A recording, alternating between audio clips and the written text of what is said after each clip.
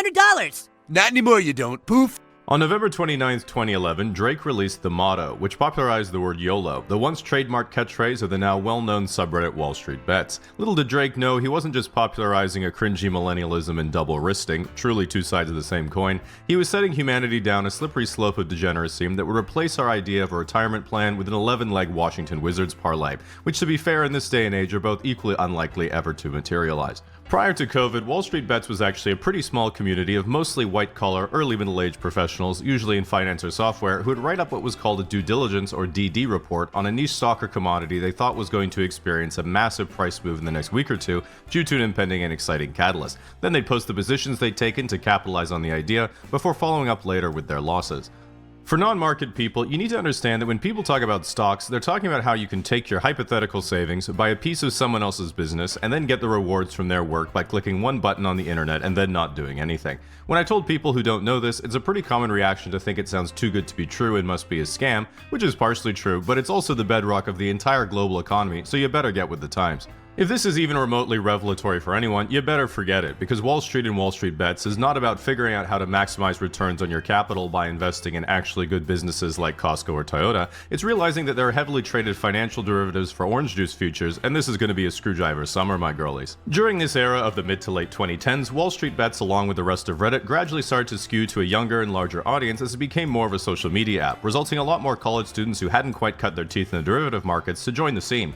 This culminated in the finale of the OG era of Wallstreetbets in 2019, when user Control the Narrative used a Robinhood exploit to get $48K in margin on a $2,000 account, or as he described, leveraged for my personal risk tolerance. Then he bought $50,000 worth of Apple puts, held through earnings, then live streamed himself reacting to losing it all, uttering the now infamous After asking Wallstreetbets if he's going to go to jail and what he should do, a user assuaged his concerns by saying, just delete the app. This, however, would quickly be forgotten, as literally at the same time, China was welding people into their apartment buildings for catching what was seemingly just a bad case of pangolin fever, which caused many people to say, oh, classic China, as they arrogantly enjoyed their Western freedoms and abundance of toilet paper. The second era of Wallstreetbets coincided with its massive surge in popularity during COVID, because everyone was forced inside indefinitely with thousands in stimulus checks and unemployment payments that they desperately needed to avoid using to pay down their student debt, as that was congressionally deferred and would obviously never be coming back.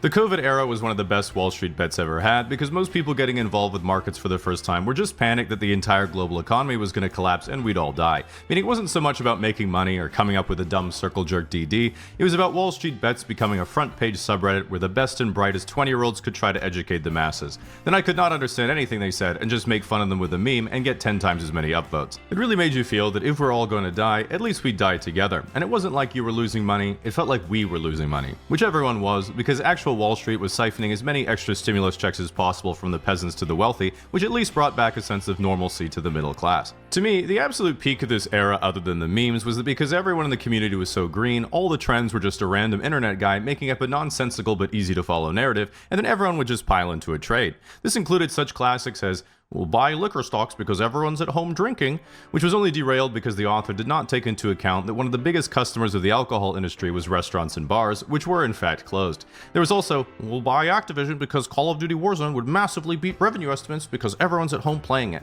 which was only derailed because Candy Crush, Activision's actual highest grossing game, was only played by Chinese moms at airports and missed on revenue completely. Another iconic moment was the SPAC bubble, which is shell companies that are publicly listed that would acquire private companies in order to backdoor them into public markets for a huge fee without going through a lengthy and legally rigorous IPO. This brought us such stocks as Lordstown Motors, Hyliion, and ChargePoint, which are all now down 99% from their peak.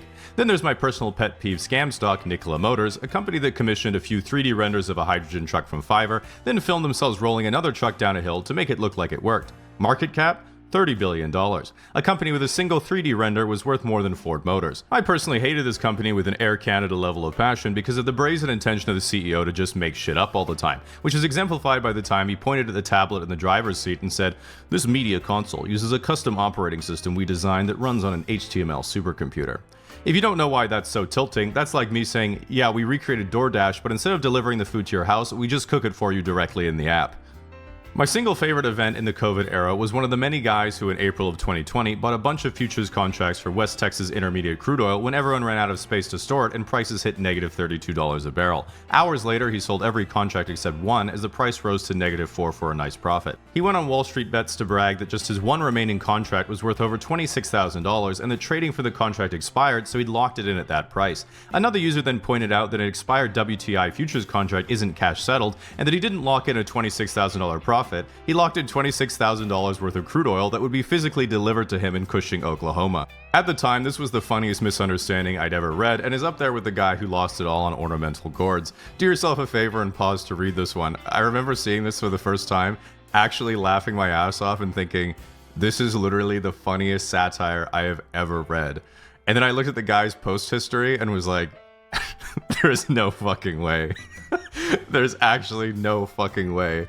Frankly, homie must be doing fine now because he might be the only person I'm certain cannot be replaced by AI. In 2021, as COVID was nearing an end, we began the final chapter of Wallstreetbets that led us into the modern day, which was the GameStop short squeeze. As of right now, the most upvoted post in the entire history of Reddit is about GameStop, which gives you a sense of scale of this whole operation. In brief, user Roaring Kitty posted a good old-fashioned DD on how GameStop might appear to be a failing brick-and-mortar retailer being usurped by online digital video game sales, that because this was such a consensus Wall Street view, the amount of people who were borrowing stock to sell it short was immense, and his idea was it was a classic setup for a short squeeze, which means if the price were to go up a lot in a short period of time, all the people shorting would be forced to buy more stock to close their losing position, resulting in a Volkswagen-style infinite money glitch for buyers.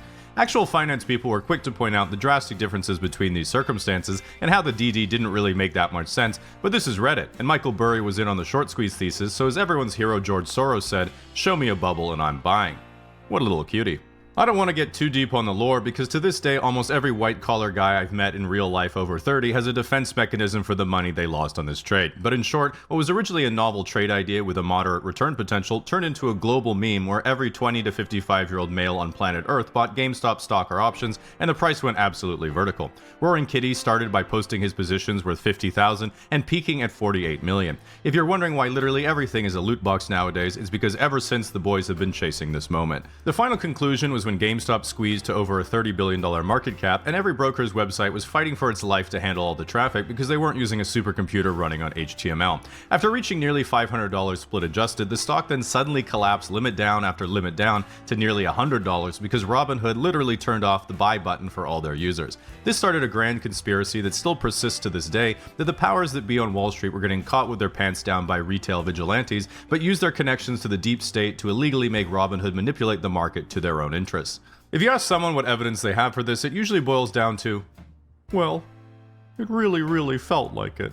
And while I feel bad for people when they lose their money to an unforeseen risk, especially me, you have to check yourself to make sure you don't fall victim to the market phenomenon called trader on the way up, community member on the way down. After this peak moment of the little guy finally having a brief experience of actually occupying Wall Street and seeing it slip through their fingers, Wallstreetbets has settled in as a comfortable and pretty big finance news and meme subreddit that I enjoy now but think, well, these kids don't know what it was really all about. And it feels to me like looking at photos of myself when I was 20 and remembering the good old days. Then someone says, Jamie, that was 10 years ago and your lifestyle is exactly the same now. And I'm like, they don't know about lumber liquidators. In my opinion, the most relevant societal impact of Wallstreetbets has been its influence on the gamblification of modern culture. While I'd argue, and I think most people intuit, that this whole undercurrent is caused by the feeling of young guys and gals being like, well, I'm never buying a house or building towards an achievable future, but if I YOLO my extra savings into a lottery ticket, I might win and get to escape.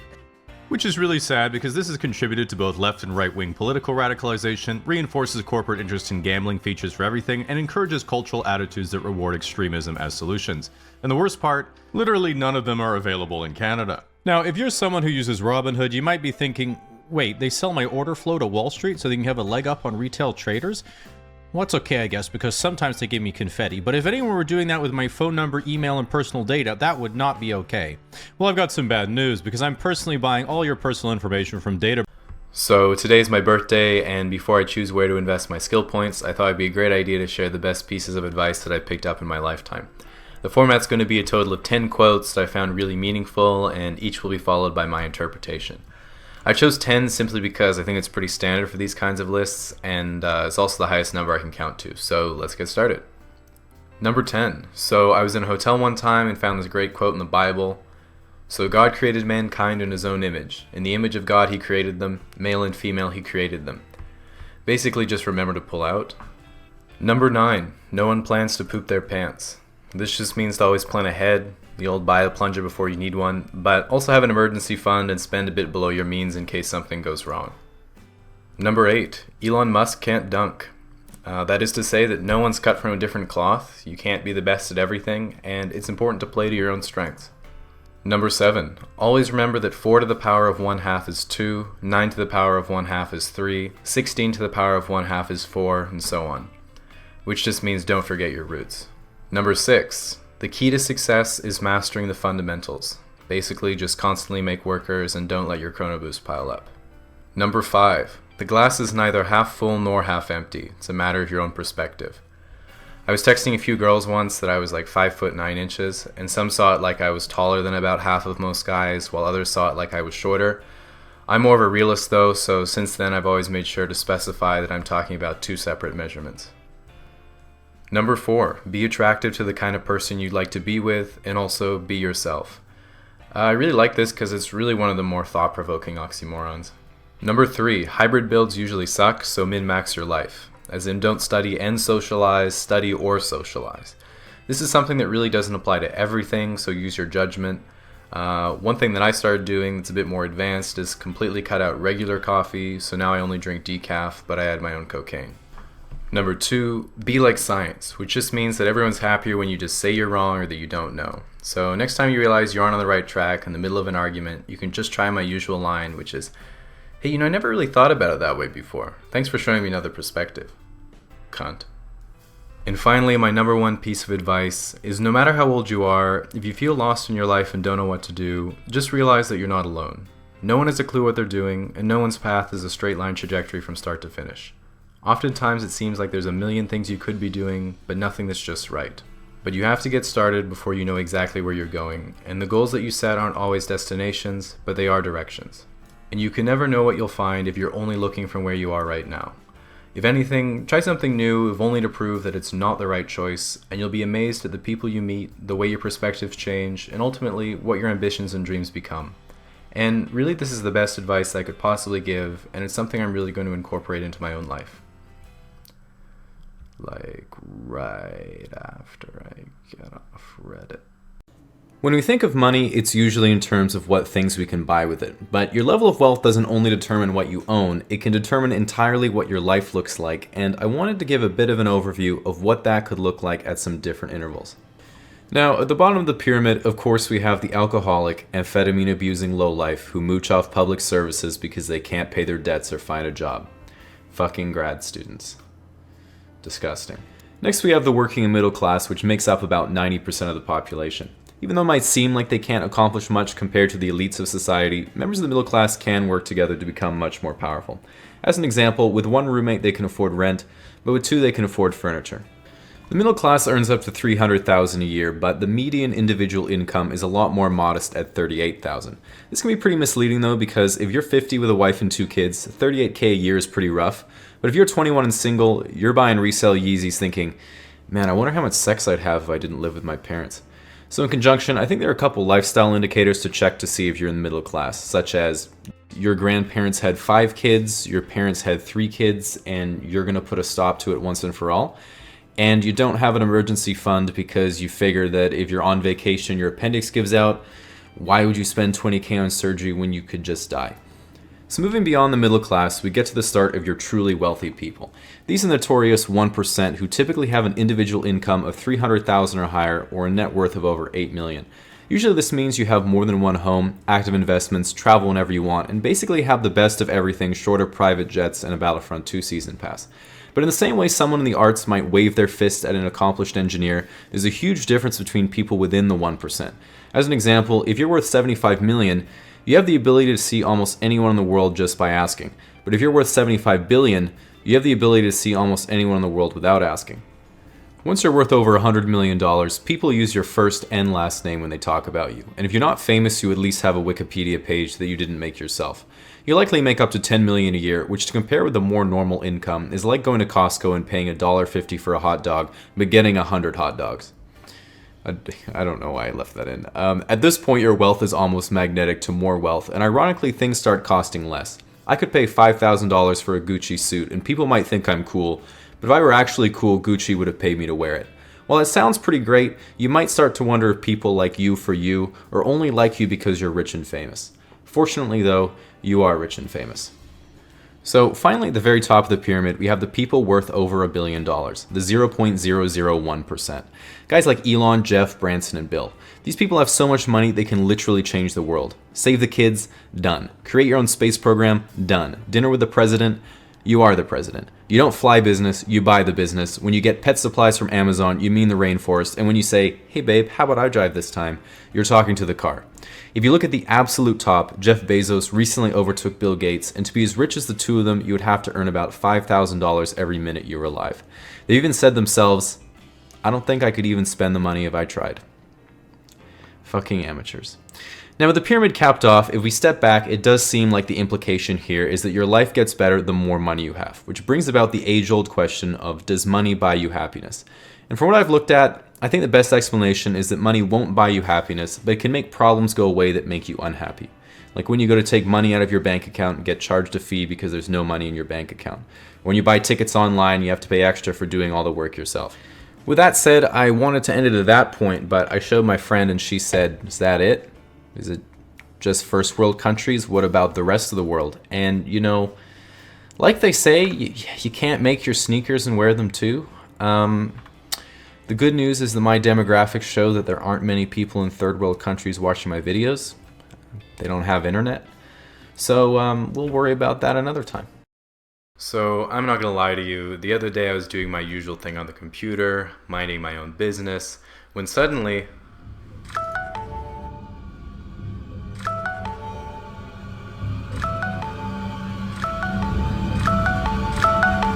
I'm not usually one to panic, but this was a 2,500 word technical report that I hadn't even started.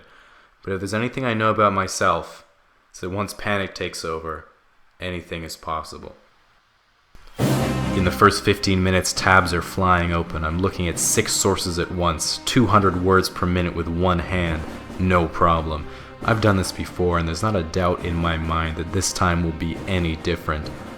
30 minutes in, I'm about halfway through. My senses have evolved to absorb everything in my surroundings, every pixel on the screen, every sign of life, and every creak of the door.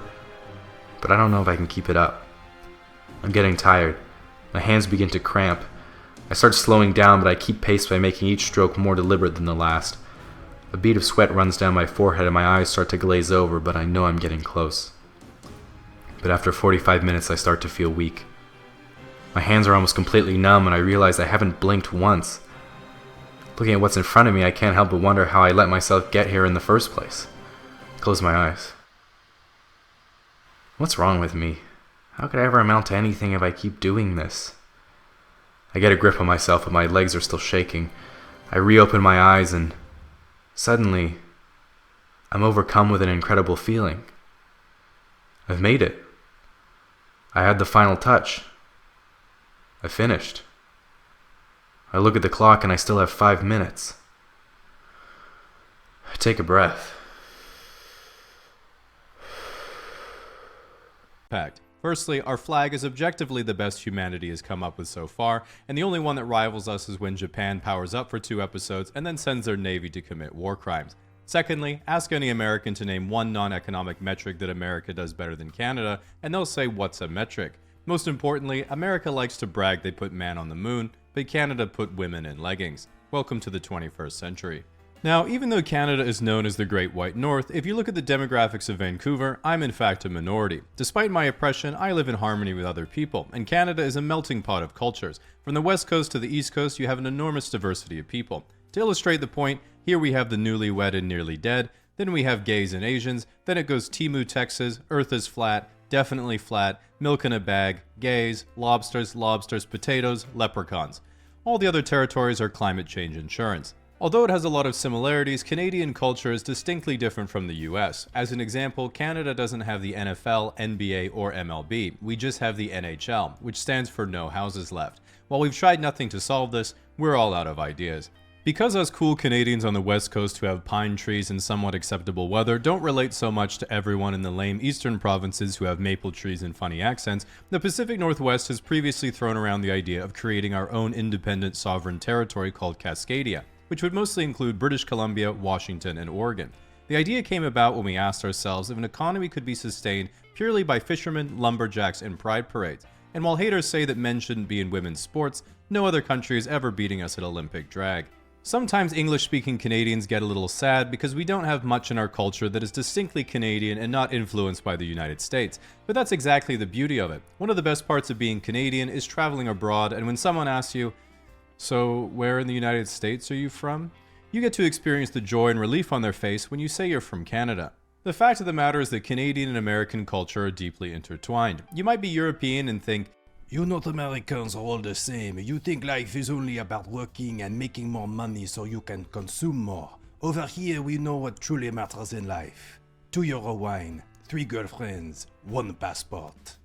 easy to say when you have time off to protest for more time off, but this jab doesn't faze us Canadians. Americans work long hours, complain a lot, and make a lot of money, whereas Canadians work long hours. Similarly, the moment a Canadian goes to Europe and is like, wait, everything's closed from 2 p.m. to 7 p.m. and every Sunday? Every street is one way? Why does it look like they just tacked on traffic lights to 300-year-old cobblestone roads? Where's the street parking? Where are the highway systems to connect us to Costco? We then suddenly become aware there isn't a single IHOP, Tim Hortons, Denny's, or 24/7 drive-thru literally anywhere, and we realize this isn't work-life balance, this is some bullshit, and we stand with the Americans as our own brethren who especially do not tolerate being hungry under any circumstance. When you ask someone to think of things that are for real Canadian and not American at all, there are only a few things that come to mind. Beavers, moose, hockey, poutine, Rush, Nanaland, The Big Comfy Couch, Terrence and Phillip, Little Bear, Franklin, This Cancer Patient, both Ryans and Nelly Furtado, Nathan Fielder, The Trailer Park Boys, The Scourge of the Earth, and of course maple syrup. But what truly defines Canadian culture is how we measure things, as we're not just bilingual in both imperial and metric, but we also just make up measurements as we go along. People and objects are weighed in pounds, but not food. We measure that in grams and milliliters. We measure alcohol in mils and liters, but a bottle of gin is a 2/6 and a glass of wine is in ounces. A person's height is measured in feet and inches, and short distances are also in feet. But if something is at the end of the block, we'll tell you it's like 50 meters away. Only old people use yards and miles. But that's okay, because all of us take pride in being able to poorly convert it to metric for you. Long distances are not measured in kilometers or miles, but are instead measured by the time it takes you to get there. All temperature is measured in Celsius because Fahrenheit just makes no sense at all. This excludes the oven. That should obviously be in Fahrenheit, as we all know Celsius only goes up to 100. A major difference between Canada and the US is our slang. For example, what do you call this? We call this pop, while you guys call it soda. You call this a beanie, and we call it a toque. We would say this is a washroom, you would call this a restroom. We would call this an ambulance, while you call it filing for bankruptcy. We like to say, that went from 0 to 100 real quick, while you say 32 to 212. While Canadians are known for saying sorry a lot, it's not because we're apologizing at all. We use it for every situation an American would say, excuse me, pardon me, huh, or oops. Trying to move past someone in the way, that's a sorry. Bumped someone accidentally, that's a sorry. What did you say? That's a sorry. Spilled your own drink? That's a sorry. Wait, that was your land? That's a sorry. For some reason, Americans find our words for things cute and endearing, while we're annoyed because that's just how we talk. I thought Americans were just giving us the big brother treatment until one time an American came into the souvenir store I worked at when I was 18 and was like, help me out with your Monopoly money, I can't make sense of it. And while people still say that all the time about our fabulous and indestructible bills, he instead dropped a handful of coins onto the table and then was like, okay, this one's a nickel, this one's a dime, and this one's a quarter. We have the same sort of thing back home, but what on earth are these things?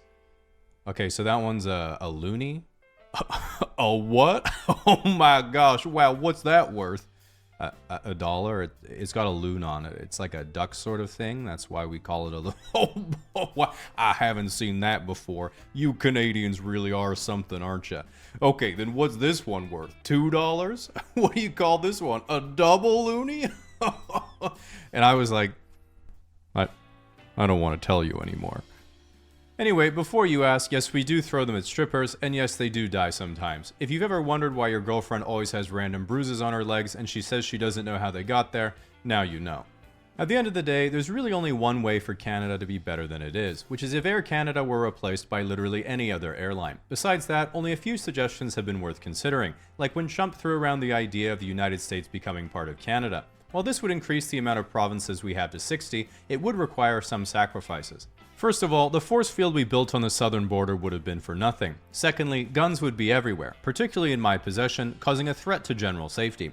While Americans would finally get universal healthcare, that would bankrupt us all. And while the little morsel of British education we still have in us would be cancelled out by the American education system, I'd finally be able to get a good brisket. All in all, not a bad trade-off for America to be run by Canadians from here on out. Now, if you're someone who's been threatening to move to Canada every 4 years if the guy you don't like gets in, you're cooked when I get in and there's nowhere to go. At least nowhere that's covered by your cell phone provider's roaming plan at a reasonable price, which is why today's sponsor Saley has you covered. If I were the dictator of Super Canada, I would be advising my inner circle to flee to places like Australia or Japan before my incompetence could take its toll. But that might be annoying because it would cost $10 to $15 in roaming fees per day for most people, making it not worth the effort. Instead, if you just download Saley on your phone, you can quickly and easily download an eSIM and get data packages and cell coverage in over 180 countries, entirely eliminating roaming fees. You can also choose regional or multi-country packages if you think I'm going to hunt you down whatever country you flee to. Other than saving money, you avoid the risk of losing your... So with exam season already well underway, I wanted to share a last-minute study tip that might be able to help you out as well. So I really think the most important thing is to just maintain a pristine working environment.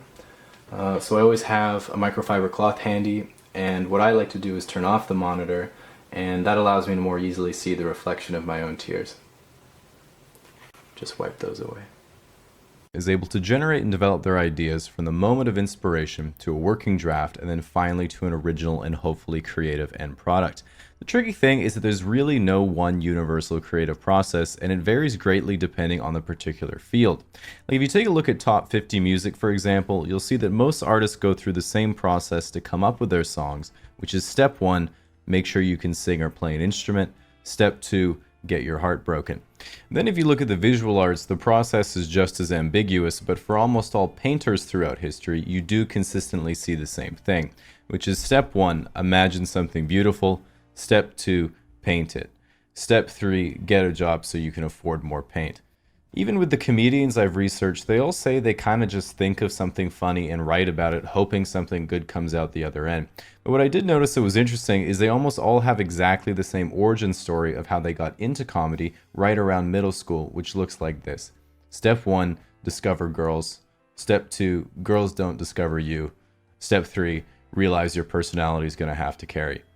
And so one thing I was taught is that you can't judge how creative something is because creativity is subjective. And while that's wrong because I've been to slam poetry, after looking at the creative processes in different fields, it made me realize that it's much more about the person doing the creating than the creating itself. Which brings about the conversation of what kind of characteristics do truly creative people have. And one of the most obvious is a clear tendency towards introversion due to most creative endeavors being done alone. But that time alone is of course not without its consequences. And if we look at someone like Edgar Allan Poe, one of America's earliest and most influential white rappers, we can see that he actually described his own experience by saying, "I became insane with long intervals of horrible sanity." And while nowadays we simply call that alcoholism, it does begin to paint a picture of the almost inevitable crazy that comes with creative, and again poetry in particular. And all that makes you wonder if being creative is something you would even want. And like most traits, it's a double-edged sword. As an example, personality studies show that almost all entrepreneurs are quite creative, but almost all entrepreneurs fail, which essentially means it's a high-risk, high-return proposition, where the unlucky and less competent creative people make no money and have no success, but the most lucky and most competent creative people can get their hairline back and tweet about anime. So if that's what you're going for, it's imperative that you're self-aware about your own level of creativity, but how can you tell how creative you actually are? Which is why I've made a short quiz to test your own creativity and ability to think outside the box. Alright, so the first question is going to be fairly straightforward, but you will have to think creatively to solve it. Which of the following has the greatest value? Which of the following has the greatest value? That's right, it's definitely B. Target isn't what it used to be, Japan is fairly expensive, so Domino's is definitely the greatest value, especially when there's a deal on. Alright, so hopefully you're warmed up. Now we'll do a bit of a harder one. Okay, so draw these 9 dots on a piece of paper, and without taking your pencil off the page, connect the dots using exactly 4 lines. And each line has to start where the previous line ended. Alright, so I'll give you a sec to give it a go. Make sure you think outside the box. Think outside the box. Now, if you've managed to come up with this solution, that's correct. But the more creative answer I was looking for was actually this, because instead of trying to make the dots connect with each other, you've given the little guy a personality, so now he can connect with you. Wow. Alright, final question. This is a surprisingly simple one, but one that not a single person I've ever shown it to was able to figure out. Who spend time abroad or travel to see parts of the world they haven't seen before almost universally say that their travel experience shaped them into the more mature and cultured person that they are today. In my personal experience, I went to live and study in France for 5 months after high school, and when I came back, everyone said, "Wow, you really have changed. It's like you're so much more social and confident in who you are." But the truth was that for the first time ever, I actually just had something to talk about. Nevertheless, while there can be a bit of a scary learning curve, getting out of your own country to see somewhere new is almost always going to be worth the struggle. And if you're a first-time traveler who's a little nervous, remember that one of the advantages that we have going for us is speaking English natively, which is massively underrated, because English is the only language that is always spoken in airports and in almost all tourist destinations. In contrast, think about it like this. If you're from Italy and only speak Italian, can't really leave. If you're from Japan and only speak Japanese, can't really leave. This is why a lot of European countries like Germany have their kids learn English from a very young age. Regardless, some people will still say, well, if you're visiting Germany, you should still try to learn some German out of courtesy. And while I see their point, that certainly didn't work out so well for Anne Frank. So once you've decided that you're going to travel somewhere, you have to figure out where to go based on who and what you want to do. And there's really 3 types of trips you can go on, which are long-term cultural experiences, where you live in a foreign country and start to assimilate into life as a local. There's short-term tourism, where you go see the sights and do the neat things they have that you don't have. And there's the 3rd type of trip, which is capitalizing on the living wage of developing countries to get wasted on the beach at a low price. So once you booked your trip, made it to the airport, and whoever gave you a ride has asked if you have your passport 15 times, all that stands in your way is the airport security. And while it sounded a little terroristy, what I mean to say is that in the United States, going through airport security is the worst. You have to take off your shoes, separate your phone from your laptop, separate your toiletries from your clothes, your liquids from your aerosols, even your books need to be separated from your bag, and all in like 20 seconds. The thing is, when I'm at home, I don't even sort my laundry, so you can imagine I was pretty confused the first few times, but at least I learned what they mean by separate your colors from your whites. This is all bearable for everyone though, because really you're just hoping you don't get thrown in Guantanamo for the 110 mils of sunscreen you're smuggling. Meanwhile, if you go through Europe, there's a 60-second line for a handsome Dutchman who will stamp your passport with his ex-girlfriend's phone number, then offer you a stroopwafel as he compliments your Barrett 50 cal and asks how the wall is coming along. Might have been exaggerating there a little bit, but he was handsome. One of the biggest fears of new travelers is missing their flight, and while that's nearly impossible because they're always delayed, even if you do miss your flight, most airlines are happy to put you on the next flight available. And you might be saying, wait, what if the next flight is already overbooked and has no space? And not to worry, because they all already are. And that might make you think, wait, if that's the case, how can I be assured that the airline won't forcefully kick me off a flight that I rightfully bought a ticket for if there's not enough seats? So once you've made it onto the plane and are about to zoom away into the sky, if you're anything like me, one of the first things you'll notice is the women in uniform. I'm not exactly sure why I'm into that. I think because I'm really turned on by employability. Like they say, you want what you can't have. And so every time I'm on a flight and an attractive flight attendant asks if I'd like anything from the menu, I say, oh no, I'm fine, thanks. And then I imagine us traveling the world together. And while I don't expect to ever join the Mile High Club or how that would even happen, let's just say I do always sit in the aisle. And the thing I've been thinking too is that I'm pretty sure you're not even allowed to hook up with someone on a commercial aircraft, especially staff. But I was thinking there's always a chance that like the wings would fall off the plane and we're all gonna die anyway, so then why wouldn't you? Even if we survive and there's an officer to arrest me when we land, what's she gonna do? Put me in handcuffs? So once you get to where you're going, especially if you haven't traveled internationally before, the first thing you're gonna do is realize you've massively underestimated what the whole thing is gonna cost. Even if you thought you were going to get a cheap Airbnb and live like a local, suavely haggling the local markets with level 5 Duolingo, the truth is, the moment you walk into the streets and hear a foreign language, fight or flight will kick in and take you straight to the McDonald's touchscreens. Even if you're going somewhere cheap like Mexico, you're going to get overcharged at local markets and not know where to shop, to the point that by the time you're ready to leave, you'll be as poor as the people who live there.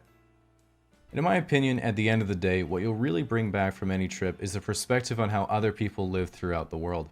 I actually had an eye-opening experience when I stopped in Northern Africa for a day, where you can meet people whose entire family of 15 sleeps in the same room as them, they eat porridge out of fired mud bowls, and they have no clean water or electricity. I had the chance to talk to one lady who said that she made $1.75 a day spinning textiles, and her husband made $2 a day farming. And as a person coming from a much more privileged place, this obviously made me feel incredibly guilty for what I had. So of course I reached into my wallet, took out 25 cents, and handed it to the lady in order to close the wage gap. So as a little personal story I thought you guys might like, my most recent travel experience was going to VidCon in Anaheim, California a few months ago, and right from the start when I got on my first flight, the pilot announced, "I'm very sorry ladies and gentlemen, but a piece of the aircraft has fallen off. We're gonna have to call our technician to see if we can reattach the piece for liftoff." And I was sitting there thinking, alright, well, it's Air Canada, that makes sense. But the most unsettling part of the whole experience was that the pilot was also so nonchalant about it, as if every second flight a piece of the aircraft is falling off and he doesn't even care because he's just waiting to die. And you know, can't blame him really, but at any rate, the pilot said the technician lived 15 minutes away, so he'll be a bit. So an hour later when the guy gets there, the pilot goes over the intercom again and says, "Ladies and gentlemen, the technician is currently working on the aircraft. I'll be sure to keep you updated, and we do apologize for the delay." But the part that weirded me out was he was kind of laughing to himself the whole time, and I was getting nervous because it was kind of like a sideshow Bob, you're all going down with me type of thing. It turned out, in fact, he was laughing because the mechanic forgot to bring any tools, so he was trying to reattach a 20,000 horsepower turbine with fucking Scotch double-sided. In the end, it all worked out though, because we got put on a flight 5 hours later, and I received not only an expired granola bar, but a $5 Tim Hortons voucher that I could use on any purchase $10 and over. At the very least, I'm happy to say the next plane didn't fall apart and crash us into the fiery pits of hell. We actually landed there quite smoothly. So I went to elementary school in Australia, primary school, if you will, and now that I live in Canada, I realize that there's a lot of things that North Americans don't take seriously about their day-to-day life at all, like constantly having to avoid the inevitability of an immediate and painful death. As an example, in North America, they teach you in school it's important to eat healthily because you want to stay fit so you don't get sick and have a long life. And you're like, okay, yeah, I guess. But in Australia, they make it very clear. Wombats have a top speed of 40 kilometers an hour, and the weak will be left behind. So what other terrifying Australian animals are that'll make you glad that airlines are going bankrupt right now? F tier. So first off in the F tier, we have all the Australian animals that are actually just really nice and are in fact completely harmless. So next in the E tier, we have animals that look dangerous but actually aren't that dangerous. Echidna. In addition to being the inspiration for Guy Fieri's hairstyle, these guys love to cross roads. Not to get to the other side because they hate inflated tires. In reality, they're actually extremely timid and will curl up into a ball if you threaten to take away their Chaos Emeralds. Huntsman spiders. These are probably the most common variety of spider where I lived and are usually about the size of a coaster. When you rub your leg against your headphone cable, this is what you assume you felt. To be honest though, when you see one of them you say, "Ah! Oh, it's only a huntsman." D tier. Oh, looks friendly. Just what they want you to think. Tasmanian devil. These little guys look like cute miniature dogs, and just like cute miniature dogs, they're completely filled with evil. For their size, they have the strongest bite force of any mammal on the planet, and half of them have contagious mouth tumors. They spend their day walking the perimeter of their territory, looking for other Tasmanian devils to dispute property boundaries with. Koalas. Now, they might seem cute and cuddly, but don't let that fool you. There they'll be at the petting zoo, feeding the little guy some eucalyptus. Next thing you know, he drools on an open wound, and now you have to somehow convince your boyfriend that you got chlamydia from a koala. The trees. While seemingly inconspicuous, even the trees themselves in Australia are dangerous because they're literally always on fire. Why, you might ask? Well, take the eucalyptus tree. What do you get from the eucalyptus tree? Eucalyptus oil. That's right. The trees are literally made of oil. C tier. I'm gonna just not go near that thing. Platypus. Now, when North Americans see a platypus, they all say the same thing. Beaver go quack. But they couldn't be more wrong. While beavers look at a body of running water and think, stop. Platypuses instead think, here I will lurk, waiting to stab your children with my venomous spur if they even think of coming close to my eggs. Well, no, because I have electromagnetic sensors in my big-ass duckbill. I'm not even joking about that. So anyway, great white sharks. Well, these things can kill you easily. Almost every instance of one attacking someone has been a huge misunderstanding, and the shark has been very apologetic. Basically, every time, it's a great white thinking, a seal. I'm gonna eat that. And then when they go and take a bite, they realize it was some dude paddling on a surfboard, and they feel really guilty for worsening their already poor public relations, so they quickly swim back to the depths, hoping they won't get turned into soup. Kangaroos. Besides being absolutely kangaroo jacked, kangaroos have a giant ass tail they like to use to initiate drop kicks on unsuspecting pregnant women. While they don't generally attack unless they're aggravated, they can be very defensive of their offspring, so be very wary if they seem to have something in their pouch, because it's probably a Glock. B tier. It looks dangerous because it is dangerous. Crocodiles. Crocodiles are basically the Venus flytraps of reptiles.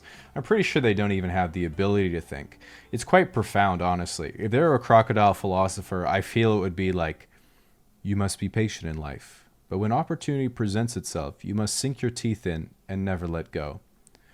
Mr. Crocodile, what do you do if you feel like more and more that opportunity is just slipping away? Then I get it with my spin move. Jack jumpers, giant ants with huge jaws that can jump like 2 feet high and are always angry. They're basically wasps but can't fly, except for the ones that can fly. If you get stung by one of these, it hurts a lot for a few hours and then you're mostly fine. 3% of people are allergic though, and they're absolutely not fine. Scorpions. These guys suck because they're somehow immune to crushing damage, but the good news is they're pretty dumb. So you'll walk into your bathroom and there'll be 10 of them chilling in the bathtub because they can't get out. Even though they have 3 attacks, they can only hit things that are coming from the front. So the best way of dealing with them is sneaking up behind when they're not looking and turning the faucet on. Trampolines. Everyone in Australia has had at least one friend with a shitty rectangular trampoline that has had all the protective foam eaten off by wallabies. At some point, you will get your entire leg lodged between the springs or have the whole thing crash through your neighbor's house on a windy day. A tier. Kills you. Snakes. Thankfully, there were no snakes where I lived, because I lived in a house. But if you go outside, there are a ton of these bad boys just waiting to be stepped on, which they typically don't act like they enjoy, but suspiciously seem to encourage. One of the most common venomous snakes in Australia is called the death adder. Yeah, death is literally its first name. Even if you're like, well, everything in Australia is upside down, so maybe it means the opposite. Well, guess what the opposite of death adder is? That's right, life subtractor. You just can't win. They're always 2 steps ahead. Stonefish. Stonefish are a dumb fish with an even dumber design because even though they hate being poked by children, they nevertheless decide to disguise themselves as a rock in shallow coastal areas. Like, bro, everyone's going to want to flip you over. That's like hating the microwave, but you disguise yourself as a cinnamon bun and then hide in the fridge. Funnel web spiders. Loves wearing functional boots. Redback spiders. Loves comfortable seating and a good postcard. Blue ring octopus. Shoots up to 8 electric destructo discs at a time. Drop bear. A carnivorous relative of the koala bear that's often attracted to barbecues and other public cookouts. Has been known to plummet up to 5 meters from eucalyptus trees onto passers-by. Has particularly sensitive hearing and becomes enraged upon hearing non-Australian accents or about American tipping culture. Its favorite food is Woolworth's generic sausages placed diagonally on a slice of plain white bread, but will also settle for hundreds and thousands on a thick coat of margarine. Hates Vegemite. Box jellyfish. Loves the beach but is very predatory and has been known to lure half-naked girls back to their lair by offering them free henna tattoos. A lot of people think that you're supposed to treat a jellyfish sting by peeing on the affected area, but this doesn't actually do anything, and at the end of the day, you're just another weird guy at the beach peeing on their daughter's leg. Irukandji jellyfish. Along with being very painful, if one of these stings you, you can develop such a severe sense of impending doom that people beg their doctor to just end their suffering. Telstra. Similar to the Irukandji jellyfish, they make you want to kill yourself. S tier. It kills everyone, and also happens to start with S. Stingrays. See, I haven't even said anything about them yet, and you're already sad. S tier for sad. The sun. As a Tasmanian, I spent a lot of time looking at the sun growing up, and I remember getting more and more freckles every year until I moved to Canada, and then it just stopped, which made me think, oh no, I was dying. The good news is I've heard that girls think freckles are pretty cute, and I'm sure this is because girls love bad boys, and when they see a guy with freckles, they think, damn, that guy's tougher than the sun. So yeah, S tier for sunscreen. So, seeing as we're all currently quarantining ourselves and are therefore naturally protected from both girls and the sun. Now, America is known as the land of the free and home of the brave, and while land remains very expensive and most millennials and Gen Z are too anxious to answer phone calls, it's still nevertheless a pretty good slogan.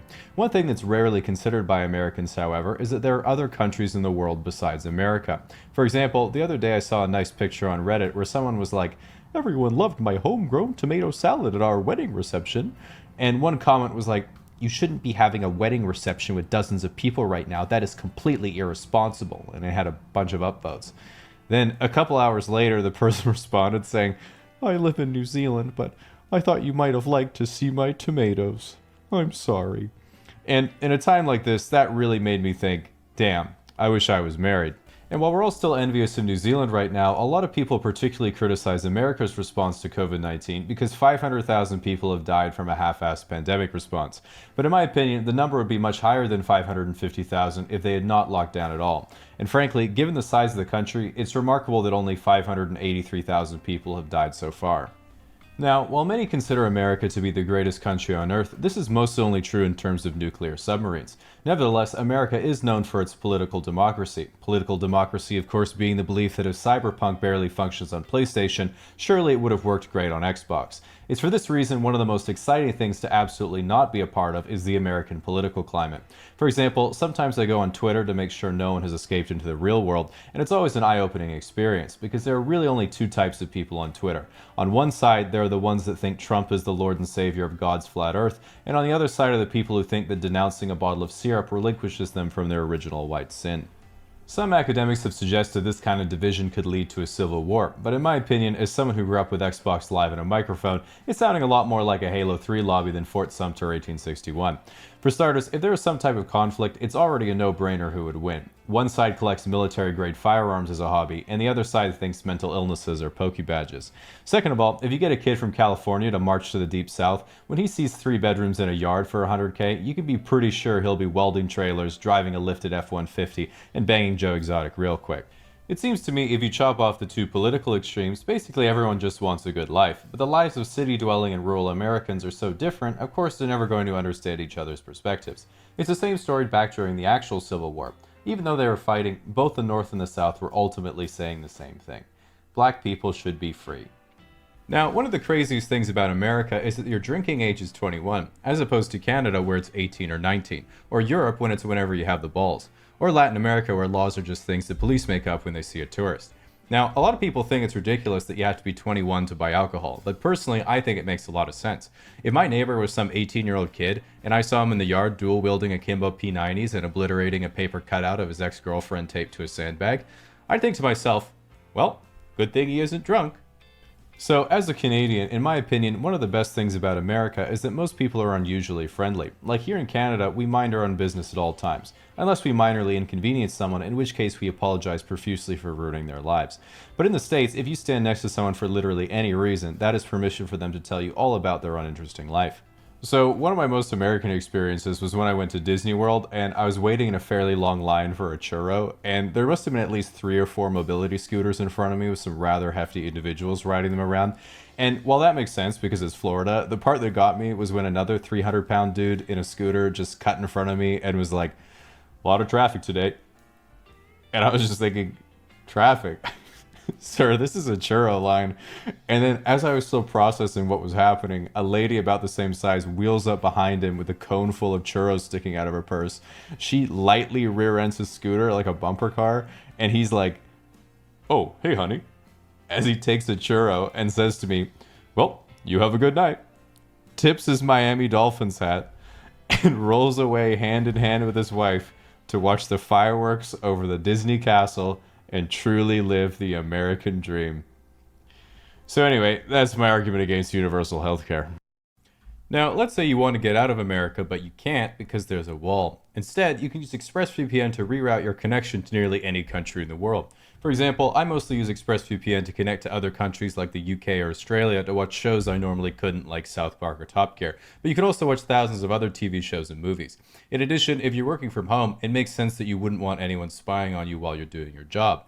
Unless you're into that. And even if you're using incognito mode, you're not completely safe, and your ISP can still legally sell your data. But by using ExpressVPN, your data is encrypted and prevents not only your ISP from gathering information on your browsing habits, thank God, but also as a layer of protection against hackers and anyone trying to access the spreadsheets you never finished. All of which could be done in just one fast and easy click.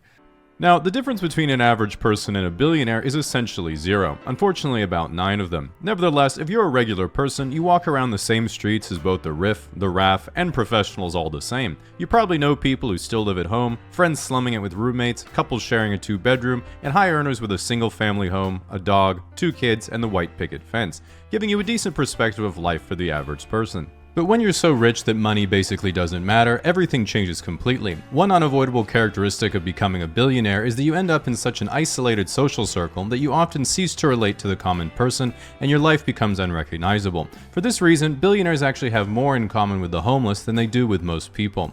Doesn't pay taxes, undiagnosed mental illness, on the kind of drugs you don't even know how to get, and never even heard of the Epstein files. Now, it's natural to look at your life where you work 40 hours a week for just enough to scrape by and think, how does someone even get to be a billionaire in the first place? It's really pretty simple. At some point or another, we've all had the genius thought, what if 1 million people just gave me $1? It would barely inconvenience them, but then I would have $1 million. While most of us stop at this fantasy, impressed by our own raw ingenuity, some people throughout history have gone further, extrapolated on this scheme, and invented what is known today as a business. As an example, Reed Hastings and Mark Randolph thought, what if you give me $16 every month and I mail you Shrek 2 on DVD? Easy $6.5 billion. Elon Musk said, what if you give me $8,000 and I pretend to give you a self-driving car every year for the next decade? Richest man on earth. Mark Zuckerberg said, what if I give you an app that collects all of your personal information in a giant database that I own, and you give me a heat lamp and a bowl of grasshoppers? To really drive home how much wealth billionaires have, when someone says they're a billionaire, they're one of only 800 people in the United States. In contrast, if someone says they're a millionaire, it means they have a house. While politically it's commonplace for progressives to hate billionaires because they epitomize late-stage capitalism, I don't make fun of billionaires because I have an ideological bone to pick. I make fun of them because they're really fucking weird. Recently, Peter Thiel, a tech billionaire and right-wing ideas guy, appeared on a podcast and was asked if he thought the human race should survive. He then stammered over the question for 15 seconds before reluctantly answering with the classic, yes, but. Now, I'm no expert in media training, but as I frequently tell Putin, Hamas, and Benjamin Netanyahu on our weekly Zoom meetings, the correct answer to human rights questions is always to say yes right away, and only reveal later that you had your fingers crossed out of frame. Billionaires like Thiel are almost alarmingly out of touch with how to communicate with the general public because even though he can understand a regular person's life conceptually, he can't relate to them on a personal level. For example, I get really hot at night when I go to bed, so I like to turn the temperature way down, whereas Thiel prefers to sleep in a deep freezer he lays down like a sarcophagus. Now, the good news is that not all billionaires base their whole personality on World of Warcraft expansions and name their company after the magic rock Sauron used to corrupt weak minds and manipulate their will. Warren Buffett, for example, has not only pledged all of his wealth to charity after he dies, but he also still lives a very humble life in his house in Omaha that he bought in 1958 using the change he picked up off the ground. Nevertheless, most billionaires don't do much to shake off the public image that their whole existence is just about lording over their minimum wage warehouse workers as they Zillow the next 2,000 hectares of farmland to buy, sip their cognac, and mutter to their Siamese cat what pleasure it brings them to see the peasants toiling for their coin. But this isn't how billionaires run companies, this is how Mr. Beast comes up with video ideas. The ethical question of should there be billionaires at all is one of the most hot-button issues around right now because wealth inequality has been steadily increasing decade over decade, and many people believe that billionaires don't pay their fair share. This is of course ridiculous, as billionaires get divorced all the time. With that said, it is a common belief that if the government were to confiscate everyone's personal wealth above $999 million, this would lead to a dramatic improvement in the standard of living for the average person. Problem is, even if you were to yoink every stock, bond, and square inch of real estate a billionaire owns, liquidate all of it to straight cash while somehow getting market value, in the US you would get about $6.22 trillion, which would cover 11 months of government spending, or every person in the country would get a one-time payment of around $18,000. While this is nothing to scoff at, if you're one of the people who says we should eat the rich, it's important to consider that the average inheritance in the US is $46,000, meaning you would make more money if you ate just one of your parents. Now, because they can't yet buy more of it, billionaires are experts at managing their time. While flying private is out of reach for most of us, there are other tips you can copy from billionaires to save time in your own life. For example, when I make a new account on a website, I save time by letting Chrome auto-generate an encrypted password. I got this idea from Elon Musk, who uses the same technique to name his children. When you basically reach level 99 in capitalism, you might ask yourself, what do I do now? Not to worry, once you've reached the level cap, there's still plenty of side quests for you to do. While most regular people spend their time playing video games, doing arts and crafts, or playing a sport, billionaires can choose more exotic things like getting bullied on Twitter, criticizing the Chinese government exactly one time, paying pro athletes to make you feel talented, leaving the planet in search of any novelty that will make the emptiness go away, paying to boost your Path of Exile account, then streaming it to prove to anyone who doubted your multidisciplinary genius that they were in fact correct, exploring the bottom of the ocean to uncover its lost secrets, and of course exploring the bottom of the ocean and then dying instantly. In reality, when you're worth even hundreds of millions of dollars, an ultimately rookie amount, you can pretty much have anything you want. Penthouses, luxury cars, private chef, private plane, giant house, and another giant house in a poor country that kinda sucks but has good weather, and you're not sure if purchasing power parity means the gardeners are getting paid well by their standards, or if you just own slaves. With this in mind, if you are a billionaire, it's actually pretty hard to think of a way to flex on multimillionaires, meaning the 23-year-olds on Raya who look like they're 35 aren't going to message you back. That is, of course, until you remember what separates the centimillionaires from the billionaires. Big boat. Ask a girl if she'd rather be stuck in the middle of a forest with a random bear or a random man, and she picks the bear every time. Ask a girl if she'd rather be stuck in the middle of the ocean with a random shark or stuck in the middle of the ocean with a random Saudi man, and she picks Muhammad every time. This is because men in the forest are broke, meaning they'll try to touch your boob, whereas men on yachts are rich, meaning they have grown weary of material desires and flew you out business class for your quirky personality. While no one has tried to sex traffic me yet, the closest I've been able to get so far was when I was on a holiday in France several years ago and made a day trip to Monaco. Now, for people not in the know, Monaco is a tiny sovereign nation basically inside France and is like a Vatican City tax haven for the ultra wealthy. They have a little garden you can look at near the Monte Carlo casino, which was the only thing I could afford. And as you walk through, you're like, oh, look, a little building. Hopefully this one's a bathroom. Nope, just another Audemars Piguet watch kiosk. Then you pee on it anyway because you're in Europe. Other than this neat oceanographic museum, what I thought was the coolest part of Monaco was the port, which was divided into sections based on how important people in Monaco thought you were. In the very inner part of the harbor, you have the literal wage slave section, which is basically all the yachts that I would see back home. Then there's Worthless, which had the biggest yachts I have ever seen in real life prior to this. After that, you have Starter Yacht, which are like floating New York City penthouses. Then the last section in the harbor is, finally, a real yacht, which is one giant pier for the 2 or 3 mega yachts that rule the Monaco postcard photo and cost at least $100 million each. Obviously you don't stop there because these things are a dime a dozen, so then you go out in the ocean and you get, what is this, a harbor for ants? Now you might be thinking what I was thinking at the time, which was, even if you were a billionaire, why on earth would you want a mega yacht so big you can't even park it in the harbor? Exactly, to store your other yachts in, brokey, get with the program. At this point, I too was wondering how I could acquire a Russian nesting yacht until I was like, speaking of, what's that? And maybe a few kilometers farther out from the shore was this thing, which is the world's largest sailing yacht, and in the top 5 most expensive yachts ever built. It's owned by Andrei Melnichenko and designed by the guy who made this cool lemon squeezer that my mom just bought. Even though I had forgotten the oligarch-class yacht existed, this guy claims he doesn't even have ties to the Russian state, making him just a regular, unimportant billionaire. This argument, of course, didn't work on the Italian government after Russia invaded Ukraine because they saw the yacht parked outside their shoreline and said, yoink, which brings us to the true top of the hierarchy, which isn't who owns the biggest yacht, it's who owns the biggest ocean. And you know what that means. So, since the first playable characters came out, the devs have been working on the human player type for what seems like 3 billion years, and I'll admit that I haven't even gotten through all the levels yet, but I've been pretty impressed so far, so I wanted to give a critical review of the current content. Now, if this is your first time playing, I definitely recommend picking one of the starting regions with lower difficulty, which I put in green here. All the servers are getting pretty overpopulated right now, so you can pick one of the yellow regions if the recommended ones are full, but really try not to go for the areas in red unless you really know what you're doing or are just trying to speedrun the game. Pretty much all areas are player versus environment zones, but there are a few player versus player areas around here, and if you really want to play on a private server, you can do that over here, But the admins aren't so great, and it sucks if you change your mind because after you're there, you can't leave, so I'd probably give it a miss. Okay, at the start you have to choose a race, and in the past, Caucasian male was definitely the most OP, but they've all become a lot more balanced in more recent patches, at least in the easier starting regions. But if you look at the race perks tab, still some nice privileges with this choice, so that's what I went with. Okay, so once you've chosen your starting region and race, you have to go through a 9-month loading screen while your character spawns, and that already sounds bad, but what's even worse is that once you've actually spawned, you have to go through 18 levels of tutorial, the first few of which are just interactive cutscenes.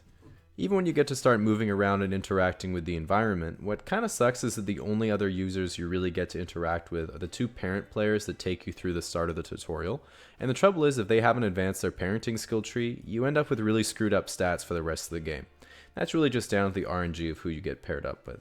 So the first few levels of tutorial really aren't so memorable, but once you've made it to level 5 or 6, you've usually unlocked the friendship and knowledge trees, but you do have to spend around 6 hours a day at a learning academy to keep leveling that up.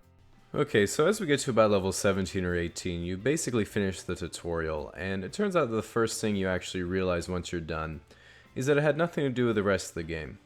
And it turns out the whole tutorial is pretty much designed to sell you the college or university DLC, which is kind of overpriced for what you get, but if you decide to go for it, it can help you get a step up on free-to-play players in the mid-game. So the mid-game itself generally takes place between around level 18 and 65, where the 2 biggest focuses are on sustaining the newly unlocked relationship meter and generating in-game currency, which is usually denoted in dollars. So first of all, the relationship meter. This is the built-in drive to find a sexual companion, spend time with them, and reproduce. There are some factions where your parent players choose a companion for you, but in most of the Western factions you get to choose yourself. You might think that this is a way better idea, but the problem is they also have to choose you, so it might sound better on paper, but make sure you think out the gameplay.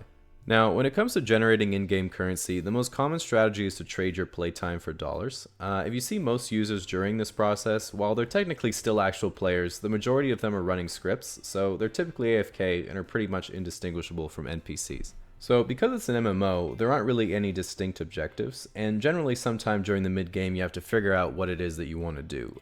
Some players focus on their relationship meter, some on getting more dollars, some on really maxing out certain skill trees, and some struggle to figure it out at all. There's no right answer really, just like any other MMO. I think your goal is to just enjoy the time you spend playing without ruining it for other people, and hopefully when you're a higher level you can get to the point where you enjoy helping players who might be struggling. So when you do get to around level 65, they say you should be at the end game content, but in practice this is getting later and later all the time, despite the level cap remaining pretty much the same. But nevertheless, what's good here is that you generally have a pretty fulfilled relationship meter, your important skill trees are maxed out, you can generally spend the rest of your time exploring the map and doing the things you want to do. Trouble is that at this point it can be hard to actually do those things because you start to experience a lot of bugs with your character. This is just because with the amount of variation in each user's programming, you can't expect it to function perfectly after so many iterations. Around level 80 is when you'll really start to encounter a lot of errors, until eventually the screen just goes black and your playtime is over. Hey, do you mind watering the garden? Dad, it's literally raining.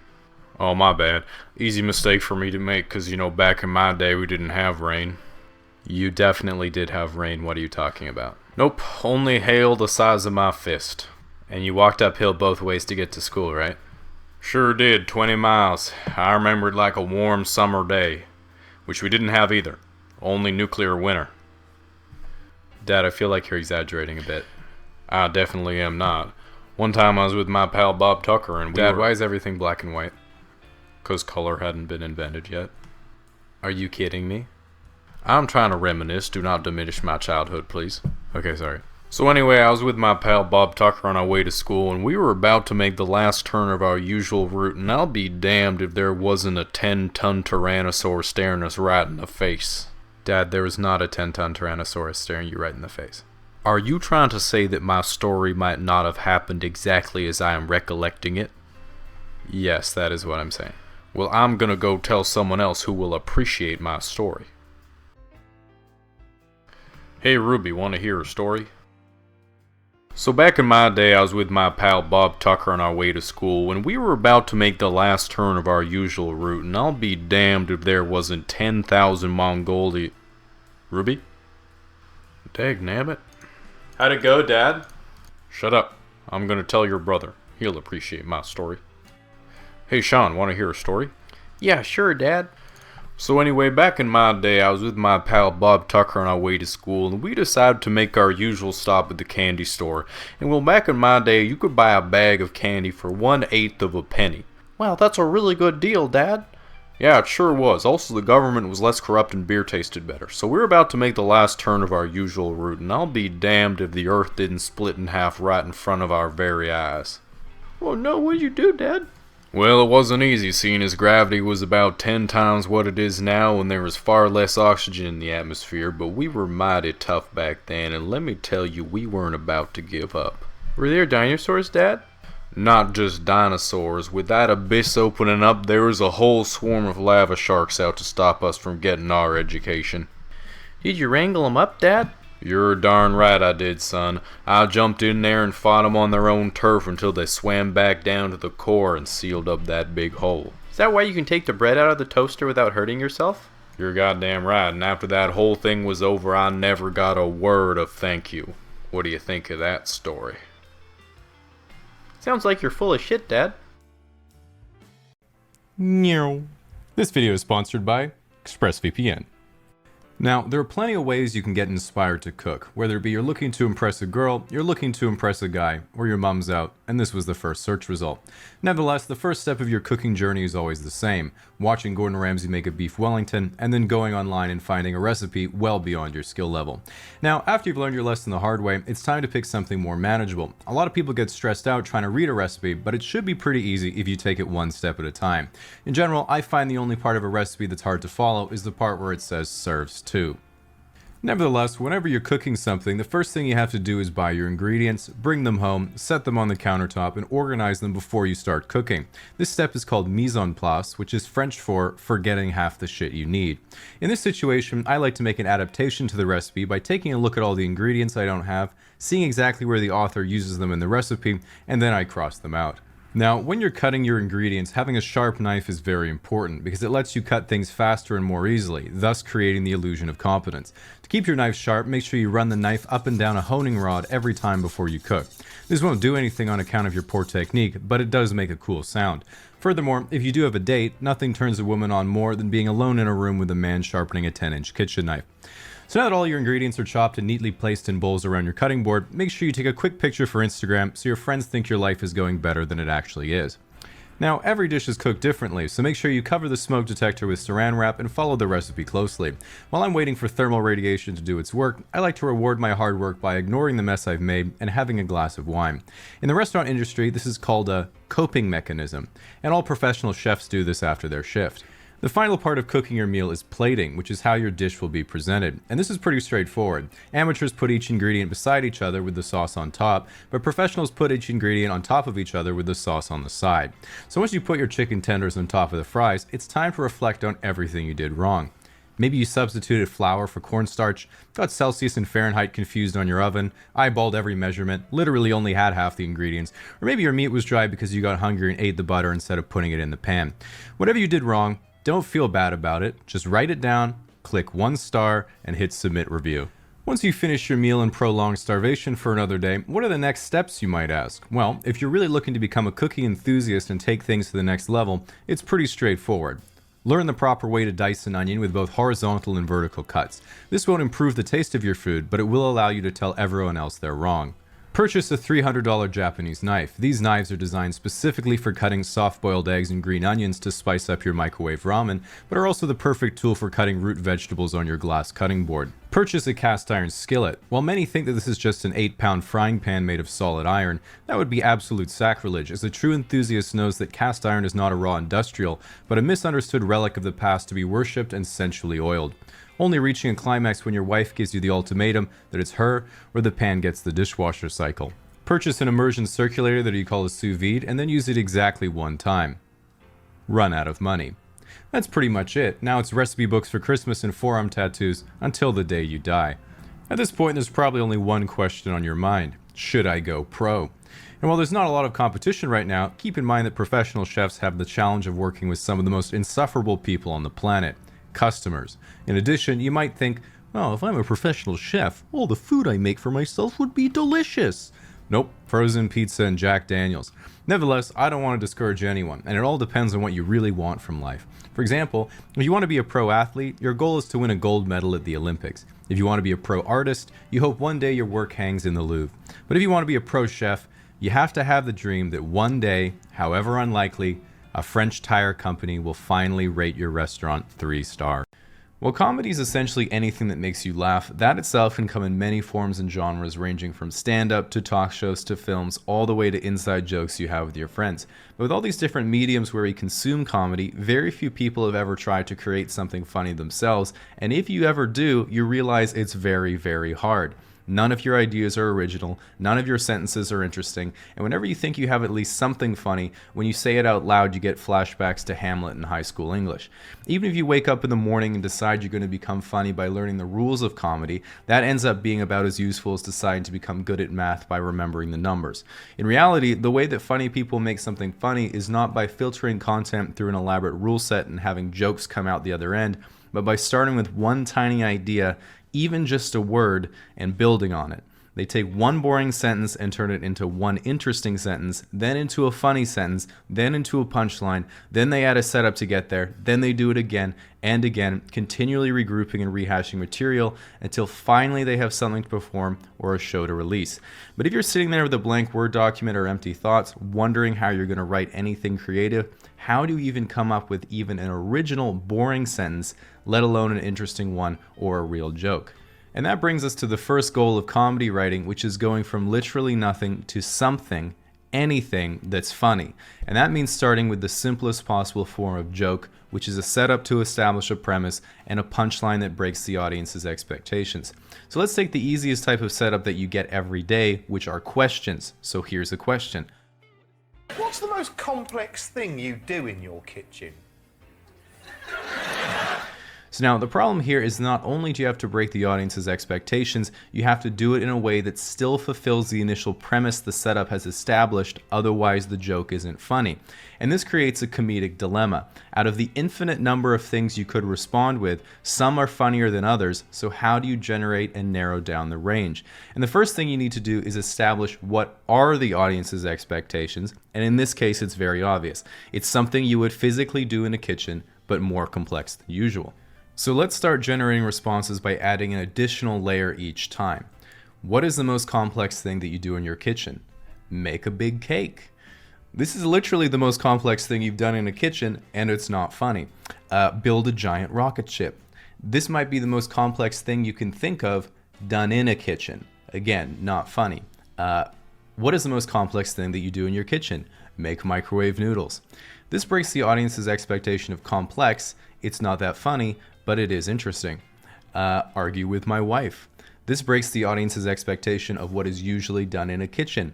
It's not that funny, but it's interesting. What is the most complex thing that you do in your kitchen? Sometimes I ask myself if a half carton of eggs is considered a meal. This breaks the audience's expectations that what you were doing was physical and their expectation of complex, and it's sort of funny. So then what if you broke the expectation of complex, the expectation of physically doing something, and the expectation of what is usually done in a kitchen? I think kind of sort of cream units. Have you been a kitchen salesman, Monster?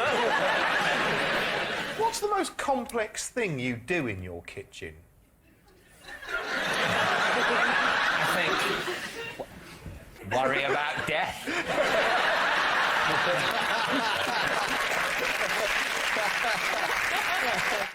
So after generating a joke, the next step in building something comedic is one of the most important, which is delivery, or how you tell the joke. The reason this is so important is because no matter how well a song is written, if you can't sing, the song is going to be complete garbage. And this is a lot harder than you think, because for good delivery, you also need a good setup. Here's an example of a bad setup and bad delivery, which comes quite naturally. I have a problem right now. I have too much pickle juice left over at home. So what I've been doing is putting the extra pickle juice on my sandwiches to make them taste better. So this joke is actually technically structured correctly. You establish a premise, you state your position on it, which sets an expectation, and then you break the expectation in a way that still satisfies the premise. Setup, punchline, it's technically a joke.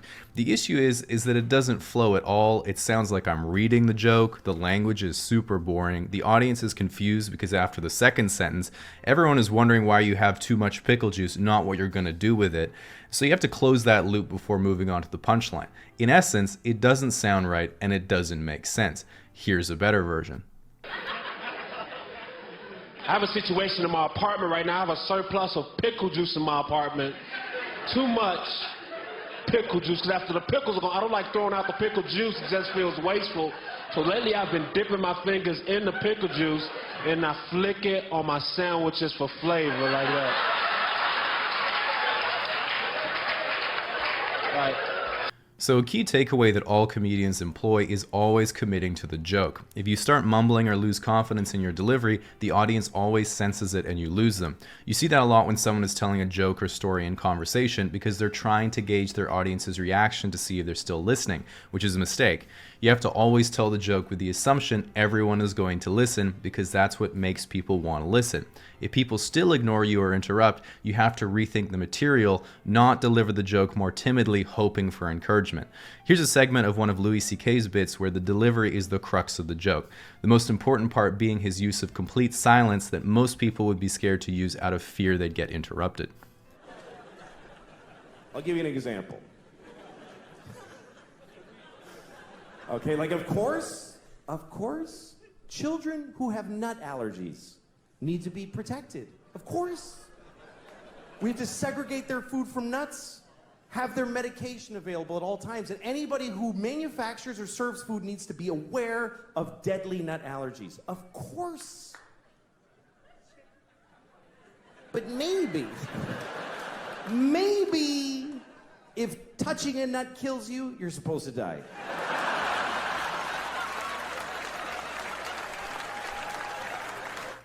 Of all people, you'd think you know the damage you can inflict for a misplaced nut. So one more example of a good delivery is comedian Norm Macdonald, who often has jokes that fall in the category of so bad they're good, but he delivers them with so much confidence you know it's absolutely calculated. Here's an example. There's this 2-hour season finale of Melrose Place. There's this movie coming out. Yes. Title undetermined at this point. Chairman of the board. Oh, all right. Do something with that, you freak. I bet the board is spelled B-O-R-E-D.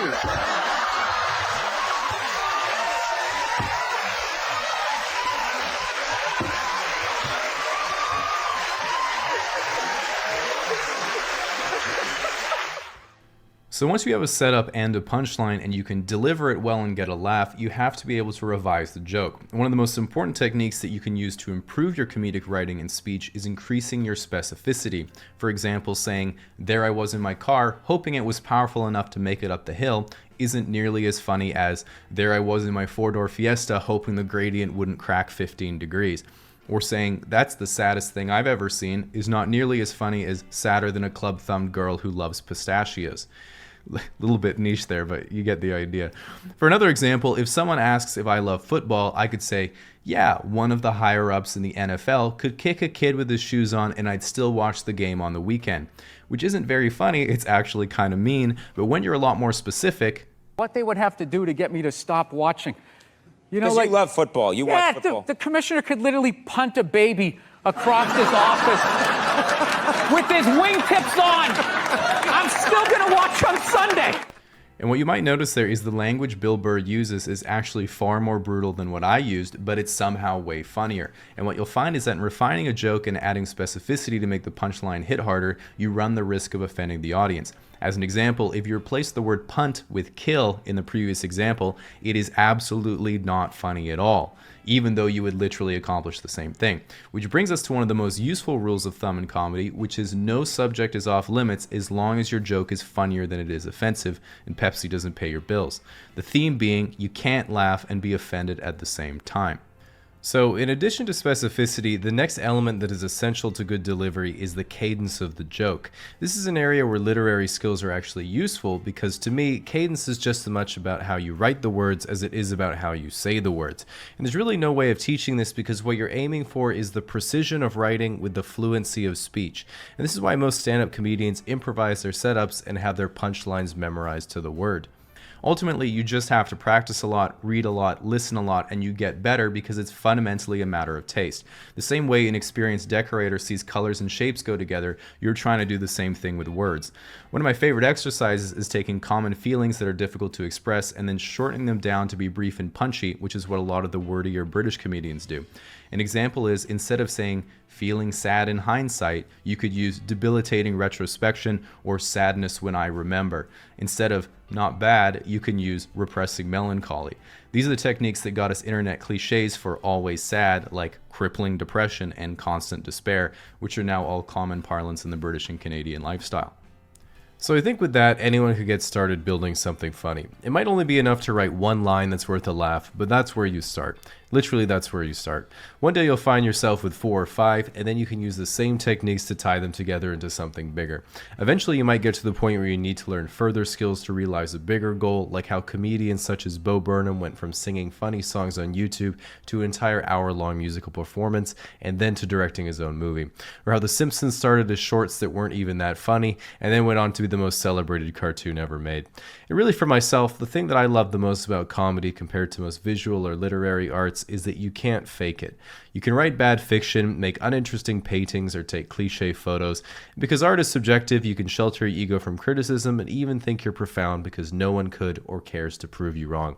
But when it comes to comedy, if you're not good, no one laughs. No one has a good time. No one says, well, at least I think you're talented.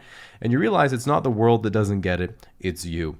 And what I think the pursuit of being funny does best is show that it isn't about giving up or trying again. Bloop. Sponsored by ExpressVPN. Now, the whole point of high school is pretty simple. It's 4 years of exposure therapy for your host of teenage insecurities, mixed in with a few facts about cell division. During this time, you're trying to answer the important mortal questions in life, like, who am I? Who are my true friends? What do I want to contribute to the world? What does a boob feel like? All questions you'll likely never find the answer to. So, one thing everyone tells you in high school is to be yourself. But the problem is when you're 16, pretty much the only thing you care about is trying to be like everyone else. Nevertheless, what they really mean is you should go out and pursue the things that you enjoy so you can figure yourself out. The problem is that during high school, other kids can be harsh and judgmental and make you feel like the hobbies and activities you enjoy make you lame and uncool. Fortunately, this completely changes when you're an adult because people are lonely and keep their thoughts to themselves.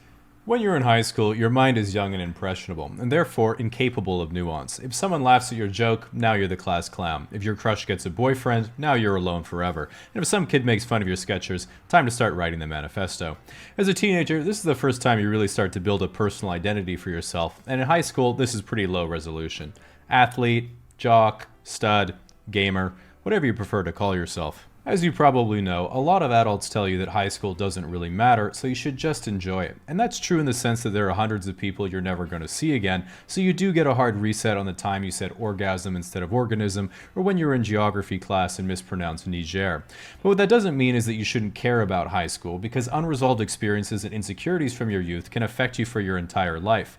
For example, one time I got rejected by a girl, and now I have 200,000 Reddit karma. Now, a lot of teenagers think they're invincible, but I personally didn't get that at all. I remember kids were doing drugs, getting girls pregnant, and fucking up the rest of their lives while I was at home studying videos of how to order at Subway. It is true, though, that no matter what, you are going to do a lot of stupid stuff in high school, and this is because your brain hasn't fully developed yet. In fact, science has shown it isn't until the age of 25 that your brain finally starts to develop. Until then, it's just empty space inside your skull where stolen mannerisms and personality traits bounce around aimlessly until they randomly pop out during conversation in response to anxiety. Of course, during high school, you mostly finish going through puberty, which means you unfortunately stop growing in both height and length. Through the process of puberty, your body becomes fully biologically capable of reproducing. Just in case. Now, one of the most important things in high school is dating, because for most people, that's when you have your first relationship. The thing is, it can be really scary asking someone out because you've never done it before, but it's really a pretty straightforward process. All you have to do is glance at your crush during class every now and then, make eye contact at some point, and then you just fantasize about your relationship for the next 3 years until they start dating someone else. The good news is that by the end of high school, you've been around your classmates for nearly a quarter of your whole life, so everyone has already made their mind up if they like you or not. So the fear of getting rejected really doesn't make any sense in this context, because if you ask someone out and they say, ew, no, it's not like they just decided that the moment you asked them out. They've been thinking that for years. In general, dating is difficult in high school because when you're a teenager, you don't really have any life experience, so there's not much to talk about. And you might be thinking, well, what if we go on a date, but they don't like me for who I am? Like, bruh, when you're 16, you don't either, so just leave it to your mutual fear of dying alone. One of the best parts of high school is graduating because you think to yourself, damn, I was really stupid those last 4 years. Glad I finally get it now. And yeah, that's going to keep happening, so I highly recommend you keep that in mind literally all the time. Now, one of the worst experiences you'll get after you graduate is looking back at missed opportunities. You'll run into a girl you had a crush on years later, and she'll be like, honestly, I thought you were so cute in high school. And you'll be like, ugh, why didn't you tell me? And she'll be like, well, I am telling you now. And you'll be like, oh, but I needed to know then. As you waddle away sadly. What is genuinely good news about graduation is that you finally finished the tutorial and have begun the rite of passage into adulthood, where your path first splinters and differentiates itself from your classmates. Some of your friends will go into computer science at university because they want to become as charismatic as Mark Zuckerberg. Some of your friends will go into trades so they can afford to live and make more trades. And some of your friends will say, I want to take a gap year and travel, which means I want to have sex with Europeans. So whatever your dream, just know that you have a long life to achieve it, so no need to worry about finding a hot German girlfriend on your first try. And there's just one thing to remember when you leave high school and choose your path into the future. It's that student loans follow you forever and are legally unforgivable even under the circumstance of death. Social media isn't just a great way to keep up to date with people you don't like. It's also fantastic for sharing ideas and interacting with other users. But the most important characteristic of a successful social media site is having a way to quantitatively compare your self-worth to other people. Different sites call it different things, but it's usually along the lines of subscribers, followers, friends, likes, or karma. And it's pretty simple really. The more you have, the more important you think you are. On YouTube, for example, there are some people who have less than 10,000 subscribers, and they think they're the bee's knees. So it's really important to keep your ego in check. So what I like to do is watch this Thomas the Tank Engine music video that has 65 times as many views as all my videos put together.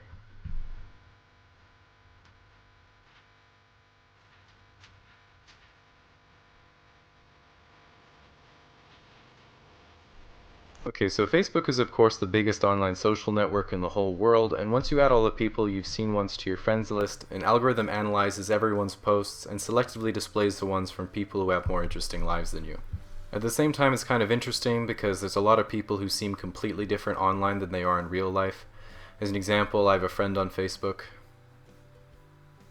Another site I've really gotten into is Instagram, which is where I post all my good content. You can only post pictures or really short videos, so if you want to get a lot of followers, a good trick you can do is be really good looking. A lot of people have been asking why I don't post more often though, and the simple reason is I'm too scared of using the app because I might accidentally double tap a girl's picture instead of scrolling. I don't know what would happen if I did, but I definitely can't take that risk. I do think Twitter's alright though. It's kind of similar because it imposes a limit on how much you can write per post at around 35 words. So you're welcome to follow me over there if you'd like to hear some of my more complex thoughts. Okay, so I'm just going to take a break for a second because our prof told us that if you're doing a presentation, you're supposed to have some kind of audience interaction. So take a minute to pause the video and write a comment. Positive feedback only, please. If you have a suggestion for a casually explained video, please feel free to let me know, and if I use it, I'll be sure to take all the credit myself. On a similar note, another one of my favorite sites is Reddit. There's all sorts of fun subreddits like Ask Science for science questions, World News for world news, Today I Fucked Up for made up stories, and Gone Wild for safari pictures. And if you check out r/videos, sometimes mine get posted there, but I'm pretty self-conscious about it though, because I still feel like I don't know what I'm doing. I remember just a couple months ago, my friends would watch my videos and say, yeah, I don't know man, I thought that one was kind of shit. But now they think they're all, actually I don't know where I was going with that one. But that pretty much covers most of the main social media sites. I'm of course going to continue to focus mainly on my favorite video sharing website, Pornhub. But thanks to the new social network integration, if you guys follow me on Facebook or Twitter, I'll be sure to update you with all my favorite BBW videos. While most people in the world are forced to learn English if they ever want to leave their country for an international career, English speakers routinely visit other countries for leisure, not learn the language, and then get mad when no one understands them. English is such an influential language, in fact, that most people from English-speaking countries never even consider learning a second language to fluency. If we look at a map of Europe, we can see that the average person in Sweden or Norway knows 2.5 languages, Germany 2, the UK is trailing with 1.6, and America is still figuring out what a kilometer is. One redeeming factoid that I've heard quite frequently from English-speaking people is that English is one of the hardest languages to learn, which isn't true. While I know that they just want to feel good about themselves, they should know by now that no one is allowed to feel good about themselves on my watch, especially myself. In reality, how hard a language is to learn is actually only really related to how similar it is to the language you already know. So for an English speaker, it usually takes about 600 hours of dedicated study and practice to reach conversational fluency in any of the Romance or Scandinavian languages, then around twice as long for Greek, Hebrew, or Slavic languages, then around twice as long as that again for Arabic, Japanese, Korean, Assembly, or Mandarin. So if you're learning English and speak any of those languages, then pretty much the reverse applies. What is true though is that English has quite a few quirks that make it easier to learn than other languages in some ways, and quirks that make it way harder as well. One of the best features of English is that we don't have masculine, feminine, or neutral. We just have the definite article the table, the refrigerator, and there are no regular nouns with gender, making English the ultimate safe space language. The downside, however, is that while I was trying to learn French, I would say j'aime le chocolat, and people would say le chocolat, le. The North Americans are so stupid. And that would hurt my feelings because I was trying my best. But when anyone is learning English as a second language and they say the chocolate, and then I say the chocolate, and they're like, the chocolate. And I always think, not so easy now, is it, baguette boy? This is why you haven't been a world superpower for 300 years. What I'm trying to say is that while English nouns have no gender, the definite article the is a nightmare for most trying to learn it because one of the most difficult sounds to pronounce in English is the TH sound, th. I mean, not for me, I fucking nailed it, but for non-English speaking people, who usually replace it with a Z, D, or an F. And if you've ever talked to someone learning English, you'll notice that one of the hardest words to pronounce is squirrel. Again, not for me, it's really just home run after home run. But if you're really looking to knock someone international down a few pegs, here's a few things that can be extremely hard to say even for English speakers, so when I put it on the screen, we can all try to say it at the same time. Anemone. 3/1000ths. Rural brewery. Thanks, guys. I needed that. Additionally, in comparison to Romance languages, pronunciation in English isn't always consistent phonetically. As an example, in French you have bon, son, pon, font. But if you try that in English, you get hat, rat, chat, wet. See, it just doesn't work. I mean, if you come across a word you haven't seen in English before, it's sometimes impossible to know how it's pronounced. Take these, for example. Though, through, thought, tough, cough, plow, and sometimes you even have hiccups. Not me though, obviously, I never choke. Within English, there are also many dialects of the same language. For example, while American English is mostly removing redundancies in spelling and saying eggplant instead of aubergine or niche instead of niche, again, basically anything that takes more power away from the French, British English removes a lot of redundancies from entire words. As an example, in American English you would say, I have to go down the elevator and get a ride so I can go and work out. But in British English you just say, I have to take the lift so I can get a lift so I can go and lift. And then in Australian English, they just completely change entire sentences in the most internationally destructive way possible. As an example, in Australian English you would say, Oi, don't you love it when a good cunt's wearing a hot pair of thongs? And while most North Americans would say, oh my goodness gracious, Rachel, get the Bible, what that actually translates to in American English is, hey, don't you love it when your friend is wearing a cool pair of flip-flops? Ultimately, though, every English accent has its advantages and disadvantages. Jamaicans sound cool, but I can't understand them. South Africans sound cool, but I can't understand them. People from Scotland and Wales sound cool, but I'm pretty sure they aren't speaking English. And then people from America sound less cool the higher their neighborhood GDP.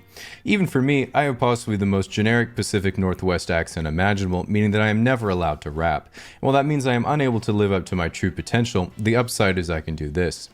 Hey Siri, okay Google. Subscribe to Casually Explained. If that didn't work, you're lucky you're wearing headphones, because next time you have them out for 20 seconds, I'm texting your mom. I had to make this video and share my accumulated knowledge on the subject. Now, when you first start working from home, it's very important you set up an organized workspace so you can actually be productive, which means you have to eliminate any potential distractions. So only refresh the worldometer coronavirus stats once every 15 minutes, limit yourself to just one sourdough recipe a day, and absolutely no YouTube videos. Not to brag, but I've managed to make it 3 months without relapsing. The next thing you have to do is set yourself a strict morning schedule because there's not going to be anyone else there to keep you accountable, which is why I advocate for the following routine. Wake up at 9 a.m., you're at work. So just remember that your motivation is going to wane at some point, and this can hit some people especially hard. You might notice that your male coworkers have all stopped shaving and have resorted to cutting their own hair. So make sure you show them support by subscribing to their cooking channel. Similarly, you might notice your female coworkers have all adopted a perma bun and switched from full face makeup to 360p video. You might also not notice this because you only ever look at yourself. A big change you have to get used to is that there isn't going to be anything to talk about because office drama isn't going to be what it used to be. In fact, the most interesting moments are going to be when someone's cute dog walks by in the background, or when Jessica from accounting gets a new webcam and you're like, wow, nice quality, is that 4K? And she's like, yeah, I've been doing a lot of streaming on the side. And you're like, oh, nice, what's your Twitch? And she's like, what's Twitch?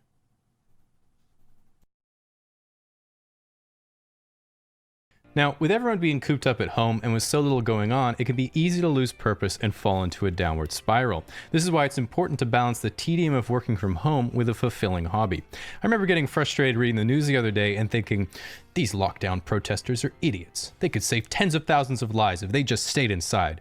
But instead of getting angry, I decided to go jogging for the first time. Now, even if you've enjoyed your time working from home, all good things must come to an end. I'm of course talking about your marriage, because never have people been realizing more that the only thing holding their relationship together was their time spent apart. But not to worry, because as we're opening up, so too will we be opening up. As single people emerge from their abodes starved for affection, the homies can finally meet their Animal Crossing GF in real life, Sam gives you my switchback, and dating will flourish with everyone getting drunk off one sip.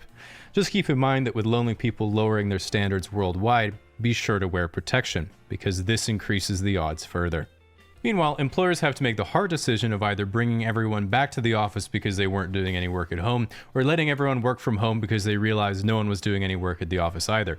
If you do get to see your coworkers in person again, you'll quickly figure out if they spent their stimulus on an ab roller, on a bread maker, or on options contracts for the S&P 500. Nevertheless, we can all hope things go back to normal sooner rather than later, and the good news is that we're finally starting to outsmart the virus. As you can see by the data, you can't have a second wave if the first one never ends. Thankfully, with the way this year's been shaping up, there's a good chance we'll get distracted by something else in the meantime. As an example, where was this picture taken? Australia? Wuhan? Italy? New York? And to prove my point, I had to go and rewrite this part of the video because now it's just Minnesota. So long story short, if there's anything 2020 has taught us, it's that the best way to get over a small problem is to have a bigger problem. So I'm not going to sweat it. By the way, in case you're wondering, this is just Armageddon from the Book of Revelations. Making a living playing your favorite sport has been a dream of youth worldwide for decades, but only recently has the dream of making a living playing your favorite video game become just as viable. And the good news is you don't need special genetics to become an elite gamer. The only thing that can stop you is mandatory military service or a wife and kids, all things any self-respecting gamer would be avoiding anyway. The first true esport was of course chess, and because back in 6th century India they hadn't invented anything for Kramnik to complain about yet, you had to use a physical screen instead of a digital one, and move each piece manually as no one had figured out how to put them into the mouse. After your opponent took their turn, you had to update the position electronically in your brain in order to generate the next move, clearly wasting everyone's time. Noticing this, chess was also the first esport to receive a balance patch when someone during the Renaissance castled their king. While everyone thought this was a bit suspicious, he then showed that he was legit by saying, en passant, and took someone's pawn illegally. From that point on, everyone was so tempted to make a suboptimal move in order to show that they knew something other people didn't, the balance patch became the new norm. Since chess becoming the first esport, no one invented a new one for about 1400 years, until arcades started to become popular in the late 1970s and everyone started to care about what really mattered, making money playing video games, and the prize pools have only gone up since then. Back in the early 80s, if you were the best at Donkey Kong, the owner would give you your quarterback and a free milkshake. But if you're the best at your game nowadays, the House of Sod will give you a Lambo. One of the first questions you might ask about becoming an esports pro is how much money can you make? And it's a lot like professional sports. Do you mean how much money can you make, or how much money can you make? The top 100 Dota players have each made over $1 million in prize winnings, and there are roughly 10 million unique players each month. This means if you play Dota about once a month, and you're an American who plays basketball once a year, if you do the math, you're statistically closer to being in the NBA. The way you can tell you've made it as a pro gamer is when people refer to you in person by your gamer tag instead of your name. This is because at one point, the entirety of your consciousness was once put towards the question, who am I? And you discovered an identity that truly resonated with your inner being. OG gamer tags carry weight because they're like domain names. If someone says, oh my god, is that Mango? With just one letter replaced by a number, you might have no idea who they are, but you know it's a flex because it's like saying you own boobies.com. One of the dangers of becoming good at a game, especially early on, is that the single most impactful event that can occur to a competitive game is the developers just fucking changing it. Take the competitive Fortnite scene. At its peak, Epic detested the competitive meta of the game because all the tryhards were actually building forts, making it hard for 6-year-olds to shoot them. So after doing everything they could to prevent this exploit, like putting in a giant sword in planes, Epic finally patched the forts out and put in Ariana Grande, which solved the problem. Because matchmaking pairs you with evenly ranked players, getting bopped by someone better than you is essentially unavoidable in any competitive games unless you're literally one of the best in the world. For this reason, some people start looking for something supplemental to the game to help their performance, and inevitably exploits are found that ruin the competitive scene and give you a huge advantage. In RTS games, it's map hacks. In FPS, it's aimbot. In fighters, it's controller mods. And in Hearthstone, it's mom's credit card. Companies, of course, know that people cheating in their game causes other players to stop playing, so they don't take too kindly to it. But what do companies themselves think about their games becoming esports? A company like Valve thinks, awesome, we'll help fund some tournaments to grow the scene. Pretty much every other company thinks, awesome, we'll help fund some tournaments to grow the scene until it's no longer in shareholder interest and then immediately drop support. And Nintendo says, go fuck yourself. Because of the difficulty of achieving greatness, the question that any young person who enjoys video games asks themselves is, do I have what it takes to be a pro gamer? And the question every single adult male asks themselves is it too late? Just in general. The problem is, if you're 14, no way you can compete with adults who've been playing for years. But if you're an adult, obviously you can't compete with 14-year-olds who are playing all day. Because of this, we all know there's no way to hurt a guy's feelings faster than saying, you play that game all the time. You must be really good by now. Which is why if you're a girl, there's some hard to swallow pills you have to understand as to why we still haven't got a Lambo or a free milkshake. If it's Counter-Strike or Valorant, it's because of work he's forced to use a trash setup that's ruining his gameplay. If it's StarCraft 1, it's because he plays Terran. If it's StarCraft 2, you need to educate yourself on the Zerg Cabal. If it's League or Dota, he probably has social anxiety when not speaking in Russian, Portuguese, or above 110 decibels. If it's Street Fighter, you need to know that Cammy and Chun-Li are actually very low-tier characters. No need to fact-check this information. If it's Bullet Chess, it's because fiber internet is actually very commonplace in India. If it's Hearthstone, it's because Jerome Powell won't lower interest rates. If it's Rocket League, not even joking, this game might actually be easier with real cars. Nevertheless, at the end of the day, as we've already established, the best thing you can do for your boyfriend's esports career is to leave him. Just remember, it's not him, it's you. Helping him. If you're the one trying to rise through the ranks, however, just remember that video games are meant to be fun, not a competition, which is my preferred coping mechanism when I enter a tournament and lose to a Korean child. Nevertheless, as someone who's been to a few before, you can always go to a video game tournament just for the experience. You get to enjoy not just the show, the competition, the fragrance, but you also get to meet the community in real life instead of just online and see what people are really like. You may regret this part. At least that's what their body language said to me.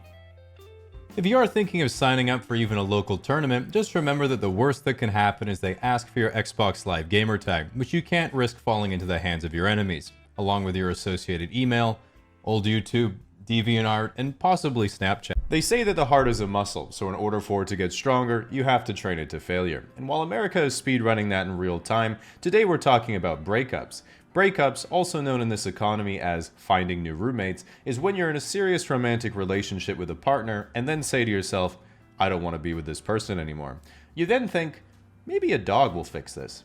When that doesn't work, you then think, maybe a kid will fix this. But I digress. I didn't mean to drag you into this. Conventionally, a breakup occurs in 5 stages, so I thought I'd go through each one step by step so you can see where and if you're on that timeline. Stage 1. The first stage of a breakup is always the hardest, which is finding someone to date in the first place. A reason why this stage is important is because the way that you get into a relationship in the first place can really determine your individual attitudes towards each other as it progresses. For example, when a girl gets asked out and she says yes, she's thinking, wow, what a cool guy, I'm so happy, my life's going to be so much better. But when a guy asks out a girl and she says yes, he's thinking, uh-oh, she must be an idiot. Stage 2, seeing red flags in the relationship. Now, if you're watching this and think you're in a good relationship right now, it might be a good idea to check for signs that it's heading south before it actually gets there. So I decided to browse r/relationship advice in order to become an expert on the topic so I can share some examples of more subtle red flags you might not pick up on and how you should respond. Let's say you've been dating your girlfriend for 5 years and you live together. One day she's at work and you walk into the living room and see a magazine open on the coffee table to a jewelry ad. You look closer and see a couple engagement rings that are circled and one in particular with love hearts around it. How should you respond? Exactly, she's obviously never mentioned it, but she's clearly cheating on you with her husband, so best to break up and tell her that you're moving on. Let's say you've been on a few dates with a girl and you feel you have great chemistry. While you're creeping her socials as usual, suddenly she texts you, hey, I miss you, can we hang out again soon? Now this is of course a great sign, but you don't want to seem too needy, so set a timer for 1 hour so you can respond at exactly the right time. After that, a few minutes go by and then she sends you a message on Instagram. It's a picture of her in the hospital, kissing a bald guy on the cheek with the caption, me with my stepbrother. How should you respond? Exactly, I know Johnny sins when I see him. Best to wait the remaining 56 minutes, break up, and tell her that you're moving on. Let's say you're overseas from your partner and have been in a relationship as long as you can remember, but are currently having a big fight about the joint vision of your future. You want to pursue a more down-to-earth existence on your farm, selling hemp and cotton clothing you've grown yourself, but they're reaching their financial peak and want to experience the luxuries of life. You message them that you want to end the relationship, but they respond, to do what? To run your stupid little farm? I'm the one making all the money. How do you plan on being able to afford to do that without me subsidizing you? How should you respond? Exactly, you've already figured out a great way to keep labor costs down. Best to just declare independence and tell them you're moving on. Stage 3, the breakup. While breakups aren't fun for anyone, men in particular don't usually take rejection very well, whether it's from girls, election results, or especially art school. This is because if you're a girl and your female friend goes through a breakup, the game plan is clear. She'll text, "We broke up," to the group chat, then you all get together immediately, have a few bottles of wine, talk some shit about their ex, tell your friend she deserves better, and then have a pillow fight or something. For guys, the game plan is much more simple. He'll text the group chat, just a heads up, me and Katie broke up. You then reply, damn, that fucking sucks, dude. You good? He'll then say, yeah, I'm alright. And your job is done. What else could you possibly do? Now, regardless of whether you're a guy or a girl, whenever you're about to break up with someone, it's likely you'll start second-guessing your intuition, and it would be worth it if you struggled to replace them. So you have to ask yourself the most important question to see if you should go through with it. Who's going to pay the other half of the rent? While boomers and Gen X often complain that if you live with someone and break up, they get half your net worth. This of course isn't a problem for Gen Z or millennials because half of a negative number is pure profit. The real pain of course is losing custody of the houseplants. Similarly, one of the worst situations to be in when you're going through a breakup is when you have kids. This is the worst case scenario because not only is someone breaking up with you, but you also have kids. At some point you really have to start wondering how you keep fucking up over and over again. Stage 4, getting over it. Whenever you go through a breakup, the most important thing is to not wallow in your own misery. You should only do that if your ex finds someone new in 2 weeks and they're exactly the same as you but hotter. Now, one of the critical steps of getting over a breakup is thinking about how your own attitudes and behaviors contributed to the relationship falling apart and what you could do better next time. If you ask a girl what would prevent another bad breakup happening to them, they might say, I should be more attentive and affectionate, maybe communicate my thoughts more openly instead of expecting my partner to know, and make sure I don't make them prioritize my feelings at the expense of theirs. To men, self-reflection is of course way too complicated, as we like to have simple, concrete steps rather than vague hypotheticals, which is why if you ask a guy what would prevent another bad breakup happening to them, the answer is a simple 2-step process. Bench 3 plates, Bugatti Chiron. After stage 4, we of course have stage 4.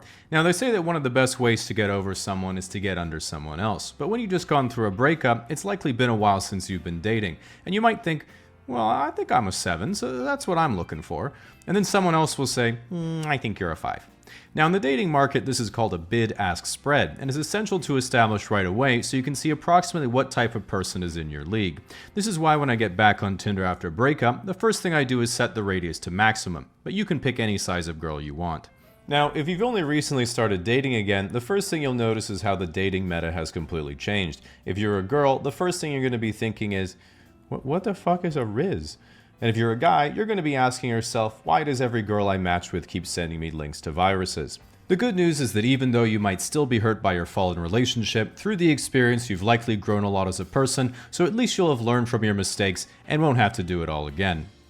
Stage 5. Do it all again. From this point, you simply repeat the process until you accidentally have a child, or you run out of money, or you try a polyamorous relationship until they go exclusive and you're the third wheel, or you get back with your ex and make it work because you overestimated your other options, or you realize that you can't say you don't like broccoli if you've never tried it, so you add grinder to the rotation.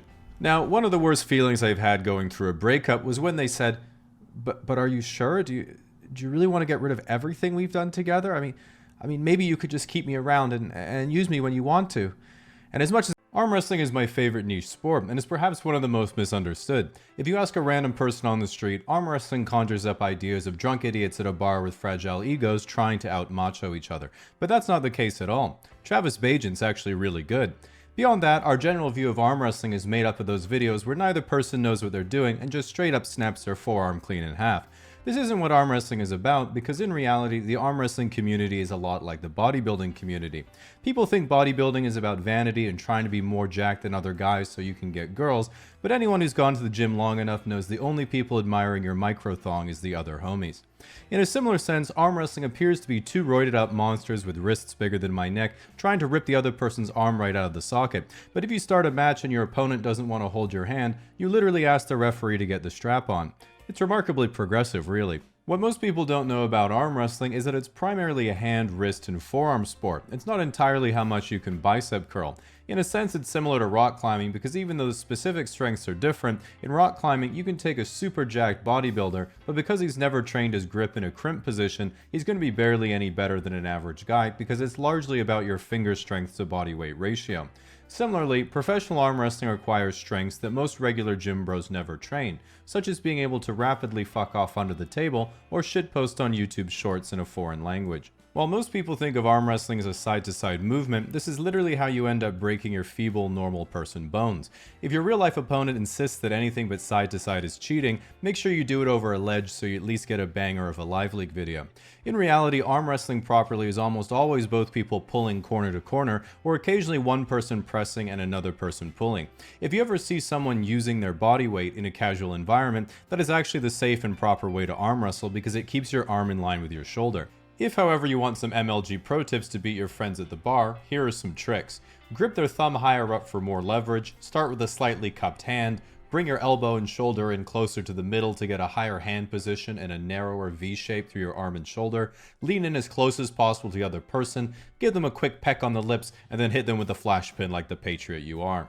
There are then additional stylistic techniques such as back pressure, side pressure, posting, which I like to do at most once per year. Then there's pronation, top rolling, and hooking. Then there's the more unorthodox moves like flop pressing, the king's move, the dad move, and many others that you can employ to emphasize your opponent's childhood weaknesses and engage your strengths. There is of course one strategy above all else, however, which is just being really, really fucking strong. Again, at least physically. One of the reasons I find arm wrestling so appealing is because it has one of the highest genetic anomaly to overall population ratios of any sport that I know of. Think of how crazy it was back in the day when Usain Bolt, who was 6 inches taller than what everyone thought a professional sprinter should be, came in and smoked every world record. And we all said, wow, very fast and impressive. I'm greatly pleased by this novelty. Arm wrestling is like that, but it's almost every single person. Some people say, you know, what if there was a version of the Olympics where everyone was allowed to do as many drugs as they want and we say, to heck with it, let's see what humanity's really capable of. And if you know anything about sports, that already exists and it's called the Olympics. But in arm wrestling it goes beyond that, not to just the limit of human pharmaceuticals, but the limits of human evolution.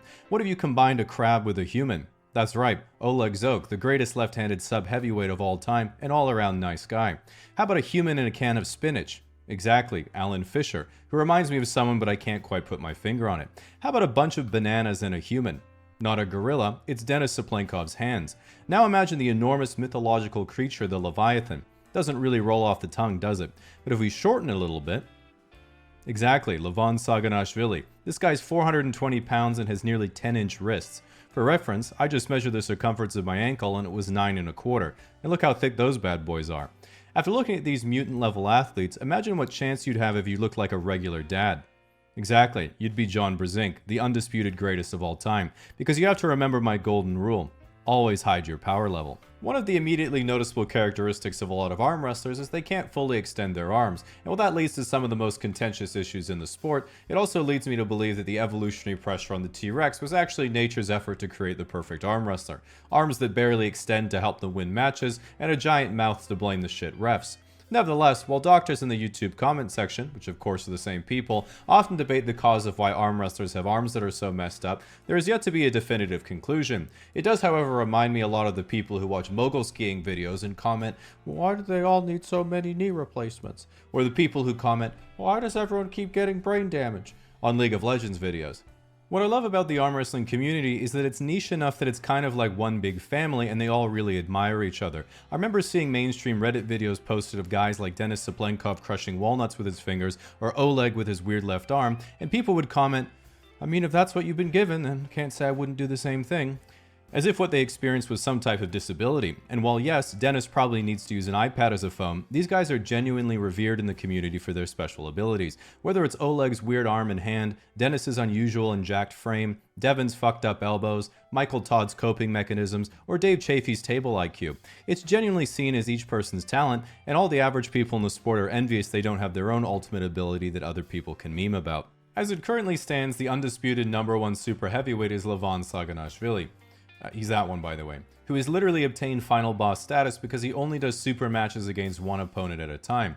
While Hermes Gasparini recently showed some serious potential in stopping Levon in later rounds after tiring him out, the only person who's thought to be able to beat him currently is the Australian heavyweight Ryan Bowen, who everyone in the community agrees would win pretty easily, but unfortunately can't get his weight up to meet the class requirements. Meanwhile, there are probably a dozen other people who are similarly matched to each other who are all vying for #2 in the world, because they all know the secret to arm wrestling success. Claim you're better than everyone else, then injure yourself before you have to prove it. One of the most popular arm wrestlers is Devin No Limits Larratt, who's not only world champion in multiple divisions and an ex-Canadian Special Forces member, but also one of the most charismatic ambassadors of the sport. When I was first researching arm wrestling a while back, I thought, hey, maybe I should try this. Let me see who the best arm wrestlers from my small city are. Perhaps one day it could be me. And then I was like, oh, it's Devin Larratt. Never mind. Anyway, joke's on him. There's no arm wrestling clubs here, so I'm still literally undefeated. Devin is a lot like if Goku and Wolverine were one person, and that he always ignores his injuries, rises to the challenge of new opponents, and then breaks his previous limit to defeat a stronger enemy. And he looks like a homeless Wolverine.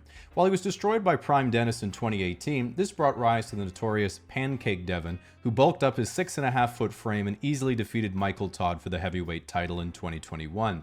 Similarly, in order to challenge Levon, Devin surpassed even his pancake form to contend with the Georgian, but despite his efforts, maple syrup intake, and high IQ match preparation, Levon had a special strategy prepared, which was turning completely invisible. Interviewed later, Levon said that at the time, Pancakes with Syrup Devin was probably the second strongest arm wrestler on the planet, validating the moniker Devin Levon is the limit Larratt, which I'm sure he will not be pleased with me saying out loud in this video.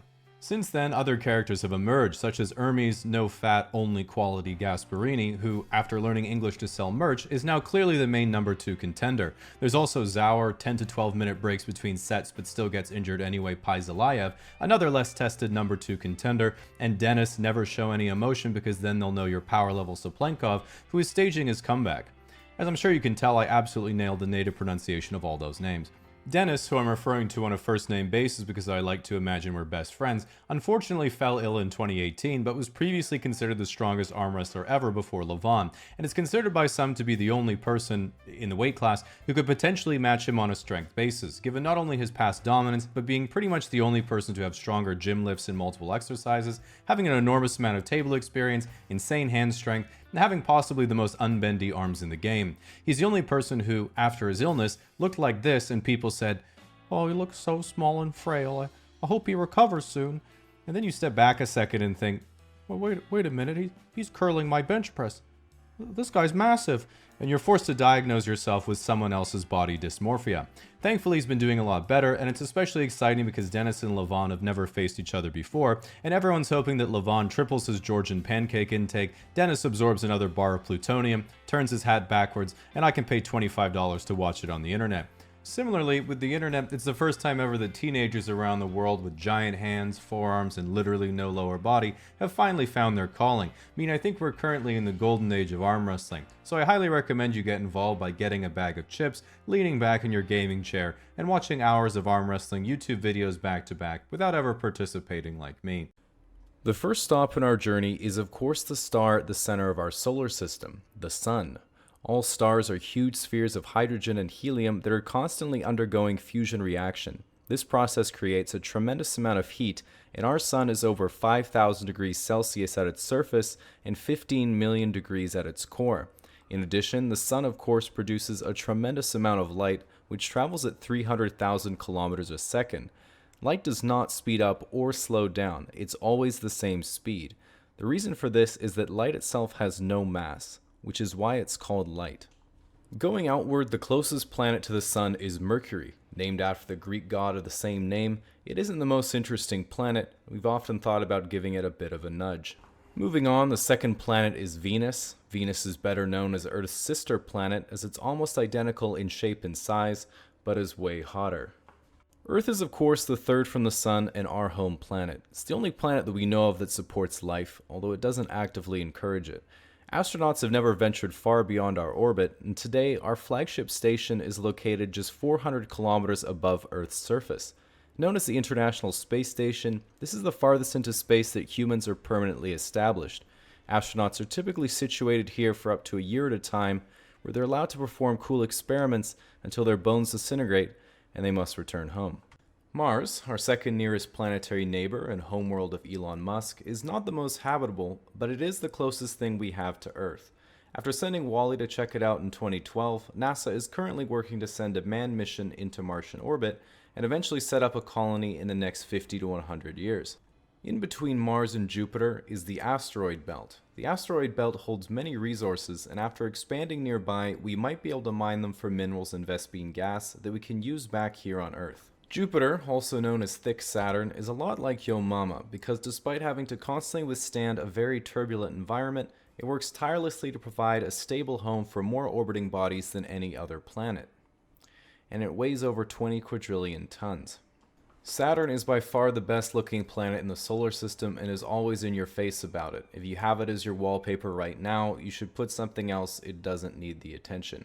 Okay, the next planet is Uranus, and of course we all went to school, we all know the joke, so really I just want to say I think it's unfair that Uranus is given such a hard time, just because it's so easy to make fun of. So no jokes in the comments because I will not hesitate to report anyone who tries to slide one in unannounced. Next on our trip is Neptune. This planet is the final gas giant and is notable for having an elliptical orbit, which means once every few hundred years it goes from the 8th planet in the solar system to the 8th. Speaking of which brings us to the 8th and final planet. Neptune was of course the coldest and smallest planet in the solar system and is kind of like the runt of the litter that we all welcomed with open arms.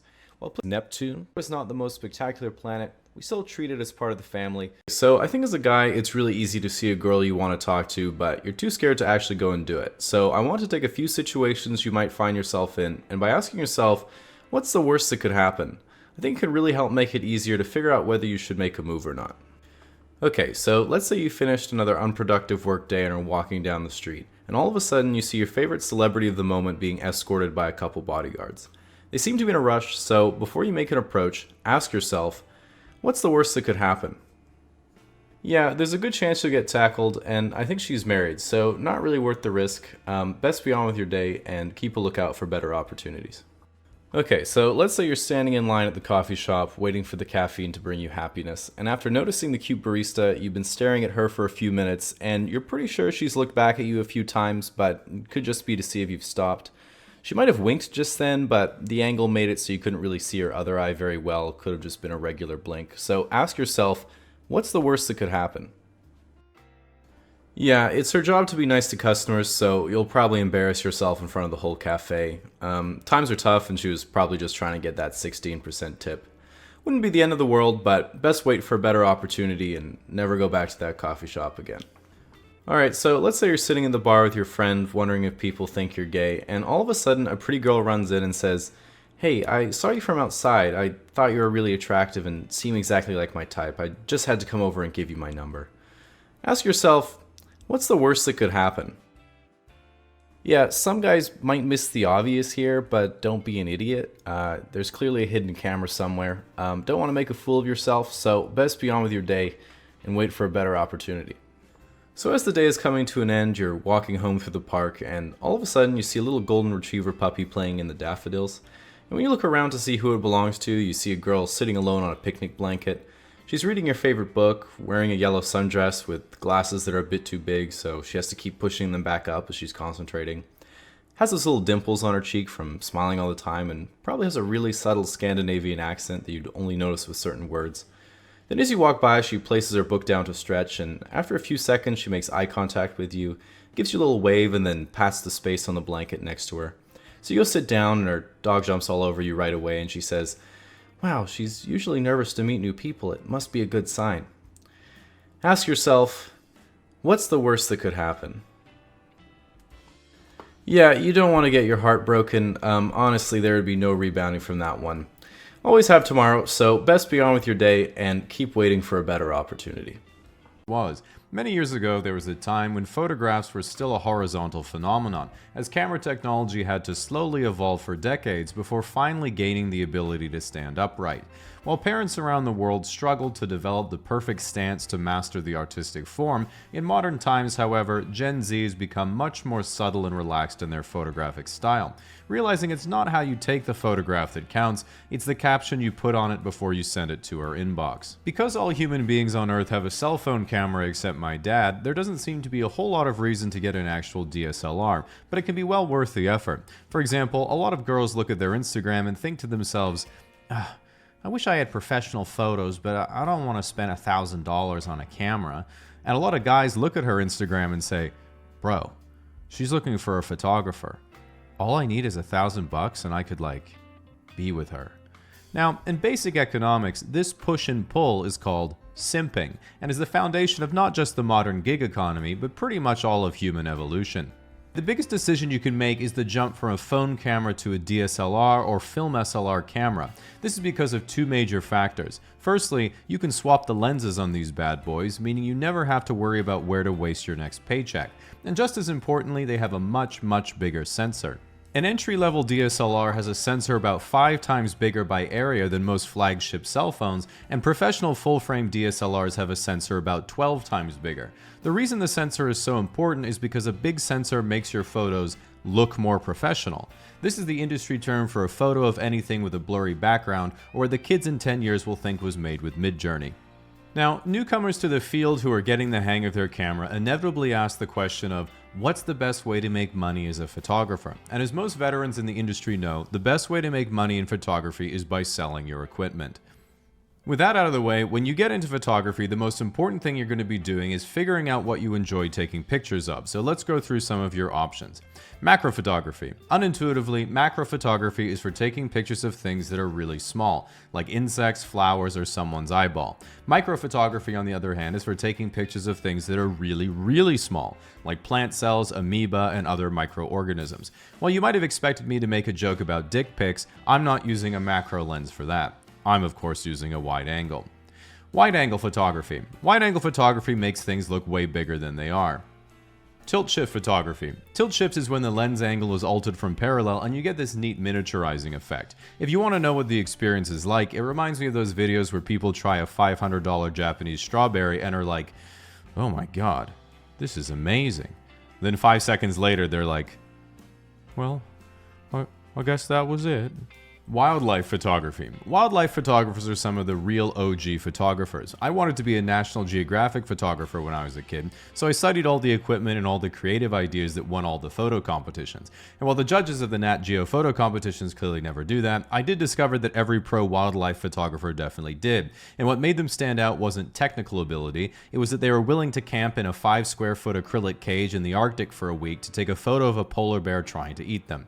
And that seemed like a lot of work for a photo. But every wildlife photographer I looked up said, Your best photo is the one you take tomorrow. The joy is the never-ending search. And that really struck a chord with me, so thus began my first search, which was Nat Geo photographer average salary. And so I said, fuck that, I'm playing StarCraft. High dynamic range photography. HDR photography is taking multiple photos at different exposures and then stacking them together to get more of the scene at the desired brightness. For example, our eyes have a pretty high dynamic range, meaning if you made a campfire at nighttime, you could stand back and see both the campfire and the stars in the sky.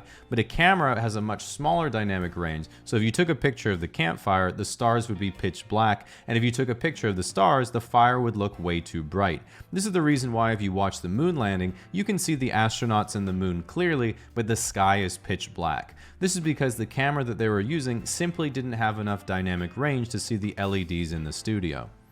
Disposable camera photography. Even though the very hipster color palette is caused by the horrendous lens, flash, and camera quality, film is nevertheless a full-size 35mm sensor, meaning you're technically using pro-level equipment.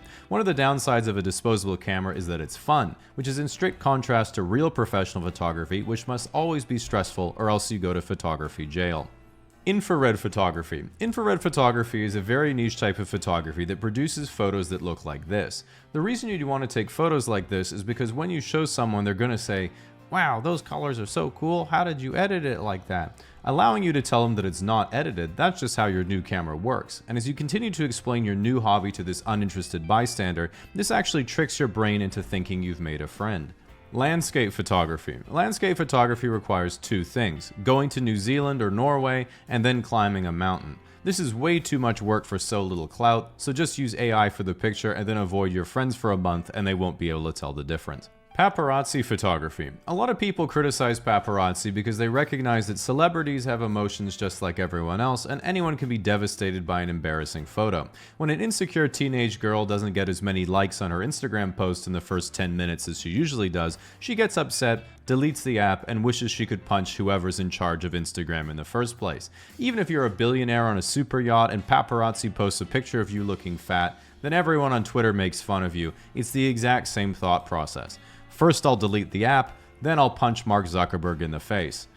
Sports photography. Sports photography is like the opposite of paparazzi photography. You're just trying to take a photo of a ball, but celebrities keep getting in the way. Portraiture.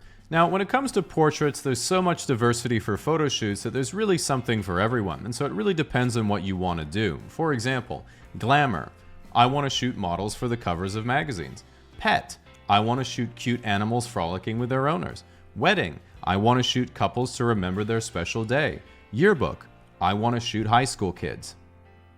So now that I'm demonetized, if you ever decide to become a professional photographer and get your first paid photo shoot, you might panic that the client might not like your photos. But don't worry, there's no way that the client can dislike your photos because you left your SD card at home on your laptop. Now this is going to suck for the first wedding you ruin, but once you've moved cities to avoid those people, from now on you'll make sure to always have 16 memory cards from years past that you've never thrown away, even though most of them could barely hold a Mario Party save file. This compulsive hoarding also applies to batteries, second and third cameras, tripods, flashes, laptops, and literally yourself, which is why almost all pro photographers have an assistant photographer, just in case they themselves have a heart attack during the shoot and disappoint the client. This level of paranoia might seem excessive, but it's nothing compared to when you have to fly somewhere with your equipment and the check-in lady says, "Okay, your bag is checked through to Los Angeles." Oh, my mistake, I meant Las Vegas. And you're just there thinking this is not going to be a good trip to Vancouver. The joke, of course, being that you're flying Air Canada, so you were never leaving the airport anyway. If you're new to gig work, the unfortunate reality is that much like being a Reddit moderator, you'll very quickly realize that your income doesn't relate to how much you think you deserve, it's based on how much other people think you deserve. Meaning the hardest part of trying to be a professional photographer isn't taking the photos, it's dealing with the clients. Because you have to remember the freelance paradox. The lower the budget, the higher the expectations. If you're offered $500 to shoot a wedding by someone on Marketplace or Craigslist, you're going to get a CVS receipt of instructions, 20 unannounced edit requests, and then they're going to ask for a discount because they didn't look like Ana de Armas and James Bond like they asked for. In contrast, if a corporation pays you $5,000 and flies you out to shoot an industry mixer, you'll send them a couple of sample edits to see what type of photos they were looking for in the final package, and in 25 seconds you'll get a message back saying, "Money sent. Thank." While this might seem like the opposite of what you expected, this phenomenon is easily explained by my golden rule of bureaucracy. Give me a problem, and I'm willing to spend any amount of someone else's money to solve it.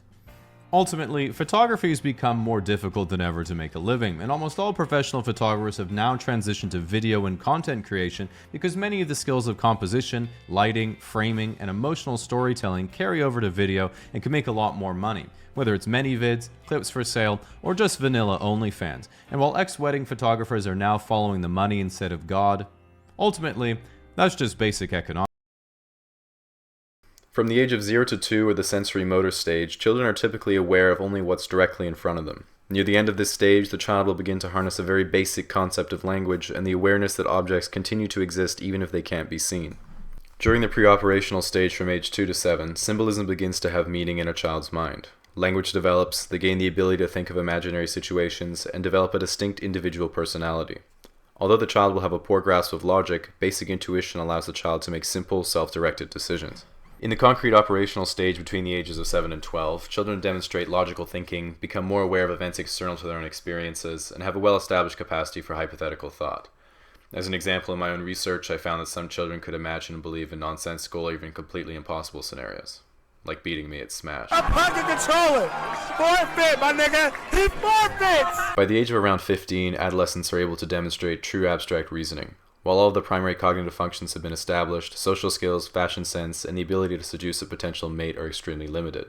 While many express difficulty in developing these skills over the course of their lives, some suffer from an affliction that slowly degrades their sensibilities over time. Usually abbreviated to PE, in Europe it stands for personality erosion, in America it stands for personality ejection, and in Canada it stands for professional engineer.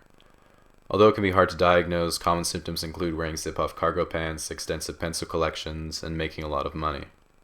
From the age of 18 to 25, the brain will slowly reach what is generally considered to be its developed state. Anecdotally, many report feelings of having a fully established personality at this age, and most further changes in the brain are generally related to memory, learning, and skill acquisition. At this time, it's not uncommon for individuals to feel a sense of wonder and confusion as they're exposed to life as an adult for the first time. While often doubtful and concerned, most young adults have a strong sense of ambition and eagerness for success in their lives. It's very common to have visions of future accomplishments and tremendous drive to pursue passion, fame, and riches. By the late 20s to mid-30s, they realize it's okay to be a failure. Towards the late 30s and early 40s, many have gotten married to someone who isn't perfect but certainly available. For the first time, many have discretionary income, which they may find fleeting joy in spending on vehicles, niche hobbies, or expensive shit for their kids so they can vicariously flex on other families at school. By the mid-60s, most are retired and wondering where the last 25 years in this timeline went before realizing that maybe it was there the whole time, but it seemed to go by so fast that it was like it never happened at all. Individuals finally have the time and financial means to try everything they wanted to do in their youth, but are no longer physically capable of doing it. Those who turn 80 consider themselves part of the lucky few who do so. Many of their friends are gone, moving around is difficult, and cognitive degeneration often impacts their ability for basic function. Eventually, people they love stop spending time with them out of desire, but out of obligation. Now, I know most of my audience is guys under 35, so the last couple of slides don't apply to you yet, and hopefully they won't have to, but I think we've all seen something like this in a loved one.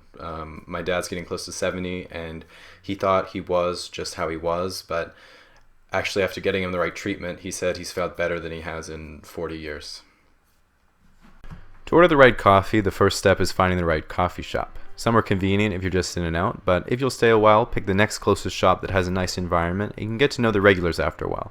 This might sound kind of cliche, but you might even meet the girl of your dreams, and she'll ask if you can plug in her laptop charger. When it comes to figuring out what to order, remember that pretty much everything on the menu starts with 1 or 2 espresso shots, and the difference between all the drinks is what else they put in and in what order. Here's a chart you can use for reference. The key here is finding something that you think you'd enjoy, then typing it into Google to hear the audio pronunciation. Remember to drink your coffee how you like it. I was once told by a small cupped aficionado that straight espresso or black Americanos were the only respectable ways to drink coffee. I didn't agree with that at all, but I do always add codeine so the street cred's there and I can rap about it. The great thing about coffee is that the caffeine wakes you up, helps you focus, and enhances dopamine signaling in your brain, which means you feel normal for a few hours. The only downside is you can't sleep, and if you don't have any the next day, it feels like your eyeballs are getting sucked into the back of your head. But don't worry, it's all worth it. So go out there and enjoy your bean water. This video is sponsored by Saley. While we all know there's nothing we can do to improve our own lives and it's best left to whoever's in the White House, it's also the case that the people at the top of our institutional hierarchies have more than just the clamoring citizens to answer to, as they have real issues on the global stage they have to make worse. Meaning in order to actually understand the larger scale objectives of a nation, we have to zoom out and view every country like we're playing Civilization, and we're in charge of large scale decision making for the country's resources and political interests, rather than viewing the world as a citizen from that country. A good example of this is that in economics and politics, everyone says that America is the most powerful country in history, as they have the best technology and are the richest civilization of all time. Then immediately everyone in the comments says, well, I'm American and I'm not rich. And I'm sure that's correct, but observe how zoomed out I am on the map. I can't see you at all, meaning you are a trifling statistic to me. Similarly, what's clear both in real life and in video games is that the most significant threat to your empire is other nations enacting military force toward you while you're just trying to get your supply chain together to make light bulbs. For this reason, I wanted to look at the most powerful nations on Earth in terms of military might, which means looking at all 7 nuclear powers in the world, starting with the weakest and moving up to the strongest. To preface, I'm not going to be mentioning any countries in Africa or South America. This is because they don't have any nukes, meaning they don't matter or exist, so we can just delete those. This is how they do it in the Pentagon, by the way. First, we have our honorable mentions, which are countries that have no nuclear weapons but are still extremely formidable. Iran. Iran currently does not possess any nuclear weapons, but recently was enriching uranium to levels above 60% in a facility 90 meters under a mountain. This was a bit suspicious and of course alarming to America's Department of Defense, because as the name implies, what America is defending itself from is another country possessing an object that its current arsenal couldn't destroy. Thankfully, there is not yet such a thing. Just so you know, I wrote that description before they rebranded to the Department of War, which, let's be honest, if you thought America was ever defending itself from anything, the only technology they would need is an Iron Dome that shoots down Boeing 767s. Saudi Arabia. Unrelated, Saudi Arabia also has no nuclear weapons, but is still top 10 globally in terms of defense spending, and has a fairly strong diplomatic relationship with the United States and Bill Burr. To explain the political attitude of Saudi Arabia and the United Arab Emirates, you have to know a famous quote from the ruler of Dubai, which was, "My grandfather rode a camel, my father rode a camel, I drive a Mercedes, my son drives a Land Rover, his son will drive a Land Rover, but his son will ride a camel." This statement might sound like he's humbly stating from shirt sleeve to shirt sleeves in 3 generations, but he's really saying, yeah, I'm just built different. Which pissed off his kids in the House of Saud, and now they all get chauffeured in solid gold Phantoms. Nevertheless, they've recognized they can't just print money from selling oil forever, and their current grand strategy is to transition their economy from a gas station to the hub center connecting Africa to Eurasia, and become the economic center of the Middle East. Plus, after hyping up their plans to build a 170-kilometer long city that is taller than the Empire State Building, and was getting me excited for someone to actually do something cool but really stupid for once, they shockingly paused construction, and were then like, maybe we can turn it into an AI data center instead. Frankly, I'm pretty sure if you said to the Crown Prince, here's my idea for a new super project, then slid him a photo of a gaming PC, he'd write you a blank check. On to the real list. Coming in at number 7 as the weakest nuclear superpower is Israel. This is because Israel has no nuclear weapons, as it has committed to keeping the Middle East denuclearized. But they have stated that while they have no nuclear weapons, if they were to come under a mortal threat, they would be forced to use them.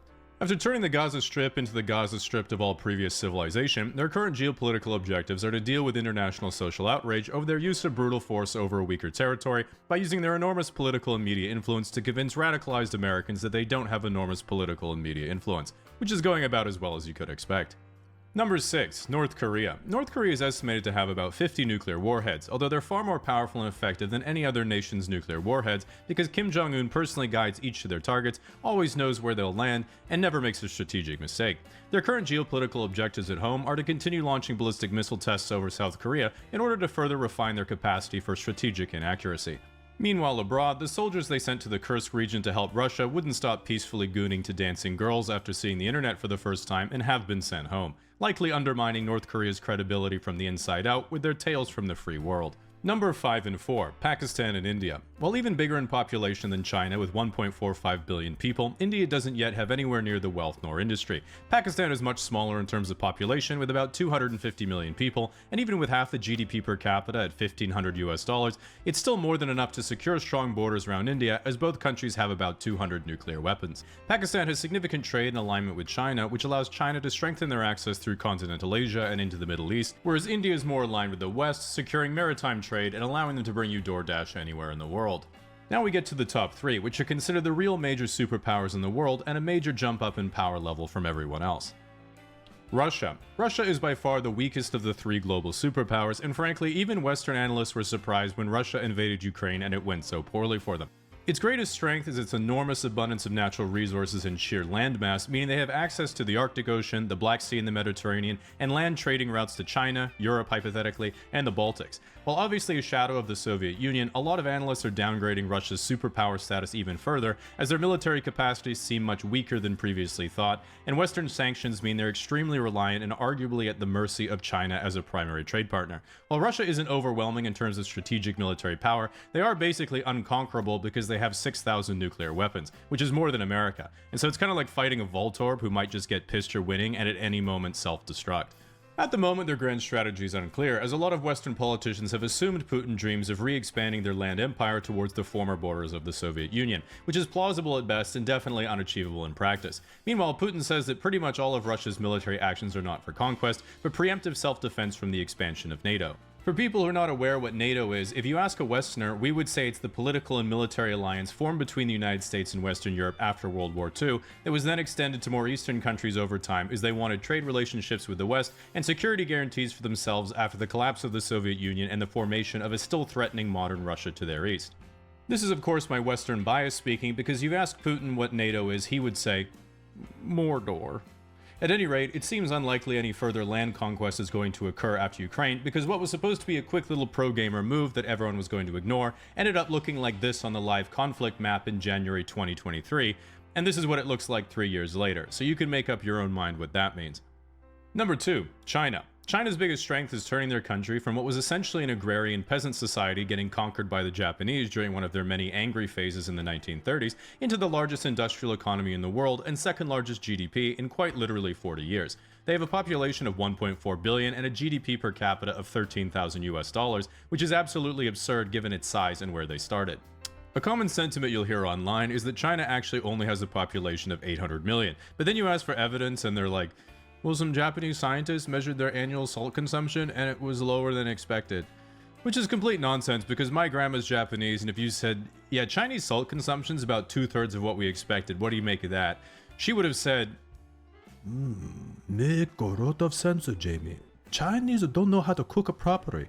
Nevertheless, what makes China frightening is that because of their export economy, they have a massive industrial capacity. They have similar numbers of tanks and warships to the US, albeit smaller ones, and their air force and overall system technology are far worse, but in terms of shipbuilding, China has a gross tonnage capacity of over 230 times the US, and produced over 1,000 commercial ships last year, and America made about 8. Not 1,000, the number 8. And in case you think that isn't a problem, it's Chinese commercial shipyards that also make the destroyers. Currently, China's next big move is most likely the annexation, aka reunification with Taiwan, because to be frank, it's literally right there. And when China was like, hey, can we buy the really good computer chips from you? America was like, well, obviously not, that wouldn't benefit us at all. But like, imagine if Vancouver Island was its own country and had the best oil reserves in the world, and America was like, hey, can I buy some? And Vancouver Island was like, no, we use Chinese wellheads, so we only sell them the good stuff, but you can have the shitty oil we sell to everyone else. If that happened, I can assure you that I would be getting bombarded with freedom and democracy against my will well within 24 hours. So while I'm rooting for Taiwan, if you add on the fact that there are American military bases in Japan and South Korea, and they have access to bases in the Philippines, China's only way of securing clear access to the Pacific Ocean is Taiwan. Meaning it's not looking so great for the little guy right now. Number 1. The West. And partners. You already knew we were number 1 because I don't want to become the 51st state. The Western alliance of NATO and its homies post-World War II is essentially what everyone watching this video will have grown up and experienced and is likely currently living within. Our greatest strength is by far our enormous wealth and prosperity gained from free trade and cooperation. This came about because post-World War II, once everyone basically agreed to get along with each other instead of making world wars in every 2-decade tradition, this allowed the proliferation of the American global banking system called the Eurodollar, which was kind of like a banking telecom network throughout the world, allowing the proliferation and trade of the US dollar in Europe, Japan, and then basically everywhere else. Because of the West's perception as a liberal, rules-based democracy centered around free and fair trade, everyone trusted the currency and began using it, then saving it to use later as a reserve, resulting in what people call the US dollar reserve currency system. Even today, 58% of all global reserves are in dollars, 50% of all trade is done in US dollars, and 90% of all foreign exchange is in dollars as well, which allows immense privilege in terms of global influence. You can sort of think of it like how the global language of business is English. Europeans speak to Europeans in English, except Italians. Educated Chinese students learn English, and if you want to have a successful international career, you essentially must learn English. That means for people born into it, you don't have to do any work, and you get all the rewards. If your hopes and dreams are to be successful in music, film, tech, finance, business, or professional political streaming, you have access to the largest markets right away. When you're thinking of your dream career, the first step for nearly all Westerners is thinking, but what if I fail and people make fun of me? But for everyone else, the first thing they have to do is learn a completely different language to fluency and then move to a different country. This is essentially the same privilege as the US dollar in that it has a global monopoly on banking and trade, meaning the currency that you create is the currency everyone uses, not just your citizens. So you can pull the levers in not just national, but global monetary and fiscal policy in your favor if you hypothetically had any idea what those levers did. With that said, currently the geopolitical grand strategy of the West is in complete disarray, because prior to Trump 2.0, both the Democrat and Republican plan was essentially to maintain the pre-existing Western rules-based order in conjunction with its allies in Europe and Asia, with only pocketed military intervention as fires needed putting out, or some perhaps slightly imaginary threats emerged. Even now, it's still not clear what the new hard-right grand vision is, or if there even is one, but if you read some of the partially human thinkers that seem to be whispering in Trump's ear, and you really interpret it generously, it would seem the basic premise is we have to stop languishing and twiddling our thumbs as China becomes a threat to our position as global superpower. We need domestic industrial capacity to come back because we have no way to build our critical industry technology in volume if they decouple their economy from us. America shouldn't use our resources to be the protectorate militarily of Europe. They have the resources now to do it themselves. And America will establish political security over Central America, locking down a soft border for the entire northern continent, while using bases on Greenland to secure the Arctic shipping lanes, which are now open nearly year-round since polar ice has retreated in the last 50 years. Not because of climate change, though, that doesn't exist.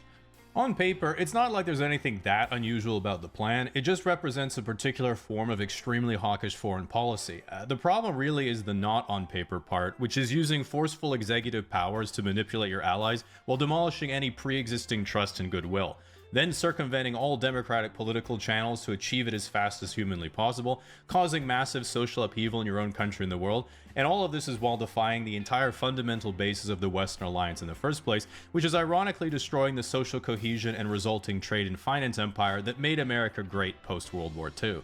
From everything I've looked at, pretty much everyone seems to either think that America is trying to intentionally disconnect and isolate itself from Europe and its allies in an act of ultranationalist self-suicide combined with an economic Cold War with China, or that they're finally using strong-arm tactics to concentrate executive power and accelerate decision-making, allowing them to bring back real military strength, security, national identity, and industrial power to a stagnating Western empire. Frankly, I don't think anyone has any idea because everyone I read on the topic just keeps getting every prediction wrong, and if I were playing your boy Donald in a grand strategy game, I'd be very confused, and all I do is keep a very wide berth to protect my light bulbs. But the good news is that at the very least, if you can get past the lying, the corruption, and Rape Island, the characters this season have been the best written I've ever seen. Unlike politics of back in my day, which was mostly about either having elite level charisma, or just being born into the ruling class, winning on being relatable or hot, and then having absolutely no idea what you're doing. Some people are like, yeah, but Jamie, this isn't Game of Thrones. This is the real world. It could end with you dying in a nuclear war. Which always makes me think, I'm down. Now, unlike NATO, what shouldn't be collapsing is your access to an allied network of telecom towers giving you affordable access to cell phone coverage wherever you. This video is brought to you by Honey, the free browser extension that saves you money. Also a good spread. So there's been a lot of discussion around possible balance issues on the Western servers recently, and the two groups at the center of debate, the baby boomers and the millennials, are quick to blame the other side for the problems they're experiencing.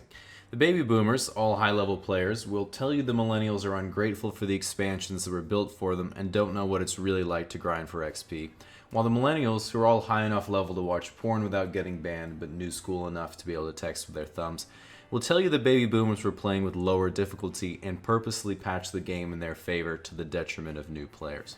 As a millennial player myself, I wanted to take an objective look at the advantages and disadvantages of each generation and see what balance updates could be implemented to improve the game. So of course we have to start with the tutorial levels 1 through 18, and it looks to me like the advantage goes to the millennials because during the tutorial as a baby boomer, if you don't do what the mods tell you to do, you take damage. If you don't do what your hosts tell you to do, you take damage. Basically, if you fail an objective, you take damage from anything ranging from a flip-flop to a wooden spoon all the way to a leather belt until you get it right. But as a low-level millennial, helicopter hosts make sure you're safe, and everyone gets a reward even if they fail a quest. So while both groups end up emotionally crippled in the long run, millennials don't look like it on the outside. With that said, millennials didn't get to grow up with as many similar level players in the same clan, so many of them didn't get to develop their social skill trees effectively, but they did have better survivability because of the overprotective hosts. As an example, in my playthrough, my host would always panic and mass text me if I was home late or wasn't back from school yet, but back in earlier expansions, if a host took their 6 players to the park and only 5 showed up when it was time to leave, that's just one less subscription to pay for. In sum, I definitely say the early game favors millennials, especially if you're playing as anything other than the Caucasian race, because back in the Baby Boomer expansion, most of the game's features weren't available if you played anything else, and even if you were a Caucasian male, you couldn't even play co-op with another dude. But either way, both groups of players are well past the tutorial, so we need to talk about the mid-game. So a big downside for millennials in the mid-game is their education. As in they need one. And if you want a good profession, then you're pretty much forced to buy the college or university DLC, which takes at least 4 years to download. And if that wasn't bad enough, then they get you with the $200 textbook microtransactions. On the other hand, for baby boomers, after you finish the tutorial levels, you would either immediately go into a well-paying profession for the rest of your game time, or you got to playtest the Vietnam map pack. Also usually for the rest of your game time. Now, if we look at the meta during the mid-game, while baby boomers had the opportunity to play through one of the most economically prosperous periods of the Western servers, millennials have access to a ton more cool features, like birth control and memes. A lot of overlap there, but you get the idea. Along the same vein, finding a co-op companion is much easier in recent updates where, for millennials, if you're desperate enough, it's as easy as downloading an app, banging out a selfie in your bathroom, and in half an hour you might just find someone who'd settle. In contrast, baby boomers had to physically be in the same room to play co-op, which is clearly an outdated game mechanic that won't be coming back. Another difficulty for millennial players is that while the game has way more features than ever before, the monthly fees are higher than ever. In fact, it's not uncommon for groups of 2 to 4 millennials to party up in order to pay for their subscription, which leads me to believe that baby boomer players had a marginal advantage going into the endgame. But with that said, as time goes on, we reach a point of speculation because by definition there aren't enough high-level millennials to know what their endgame will look like. And at the current rate that expansions and DLC are being added to the game, we might see things like the level cap getting drastically raised in the future, scripts being implemented to reduce the amount of time players need to spend grinding for XP or dollars, and possibly even new maps opening up for us to explore. On the other hand, there's also a chance that the global warming bug causes water levels to gradually rise as areas become too hot to inhabit, forcing us into smaller and smaller pockets of land as we're gradually eliminated by super intelligent AI via Battle Royale. In contrast, the baby boomer late game is much more consistent and predictable. And despite a plethora of content being added to the game in the last 10 years, most of these players have only just now latched onto Netflix, and just some of them have learned how to text, albeit with the stylings of a stranded sailor whose last dying breath was "OK Google." So at this stage we have to ask ourselves, what kind of balance updates could we implement that would make the game more fair? Some players have talked about a buff to the minimum amount of dollars you can earn for an hour of your game time, allowing millennial players to afford their subscriptions more easily before they're replaced by bots. Other players have suggested increasing the subscription fee for well-equipped high-level players and using some of those dollars to pay for lower-level players' DLC. And some players just want weed. It's a complicated situation, so like all balanced discussions, we need players to voice their opinions, and I think the best way to do that is by continuing to share personal anecdotes on anonymous online forums with other unrated players, and looking for ways to make our playthrough just a bit more manageable. Knowing how to interact with a stranger doesn't always come naturally, which is why I thought it would be a good idea to talk about how to have a normal conversation in the only way I know how, which is through a 7-minute monologue.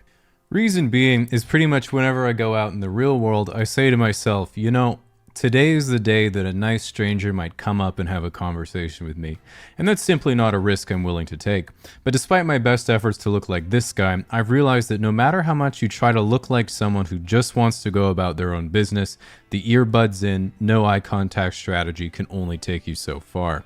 As an example, I was in the elevator the other day taking my bicycle out, and this guy was like, "Nice bike. Is it fast?"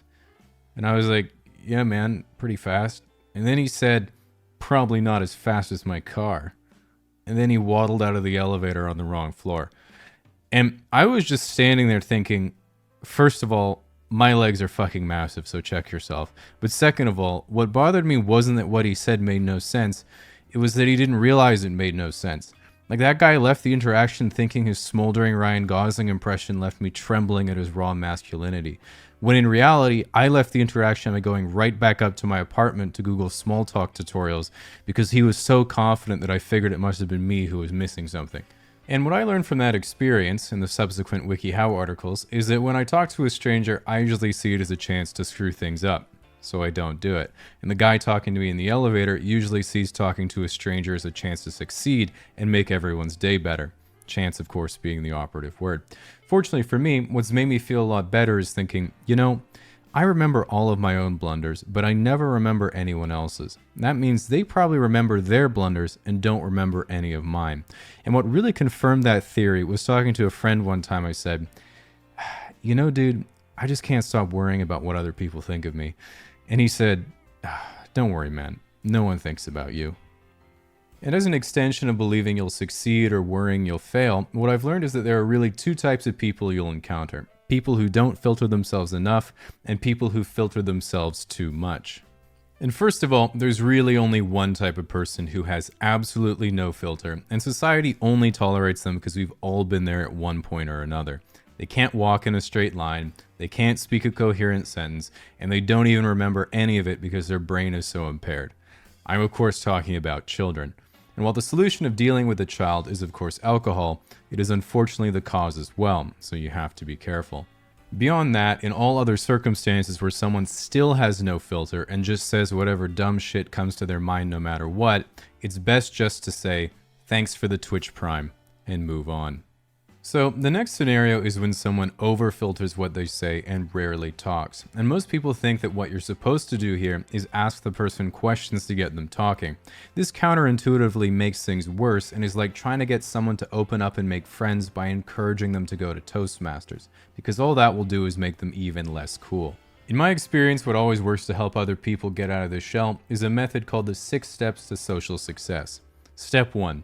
Never make the conversation the focus. Have an activity to do. 2. Offer silence. It's okay not to talk. 3. Help the conversation. When they do talk, say yes and rather than no but. 4. Offer reassurance. Say things like, that's a really good way of saying it, and I'm having a really good time. 5. Move to a new environment. Have a beer and show them that you want to keep hanging out. 6. Open up. Test the waters by sharing stories about yourself to get them to start opening up as well. From here, continue to listen and maintain eye contact as you gently rest your hand on their thigh. You might have noticed this is just a WikiHow dating article that I copy-pasted, but then I modified it to work on guys. Similarly, a common piece of advice you hear on the internet is that you should listen more than you speak. And while this works great until you meet another person who also learns social skills by reading, you'll find that if all you do is ask questions and listen, people won't really make you their friend, but they will make you their therapist. And while it turns out that most people could definitely use one, it's not always so much fun for you. So I want to talk about some real conversation do's and don'ts that I've observed in actually socially competent people, and not ones I've seen on Reddit that are from the same 3 books. Do. Remember things about people. One of my best experiences is when a guy was like, hey man, good to see you again. I looked up your channel and liked a couple videos, even sent one to a friend. And I was like, did you subscribe? And he was like, of course. And just thinking about that story makes me feel good. I made it up obviously, but it still gets me through the day. Don't remember too much about people. Despite how much you think it might work, do not go up to your crush and say, I remember when I first saw you across campus, sitting in the cafeteria, the light of your silver necklace reflecting the harsh flicker of the power-saving LEDs beautifully through my 16 times optical zoom. I mean, it's kind of hot. Do. Have strong opinions. Don't. Share them at the wrong time. This is difficult because being indifferent is super boring, but sharing your strong opinions is definitely risky. A great example is my mom, actually. I'll be like, hey Jan, how's your Airbnb going? And she'll be like, not good, Jamie. Guess where my guests for the next 3 days are from. And I'll be like, where? And she'll be like, South Korea. And I'll say, what's wrong with that? I love StarCraft. And she'll say, They don't even speak English, Jamie. It disgusts me. And I'll be thinking, oh no, here we go. But then she'll be like, how am I supposed to have them for dinner and wine to ask about their culture if we can't even communicate? I'll have to take Korean on Duolingo. And I'll be thinking, oh, that's nice of you. I wasn't That's why the Americans should have never left in 1953. And you know, classic Jan, and while I do try to listen more than I speak in this case, I do enjoy that I never know if she's inviting me for dinner or to throw a body in the Atlantic. Do amuse yourself. This one is pretty important because it means that no matter how lame everyone else is, at the very least you're going to be entertained by yourself. And with the exception of the guy in the elevator, it's almost always the case that when someone is self-amused, other people find them interesting as well. Take kids as an example. They're off in their own little world, minding their own business as the adults talk. But then when you look over and see one of them trying to figure out which Lego block tastes the best, you can't help but be amused yourself and think, poor thing must have been vaccinated. Finally, the best conversation tip that I've noticed in only the most socially competent individuals is that what you actually say doesn't matter at all, because again, no one actually remembers what you say. And when I think about who I like hanging out with the most, they don't say a word the whole time, and pretty much all they do is act happy to see me and fetch tennis balls when I throw them. I'm of course talking about Roger Federer. But actually though, it made me realize, who gets the girls at parties? This guy. Who gets the guys at parties? This guy. Who makes friends every time they leave the house? This guy. Who remembers you? This guy. Who has strong opinions on the Korean War but knows when to share them? This guy. Who amuses themselves? This guy. And ultimately, who would you prefer to see in an elevator rather than Subaru Forester guy? That's right. Pretty.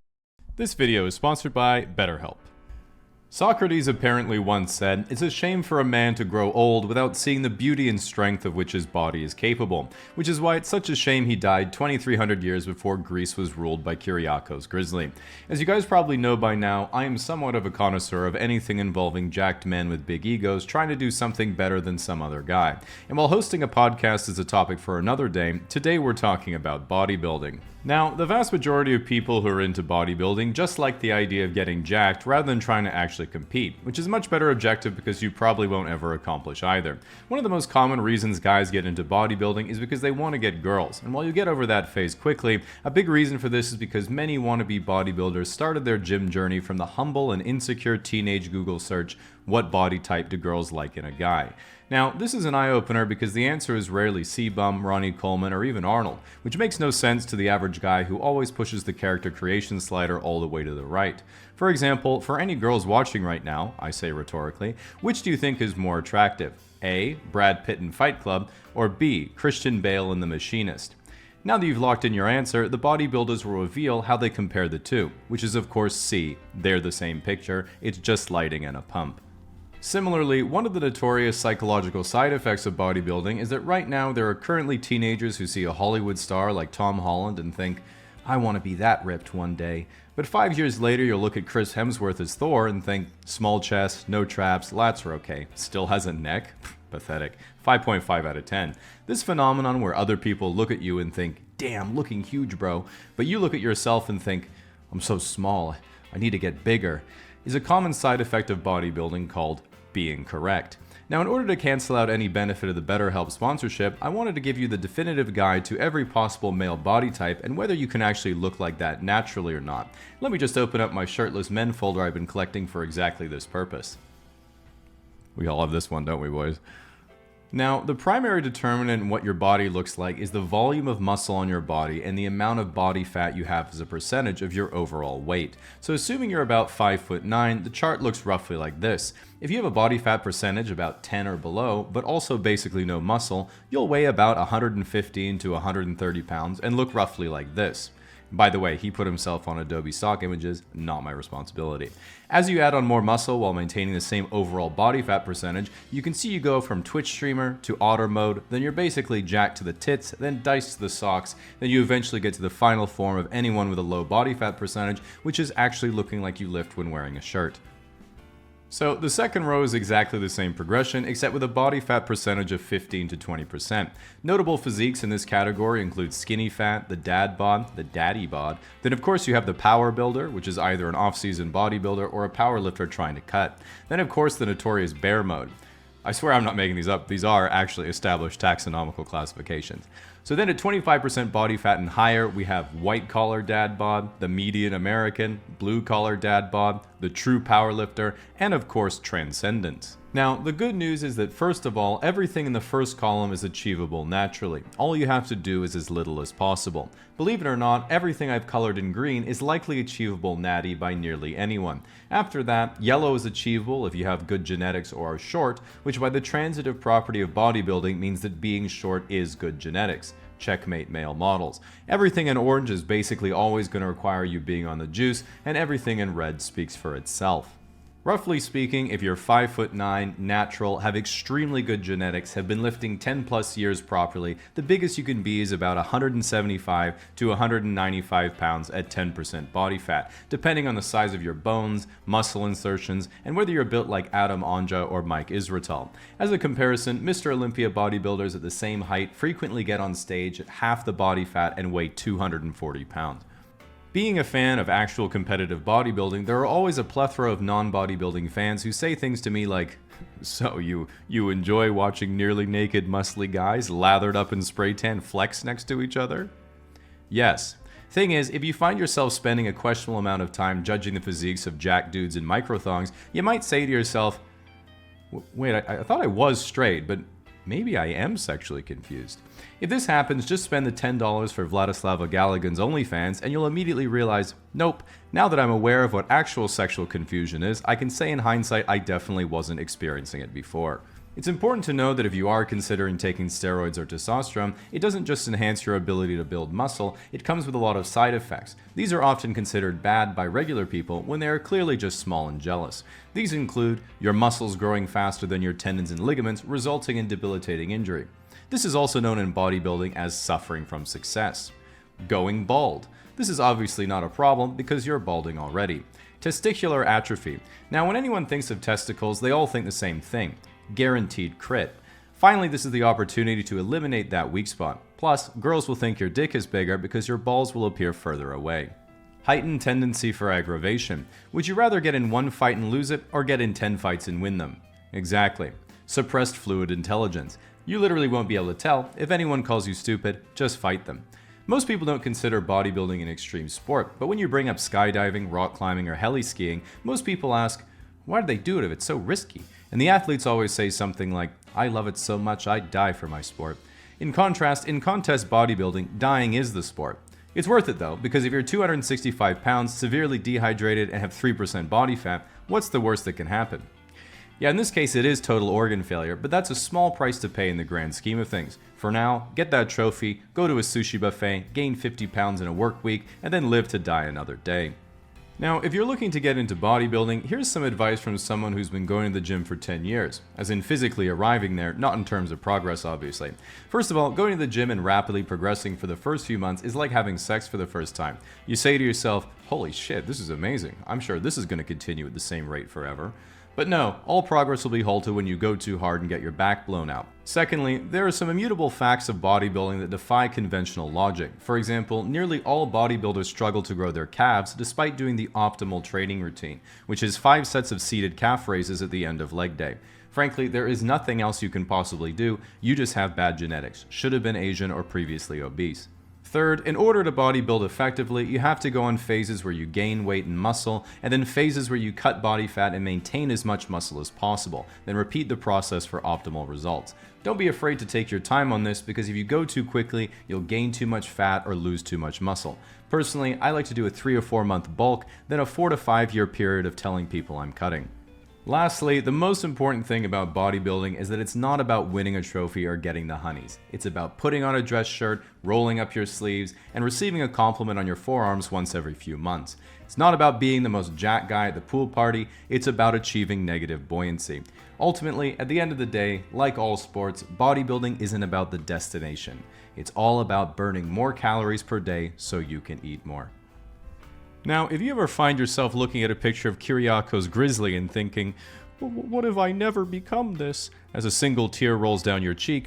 Now, after I did my last video on evolution, there was a lot of controversy, and some people were saying things like, if humans evolved from monkeys, why are there still monkeys? That isn't really true and isn't what evolution is about, but the fact that both are still around shows that neither is necessarily better than the other, and in fact both are completely viable builds with their own strengths and weaknesses. But it is true that in the current meta that not every class is equal, and it's important to recognize inherently over or underpowered classes and bring it to the attention of the dev. Starting in the bottom with the F tier, of course we have Pandas. Really just an extremely weak PvE class. Has the highest DPS versus Bamboo out of any animal, but is weak against pretty much everything and has horrendous PvP. Learns to roll at an early level, but that's mostly useless outside of For Glory and Dark Souls. At the D tier we have Ducks. Again, really, I don't know why ducks are alive. They can do everything, but they're really bad at all of it. At the C tier we have Rhinos and Elephants. They both seem like great choices, too big to be eaten, and both have strong PvE and PvP. But they've really taken a hit from the newer poaching quests and are still getting hard countered by being turned into medicine that doesn't work. So the B tier we have Sharks. 100 years ago, sharks would be an S tier choice, no natural predators, tons of food to eat, and a proven track record of millions of years. But with the new global warming balance update, they're kind of struggling, but maybe with future nerfs to the soup making profession, we can see them make a comeback. Also at the B tier we have Eagles. Top of the food chain, flying, majestic, symbol of freedom, balding. At the A tier we have Dogs, really increased in viability since the introduction of the domestication perk. High investments in the happiness, friendliness, and tail wagging tree, and the only real shortcoming is a sadly short lifespan. Of course we also have Cats, basically a more disinterested and self-centered dog that can survive higher drops and only wants to be around you when it wants to be pet or you have food.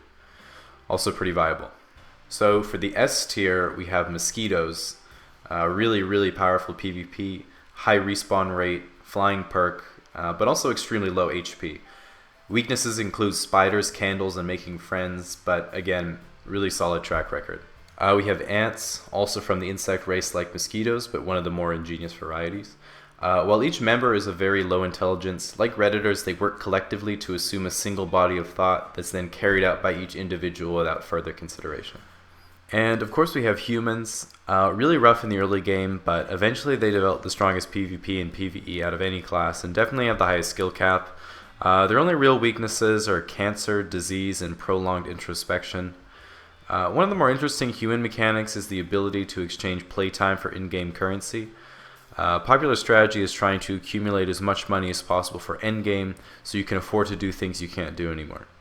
But long story short, as long as you pick one of the stronger starting regions on this list, there's really no way you can go wrong.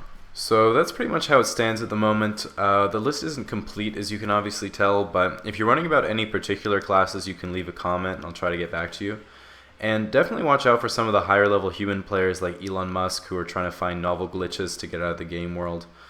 And lastly, be sure to stay up to date with the upcoming global warming patch. Rumor says that penguins are still getting screwed in that one, but there should be buffs for Canada. Not to brag, but I've been eating food my whole life, and I thought I'd make a video going over all the types of food in the world I can think of with a brief description. If your country isn't mentioned, don't feel bad, you just should have invented sushi or pizza. French. Interestingly, while highly acclaimed for their restaurants, it's a well-known fact that French people themselves don't actually eat anything, surviving solely on tiny cups of espresso and the feeling of superiority. You can identify if you're eating French food when you literally can't enjoy the meal because your brain is always doing the calculus of whether it was worth the money. Japanese. I love Japanese, and admittedly, I think sushi in particular is the perfect date food. Light, delicious, and I can demonstrate my high-quality hunter-gatherer genes through adroit chopstick handling and being able to swallow a whole nigiri with zero gag reflex. Another excellent Japanese food is ramen, which is the ultimate min-max dish. It's either 2 days of cooking chicken, pork, and fish in perfect balance and temperature, 3 days making a cured egg, a lifetime of mastering the oils and toppings ratio, and then pairing it with the ideal noodle texture. Or it's opening the package and eating the spicy brick. Mexican food, as it's known by us pigmentally challenged folk, is when you fry anything and serve it with chipotle mayo on a flour tortilla. I also know the word salsa, which is the Mexican word for homemade ketchup. Italian. There are currently 3 known Italian foods: pasta, pizza, and gelato. We hope that one day science may discover more. Spanish. Spanish food is basically the circus version of other food. Chorizo is a spicy hot dog, churro is a deconstructed chocolate donut, sangria is party wine, paella is fried rice jumbo shrimp edition, and gazpacho is what the try-hard kid in your home ec class comes up with when you ask for Mexican ketchup. Greek. When I think of Greek food, I think of small amounts of tasty things being baked in thin pastry and then cut into geometric shapes. Spanakopita, bougatsa, a bunch of things I can't pronounce, and baklava, which are tasty honey nut diamonds. And you might be thinking, excuse me, baklava is actually Turkish. But that doesn't fit the thin pastry narrative, so here we are. American. American food is often known in the United States as food, and it's characterized by extremely large portion sizes, both in the food you're being served and in the guy barbecuing it. All American food is designed to be eaten with two hands, but real patriots do it with one. Hot dog, hamburger, rack of ribs, crawfish broil, BLT, turkey leg, lobster po' boy, chicken wings, Philly cheesesteak, Chicago deep dish. If a nice black lady calls you sweetie and you're suddenly wearing Crocs and a bowling shirt, it's definitely American food. Canadian. You've heard of potatoes and gravy, you've heard of cheesy potatoes, but here comes the remix. And that's what we've contributed in the last 150 years. You're welcome, ladies and gentlemen. British. British cuisine is modeled after the food your 8-year-old nephew comes up with when he asks if he can cook you dinner. Black pudding, beans on toast, toast sandwich, toad in the hole, mushy peas, jellied eels, peanut butter and jelly sandwich, but he ran out of bread and used clotted cream instead of peanut butter. Luckily for my nephew, is a member of the Commonwealth. You know I'd do anything for the Queen. German. One of my favorite German foods is a good old lager beer, which they serve in great excess at Oktoberfest, a famous festival that Germany holds every, you guessed it, September. Other classic German foods involve taking delicious classics and making them a weird shape. Take, for example, wide chicken, beef Rollington, and of course, twisty bagel.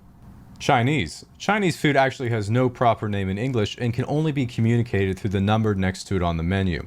Thankfully, Chinese food has thrived in Western countries despite everyone thinking it was bad to eat MSG and raw pangolin for literally no reason. Indian. Indian cuisine is rich in heritage and incredibly diverse. Most Indian restaurants have such expansive menus, it can take minutes to find and order the butter chicken. Another Indian staple is naan, or what Westerners call, puffy tortilla. To be honest, I don't actually know the difference. Middle Eastern. When I think of Middle Eastern food, I think of shawarma, which I do often because there are literally no kebab places in my whole city. For those unfamiliar, kebab is the international cuisine of it's 3 a.m. and the clubs are closed. While I'm not sure how authentic it is when the guy puts french fries in it, you know I'm not complaining. There's also other great Middle Eastern bangers like tzatziki and hummus that are also best eaten drunk and alone with a spoon.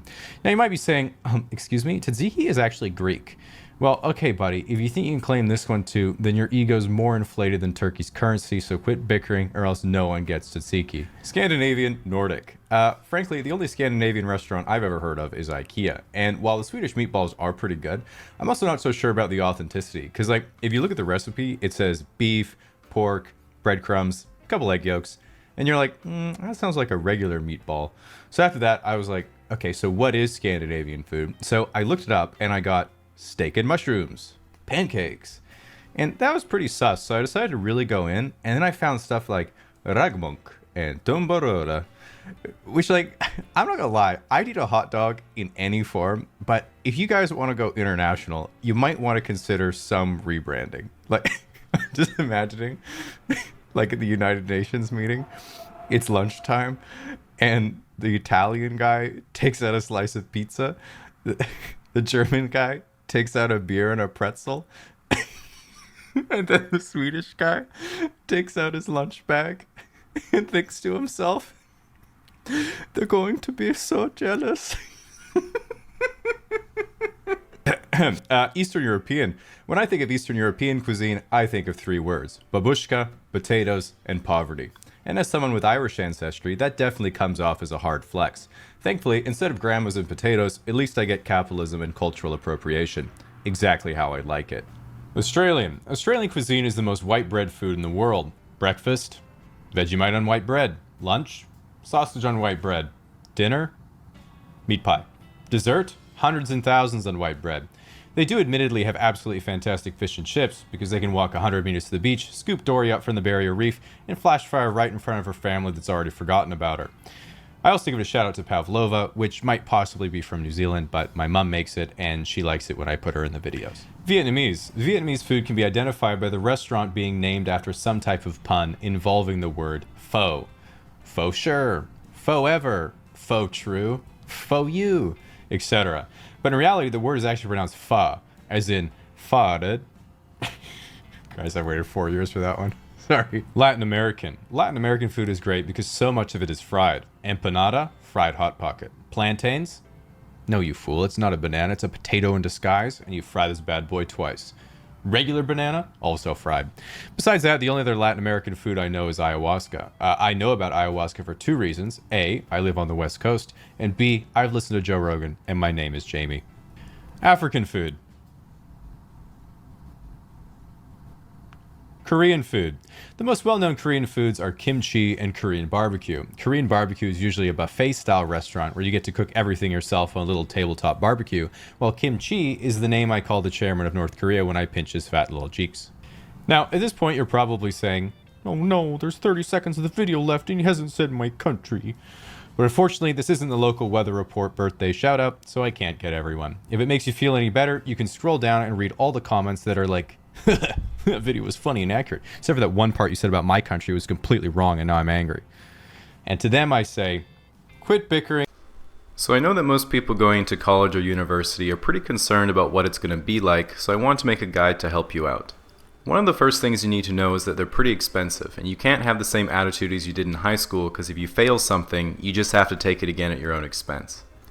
So before you go, you need to ask yourself the question, are you really there to drink and meet girls, or are you there to get a degree that will help direct your career for the rest of your life?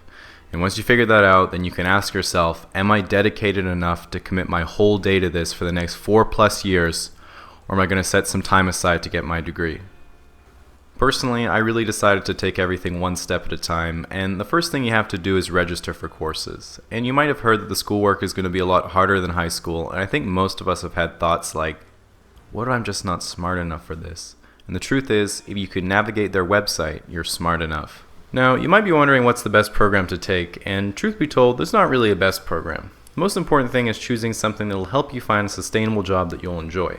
Now, you might be thinking, wait a minute, how do I try to get the job I'll enjoy if I don't know what I'll enjoy because I've never had the job? And that's a good question that I'll avoid by suggesting you use the following rule of thumb. So when you're picking a program, imagine a slider that goes from fun to how much money you'll make. And that's the spectrum you're sort of dealing with. So one thing that most people are really excited about is making new friends, and don't worry, you'll get over that pretty quickly. But if you're talking to someone, one thing I think is really important is to avoid certain trigger phrases when you're talking to people from different departments. As an example, don't talk about the job market with fine arts students, don't talk to pre-med or med students about student loans or how long until they graduate, and never ever tell an engineering student you had a lot of homework last night, even if you're another engineering student. If you're wondering what type of engineering has the most homework, it's the one they're taking. On a similar note, as for how much work you should expect to do, when I started classes they told everyone, you should be studying for 2 to 3 hours at home for each hour of lectures you attend. And I remember thinking, wow, no homework. Unfortunately, that eventually backfired when we had an in-class midterm and I couldn't find the room. So along with that loophole that doesn't work, there's some common myths I want to dispel right away so you don't have the wrong idea about college or university. You'll still be one of the smart kids. Myth. People are a lot more mature. Myth. You'll have a lot more sex. True. I'll have a lot more sex. Myth. Now, completely unrelated but something that can really have an effect on your experience is the male to female ratio in a program. As an example, looking at the stats from our local schools, computer science and software engineering is 90% male, while the health and nursing programs are 90% female.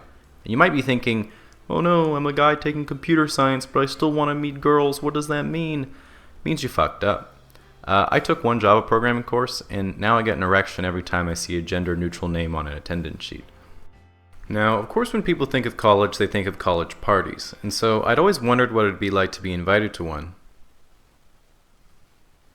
On a bit more serious note, one thing I think needs to be said is that a lot of students are a little bummed out that they were really good at something in high school, but now they're kind of middle of the pack. But the truth is, you don't need to be the best at your discipline to do great things. As an example, I never showed a lot of potential in high school, but now I make YouTube videos in my room. What I mean to say is I think it's important to look for other avenues to really help you stand out to employers and help your career in general. Like once your skill is at a certain level, you don't become a famous artist by being better than everyone at art or music, you get there by being better at marketing. You don't become a chief engineer by being better than everyone at math, you get there by being better at communication and dealing with people. And ultimately, try to have at least a little bit of diversity, because even if you're lucky enough to have the ability to become the best in the world at one thing, in 30 years it'll be even more difficult to cope when we all... One of the reasons I love the stock market is because it really gets down to the core of what I think life is all about. making as much money as humanly possible with complete disregard to everything else. Now, while I'm sure philosophers might eventually be able to come up with a reason why this could be bad, one reason why it's good is because it rewards business models that work, punishes ones that fail, and encourages competition within an industry, which often leads itself to innovation and getting customers better products. As an example, take a look at the craft beverage industry. It used to just be big companies like Nestle selling tap water at a huge markup, but now we have Belle Delphine. So, while the stock market either goes up or it goes down, the ways you can lose money on it are nearly endless. So you'll notice that different types of people like to trade in different ways depending on how they are in real life. First of all, we of course have the investor. This is your classic older guy who knows a thing or two about the stock market. Like literally one or two things. And those two things are time in the market beats timing the market and dollar cost averaging. If they had to get a tattoo, it would say buy the dip, but they would never do that because tattoos are a sin. Next, we have the boys of Wallstreetbets. These are your Zoomer and Millennial degens looking to get rich or take physical delivery of 50,000 barrels of crude oil trying. They trade almost exclusively options, which typically results in them making several times their original buy-in in a matter of days, or straight up losing it all. They figure that they're only gambling with their future, so nothing to lose anyway. Their trading strategy consists of don't fuck with the mouse, and getting to a stock after it's already gone up 20% in the last 3 days.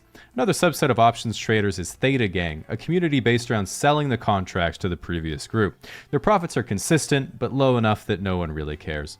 Their primary gains being the feeling of intellectual superiority when using terms like Iron Condor, Calendar Spread, IV Crush, and Gamma Hedging. Next we have your Silver Bugs and Gold Bugs. These are the guys looking to keep their money safe. So safe that once some guy in Africa digs it out of the earth and sends it over, they dig a hole in their backyard and put it right back in. This investor is most often associated with the prepper community, who are anticipating the coming apocalypse and have their shotgun shells and seed collections ready to go in their underground bunker.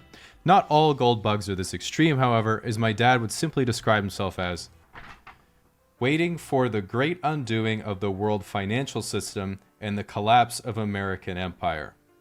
Very similar to your gold bugs, you have the people who are into cryptocurrency. These guys are similar in disposition, but generally younger and less doomer. They don't keep gold or silver in a vault in their basement because that's where they live, kept warm by enough GPUs to melt Greenland. They're absolutely loaded, but never buy anything because if they sold Bitcoin for US dollars, that would imply Bitcoin isn't a real currency. Penny stock speculators. If options trading is the casino, then penny stocks are the scratch-offs. If there's the wolves of Wall Street, these are the sheep. And you might be thinking, what? No, I'm not a sheep. But like, bro, it's in the movie. Like, literally that's what the movie's about. If someone posted a thread on Aerotine with a few rocket emojis, you know you'd put down 3K in an instant. Quants. These are the MIT graduates with 3 PhDs who work with 20 other math geniuses on a specific machine learning algorithm in order to front-run the quartz crystal in the Chicago Mercantile Exchange's internal 24-hour clock by running a fiber optic cable that's 14 feet shorter than the closest competitor, thereby reducing the distance light has to travel so he can arbitrage 1/4 cent profit per bushel on soybean futures. He makes $500K a year, but secretly dreams of owning an acreage and holding a soybean in the flesh. The security analysts. These guys are the very detail-oriented investors who are always out to find a good deal on an undervalued stock. Their biggest weakness is not being able to bring themselves to buy Apple, even though it's outperformed their entire portfolio for the past 10 years. Of course, we can't forget, last but not least, Wall Street. This is your investment banks, hedge funds, and money managers. Big money, smart money, whatever you want to call it. Now, what most people think Wall Street does is this. Looks like Daryl from New Hampshire just bought $15K worth of Delta Airlines. Oopsie daisy. But what they actually do is this. Bring, bring, bring, bring. Hi, this is JP Morgan Client Services. Hi, can I buy $15,000 of Delta Airlines? Yeah, sure. There's a $5 service fee. Well, that's fine. Okay, it's done. Thank you.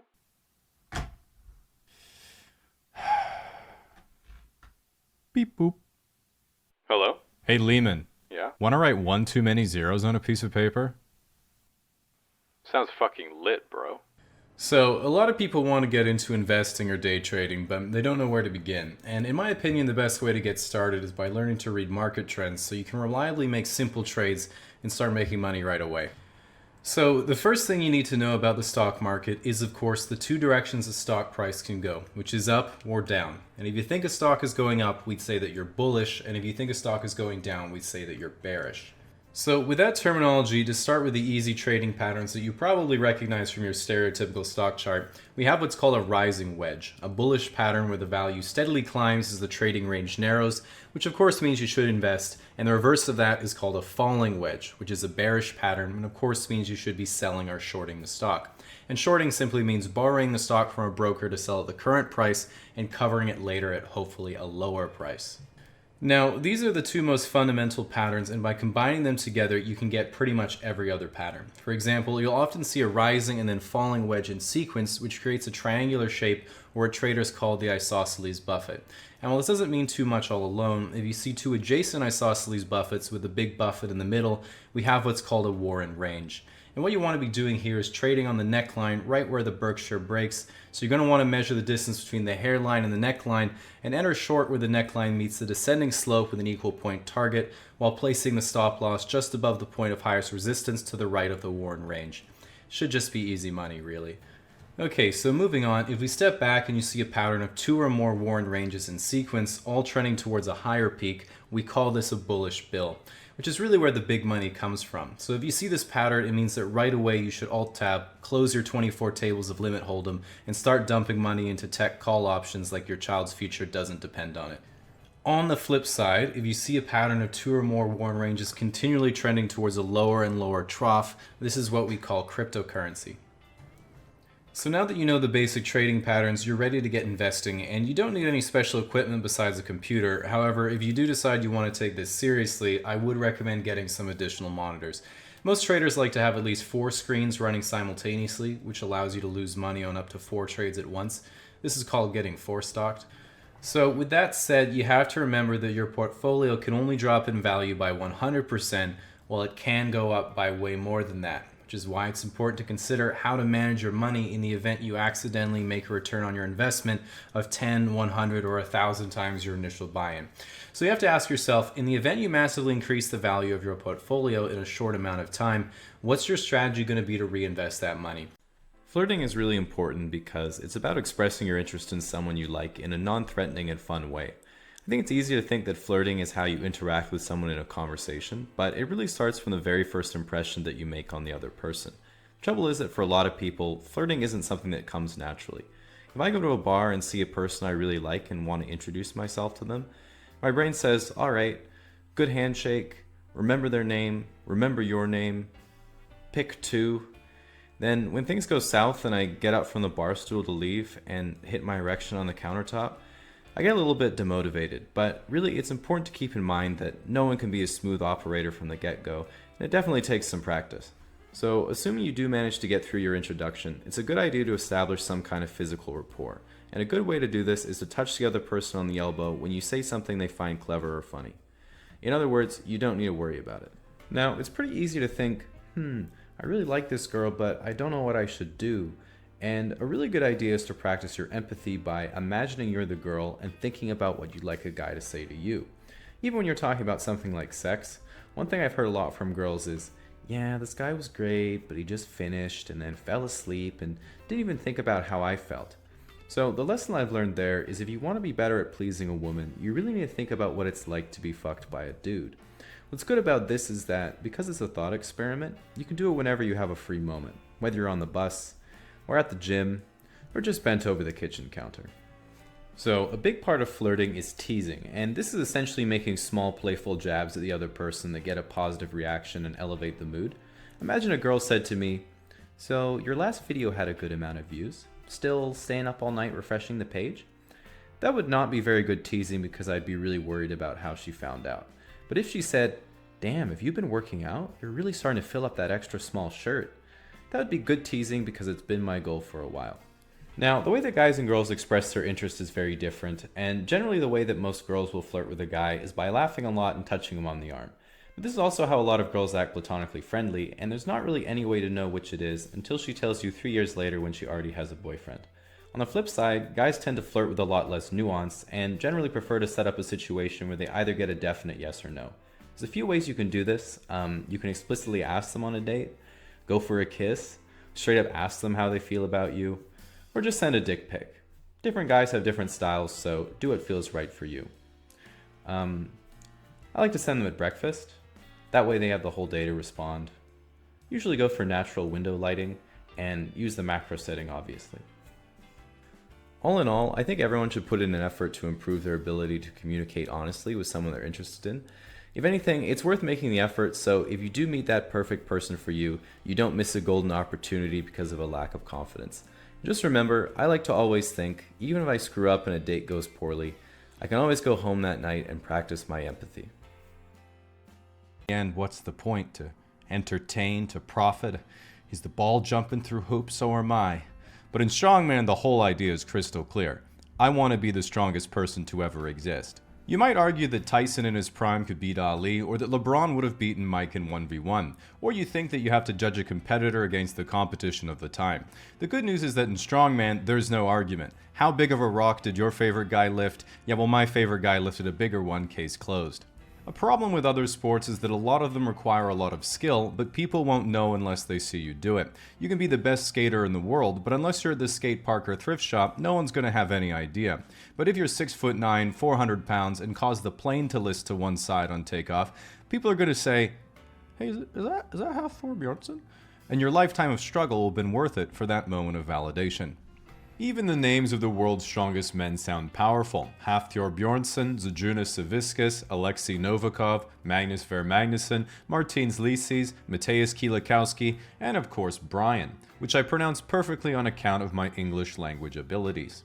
The great thing about strongman is you don't even need a reference point to understand how good these athletes are. Every guy watching MMA or boxing always thinks they could land a punch or two on Floyd Mayweather, or maybe even knock him out with their lucky haymaker.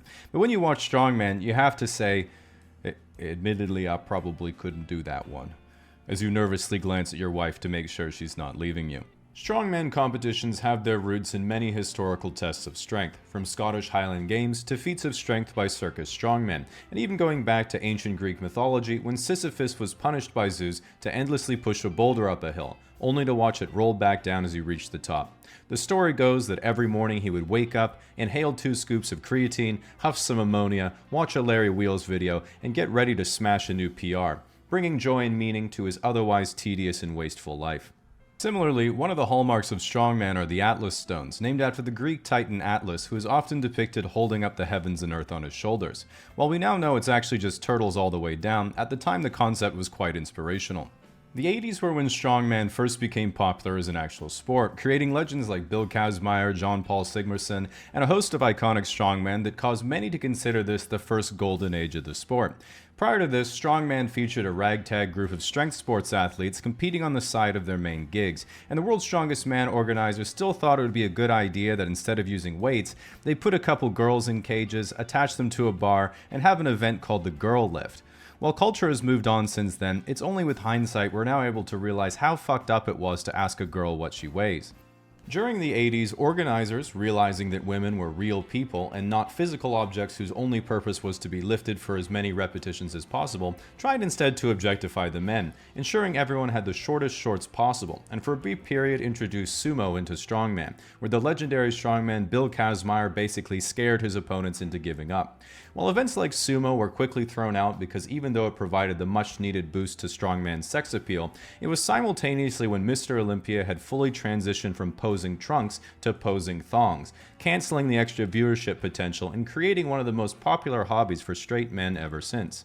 Bill Kazmaier was the man who dominated strongmen in the early 80s. He won World's Strongest Man in 1980, 81, 82, and then the organizers banned him from participating for essentially being too good.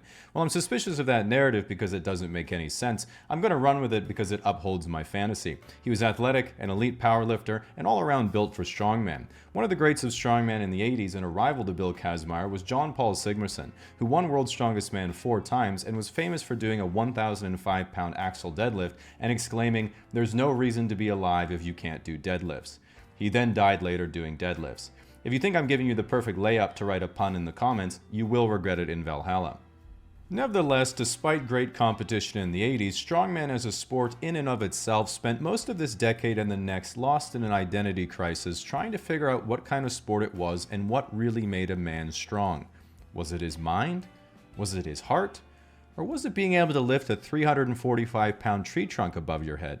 No one truly knew for some reason, and strongman fell into a competitive lull. Other than having arm wrestling that ended how every popular arm wrestling clip usually does, the 90s were an overall boring time for strongman, as more important things were taking up people's time, attention, and money. I was being born without my permission, the internet was being called a fad by Nobel Prize-winning economists, capital investment was pouring into children's cartoons, cereal advertisements, and anything to sell mass-manufactured products to Western millennials with an exorbitant markup. While all of these pieces of plastic were fucking awesome, it wasn't the time or place to lift heavy things. But the time was soon to come. In the early 2000s, strongman was still somewhat dormant, but re-emerging from hibernation, where the only person winning things because of rules around international competition and lack of anyone really being all that good was Mariusz Pudzianowski, who admittedly was the first strongman ever who wasn't quite as statically strong, but was really fast and had great endurance on account of being jacked out of his goddamn mind. While he is one of the most athletic and decorated strongmen in history, popularized the sport immensely because everyone thought, well, why isn't he really fat? And maybe one of the best strongmen ever, pound for pound, I will reiterate that the spirit of strongman, where our hearts and souls have always been, is who can lift the biggest rock. And he did not usually lift the biggest rock. And so in the eyes of many observers of the sport, we all thought, nah, I wouldn't choose him as the best strongman ever, but this is of course how I would look if I tried strongman. With this new popularization of World's Strongest Man and a shift in marketing due to internet popularity, many event changes occurred, shifting from somewhat heavy things done quickly to extremely heavy things done some of the time. And after 2008, when everyone's leveraged CLOs went tits up, it was obvious to most men that if you couldn't get rich, you might as well get strong. And we had a well-rounded and dynamic international competition where Zydrunas Savickas established himself as arguably the greatest strongman of all time. He was immensely statically strong, known particularly for his overhead press, but more importantly, he ultimately cemented an image in our collective brain cells of what a strongman looks like. A regular tall fat guy, but with a weightlifting belt. As Big Z moved towards retirement in the mid-2010s, he ushered in the peak of what has been called the era of the Giants, where the likes of Brian Shaw and Hafthor Bjornsson, 6'8" and 6'9" respectively, became the focus of the sport, along with Eddie Hall, who is instead about 6'8" in circumference. Most strongmen historically have been about 6'3", barely qualifying them for Tinder, and the challenge of these new height differentials meant that one of the most important factors in any strongman competition would be what the events were going to be, because generally speaking, any event where you needed to move something along the y-axis, like deadlift or overhead press, would favor hydraulic refrigerators like Eddie Hall, while events that required weight, leverage, or grip advantages like the Fingal's Fingers, truck pull, or the keg toss would favor the even bigger boys. The Giants era was really a new golden age of hype around if these new human blueprints were going to destroy all previously known limits. And while Brian Shaw dominated for several years through overall well-roundedness, near the end of this era it ultimately became more a pursuit of breaking world records in specific categories. Eddie only won World's Strongest Man once, then said, fuck this, I'm going to be the first person ever to deadlift 1,100 pounds. Hafthor also won World's Strongest Man once, then said, I'm the guy who launched Pedro Pascal's career, I'm going to lift this tree, then I'm going to deadlift exactly 1 kilo more than Eddie. This annoyed Eddie, and they of course settled the dispute the only way that makes sense. Taking the obvious next step, all three of them are now YouTubers. Since the end of their rivalry in the late 2010s, we began the modern era of strongman, which seems to be the age of specialization. While everyone wants the title of World's Strongest Man, especially me, focusing on individual records is much more practical. Guys like Tom Stoltman, who is himself 6'8", has mastered the art of lifting the biggest rock over a bar. Mateusz Kielikowski has mastered the art of lifting the biggest rock onto your shoulder, and Eddie Hall has mastered lifting the biggest rock for the most ad revenue. Guys like Martins Licis seems to just be doing his own thing.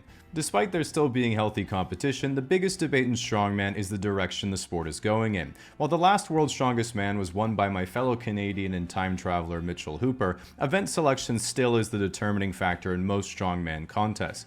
I think that a good way to address biased event selection is create events where the weight and what you're supposed to do with it is standardized, but the shape of the weight is not revealed until the day of the event. This allows athletes to prepare for the event, but not specialize specifically for the task.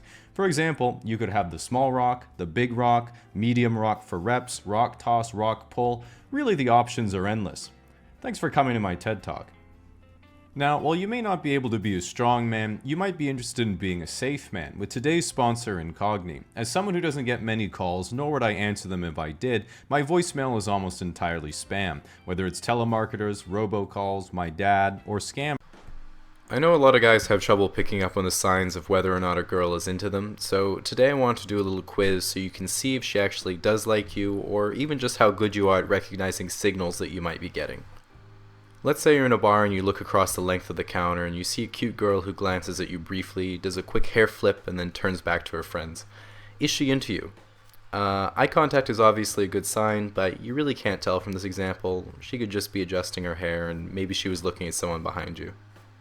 So let's say you're at the office and your cute coworker is waiting behind you to make some copies of whatever people make copies of, and she says, "Wow, do you think you could go any slower?" and then playfully punches your arm. Is she into you? Again, you can't really tell from this example either. She might like you, but she might just be giggling and punching your arm as a sarcastic middle school throwback, so really no way to tell. Okay, so let's say you're at the gym on the elliptical for some reason, and Cutie McBooty comes in and gets on the exercise bike in front of you. And then after 5 minutes, she looks back and says, "Wow, I'm so sweaty already. If only there were a way to get the same workout at home riding something else." And then gives you a wink. She into you? Yeah, I still can't tell with that one. Exercise equipment is pretty expensive, and maybe she lives in a small apartment and just doesn't have space. So maybe you find a good deal on rowing machines somewhere, you can show her the flyer. Okay, so let's say you meet up with a friend that you've had coffee and drinks with a couple times, and she says, "I had a lot of fun on the last few dates we went on." That's a good sign because she thought those hangouts were actually dates, so suppose then she says, "How'd you like to come back to my place and watch Netflix tonight?" That's another good sign. It's usually a pretty good indicator when a girl invites you to do something, especially at her place. So then let's say later at her house you guys are watching Wall-E or something like that, and she says, "I'm getting pretty bored, why don't you come upstairs with me?" That's another great sign. She probably has something pretty interesting to do upstairs if it's better than watching Wall-E. So then after you go up there, all of a sudden she pushes you onto her bed, dims the lights, rips off her clothes, and you start having sex. Is she into you? Yeah, again, you really can't be too sure. It's pretty dark in the room, so she can't really see you properly. Maybe she's from Canada and was just being polite. Anyway, best bet is to just keep your wits about you and continue to look. Advice: if you're the hottest person in the room, you should go outside.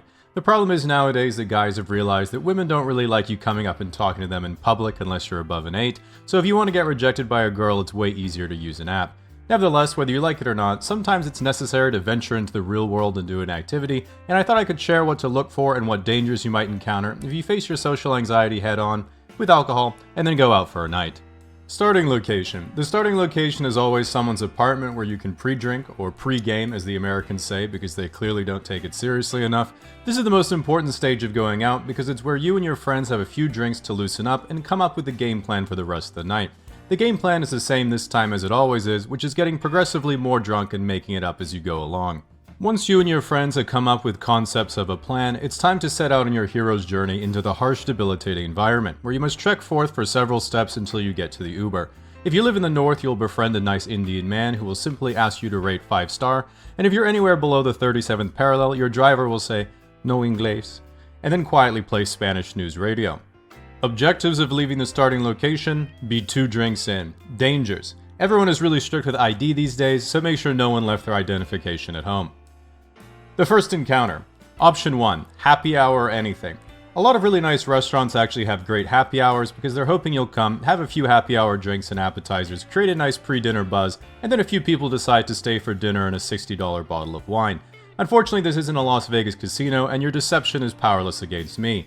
I will have 5 glasses of sparkling wine and 2 dozen oysters for $35, then I'll dip immediately at 5:59 p.m.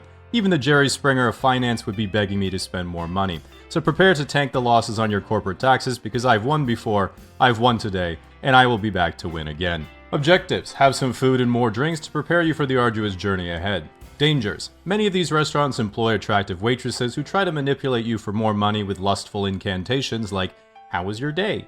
or "Is everything tasting okay?" Do not fall for their siren song and always be the change you want to see. Remember, tipping is a social construct. First encounter option 2, dive bar. Dive bars are pretty much the cheapest option you have for going out, usually on the edge of town and not that busy, but you probably won't find your life partner here unless you're looking to donate one of your kidneys to them real soon. Objectives, cheap drinks and guaranteed free seats. Dangers, you get a glimpse into your future for when your life completely falls apart. Also, if you lose a bar fight and allergic to peanuts, you will die. The second location. The second location is the last moment you can still turn back and abandon the plan, which is seeing if it's going to be an actual night out, or if someone says something cowardly like, I have work tomorrow, or I have a wife and kids and need to spend time with them.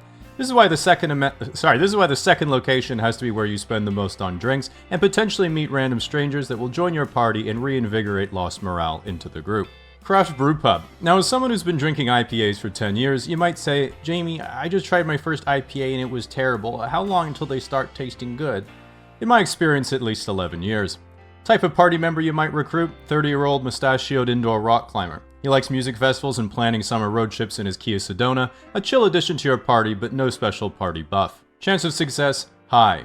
Option 2, cocktail bar. Cocktail bars aren't the best for group outings because they have limited seatings and are usually really busy, but they are a classic date idea for a reason, which is that most girls don't actually know what food is and so typically live off of iced matcha lattes and small processed bags of carbohydrates they have stashed in strategic locations to forget about and then rediscover throughout the day. Cocktails and bar snacks are basically just an upscale version of this, tricking them into thinking you are capable of providing a better version of their current lifestyle. You unfortunately cannot, as you're paying for the check by letting your car loan go to collection. Type of party member you might recruit, wife. Chance of success, low. Option 3, natural wine bar. This is what the modern hipster has adopted after moving on from craft beer. We can't afford houses or children, but we can afford houseplants, tattoos, and overpriced dining experiences. If you've ever had the luxury of visiting Europe, you know you can go to any supermarket and buy drinkable wine for €3, or go full top shelf of the supermarket for $5. If you go to Korea or Japan, you can buy a bottle of soju or sake for $1.50, but in North America, you can go to a natural wine bar and spend $90 on fortified kombucha that has a living organism growing inside of it. You might think this is a scam until you see the bottle has a quirky label on it you can post on Instagram for clout, and then you also realize the bar is filled with hot millennials. Type of party member you might recruit, someone else's wife. Chance of success, medium. The last stop. Deep in your psyche, this is where you knew you were going all along, back when you said, yeah, we'll see how it goes, I guess. This is the most dangerous part of your journey, and each location option has a drunk boss fight you and your friends have to overcome. In order to conquer the last stop, you and your party has to strategically time your arrival with when your blood alcohol level is reaching a crescendo, as all of these locations require you to be as stupid as possible while still being conscious in order to take on the boss fight. House party. A house party is the prime location for bad late-night decision-making because there'll be lots of drunk people you don't know, one extremely stressed sober person trying to manage the $20,000 in damage being done to their parents' property, and a bunch of frat guys who are probably going to be in the news tomorrow.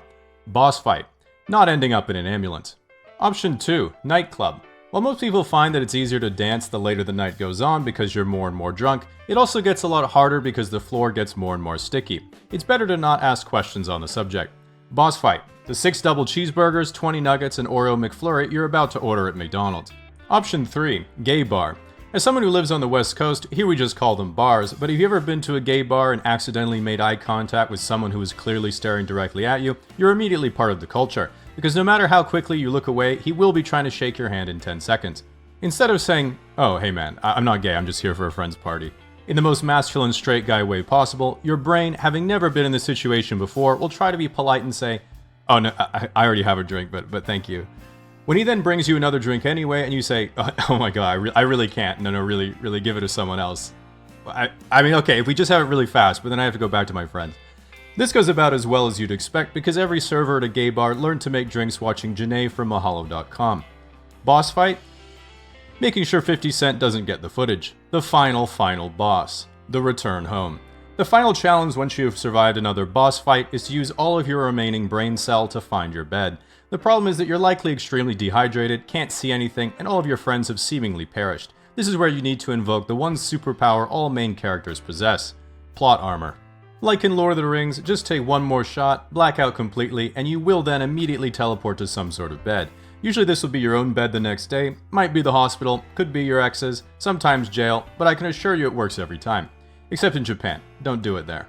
At the end of the day, going out was a sacrifice, and you might say that while we managed to lose our money, dignity, wedding rings, And then there was whatever happened at Diddy's. The lesson learned was that just like life, going out wasn't about the journey, it was about how hot the people we met were, and if we'll ever see them again. Machine going as fast as possible on the open roads, with nothing backing him up except his willpower.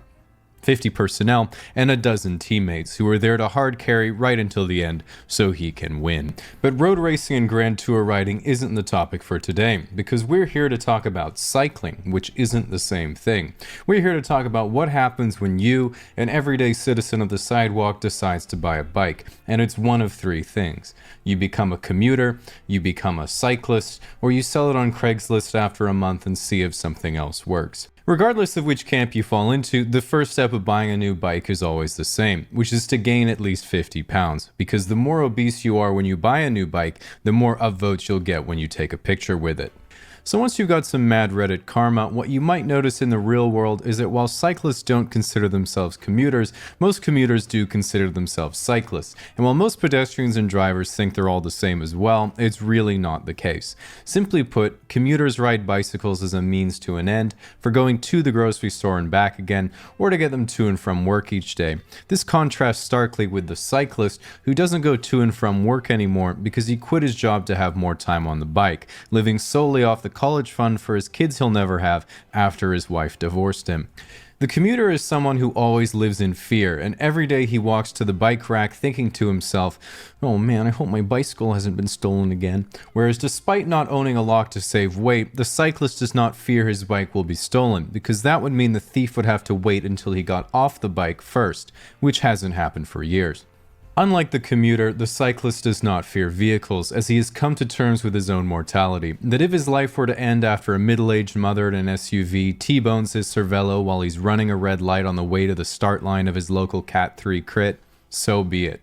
A life of safety, that is to say, the life of a commuter, requires an ultimate sacrifice, and that sacrifice is speed. A sacrifice that no cyclist would ever make, instead risking his own collarbones and supple skin to the harsh reality of the pavement.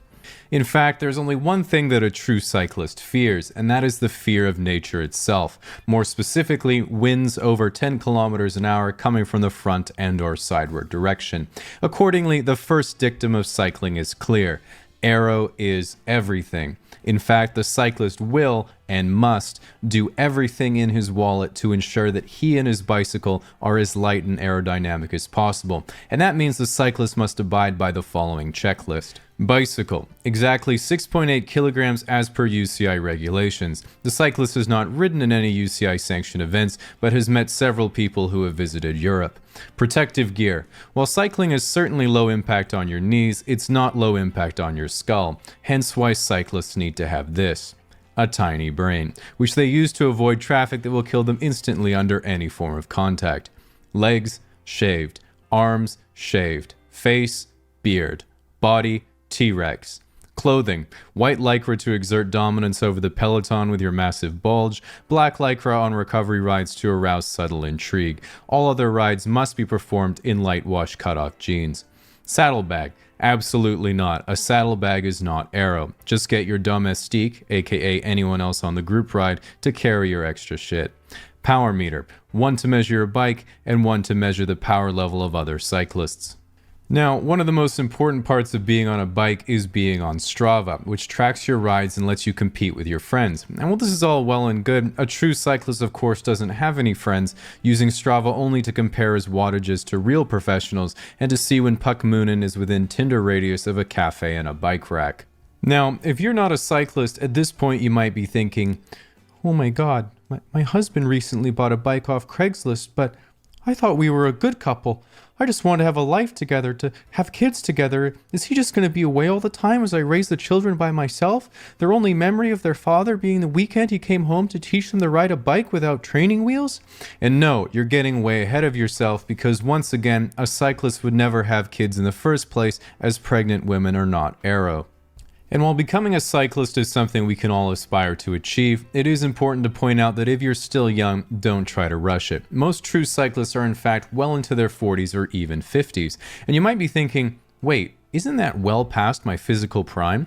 And yes, it certainly is, but being a cyclist isn't about athletic ability. Being a cyclist is about being at an age where you can quit your dental practice and still have the money to fly to Alpe d'Huez with your lightweight climbing bike so you can take a helicopter to the top and only do the descents. Leave the Tour de France and Olympic track cycling to the kids, who ride their bike purely as a means of self-suffering, hoping they may one day get to keep one of the $15,000 custom bikes their sponsors force them to ride.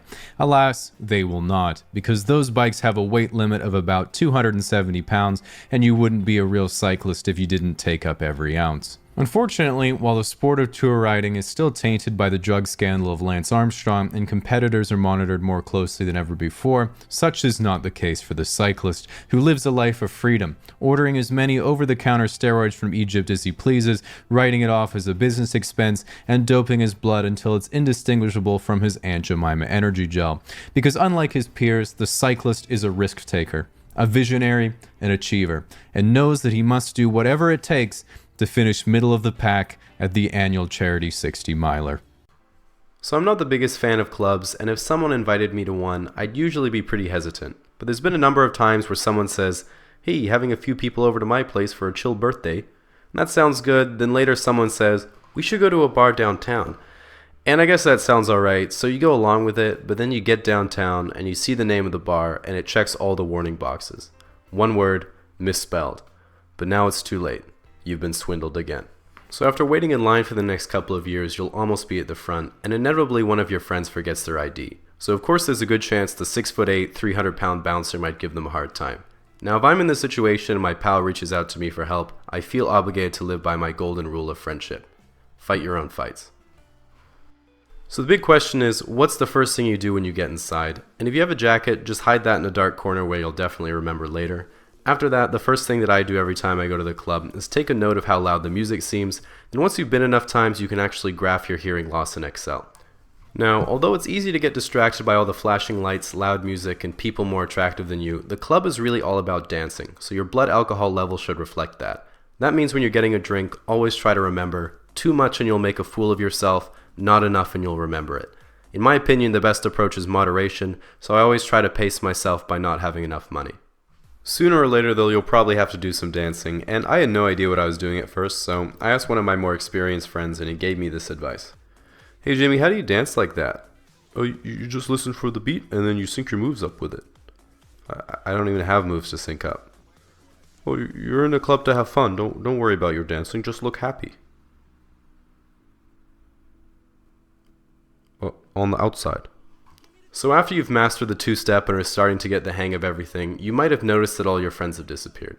This is called club entropy and increases with alcohol consumption. Don't worry about it, this gives you a chance to do your own thing and maybe find someone to dance with. Now if you're at the club with the intention of meeting your future wife, it's probably not going to happen because you're going to be single forever. But the fact of the matter is there are a lot of guys who stand on the periphery and sip on a Corona hoping someone will talk to them. But you can't expect that someone will walk over and add value to your night if you don't try to add something to theirs. And in a club, it's pretty much impossible to communicate verbally, so you need to adapt to the environment. I bring an Etch-a-Sketch. Not only does it keep me occupied, but I can also use it as a tray if there's a big line at the bar and I can't carry all my Coronas. Now, after a few more drinks, whether you like it or not, you'll start to notice that significant periods of time seem to pass instantaneously without you remembering any of it whatsoever. 1 second you're absent-mindedly doodling in the corner, the next you're calling the DJ fam and demanding he play more Drake. 1 second you're questioning your own existence, the next you bought Hennessy for the entire venue. 1 second you're about to pack it up and go home, the next you're doing lines with Elon Musk and inhaling body shots off a Model S. Or at least you think you did, because your camera roll on the club's social media will tell a different story tomorrow. Nevertheless, right at the peak of your night, when you truly believe you are the unstoppable force of nature you've always dreamt of becoming, is when the house lights come on and you have to leave. You'll try to look at Google Maps with your phone, but your battery's dying and so are you. Thankfully, drunk navigation has never let me down. When you get home and try to go to sleep, you might notice that your ears are in significant pain and you're experiencing a relentless ringing sound that seems to be right inside your head. This is called regret. The initial experience will fade quickly, but it always leaves lasting damage that accumulates over time. One of the best coping mechanisms is telling yourself that you'll never go to the club again, and if you say it with enough conviction, this will actually dull the pain by tricking yourself into thinking, waiting in line for brunch since the dawn of time, you finally sat down at a table. But then you realize who you're actually eating with. The brunch alpha. It's been 45 seconds and the food isn't here yet. Waiter! I don't know, this seat seems pretty close to the door. Waiter! Your water is over 55 degrees. Wait. Okay, they're not even on our table. Of course, there's the social media guru. I don't know how she knows that the food is good before she tries it, but it's nice she lets everyone know on Instagram, Twitter, Facebook, Snapchat, Pinterest, Flickr, Tumblr, Vine, Reddit, Google+, LinkedIn, DeviantArt, and Yahoo Answers before she gives it a taste. The die-hard vegan. You'll know. The guy who spends too much on mimosas after passing up bottomless drinks. $35 for bottomless drinks? What a ripoff. Who would get more than one or two anyway? Okay, that one was me. The post-workout guy. He knows he was at the gym. You know he was at the gym. Everyone knows he was at the gym. Hey guys, sorry I'm late. Just got back from gymming it up at the gym. Hey, do they do protein shakes here? And even if you get the courage to go to brunch all by yourself, there's always the worst guest of all. Other people's children. Mom, why is that guy all alone? Does he have no friends? Orange juice. Whoops. Tipping is the practice of customers voluntarily leaving additional payment at a restaurant or for a service as a way of appreciating someone doing a great job. If a waiter or waitress is particularly attentive, thoughtful, and has genuinely made your experience more memorable, it can be nice to give them a few extra bucks for their effort, and for solid but not outstanding service, it's both nice and convenient to at least round up the bill. At least that's how it works in Australia, New Zealand, the UK, France, the rest of Europe, Japan, India, Asia in general, Latin America, Africa if they had extra money, and pretty much every country in the world. But there's one notable exception, the United States of America. And one less notable exception, Canada. Because here in North America, not only do we tip on just about everything, in a restaurant it's standard to tip 15 to 20% unless the food literally kills you, in which case you would put 14% in your will to make a statement. And a big reason for our tipping culture is because of how much waitstaff are paid, which is often below minimum wage. The idea being that when you combine tips with their pay, it will be above minimum wage, and if it's not by the end of the month, then the restaurant will make up the difference. So ultimately, you end up with a game of chicken whereby a restaurant says, we're going to underpay our staff because the customer will make up for it, and the customer says, if we don't make up for it, the restaurant will have to stop underpaying their staff. This is of course the reason why I always tip 0%, because I'm not a coward. But it doesn't stop there, because while pretty much everyone knows that you should tip 15 to 20% at restaurants, bars, taxis, and at the hairdresser, there are situations that get niche enough that none of us even know what you're expected to tip. Movers, I don't know. Cleaning lady, I don't know. Grocery delivery, I don't know. Massage therapist, I don't know. Depends what ending you want. Even the other day I was getting some furniture delivered, and so I googled if you're supposed to tip the delivery guys, and one person said, they assemble it, I'll tip them, but if they just drop it all off at my place, then I'll just give them a 6-pack of beer or something. So now not only do we have to worry about how much to tip people, we've actually completely regressed to the barter system.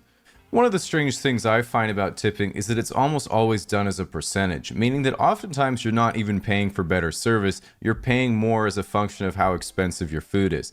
If you come in and buy a $100 bottle of wine and leave a $5 tip, that would be considered being a bit cheap. But if me and my friends go into the same restaurant, order 2 happy hour house wines minutes before happy hour's over, and sip on them until late night happy hour starts again, when we tip $5, that's like twice as much as our entire bill. So to the untrained eye, we seem generous, even though we're actually bankrupting Cactus Club from the inside out. Now, given the fact that tipping is so prevalent in North America, there must be some logic behind it. And while one reason in restaurants is that it leads to lower menu prices, giving the illusion of a better deal, the argument for tips being a big part of servers' income is that by having a large percentage of their wage coming from tips, it incentivizes them to do a better job. This is of course why it was such a shocker when George Washington went with the Constitution and not the iron backbone of the restaurant model. What frustrates me even more is that in Canada, if we pay by card, we're immediately prompted to tip either 15, 20, or 25% by the machine. And that tip is on top of tax. So not only do you panic trying to figure out if you're supposed to tip when you're just getting takeout coffee, if you don't have the balls to press other tip and manually enter 0%, the government then charges you interest for being polite and conflict avoidant, the very base values on which all of Canada was founded. Using this tipping logic as part of my own personal protest, when I do my taxes each year, I like to overestimate by 15% and then say keep the change. Just kidding, obviously. I don't declare my income tax. And while we have to deal with confrontation, something us Canadians are not good at, the worst part of non-electronic tipping in America is that it requires you to do basic mental arithmetic, something I thought had been abolished years ago. And while you might think that you're good at simple multiplication and division, the moment you have the spotlight on you, you'll realize that you might as well be doing matrix algebra, because not only do you have NA education, it's also been 3 months since your last Amazon delivery and you've forgotten how to hold a pen. Now, the ultimate question is, what do we do about the whole tipping situation in North America?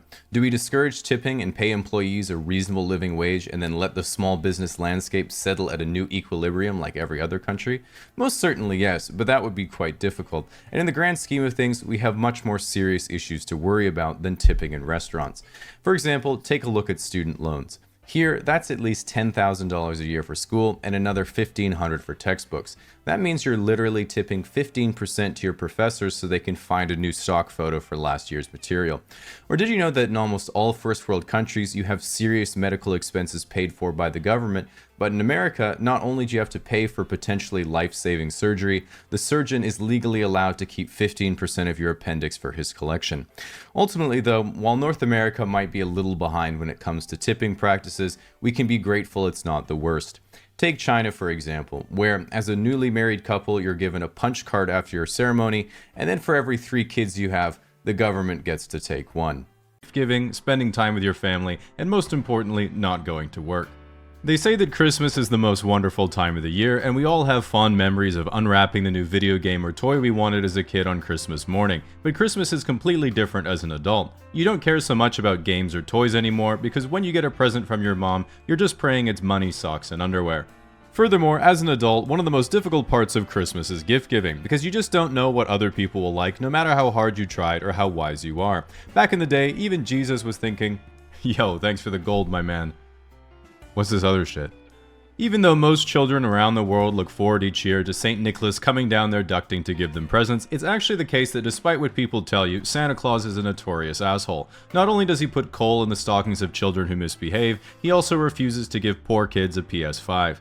As we're all aware, the most traumatic time of year as an everyday consumer citizen is every department store's 24-hour transition from Halloween to Christmas on November 1st. You might think that going from scary and gloomy to frosty and joyous might seem like a great improvement, but if it were a person doing it, you'd be thinking they're about to release the best album ever and then overdose.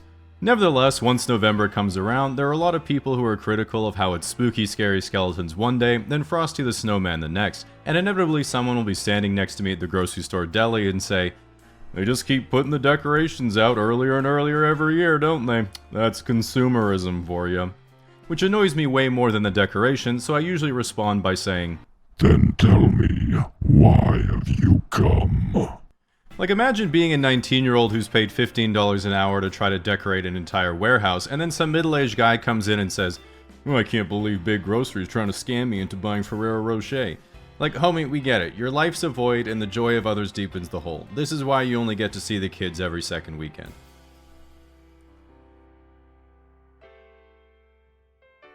Christmas is of course notorious for getting the family together and having a big dinner. When I was a kid, it was common to say, "Finish your plate, there are starving kids in Africa." While we all managed to put a stop to that by saying name 3, nowadays the idea that one person puts on a Christmas spread single-handedly for a whole extended family is as unrealistic as Homer Simpson owning a 4-bedroom detached home in his 30s.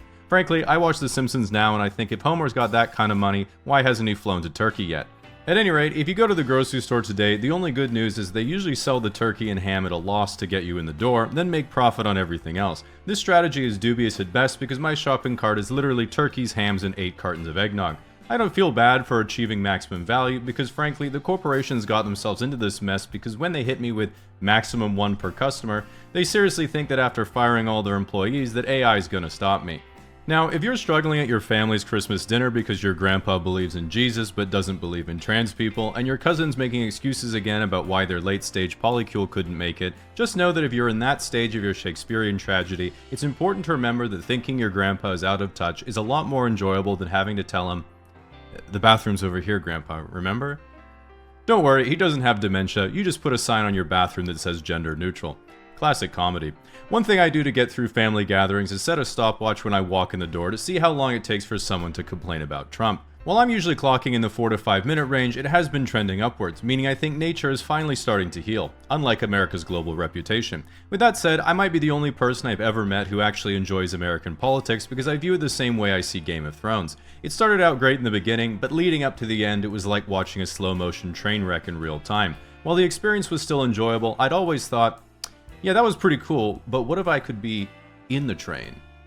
One of the unique characteristics of Christmas is that you can tell someone's political alignment by their attitude towards the holiday. All you have to do is look at them and then ask yourself the question, how does this person feel about the Christmas industrial complex? If you're like, nah, that dude looks like he hates the decorations, hates shopping, and women, constantly says Christmas is about the birth of the Lord, none of this other shit, never gets the gifts he wanted, and is on his third maxed out credit card buying knockoff Nerf guns for his 5 kids, 100% MAGA Republican. If you're like, yeah, this person got every video game console they wanted growing up, loves decorations, worships women, constantly says Christmas is about people richer than them exploiting people poorer than them, has no kids, and has never given their friends a non-performative present in their life, 100% gulag communist Reddit mod.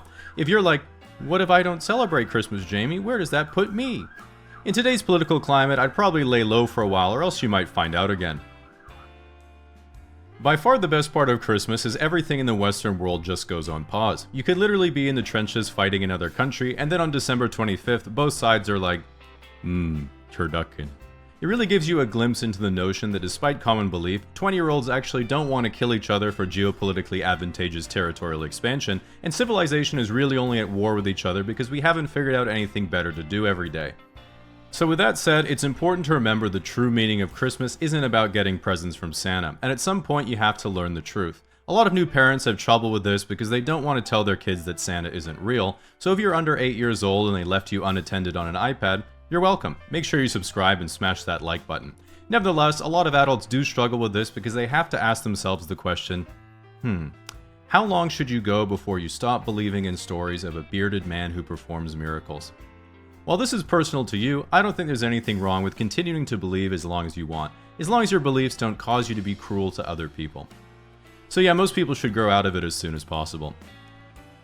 Now, you might be wondering, how does Santa travel all around the world without incurring roaming charges? Simple. Santa can create anything in his workshop, including nuclear warheads, which he can deliver straight down anyone's chimney within 24 hours, so it's in the geopolitical interest. Evolution is the process by which hereditary traits of a species change over successive generations. Much like how no two humans are alike, every creature always has its own genetic code, and therefore its own minute differences from another in its species. These tiny differences sometimes offer small survival advantages that mean a creature may be more likely to later reproduce and pass on its genes. Every organism is essentially the result of millions of iterations of successful ancestors, which creates the tremendous diversity and optimization we see around us. To give a very basic illustration of this process, imagine a species of fish that has plenty of food, but is always being hunted by sharks. However, the environment is rich with orange coral, creating a potential refuge for the fish. Assuming biology allows it, the ones most similar in color to the coral will have a better chance of survival and passing on their genes, so over a long period of time, the species will tend to become more and more orange. On the flip side, the sharks don't need to hide from predators, so the process is a bit different. A shark's survival depends on hunting, so naturally the sharks who are better equipped to find prey will complete quests faster and gain more experience points.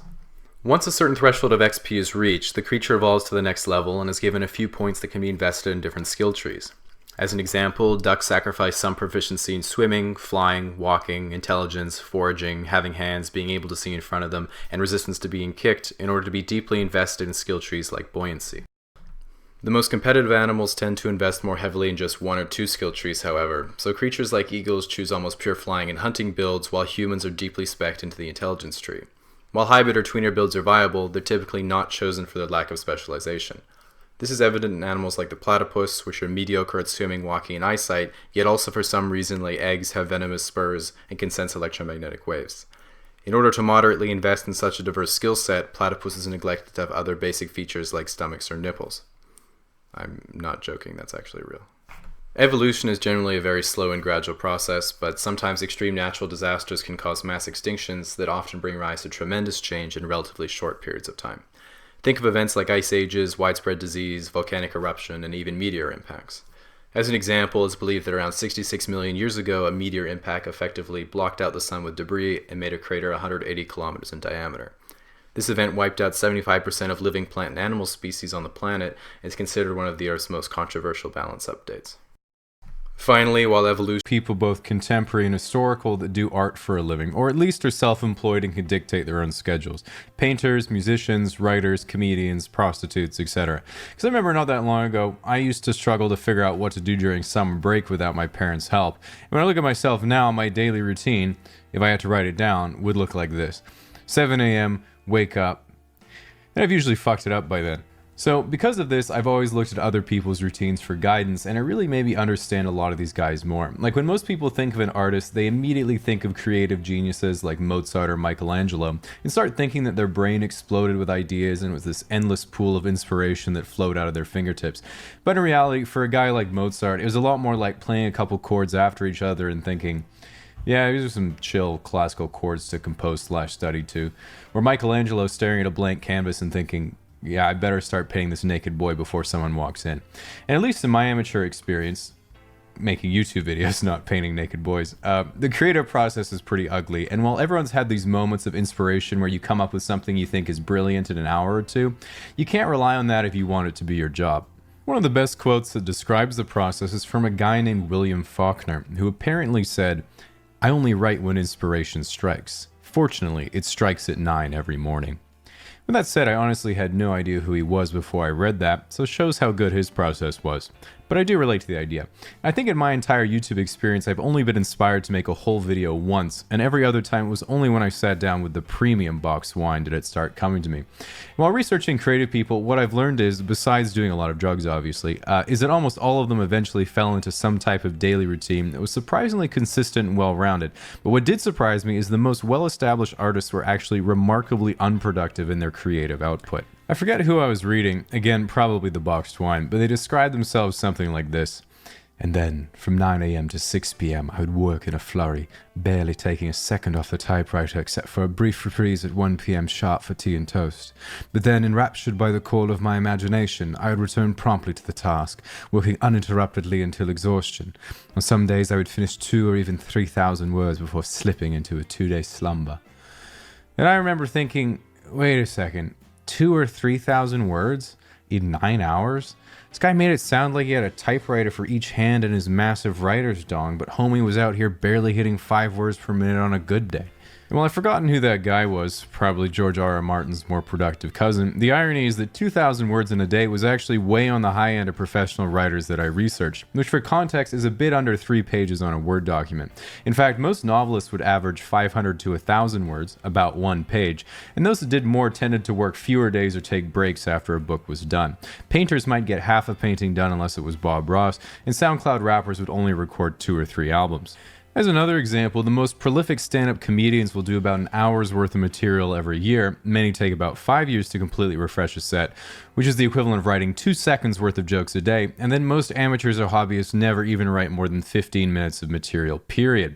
Of course, performing is a big part of stand-up, but the huge takeaway for me was that accomplishing anything worthwhile creatively was about consistency, and not at all about speed or even motivation. In specific, the most productive writers and painters who shut themselves in and could bang out 10,000 words a day, or did 10 original paintings a day, did not outperform those who did 1/10 of that because the quality of their output ended up being way lower. And side note, they also seem to be way more single and kind of weird. So what is the sweet spot? If you could make your own schedule, what should it look like and how much time should go towards serious productive output? Well, it depends on what works for you. Just kidding, I hate when people say that shit. So here's the bare bones template for a daily schedule that I came up with when looking at the average of your Benjamin Franklins, Winston Churchills, Friedrich Nietzsche's, and also the average of your whole group of notable and accomplished creative people. Wake up slightly before the sun comes up, usually 5 to 7 a.m. Don't worry, as I say, it's the thought that counts. After waking up, do a crossword, shower, or menial task for about an hour as your body wakes up and your wife makes you breakfast. Again, I know expecting your wife to make you breakfast might be a bit archaic, but remember, most of these guys lived in the past when it was still very normal to have a wife. 9 a.m., have some coffee, tea, or smoke your cigar as you go to your art cottage and start writing, painting, or whatever is your most important work. Now, what I noticed in my research was that pretty much every creative person had a separate location that they would work in rather than their house. And this led me to the number one insight I had regarding successful artists, which is already be rich when you start. Around 12 p.m., finish your main work for the day and have lunch. Around 1 p.m., exercise or go for a walk. No joke, I was actually really surprised that basically every single person I read about did this. The trend was either a short, intense session for an hour and then coming back to do around 3 hours of low-intensity work like editing, writing letters, and organizing, or was a 2 to 3 hour walk through the forest followed by 1 more hour of intense work if you had any breakthroughs. It seemed like every successful person ever went on walks through the forest, so I think we can probably infer that it meant mushrooms. Around 5 p.m., go home and have dinner. 6:30 p.m., everyone married either did recreational activities or light socializing, and everyone single hit the clubs of Old England, and then they all went to sleep by 11 or 12. Now, if you're like me, after hearing that daily schedule, you might be thinking, well, yeah, all that stuff is pretty obvious, as you casually glance at the related videos to see if you'll be getting out of bed anytime soon. Or maybe you're at work and about to get fired. These are honestly just Hail Marys at this point. We all know everyone who watches these videos is unemployed. Nevertheless, despite all my efforts to figure out what the ideal personal schedule would be and hoping it would be hidden, unearthed knowledge, to be honest, it's about as basic as you can get. But I did get to make this Why Do I Feel So Good All the Time starter pack. So once again, big thanks to the sponsor ExpressVPN, the #1 rated VPN by TechRadar, CNET, The Verge, Comparitech, and many more, which is a service that lets you reroute your IP address to nearly any country in just one click. I actually have a recent VPN experience where I was in Germany for a StarCraft tournament and my credit card didn't work because my credit rating immediately went to 0 when I told my bank I was going to a StarCraft tournament. Anyway, I couldn't pay the utilities at the place I was staying, so they billed me online, but when I got home, I couldn't pay it because I wasn't in Germany anymore. So long story short, ExpressVPN saved the day by fooling them into thinking I was still in Germany, but technically ended up costing me €24.50 in utilities when I think about it. Nevertheless, I know my credit card is safe because ExpressVPN servers can't store logs of any customers. Additionally, by using ExpressVPN, all your data is encrypted, meaning you can be sure that if you're ever using public Wi-Fi at a cafe, library, or airport, your data can't be accessed by other people. You can also use it for watching YouTube or Netflix in whatever country you choose. As an example, here's Saturday Night Live in Canada, and here it is in America. So if you'd like to give it Alcohol is one of the most socially widespread drugs, and it's been part of human culture for thousands of years. And this is for pretty evident reasons. For anyone who's tried it before, you'll notice that alcohol quickly makes you better at many things, including temporarily talking to girls and thinking you can jump down more stairs than you actually can. Now, whether it's at a party or you've responsibly waited until you're of legal age, I think most teenagers and young adults are pretty excited to have their first drink. But if there's anything you'll find out soon enough, it's that your first drunk experience is always one of the least memorable. Also keep in mind that many people have bad formative experiences with a certain alcohol and say things like, "I'm never drinking vodka again." While you think you mean it, this decision is made by your logical brain and has no bearing on the future actions of your drunk brain. Of course, many new drinkers worry that they're drinking too much and don't want to develop bad habits. My friend thought she might have a problem because her family always buys her liquor store gift cards, but you don't need to worry when people buy you gift cards for the liquor store, you need to worry when they stop buying you gift cards for the liquor store. Now, a downside of alcohol is how expensive it is. Another downside is that one of the effects of alcohol is making you not care about what things cost. Fortunately though, one of the upsides is that one of the effects of alcohol is making you forget to pay for things. So you have to take your wins with your losses. So when you're consuming alcohol, you need to be aware of your level of intoxication, which someone might ask you for to gauge where you or the group is at. 3 out of 10 is a small buzz and you can definitely feel something happening. 6 to 7.5 is the Goldilocks zone, where you feel charismatic, energized, and excited to do things. Past 8 out of 10, no one will ask because they can already tell, and you start saying things like, "Why are your eyes so far apart?" to someone's boobs. And 11 out of 10, where everything goes black, time no longer exists, and you teleport to new locations. With that in mind, the effect of alcohol can be different for different individuals, and from my experience, there are fundamentally 3 types of drunk people. People who are their usual selves but better, people who seem exactly the same but can't walk properly, and people who immediately find a reason to say they love you, fight someone, try to have sex with someone, or cry. So one thing you'll have to deal with eventually, whether you drink or not, is your friend passing out. When this happens, you'll notice that everyone else will do one of 2 things: help them, or draw a dick on their forehead. This is a good way to check your social circle for whether or not you have good friends, depending on what they did first and the size of the dick. Now, at the end of the night, remember that alcohol dehydrates you, so it's really important to drink lots of water. A good strategy is to know what you usually weigh in the morning and drink enough water to bring yourself up to that weight at night. In practice, I find I don't always have the clarity of mind to do that, so you can also sit under the shower head with your mouth open, wondering where you went wrong. So the next morning, depending on your age and hydration, you might experience a hangover. A hangover is your body telling you you're an idiot and shouldn't be doing this anymore, and the only thing that can make it go away is hash browns. So with that said, always consume responsibly, and hit up Costco if you don't have any in your freezer. When someone says they were born in the year 2002, I automatically think, damn, this is the oldest looking 6-year-old I've ever seen. Well, I won't be using that one when they ask me about the island. I was born in 1996, making me just barely a millennial, meaning I'm somewhat of an expert on my older cohort who thinks doggo, pupper, adulting, and having an actual wedding to a real person they love is still a thing, while also being able to tell Gen Z that making fun of us for skinny jeans doesn't do anything. We inherited housing prices and 3 financial crises from the baby boomers. You will not even remotely psychologically affect us. You will not even remotely psychologically affect most of us. The first thing we have to do is obviously define the generations, which in the textbook is 1981 to 1996 for millennials and 1997 to 2012 for Gen Z. Problem is, it can be hard to tell when you're kinda in the middle, because to the outside observer, Gen Z might look a lot older than they are on account of all the Botox and filler, whereas millennials look a lot younger than they are on account of all the Botox and filler, meaning you have to look at behavioral cues to tell the difference. Because us millennials are trying so hard to cling on to our youth, we're in fact only differentiable from Gen Z by 3 things: ankle socks, hairlines, and when a DJ says, "Put your hands up," we do it with an open palm, whereas Gen Z does it with a closed palm. Gen Z does this because you automatically close your hand when you associate with dropping down to the floor, whereas millennials raise an open palm because we don't think Black Lives Matter. While it might sound like I'm here representing my fellow millennials, I did only squeak in there by 1 year, and there are some millennialisms that are too ancient even for me. Take for example answering the phone. Why?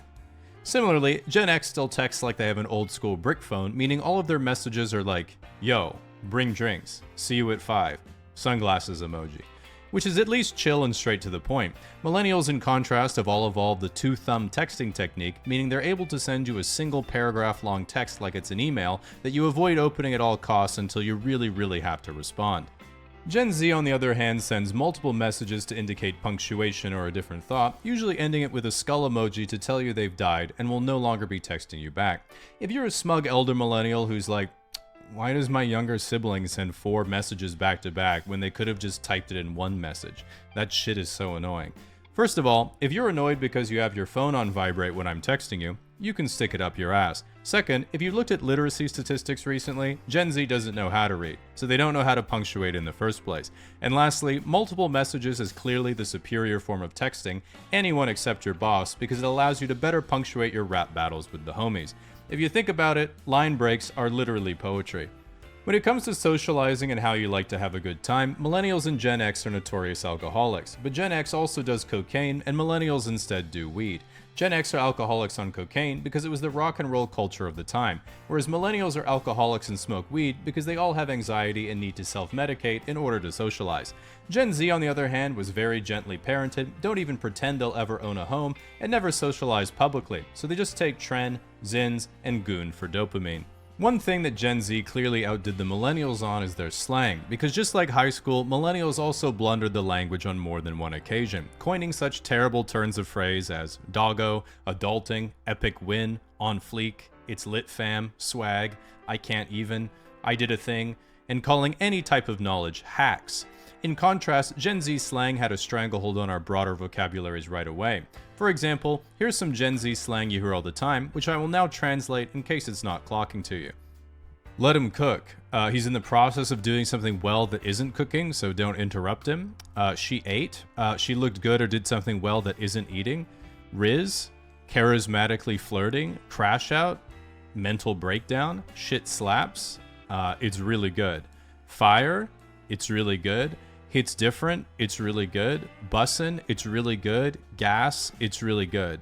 No cap, for real, on God, for real, true, for real, facts, for real, deadass, for real, for real, for real, for real. One thing that older millennials have a terrible take on is that Gen Z has bad fashion. Gen Z has great fashion, especially compared to us millennials at the same age. Besides, when most millennials were teenagers, social media hadn't been invented yet, so instead of growing up trying to imitate the most liked Instagram trend, we had peace, contentment, and mixed and matched our clothing like a hand-me-down buffet exactly to our own taste. We didn't dress to impress, we dressed to express our deep cultural anxiety and fear of bothering our parents in case the baby boomers got mad at us, which they pretty much always were.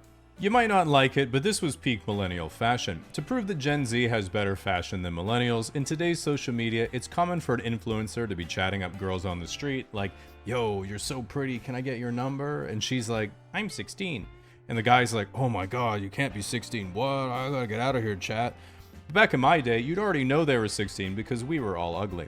Furthermore, Gen Alpha now thinks that point-and-shoot digital cameras give a cool vintage look, meaning guess what? Low-rise bedazzled jeans are getting thrifted, and American Apparel hoodies are right around the corner. We are so back, baby. At the end of the day, ask most millennials, and we sort of feel we grew up in the best era to be kids, but the worst era to be adults. Gen Z, on the other hand, just thinks, wait, things were actually good? As an example, when someone says "Make America Great Again," Gen Z thinks you can't make something great again if it was always trash. But baby boomers think, I remember when me and Steve worked for Chrysler and Detroit was the richest city in the whole world. I bought a house for me, my wife, and my 8 brothers and sisters back when we were 23. But millennials hear "Make America Great Again" and think, remember the first 150 Pokemon, the Sega Genesis, Rock Band, growing up without a cell phone, when you made YouTube videos just for fun, getting free malware on LimeWire, using an iPod Touch to pretend to drink beer, how people would say, too soon, after you made a 9/11 joke. Remember how badly we fucked up our teenage years, but it didn't matter because we had no social media? Remember smog? As I was reading this, I got nostalgic and remembered some more things, so I redid the video so I could keep going. Remember Deltora Quest? Ordering things from the Scholastic Book Fair? The Bermuda Triangle? Remember burning a CD? Remember CD drives in the first place? Remember when DLC was just another game called an expansion pack? Remember rewinding a VHS before you returned it to Blockbuster? I remember. Anyway, us millennials are gonna go stare at the Winamp visualizer for a while. You guys can talk amongst yourselves. Now, unlike me and most of the people I know who can't remember anything, nearly everything that you've So, I have a fairly innocent friend who recently became old enough to drink, and I've been trying to take him for a beer, and I felt this would be a great way for him or anyone to familiarize themselves a little bit with the bar scene. Now, the key feature of a bar is the fact that you can get a drink while you're there, but what drink do you get? So, assuming it's going to fit your budget, there's 3 main considerations: alcohol content, how good it tastes, and street cred. Generally, most drinks you get in a bar have similar alcohol content per serving, but of course you're wondering, what drink has the most street cred? And it's pretty simple to figure out. The better something tastes, the less street cred it has. As an example, Cosmopolitan. 2 ounces worth of hard liquor, tastes amazing, 0 street cred. Cider, usually 4 to 7% alcohol, tastes like juice, comes with a straw.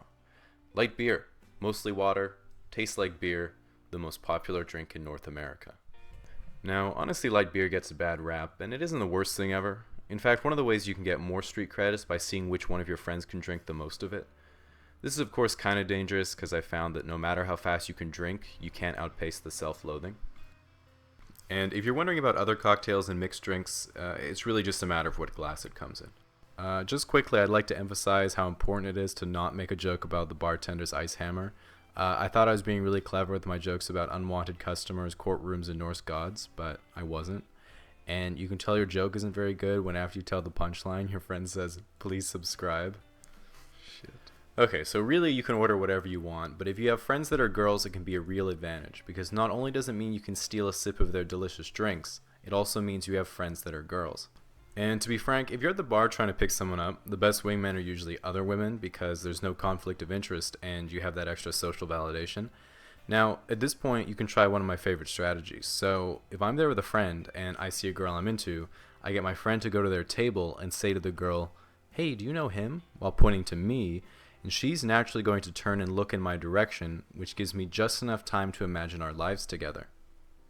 Alright, one thing that might be pretty intimidating is the bar slang that everyone seems to know. On the rocks, neat, up, with a twist, with a water back, all things that come with experience. The good news is if you don't know the bar terminology, just say what you want or ask the bartender to recommend something. You might think he's judging you for your lack of knowledge, and he is, but he'd better stay in line if he wants that 5% tip. I also dislike when you pay by card and it gives you 3 tip options of 15, 20, and 25%. I just think it's insensitive they put the probability of your card getting declined right on the machine. I still think it's a good idea to pay by credit card though, because it lets you keep track of your habits. As an example, one time I got my credit card stolen, but Visa was able to block it for suspicious activity when the guy tried going to the same bar I go to and only bought one drink. First dates are very exciting, but also stressful for everyone involved. For guys, for girls, and for any nosy bystanders who can't mind their own business.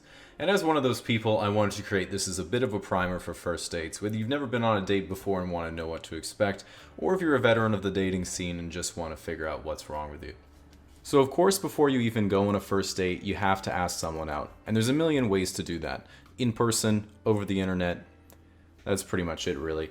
But you either get a yes or a no, and it's as simple as that. And the good news is that if you do get a yes, you're already ahead of the game because the other person is saying they like you, or at the very least you're passably better than a vacant time slot. Now, the first consideration is of course where you're going to go and what you're going to do. And in my opinion, you should really choose a date activity that reflects how well you know the other person. Like if you met by limp-wristedly flicking your index finger across a cracked iPhone, then there's nothing wrong with ice cream and a walk in the park because we all know you're there to see how they eat soft serve. On the other hand, if you've been platonic friends for 5 years hoping your next haircut is the one that will tip them over the edge, you better have a lot of alcohol planned because your current personality just isn't cutting it. So the most classic date idea is of course dinner and a movie, but unless you interpret that with multiple layers of euphemism, it's a bit cliche for a first date and a bit too reminiscent of its old school origin, which is getting married before you're 22, raising a family, and making God proud, which just isn't up to date with today's poor and sinful youth. I think your best bet is going with coffee, drinks, or a quick bite to eat, but it doesn't hurt to eventually try to expand your repertoire. I think it's a really smart idea to come up with fun activities that you can do together so you can focus on doing the activity instead of worrying about what to say. A few of my favorites include drunk paint night, drunk baking, drunk Lego, and drunk stand-up comedy. The common element being, of course, they're all things I do when I'm alone. Now, that brings us to the real nitty-gritty of a first date, which is how you're supposed to act. And you might have heard the old classic turn of phrase, just be yourself. And this is a terrible idea for a multiplicity of reasons, but what I think it really means, and should be said more explicitly, is that you shouldn't pretend to be something that you're not. So if they're like, oh, what do you do in your spare time? And you like to play video games, then say, I like to play video games. Don't make shit up to try to sound cool, and besides, how you talk about something is way more important than what you're talking about. Even if you're into something like coin collecting, you could be like, I like coin collecting. Did you know that just by holding one in my hand, I can tell you the year that any 10-cent coin was produced? And when they say, what, really? Why only 10-cent coins? You can say, because I only date dimes. And then you show them your YouTube channel. The old 1-2 works every time. Now, unrelated, at a certain point you reach a difficult moment, which is figuring out if the date is going well, and girls and guys have their own distinct problems in this department. And from asking girls about their experiences on dates, the most common thing that seems to happen is thinking either, wow, why isn't he making a move? Or, oh shit, he thinks this is a date. On the flip side, the most common thing for guys to think is, I don't have a clue what's going on. Which actually explains just about everything. So if you do find yourself confused in the moment, you just have to triangulate those perspectives and Sigmund Freud yourself deep in their psyche to figure it out. And if that doesn't work, you can say you like them and see what happens. So very presumptuously, assuming the date went well, wherever you are, it's time to settle up the bill and leave. Now in today's day and age, guys are often confused as to whether or not they should be paying or splitting the bill or what. And really, the only person I know who said, well, he was great, but didn't pay for dinner, so that's a no, is my mum. So don't make a joke about that unless you pay for her meal. Sorry, Jen, you asked for this.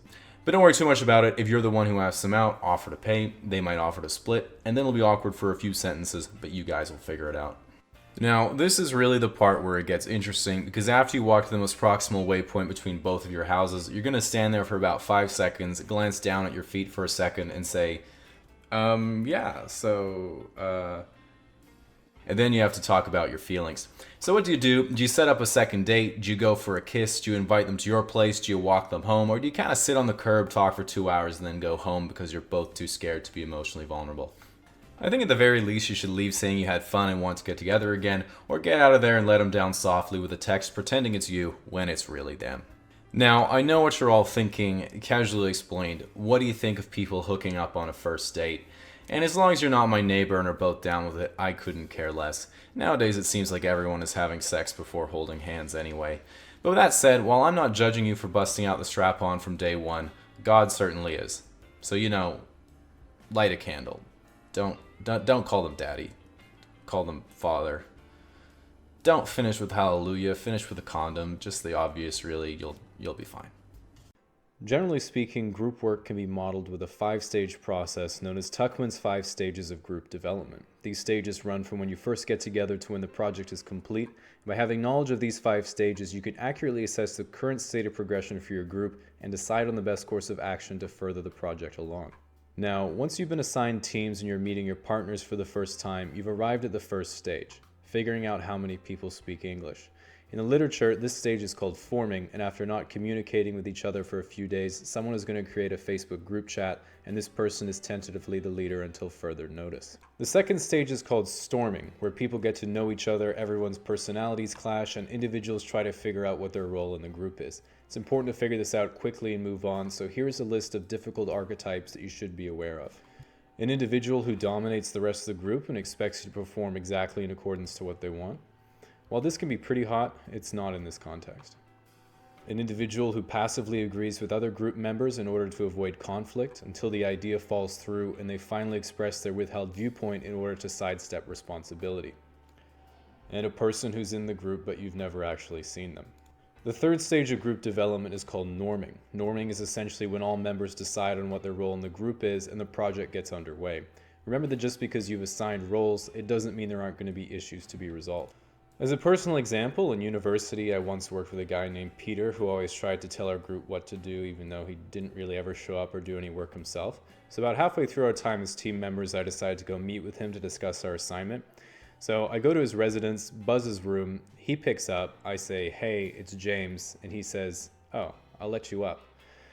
Which was nice because it was the complete opposite of usual.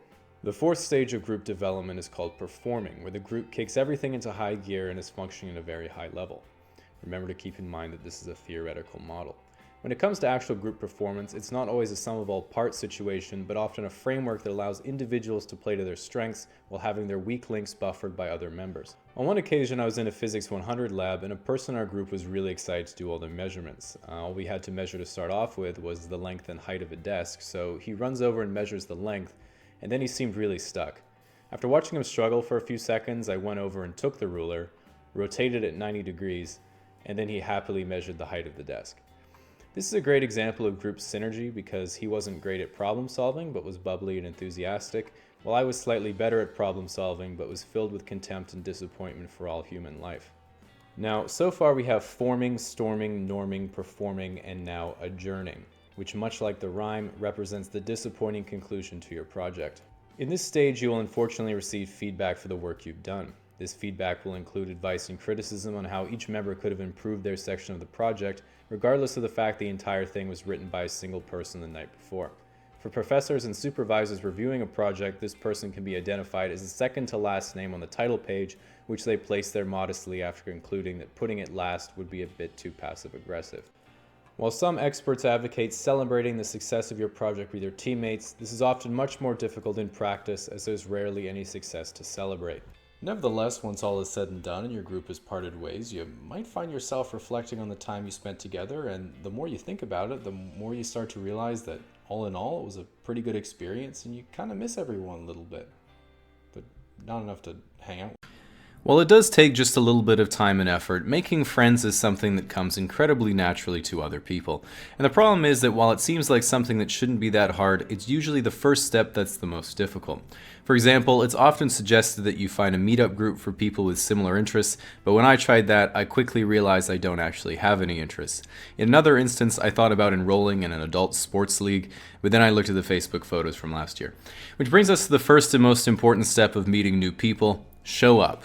Even if you don't want to, which also applies to just about everything in life, including life itself. And if you're like me, you have most of your current friends by doing this accidentally. For example, I made almost all of my current friends in the same way, which is by getting put in the same high school socials class by a computer. The problem is, for most adults, there's no one to force us to do anything except for ourselves, which makes it hard committing to a new activity. This is why one of the best ways to incentivize yourself to meet new people is by saying that you'll buy yourself something nice, but only if you force yourself to go out and interact with people consistently for that whole month.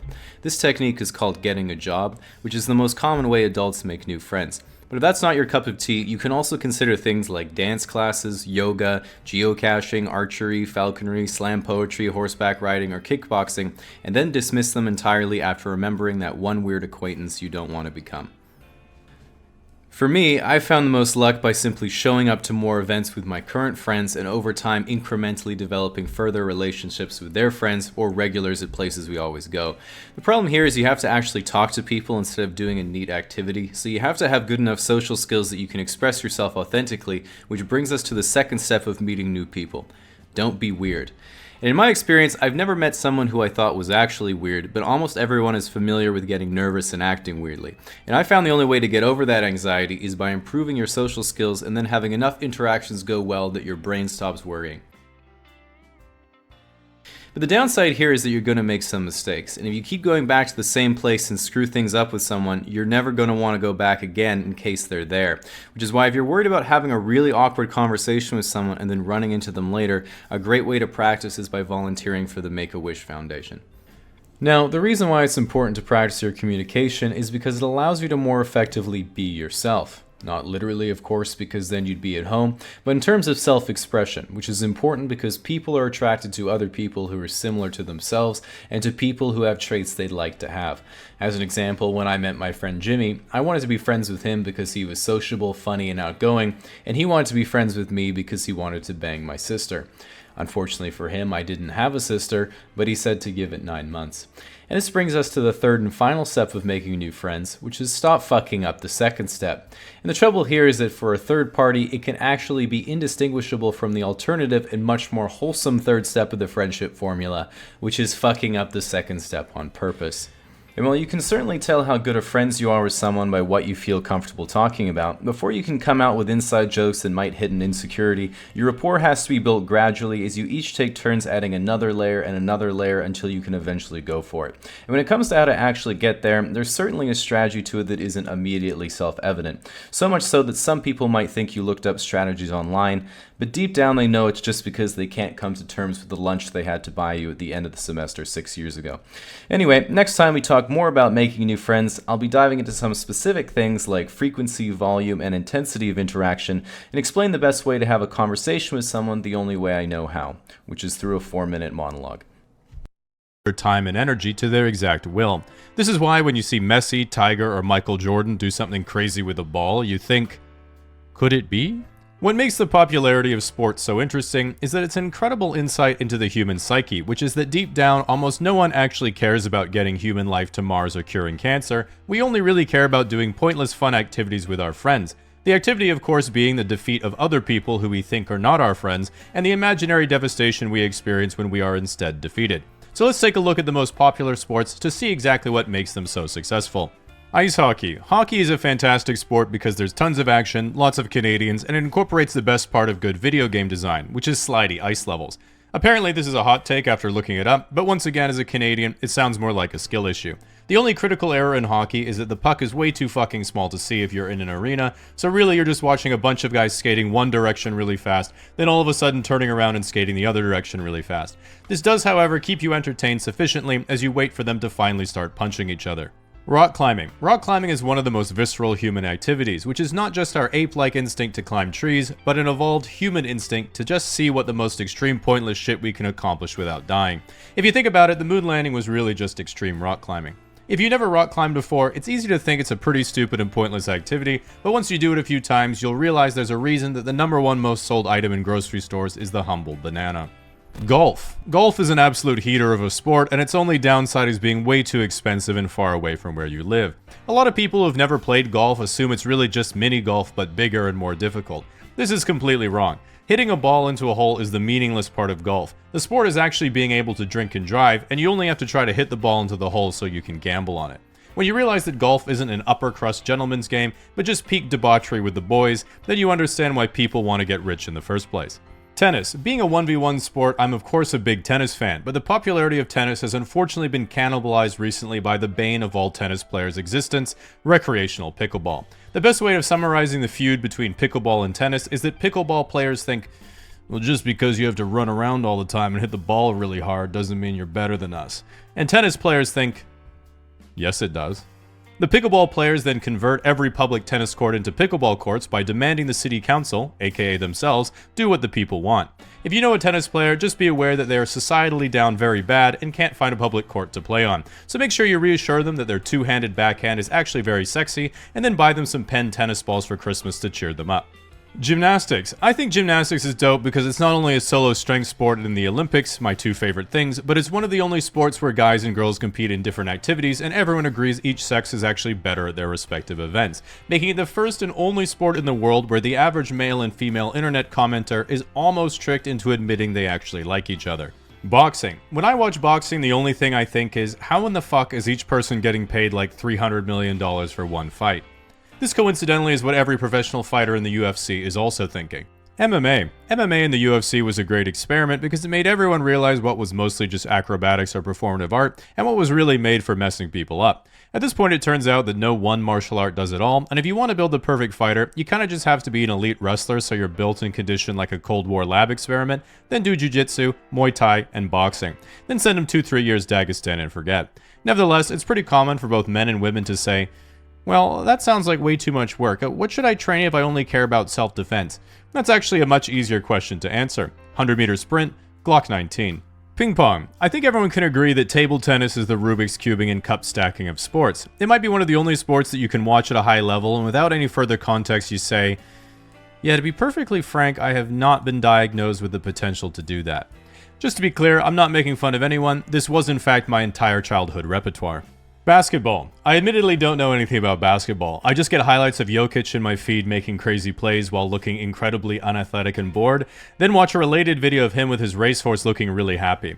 That made me think that for every kid that wants to grow up to be an astronaut only to find out they're too dumb, there's also a 6'11", 100-millionaire basketball player that always wanted to be a jockey. Skiing and snowboarding. The problem with skiing and snowboarding is if you go as a kid and make a day trip, then you have to get up stupidly early and drive for 4 hours, making it a completely terrible day. Or you stay for a weekend, but there is no point in doing that because after one day you're so sore from using muscles you've never used before, you're bedbound anyway.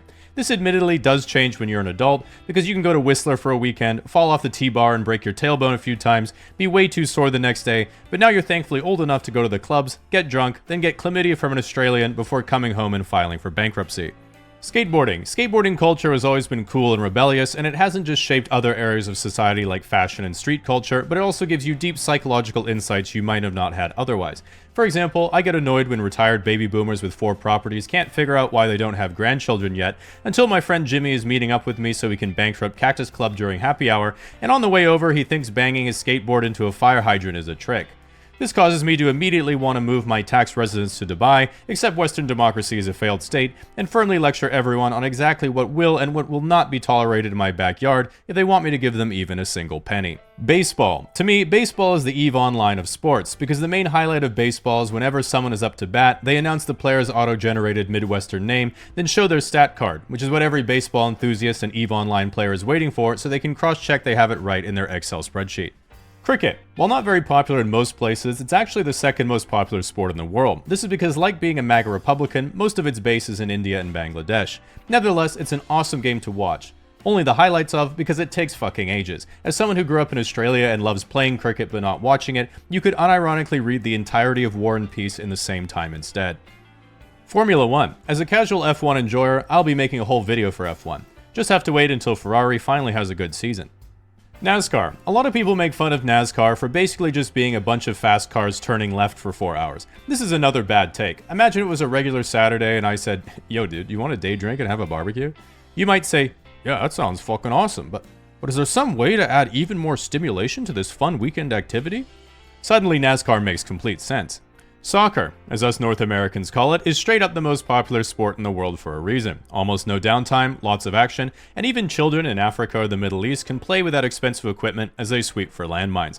Even from a fan perspective, the constant criticism of players diving for penalties never matters that much because it's overridden by everyone's hatred of FIFA, the Call of Duty of sports games, which is only overridden by everyone's hatred of FIFA, the Venezuela of sporting organizations. American football. While American football and the Super Bowl is probably the sport most of us associate with American identity, very unlike the American identity, football is really an intellectual turn-based strategy game, where ChatGPT tells a team of data analysts who tell the coach, who tells the quarterback, who tells the team what build order to do. Then they make the play for 3 seconds, then take a break. Anyone who isn't American or Canadian might watch American football and say, wait, so it's called football, but the objective of the game is to hold the ball with your hands and run with it to the other side of the field? And that's completely wrong. The objective of American football isn't to run the ball to the other side of the field. The objective of American football is to show the audience as many ads as possible. Believe it or not, in the usual broadcast time of 3 hours, there's only 11 minutes of live action and 75 minutes of commercials in a game of American football. If you're from literally any other continent besides North America, you might say, I don't get it. Why do you tolerate so many ads? But this is a very European take, because in our continent we know that commercials are the best part of the Super Bowl. As they say, you really have to experience a culture in order to understand it.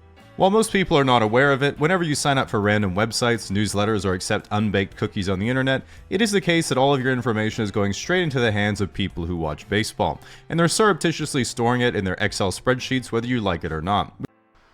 Getting a job is a really important part of your life, so I thought it'd be a good idea to show what that process looks like for a lot of new workers. Well, this place looks pretty good. I guess I'll go check it out. Hello. I would like a job, please. Yeah, you actually need 5 years experience for this position. But it says entry-level position on the advertisement. That's really only there so we don't have to pay you as much. Oh, okay, that makes sense. I mean, I probably couldn't work here forever, but I guess I'll give it a go. Hello. I would like a job, please. You're actually overqualified for this position, sir. But it says entry-level position on the advertisement. Yeah, but we're really looking for someone more enthusiastic. Oh, okay, that makes sense. Alright, I guess I'll try somewhere right in the middle. Hello. I would like a job, please. Yeah, I'm afraid we've had over 100 applications from people far more qualified than you. How can they be more qualified? It says entry-level position on the advertisement. They have other more redeeming qualities. Oh, okay, that makes sense. Well, I guess I better get myself more qualified. Hello, I would like a degree, please. Alright, for sure. I'll sign you up for the next 4 or 5 years, and just so you know, each year is going to be around $10,000 plus your textbooks. Wait, how am I supposed to pay for that? I don't know, get a job?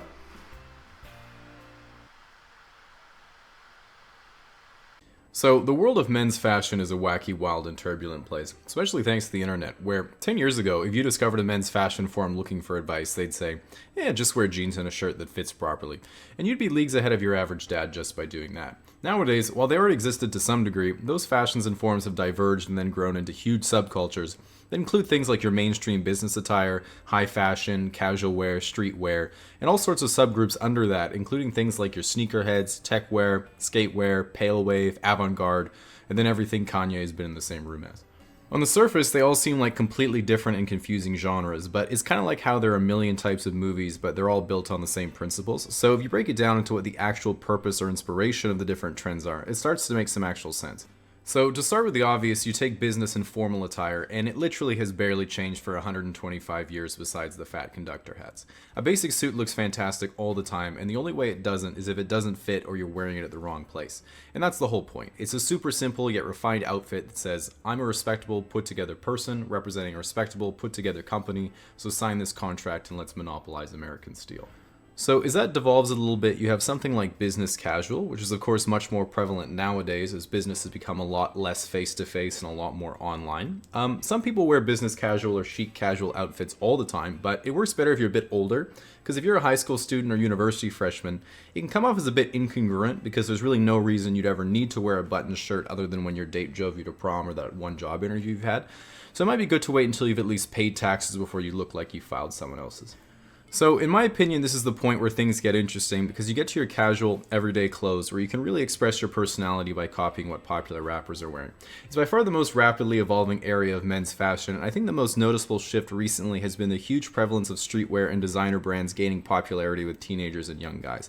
I mean, not that long ago, the only people who'd spend money on Gucci were rich middle-aged guys buying their wife something for an anniversary, but nowadays the barrier for entry is getting like 3 A's that semester. The part that I found the most interesting about some of the streetwear culture is that a lot of unfashionable items are worn ironically, where you're sort of saying, I know so much about fashion that I'm wearing something I know is unfashionable, because in order to identify something so unfashionable, you would have to know a lot about fashion. Like a while ago, it would be as simple as wearing a pink shirt and putting your hair in a bun because it was the opposite of traditional men's fashion at the time. Then later it was overalls and a bucket hat because you live in a city and haven't ever caught a fish. And then eventually jean joggers and a NASA fanny pack because you're emulating that one weird kid in middle school. I'm still sour about this because I was literally that kid in middle school and people did not think I was fashionable. I did, however, have a pouch for my laser pointer. Now, this sort of ironic incorporation of uncool items certainly doesn't end there, because some brands seem to have been built almost entirely on this sense of consumer irony. And I think the most brilliant example of that is Supreme. And they were originally a much smaller kind of skate shop clothing brand, but effectively they said, alright, we're a pretty niche shop with a pretty dedicated clientele. Do you think people would buy just a regular white shirt with a box logo on it for $30? And it turns out they would, and as they got bigger, they said, alright, what about something like a Zippo lighter? And that sold out instantly, but as they kept getting more traction, they just said, fuck it. Nunchucks, sold out instantly. Tennis balls, sold out instantly. Fire extinguisher, sold out instantly. And at one point, they must have had a conversation that went, alright, what is literally the least useful, standalone item we could possibly sell? And someone said, how about a brick? Yeah, a brick. And look, Supreme was pretty big at the time, and everything was selling out, but would people actually pay $30 for a brick? And of course the answer was no, they didn't. Almost no one would pay $30 for a brick. They'd pay $1,000 for a brick because it sold out instantly. So anyway, hit me up for that collab. Like actually though. So, once you go deeper into different contemporary fashions, you find some very interesting subcategorizations that explore the extremes of other genres, and some of them are pretty weird. So, the most well-known is probably high fashion, which does get a lot of flack for being weird, but it's really more of an advertising campaign and for showing off a designer's inspiration for upcoming commercial lines than it is for actual practical wear. So in a way, it's almost weird by design, which is neither here nor there for me. But if we start looking at the niche clothing that people do wear on a day-to-day basis, it brings us to some super interesting trends. So of course, a massive group that's permeated all casual wear are your sneakerheads, and these are the people you might have heard of who would camp overnight to cop a fresh pair of Jordans, but they only really wear them once for Instagram, and then they resell them the next day at 5 times the price to rich Asian exchange students. Something like normcore is wearing literally your entire outfit ironically, effectively dressing as blandly as possible on purpose. Pale wave is a sort of minimalism that centers around a lack of detail and subtle pastel color palettes. I quite enjoy this look because if people come over to my apartment, I blend in nicely with my IKEA furniture. Then there's all black everything, which is also a pretty solid choice if you don't like sorting laundry. I mean, I think it's cool because it makes your washer's spin cycle look like a portal to the 4th dimension. That's pretty neat. And then something like avant-garde, which is sometimes called goth ninja, is way more complicated, but is fundamentally about being able to sneak up on people perfectly camouflaged in the urban environment, and then being able to tap them on the shoulder and they'll drop dead instantly. Lastly, we have techwear, which is the most technically advanced clothing possible. Your jacket weighs about 14 micrograms and is resistant to all 4 seasons simultaneously. Your carbon fiber Gore-Tex underwear is completely waterproof from both directions and has a concealed pocket for up to 2 Magnum condoms. Honestly, the only downside I can find to a techwear outfit is that it costs $4,000 and you only use it to walk to work. Now, at this point, we've barely scratched the surface of all the fashion ideas that are out there, but moving forward, all these areas of fashion will continue to evolve in some very interesting and unpredictable ways. Personally, I've been trying to pioneer comfcore, which focuses on being as comfortable as possible at all times. The only downside that I've realized is that it's the literal opposite of fashion and usually devolves into you not leaving the house and binging YouTube top 10 lists. So yeah, no Instagram traction on that one yet, but moving out is one of the most exciting milestones of any young person's life if you define young as roughly under 30.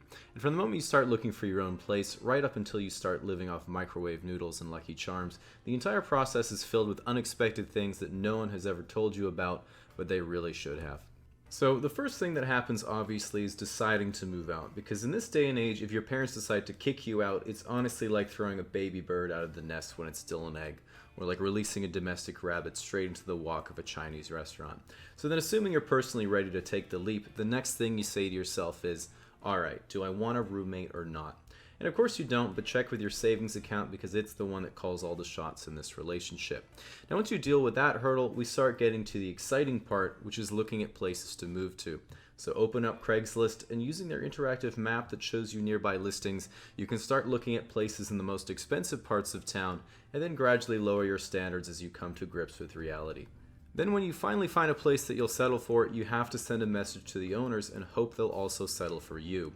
Now a lot of people see a place they really like, but tell themselves, oh, there's no way I'd qualify, it's probably gone already, it's too expensive, and the owners would never lower the rent for me. So they aim too low and end up dissatisfied. So when it comes to contacting different owners or landlords, you really need to think of the whole situation like dating. And just like when you're into someone but are too afraid to ask them out, remind yourself that you're never going to see that person again and that you have nothing to lose except all your self-esteem. Now, an important thing to keep in mind if you get interviewed or have to fill in a detailed application is not to overthink the dumb questions. Do you play drums? Just say no. Do you have many parties? Just say no. Do you have a lot of loud sex? That one's self-evident. The questions are as blunt as you think they are. It's not some personality quiz. You should treat it like a part of the customs form at the airport that asks you, have you been involved with a terrorist organization in the last 7 years? Don't start thinking, well, technically it's only been 6 years and 8 months. It's a trick. Just put no. This all ties back to my golden rule. If you're a terrorist, don't say you are.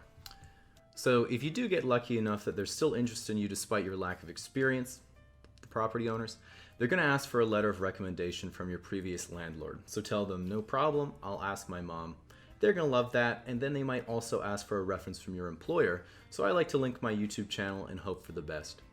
So far, the best has never happened. Now, assuming the landlord has for some reason chosen you as the most qualified person for their unit, it's time to sign on the dotted line. And as you struggle to write your name cursively for the first time, you can quietly reassure yourself that you're an adult.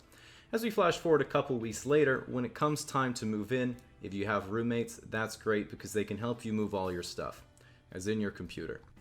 So once you stock up on the essentials and it's actually livable, after only a few days you'll notice there are a million things that are going to happen that you didn't expect, like getting calls from your parents where they sound suspiciously happy.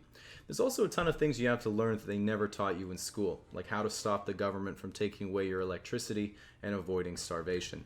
If you live with a roommate, you have to constantly deal with their shit. Them not doing the dishes, not putting away their clothes, internet usage spikes at 1 a.m. or whenever they take a shower for some reason you pretend to not understand. And of course having to deal with neighbors who get way more sex than you. But on the other hand, if you live by yourself, you have to constantly deal with your own self-sabotage because no one can hold you accountable for anything. Like when you first move in, you're thinking, oh man, I'm going to keep this place spick and span, have my friends over every weekend, host a cocktail night for my family, learn to cook, take an hour every evening before bed to read and relax. But 3 months later, you'll be lying on an uncovered mattress at 3 a.m., listening to your neighbors try to save their marriage, and wondering how long it would take for someone to notice if you didn't wake up. Finally, a month or two later, you'll get hit with your first bills. Water, heat, electricity, internet, phone, Netflix, and more rent. This is the price you pay for growing up, but don't worry, we all regret it. The good news is you only have to deal with it for around 60 more years, and by then, maybe you'll even have your own kids who will still live. I think when it comes to dating, guys are often looking for the perfect thing to say to a girl and completely miss out on the importance of body language. And being able to read how a person feels is really key in developing a successful social relationship. So I want to go through the 3-stage body language checklist that you can use on your own. Of course, stage 1 is the first encounter, and the first way someone will show interest is usually eye contact, and a few things can happen afterwards. A shy girl might look flustered and look away quickly, while a confident girl will hold eye contact and smile or maybe even wink. And the best course of action here is to live off that high for the rest of the week. After that, you have to watch out for proximity. Once someone knows about you and likes you, they'll try to be around you as much as possible. This might sound kind of creepy, but it's pretty normal, and particularly guys are notorious for doing this. One of the best ways to make sure you're being romantic instead of creepy is to be above a 7. Now, at this point, hopefully you've gathered that there might be some chemistry and you guys have started chatting a little bit. This is stage 2, building rapport, and it's where most dating takes place. You want to pay attention to any subtle physical contact. A good indicator of interest during conversation is if the girl touches you lightly on the arm or dick to emphasize a point. You might occasionally meet someone who likes to break the physical touch barrier with a high five. It can be hard to tell if she's doing it to congratulate you or because she wants to touch your hand, so I like to remove ambiguity by making sure all my accomplishments are particularly underwhelming. Along with that, you want to pay attention to her posture. People tend to cover their wrists and neck when they're uncomfortable, so if she is comfortable being around you, she might let her hands rest on the table or show more of her neck by tilting her head to the side. Keep in mind it could just be Lou Gehrig's. Okay, so this one you can experiment with. If someone wants to feel closer to you, they'll try to remove any barriers like a cup or bag from between your personal spaces. Sometimes if I feel a girl thinks I'm alright, I'll try to see what she does if I put something between us that stops her from talking to me. I usually just use my personality or stay at home, but you can also build a menu for it and say you make YouTube videos. And of course she can make more obvious gestures like licking or biting her lip. That's pretty hot. So if all the boxes are checked so far, hopefully you're thinking, hey, we're having a great conversation, lots of laughing, physical contact, everything is going well, and you're ready for stage 3, fucking it up. Really, this stage is pretty intuitive, but can take anywhere from 30 seconds to 10 or 15 years, so remember to be patient. A few of the more common signs are you've seen them recently, but they haven't seen you, they have a kid and it isn't yours, they have a kid and it is yours, and sometimes just not realizing anything is wrong at all.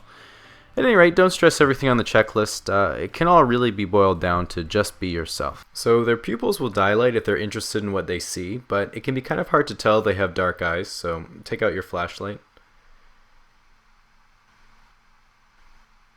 Hey guys, just remembered the answer to my password recovery question. Sorry I haven't posted in a while. I've been working on a bit of a longer project that should be done in a couple months, but in the meantime, I have lots more content that's coming out soon.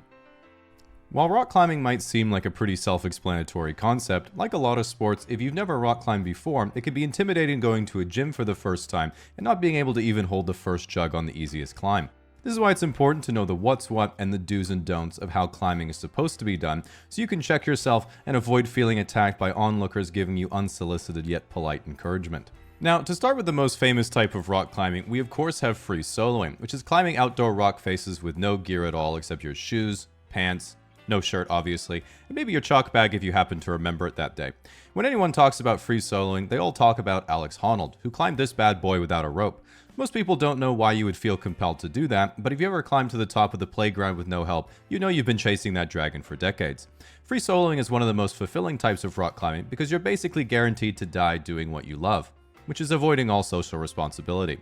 Free soloing is of course respected as one of the coolest forms of rock climbing, because when we see a guy who repeatedly risks his own life for what he's deeply passionate about, we all think the same thing. I can fix him. For this reason, any variation on free soloing that incorporates outside assistance is known in the community as aid. For example, if you use a harness with an ascender and ladder system to help you up the climb, this is such aid it is literally known as aid climbing. It must be avoided at all costs if you're truly committed to becoming one with the wall. Some people do what's called trad, or traditional climbing, which is climbing those same big cliff faces but using a harness and rope in case they fall, where they typically place anchors on the route on the way up, and their trailing partner takes them out as they follow behind them. This, however, isn't real climbing, of course, because having a friend to go climbing with is clearly aid. In the words of Alex Honnold, I started free soloing in part because I was too anxious to ask other climbers to belay me.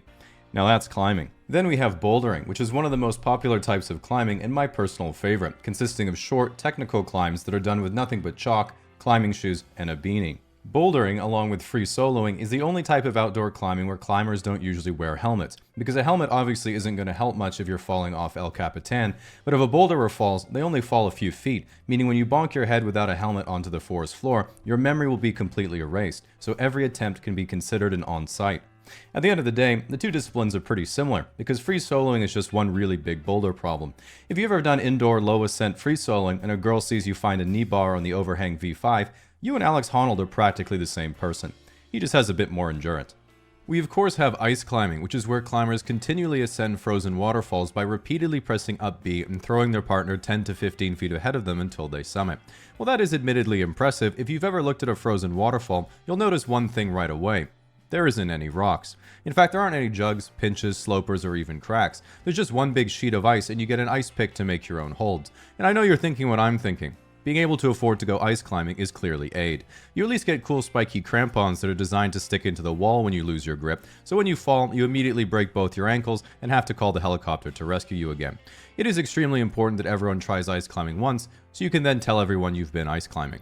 We also have competition speed climbing, which is a very niche form of climbing where you climb an internationally standardized route as fast as possible. A lot of criticism has been brought to speed climbing because of its inclusion in the Olympics, where you have to compete in speed climbing, bouldering, and lead climbing, and then your combined score is what puts you on the podium.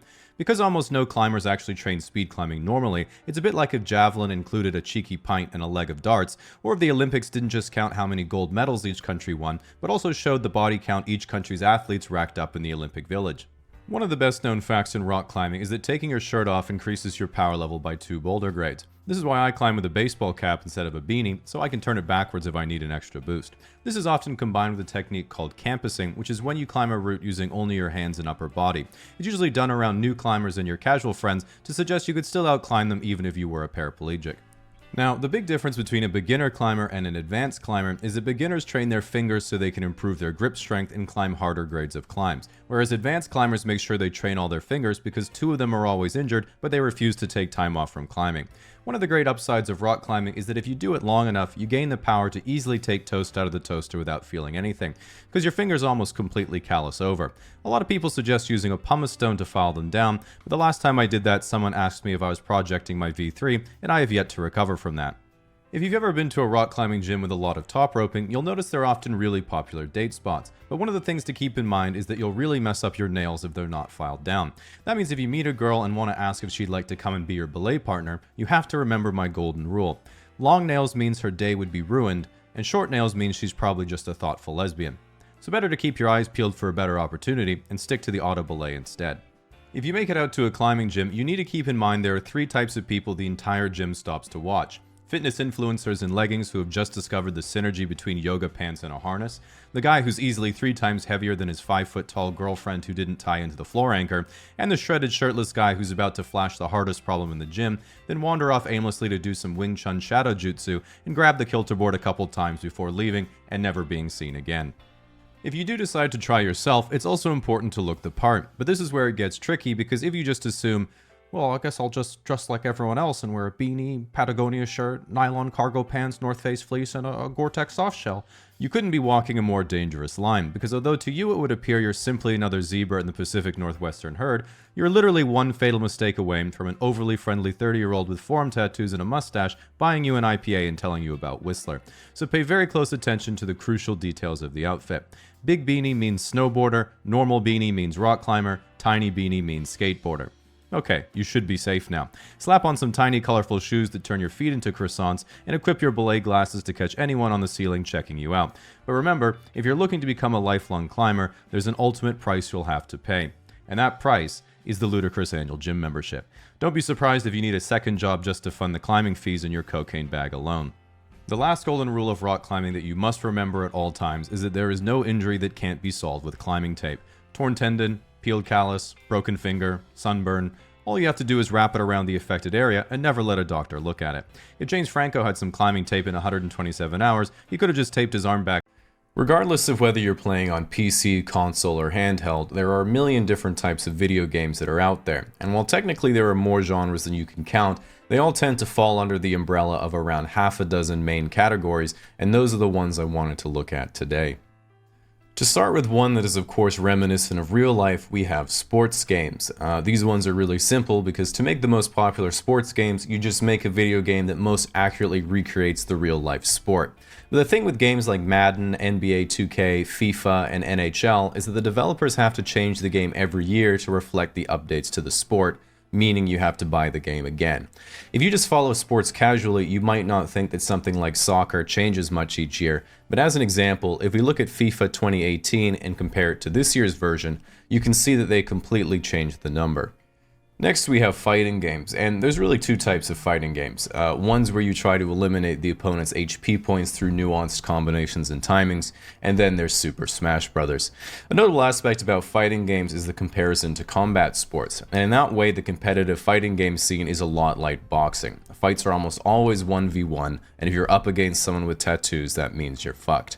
But despite being games that are literally about beating each other up, fighting game communities are some of the nicest around. So much so that practice sessions are called friendlies, and if you ever go to a tournament, it's expected that you always thank your hosts, thank your fans, say good game, fist bump, and sometimes even wear deodorant.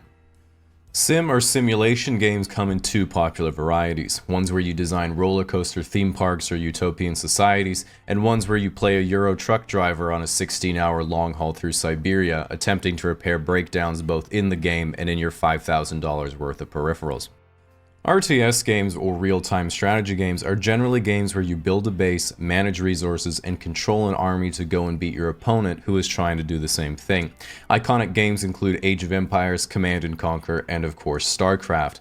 The great thing about every RTS is that they feature several settings so you can always play against someone your level, whether that be casual, normal, hard, or Korean. Being strategy games, RTS is notoriously competitive, and in the top level games you'll see pros regularly play at over 400 actions per minute. To give you an idea of how fast that is, I'm going to type out the drill that professionals use to warm up before a game. That was me doing 2 lines of coke off the keyboard. Coincidentally, this is the same warm-up that most YouTube Let's Players do as well. Multiplayer online battle arenas, or MOBAs, are games where individuals actively work against each other in order to defeat the enemy. In fact, one of the paradoxes of MOBA games is that while every individual thinks they're the best on the team is far worse than how good any individual thinks they are. This inescapable skill cap can be explained by how every time you play support, your carry sucks and your team loses, and every time you play carry, your support sucks and your team loses. Then when your teammates try to point out that you're the common denominator, you can ignore them completely because they don't speak English. Next we have RPGs, or role-playing games. There's RPGs where you have a huge world to explore, called open world RPGs. There's more linear dungeon crawler RPGs. There's MMORPGs, which let you play with other people online. And there's a bunch of subgenres beyond that. Because they're role-playing games, they're typically set in fictional worlds where you get to do things you're not able to do in real life, like shooting lightning out of your hands and taking money from dwarves. Furthermore, a lot of RPGs have incredibly in-depth stories that no one pays attention to. This is unfortunate because a lot of them have brilliant writing. As an example, a lot of RPGs have a starter quest where you find a glowing amulet just sitting on the table, and when you talk to the person standing literally right next to it, they say, "Wow, you found this ancient and important piece of jewelry. You should return it. I'll follow you for the rest of the game and help you now." And usually you're just thinking, this is Lord of the Rings. Shooter games are one of the most popular genres due to their variety. You can have single-player story modes, online team deathmatch, capture the flag, defuse the bomb, or of course the most popular genre right now, Battle Royale. For those unfamiliar, Battle Royales are games where you drop either solo or with a team into a large map and fight until the last man standing as the map decreases in size. The trick to these games is that the companies release the game for free in order to get a lot of players to fill the lobbies, and then make money by selling skins and cosmetics to customize your character. And while this means the company makes almost no money from most players, it does mean that they make almost all their money from our friend Rodney. And while a lot of people think that Battle Royales are a fad, I think it's good that so many young people are playing them, because even something like Fortnite is a metaphor for everyday American life. 100 kids are dropped off by a school bus into college campus and try to survive as long as possible as they avoid an encroaching circle of unvaccinated children. Lastly, we have casual games, but don't let that name confuse you. Casual games are anything but laid back. This is because they're typically party games that you play with people who don't usually play games, and that means you have to make the decision of whether you're going to keep your friends by showing restraint or stomp their casual asses on 200cc Rainbow Road. On something is generally pretty unpleasant. It's usually the case that you suffer a lot more in imagination than in reality. Meaning what's really bothering you isn't that you're missing out, it's the fear that you're missing out. And the truth of the matter is that your instinct isn't always correct. As an example, let's say you've been invited to a friend's birthday and you say you're gonna go, but then you get invited to another friend's birthday and theirs sounds like more fun. Do you cancel on the first friend to go to the party that seems like more fun and potentially hurt their feelings? Or do you stick to the one you've already committed to? Exactly. It's incredibly unlikely that 2 of your 3 friends have the same birthday. When it comes down to it, I think the most effective way of dealing with the fear of missing out is managing your expectations. And my strategy for making sure I make a good decision is to take what my fear of missing out thinks will happen and contrast it with my much more modest expectations based on past experience, and then I can deduce that reality will be somewhere in between.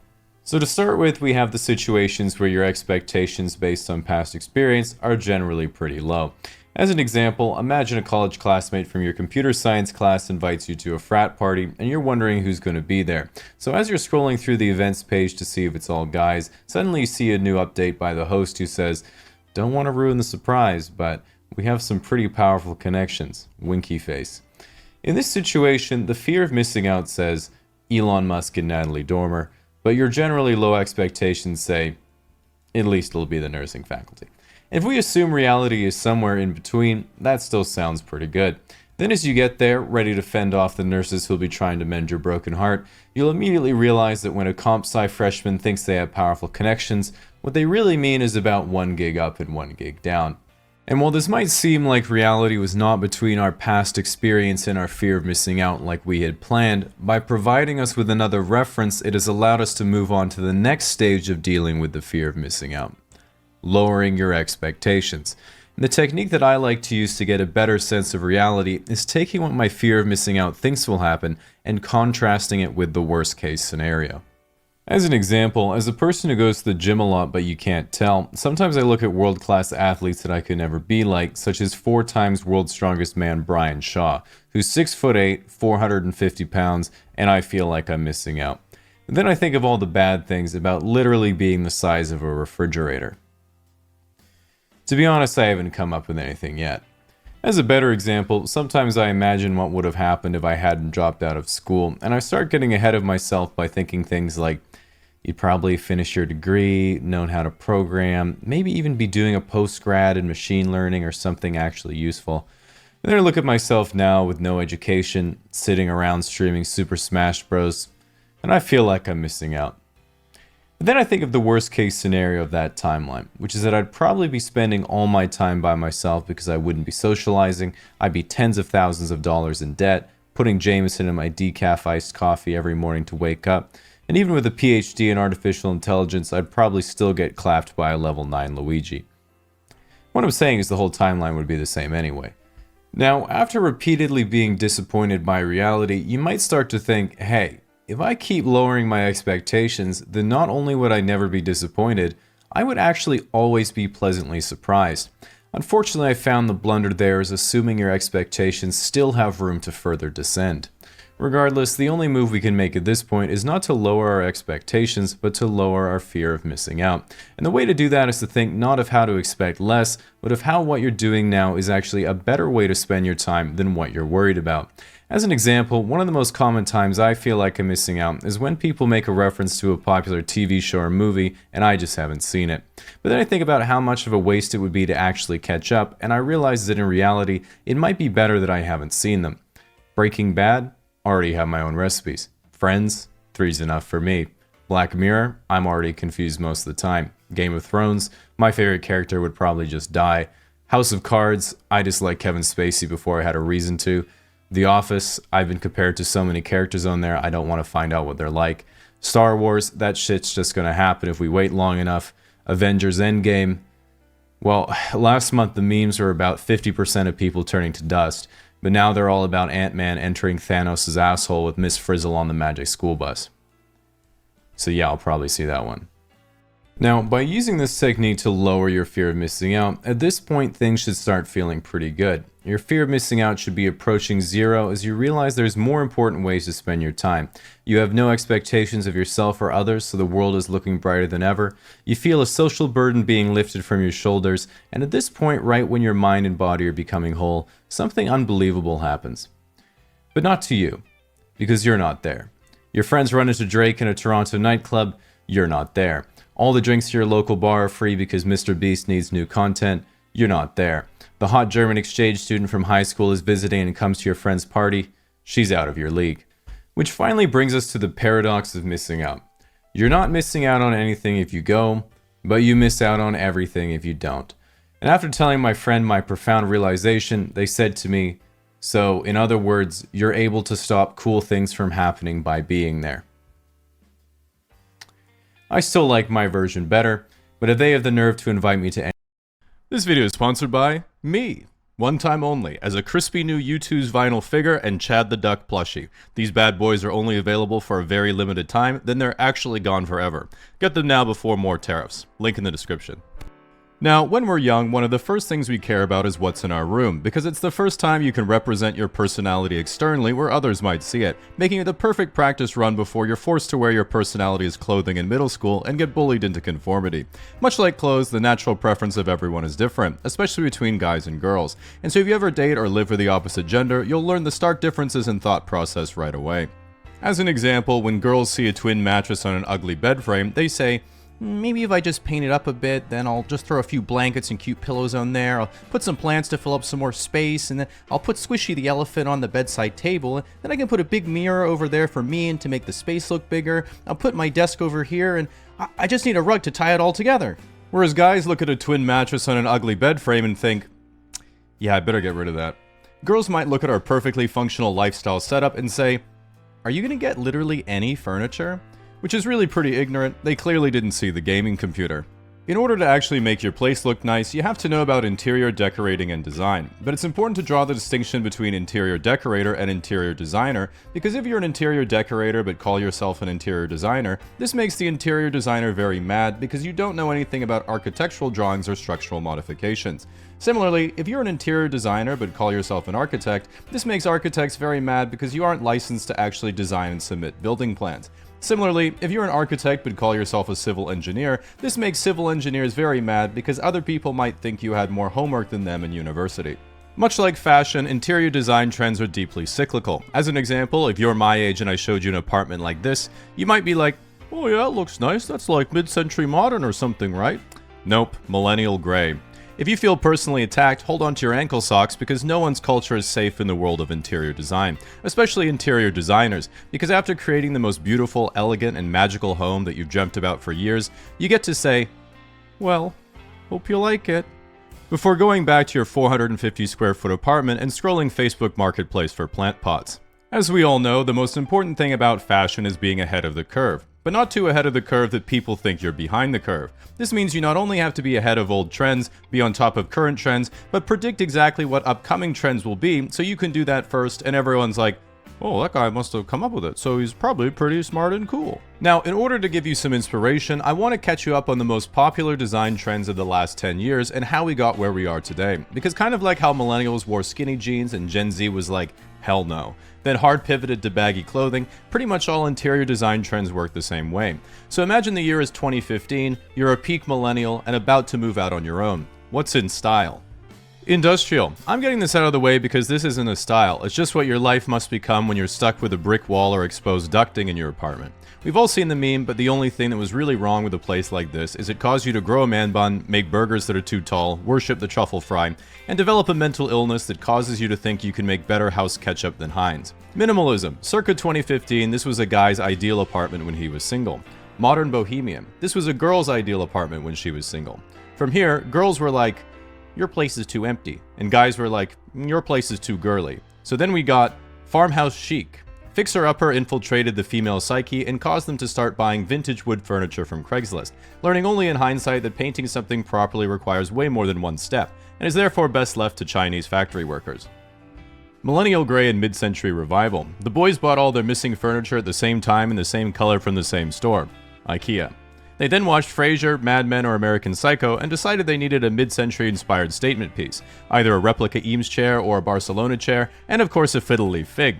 If you're like, what's so particular about those things? In terms of decorating trends at the time, I'll put it in these terms. Oxford cloth button-down, olive chinos, Clark's desert boots. If you know, you know.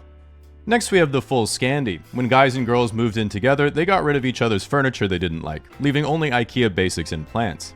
Flash forward, it's now about 2020, lockdowns happen, and everyone in a teetering relationship breaks up because they actually have to spend time with each other. Japandi/warm minimalism. Single guy still wants minimalism, but has learned from his girlfriend he should actually fill some of the empty space. He takes his half of the Scandinavian furniture and fills the rest with minimalist Japanese design he bought on stimulus checks and GameStop money. Inspired by Millennial Gray, he once again buys all his furniture in the same color from the same store. Nitori. Just in brown this time. Organic modern. Looking for comfort, single girls took their half of the Scandinavian furniture and filled the rest with plump, squishy designer sofas with lots of layers of pillows and blankets to keep them emotionally secure in such trying and turbulent times. Flash forward again, it's now the modern day in 2025, and after some time apart, Japandi and Organic Modern have matured as individuals, realized the folly in their ways, got back together, and are looking to get married. Organic Modern doesn't like the straight edges and bland color scheme of Japandi, and Japandi doesn't like the inherent deception of everything being fuzzy and round without definitive, uncompressible form. By looking at the development of the last 10 years of interior design, we see the way that each major trend has been influenced by the last, and through repeating inspiration, collaboration, breakups, and makeups, you arrive at the dominant trend of today, the combination of organic modern and warm minimalism. This contemporary design incorporates not round, not straight, but sculpted flowing shapes. It decides to skip raw wood and plush fabric in favor of textured wood paneling and tactile layers. Even the most designer of chubby sofas and sandy mid-century sectionals are out in favor of soft flowing geometry, aka the croissant. If you ever feel down on your creative abilities, just know that the most popular sofa design trend of 2025 is a hot dog that's split on the grill curling up on another hot dog. In reaction to excessive tonal layering, an attempt has been made to hard counter by making sure the whole house isn't monochromatic, but has a main theme accented with a bold single color, or is drenched entirely with exactly this shade of green. While these are more trends than styles and a true modern aesthetic is still developing, where do we go from here? Well, you just have to take emerging trends and continue the story. As a newly married couple, Organic Modern has naturally become bored of Japandi, and having more disposable income but nothing secondhand to improve the place with, as farmhouse chic has been long forgotten, the modern woman seeks to reinvoke the ephemeral sense of love by introducing retro warm. Whether it's the nostalgic feel of grandpa core from their youth, or trying to rekindle the taste of what life is supposed to be like from her Tuscany honeymoon with a fresh breeze of Mediterranean. Either way, this justifies the insatiable female urge to buy secondhand furniture they don't need, learning only in hindsight that properly restoring vintage pieces from auction requires way more than one step, and is therefore best left to Michigan factory workers. How about the boys? The truth is, while we have remained silent our whole lives, the modern man has always known exactly what we've always wanted. It wasn't minimalism, we just couldn't afford anything. It wasn't millennial gray, we just didn't want to go to more than one store more than one time. It wasn't even warm minimalism, that's just millennial gray in the Dune universe, which we are all very excited about. What is actually occurring in the modern man's brain is he's trying to formulate and express the thought, "Dear wife, I see your fuzzy curvy furniture and nostalgic chairs you found on Marketplace. You can override my minimalism and straight edges and do what you wish, but I have one request. You must incorporate the one true love of all men, the Chrysler Building."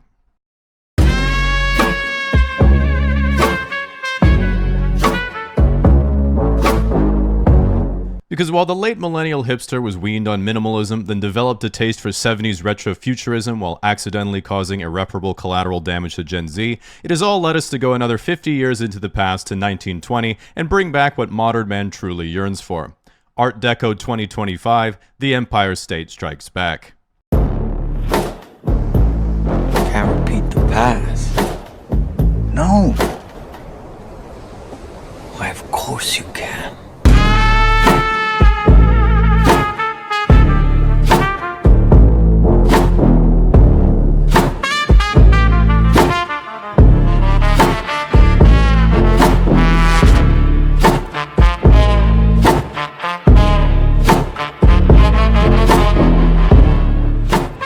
So where are we going from here? First, sculpted furniture is a cope and impractical. Only hotels and rich people want impressive furniture you can't sit on. Girls want soft and cozy, and guys want sacred geometry. And there's already a solution to that. The return of the beanbag, the ultimate furniture and shape. Next, grandpa core nostalgia could only have a life cycle of one generation, but Mediterranean is an entire landmass that will last as long as the ice caps. So at least 2 generations. Clearly that's in. Next, we need a worrying amount of plants. 2 incomes won't be able to afford children or pets by 2035, so we have to have something that depends on us. Next, put in glass block walls separating rooms for obvious reasons. I really like them and want them to make a comeback. Lastly, no one under 65 can afford an actual house in any city, so we're all planning to abscond from society and elope in a rural Hollywood aesthetic hobby farm, using the money from when our 14-leg NBA over-under finally hits. Putting it all together, what is the final form of our generation's design philosophy? I present Neo-Deco Cottage Escape. Let's take a look.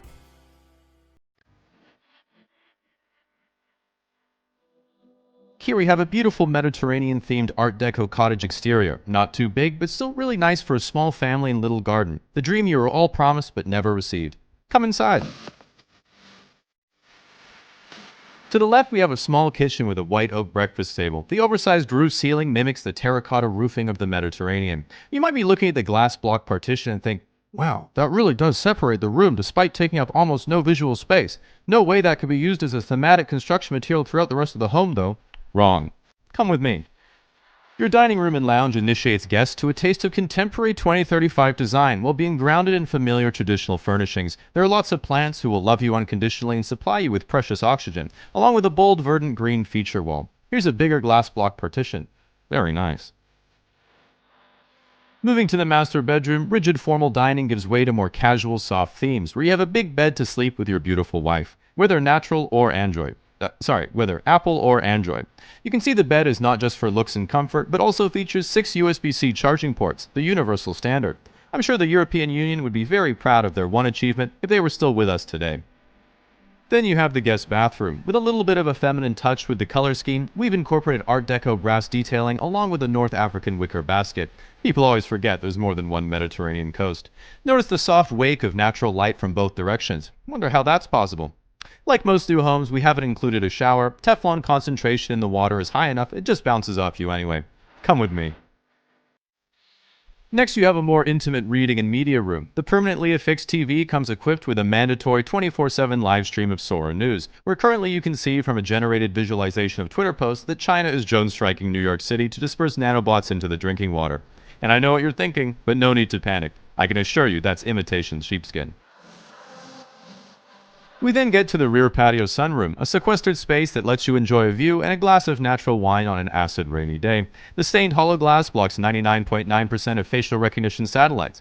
Outside, we have a few raised beds for our victory garden. That's essential for when the EMPs prevent Prime delivery from arriving with the rations. That there is a Weber kettle grill. Can't beat a classic. Leaving the best till last, going down to the basement, we have our show-stopping relax and refuge room, which is not just an elegant place to compose yourself, but features a beautiful expansive view of the French Riviera. Courtesy of Huawei 16K OLED V-Light display. With a subscription of just 35 seconds of generation tokens per month, only skippable ads will be shown. The walls are 70-inch reinforced blast-resistant concrete with a beautiful Himalayan salt slab finish, which of course wouldn't be complete without not one, but 2 glass block partitions. Let me take you back to the front. Concluding our 2035 home tour, we're asking just $59,999 universal basic labor.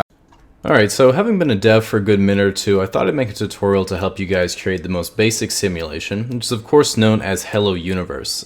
This program obviously isn't too complex, but it's got everything you need to be able to integrate yourself and play through on the planet Earth as the human player type. Okay, so I'm going to be using Google's online development simulator for most of the project because it has a user interface and Google pretty much owns me, but feel free to use your simulator of choice. Okay, so go to new file and we'll name it Hello Universe, and it'll ask us for the game speed. It's just how quickly players experience the passage of time in your simulation. I'm going to base this on the speed of light. Doesn't really matter what you choose, I just usually prefer to code in C. So the first thing we have to do is import all our planets, stars, galaxies, and all the characters, so make sure you've downloaded the asset library. Most of the universe is going to be empty, so storage won't be a problem. That's why we call it space. So most things in the universe are procedurally generated by the computer over millions of years, but when someone integrates into your simulation, you have to designate who they're going to play as. Some devs like to make the playable characters in their own image, but if you saw what most developers look like, you know how bad of an idea that is. Instead, I like to design a joke character that players might like, but nature would of course never allow. Yeah, just import that. Now, when you do more complex simulations, you can enable life for as many planets as you want, but for Hello Universe, Earth is the only planet with life on it. The players will probably never find out, so don't worry about that. There are also some other settings you can change for Earth individually. Number of players. For Hello Universe, the only real player is you. All the other players are simulated. Difficulty. This is just how hard it is for you to get through the day. Yeah. Okay, now keep in mind that simulations tend to run pretty processor heavy. You might have heard the programming quip, you need more than one thread to make the fabric of space and time. Like most niche interest jokes, I don't find it funny, but I at least understand it.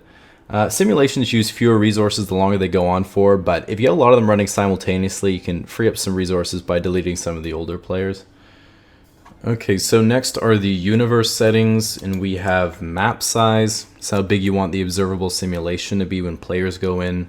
The bigger you make this, the harder it'll be for them to find your mistakes. Number of perceivable dimensions, just leave this at 4. Not much point in doing a tutorial on 5-dimensional simulations because you'd already know what that looks like. And bitrate 300,000 kilometers a second. Okay, so that's the primary programming done, so go ahead and compile that. Alright, no errors. That's unusual. At any rate, we're good to launch, but before we do, it's critical that you scrub through the timeline, check for bugs before publishing. A lot of new devs have a hard time telling the difference between a bug and poor design, so I thought I'd go through a few of the most frequently asked questions I get.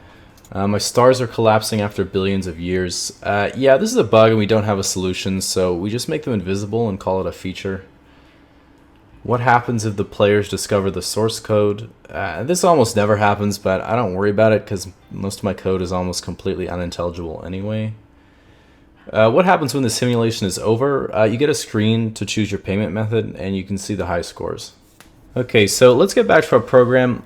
Go ahead and hit run, and it's as easy as that. Just remember, you can't patch the simulation once it's started, so no interaction is possible from outside the program. But you can always integrate yourself and go through as a player.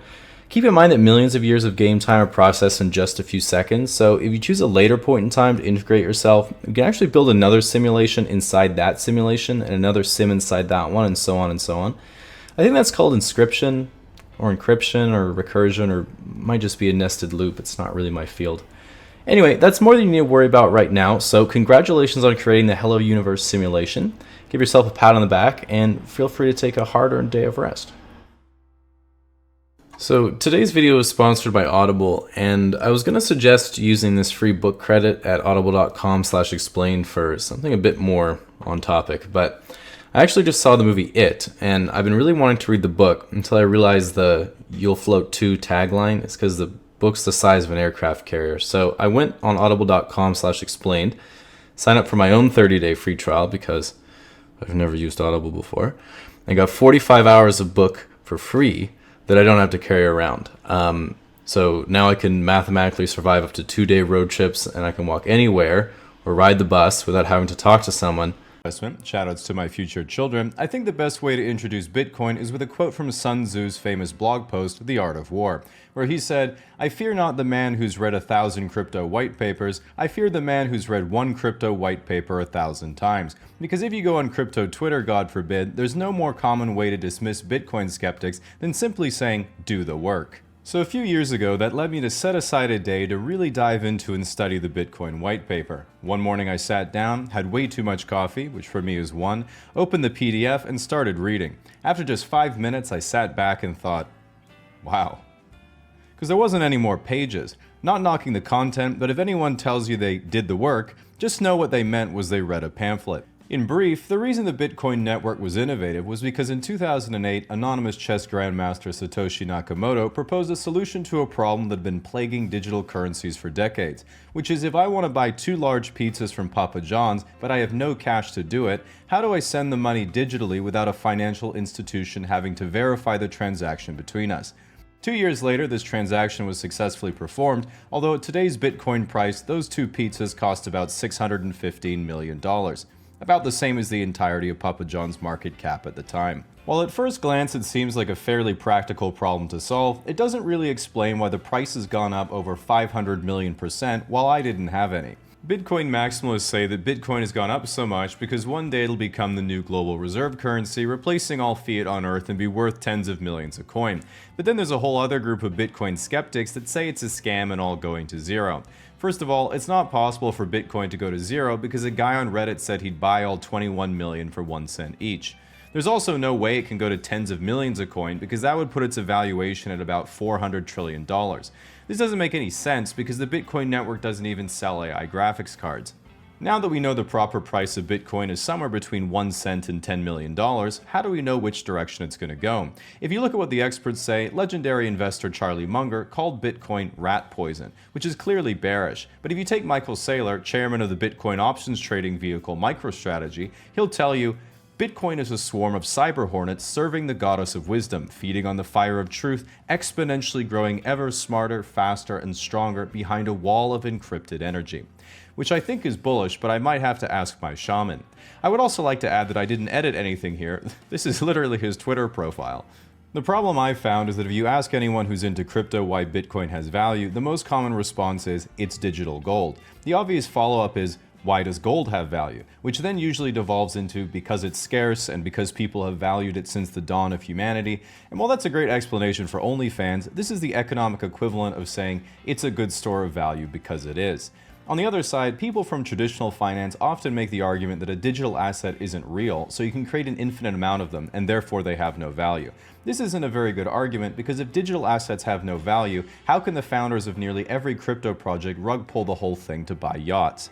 Now, while you shouldn't evaluate the effectiveness of a technology based on the character of people who believe in it, I certainly do anyway. And Bitcoin in particular has a strong bias towards anti-government sentiment and libertarianism. If you're not sure what that means, imagine if the government were to say, because you didn't pay your fair share, 150 people died today from an underfunded government program. This kind of thing would really rattle a libertarian because they know that their taxes would have helped the government to get at least a dozen more. Even looking at the types of people within traditional finance versus crypto, while there are some who really get it, you get the feeling that most of the people in decentralized finance aren't familiar with how the existing financial system currently works, causing them to often reinvent the wheel and run into the same mistakes that have already happened before. Take Sam Bankman-Fried and the collapse of FTX. Everyone in crypto was like, there was no oversight or transparency. Everyone knew it was possible. They're just making everything up. We just didn't think they'd do that. And that made traditional finance say, what? But what they were doing was illegal. Didn't you learn anything from 2008? And unfortunately not, because they were 12. For this reason, a big threat to the crypto industry has been regulation. Because there isn't any. You can go on Binance, buy 75 times levered Dogecoin futures without a single confirmation window, and in 25 seconds you'll either make 3 times your money or lose everything. Which, let's be honest, is pretty fucking awesome. Well, this has begun changing a lot in the last few years after so many people were losing all their money repeatedly. There is also a lot of environmental criticism brought towards crypto because the process of mining new Bitcoin is extremely energy intensive, as the process is done by brute forcing math problems with a huge amount of compute.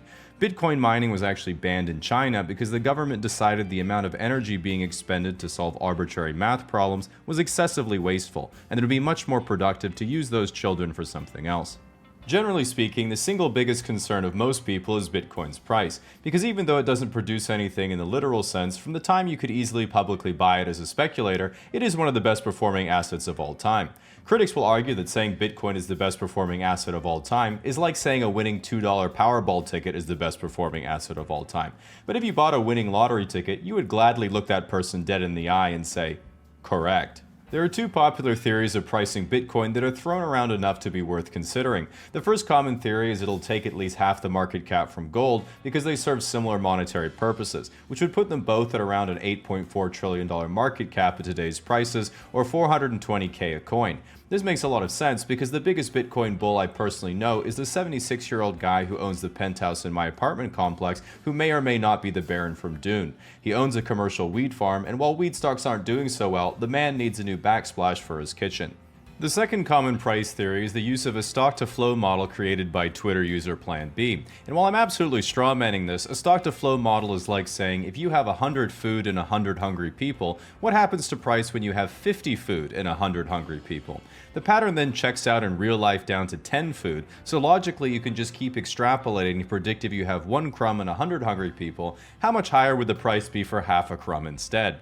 Using this model, it currently predicts the price of Bitcoin in 2030 will be $14 million a coin, which is so far beyond even the AI chip theory that the only explanation is that Cathie Wood is about to bless us with a new saga of her shonen manga. What's interesting at this point is that with the creation of Bitcoin ETFs, regulatory oversight emerging but giving the green light, and so much money from traditional finance pouring into the crypto ecosystem, purists look at their ascending token portfolio with glee, as it seems like it's blue skies ahead for prices to climb even further. But But some people have started to point out that as time has marched on, every day their favorite crypto assets trade more and more in lockstep with traditional financial assets, and ownership has become more and more concentrated on centralized exchanges and mainstream financial products. Even 5 years ago, the whole space was about disrupting traditional finance, but now it's about cheering on any product that lets you get exposure to the network without being part of it, in the hope it drives the price higher. Just like in Oppenheimer, it's caused some people to dim the lights, adorn their trilby, and recite with scorn, "He who fights with monsters should be careful, lest he thereby become a monster." Causing everyone else to say, "Bro, I just want to be able to afford a house one day, can you please chill the fuck out?" In my view so far, despite a lot of people telling me they've done the work, much like the Bitcoin blockchain, I'm still looking for proof. And personally, I haven't been able to find anyone who I think really has a convincing argument for the future of the technology or the price, and it's pretty much hopes, dreams, and speculation all around. That is except for one person, a Bitcoin Talk Forum member from 2013 named GameCube, who during a huge sell-off titled the thread, "I am hodling," where he went on to say, "I typed in that title twice because I knew it was wrong the first time. Still wrong. Whatever. Girlfriend's out at a lesbian bar. BTC crashing. Why am I holding? I'll tell you why. It's because I'm a bad trader, and I know I'm a bad trader. Yeah, you traders..." You good traders can spot the highs and the lows, pit pat piffy wing wong wang just like that and make $1 million bucks? Sure. No problem, bro. I should have sold moments before every sell and bought moments before every buy, but you know what? Not everybody's as cool as you. The people in between hold. You only sell in a bear market if you're a good day trader or an illusion noob. In a zero-sum game such as this, traders can only take your money if you sell. So I've had some whiskey. Actually, on the bottle, it's spelled whiskey. He then passed out, not realizing the profundity of his own words, because everyone had recognized the hodler in themselves too. To me, GameCube is a man who finally cracked the code on not just Bitcoin, but life in general. You can't make a bad decision if you never decide, you can't have a regret if things could never be different, and of course what I've now adopted as my golden rule, your girlfriend can't leave you for another man if she's cheating on you with a woman. Now, unlike your girlfriend leaving you, one thing you can't solve by just saying no is data brokers getting their hands on your information, who then turn around and sell that data to whoever wants to buy it, potentially getting it into the hands of robocallers, scammers, or God forbid, the government. This is because you're giving them permission to nearly all the time whenever you sign up for things online, but if the inner libertarian in you is getting flustered already, the good news is you could use today's sponsor, Smith & Wesson. To make a long story short is an idiom that means to summarize a long story in order to save time. And while the meaning of that one is pretty obvious, there are a lot of common idioms that we use every day that don't make quite as much sense when looked at literally. And so I wanted to go through and give some examples and illustrate how they can be used to tell a long story with just a few words. Okay, so let's start with a super easy one to give you the idea. Let's say you go onto YouTube and see a new video on your homepage and you say to yourself, looks pretty mediocre. But you watch it anyway because that's the norm for the website. And after sitting through the whole thing, you say, you know, better than I expected. 5.5 out of 10. You could say, to make a long story short, don't judge a video by its thumbnail. Okay, next let's start with a story that you can sum up by using only one idiom. Let's say a couple of nurses are working in a children's hospital when all of a sudden a mysterious figure appears in doctor's clothing and starts healing all of the kids with just a few words and simple hand gestures. The nurses look at each other and say, "What the hell? Wait, is that Jesus?" And as they say that, the mysterious man in scrubs and beach sandals quickly shuffles out of the room, and the other nurse says, "Yeah, that was definitely Jesus, but I didn't recognize him at first because he wasn't wearing the clothes that he usually wears." To make a long story short, he was blessing in disguise. Okay, so now that we have those basic ones out of the way, let's move on to stories that you'll need at least 2 idioms to summarize. So one time I was in Amsterdam and I decided to go to the red light district because I was in Amsterdam, and as I was walking by the sex shops and back alleys, I ran into a man in a suit who said, "Hey, you looking to have a good night?" And so we got to talking, and eventually he cut to the chase and said, "Look, you have 2 choices. Our cheapest prostitutes can be had for a cent, but our finest will run you more than money can afford. In fact, our best escorts cannot be bought, and if you would like to sleep with them, I will have to take not only your arm, but also your leg." And so I stood there thinking, my arm and my leg, what an experience it must be to cost that much. and my mind was made up. To make a long story short, I told the man, "If your finest women cost an arm and a leg, I'd rather a penny for your thoughts." Alright, so let's try a couple stories that need 3 or more idioms to summarize. These are a little tricky, so I'm going to do a short one first so you get the idea. So, a train is set to travel across a large wooden bridge, but the base of the bridge is on fire and could collapse at any time. But as soon as you start to rush, suddenly you hear news that the train has actually been decommissioned, sold, and shipped to a different location, and there's no urgency to put out the fire.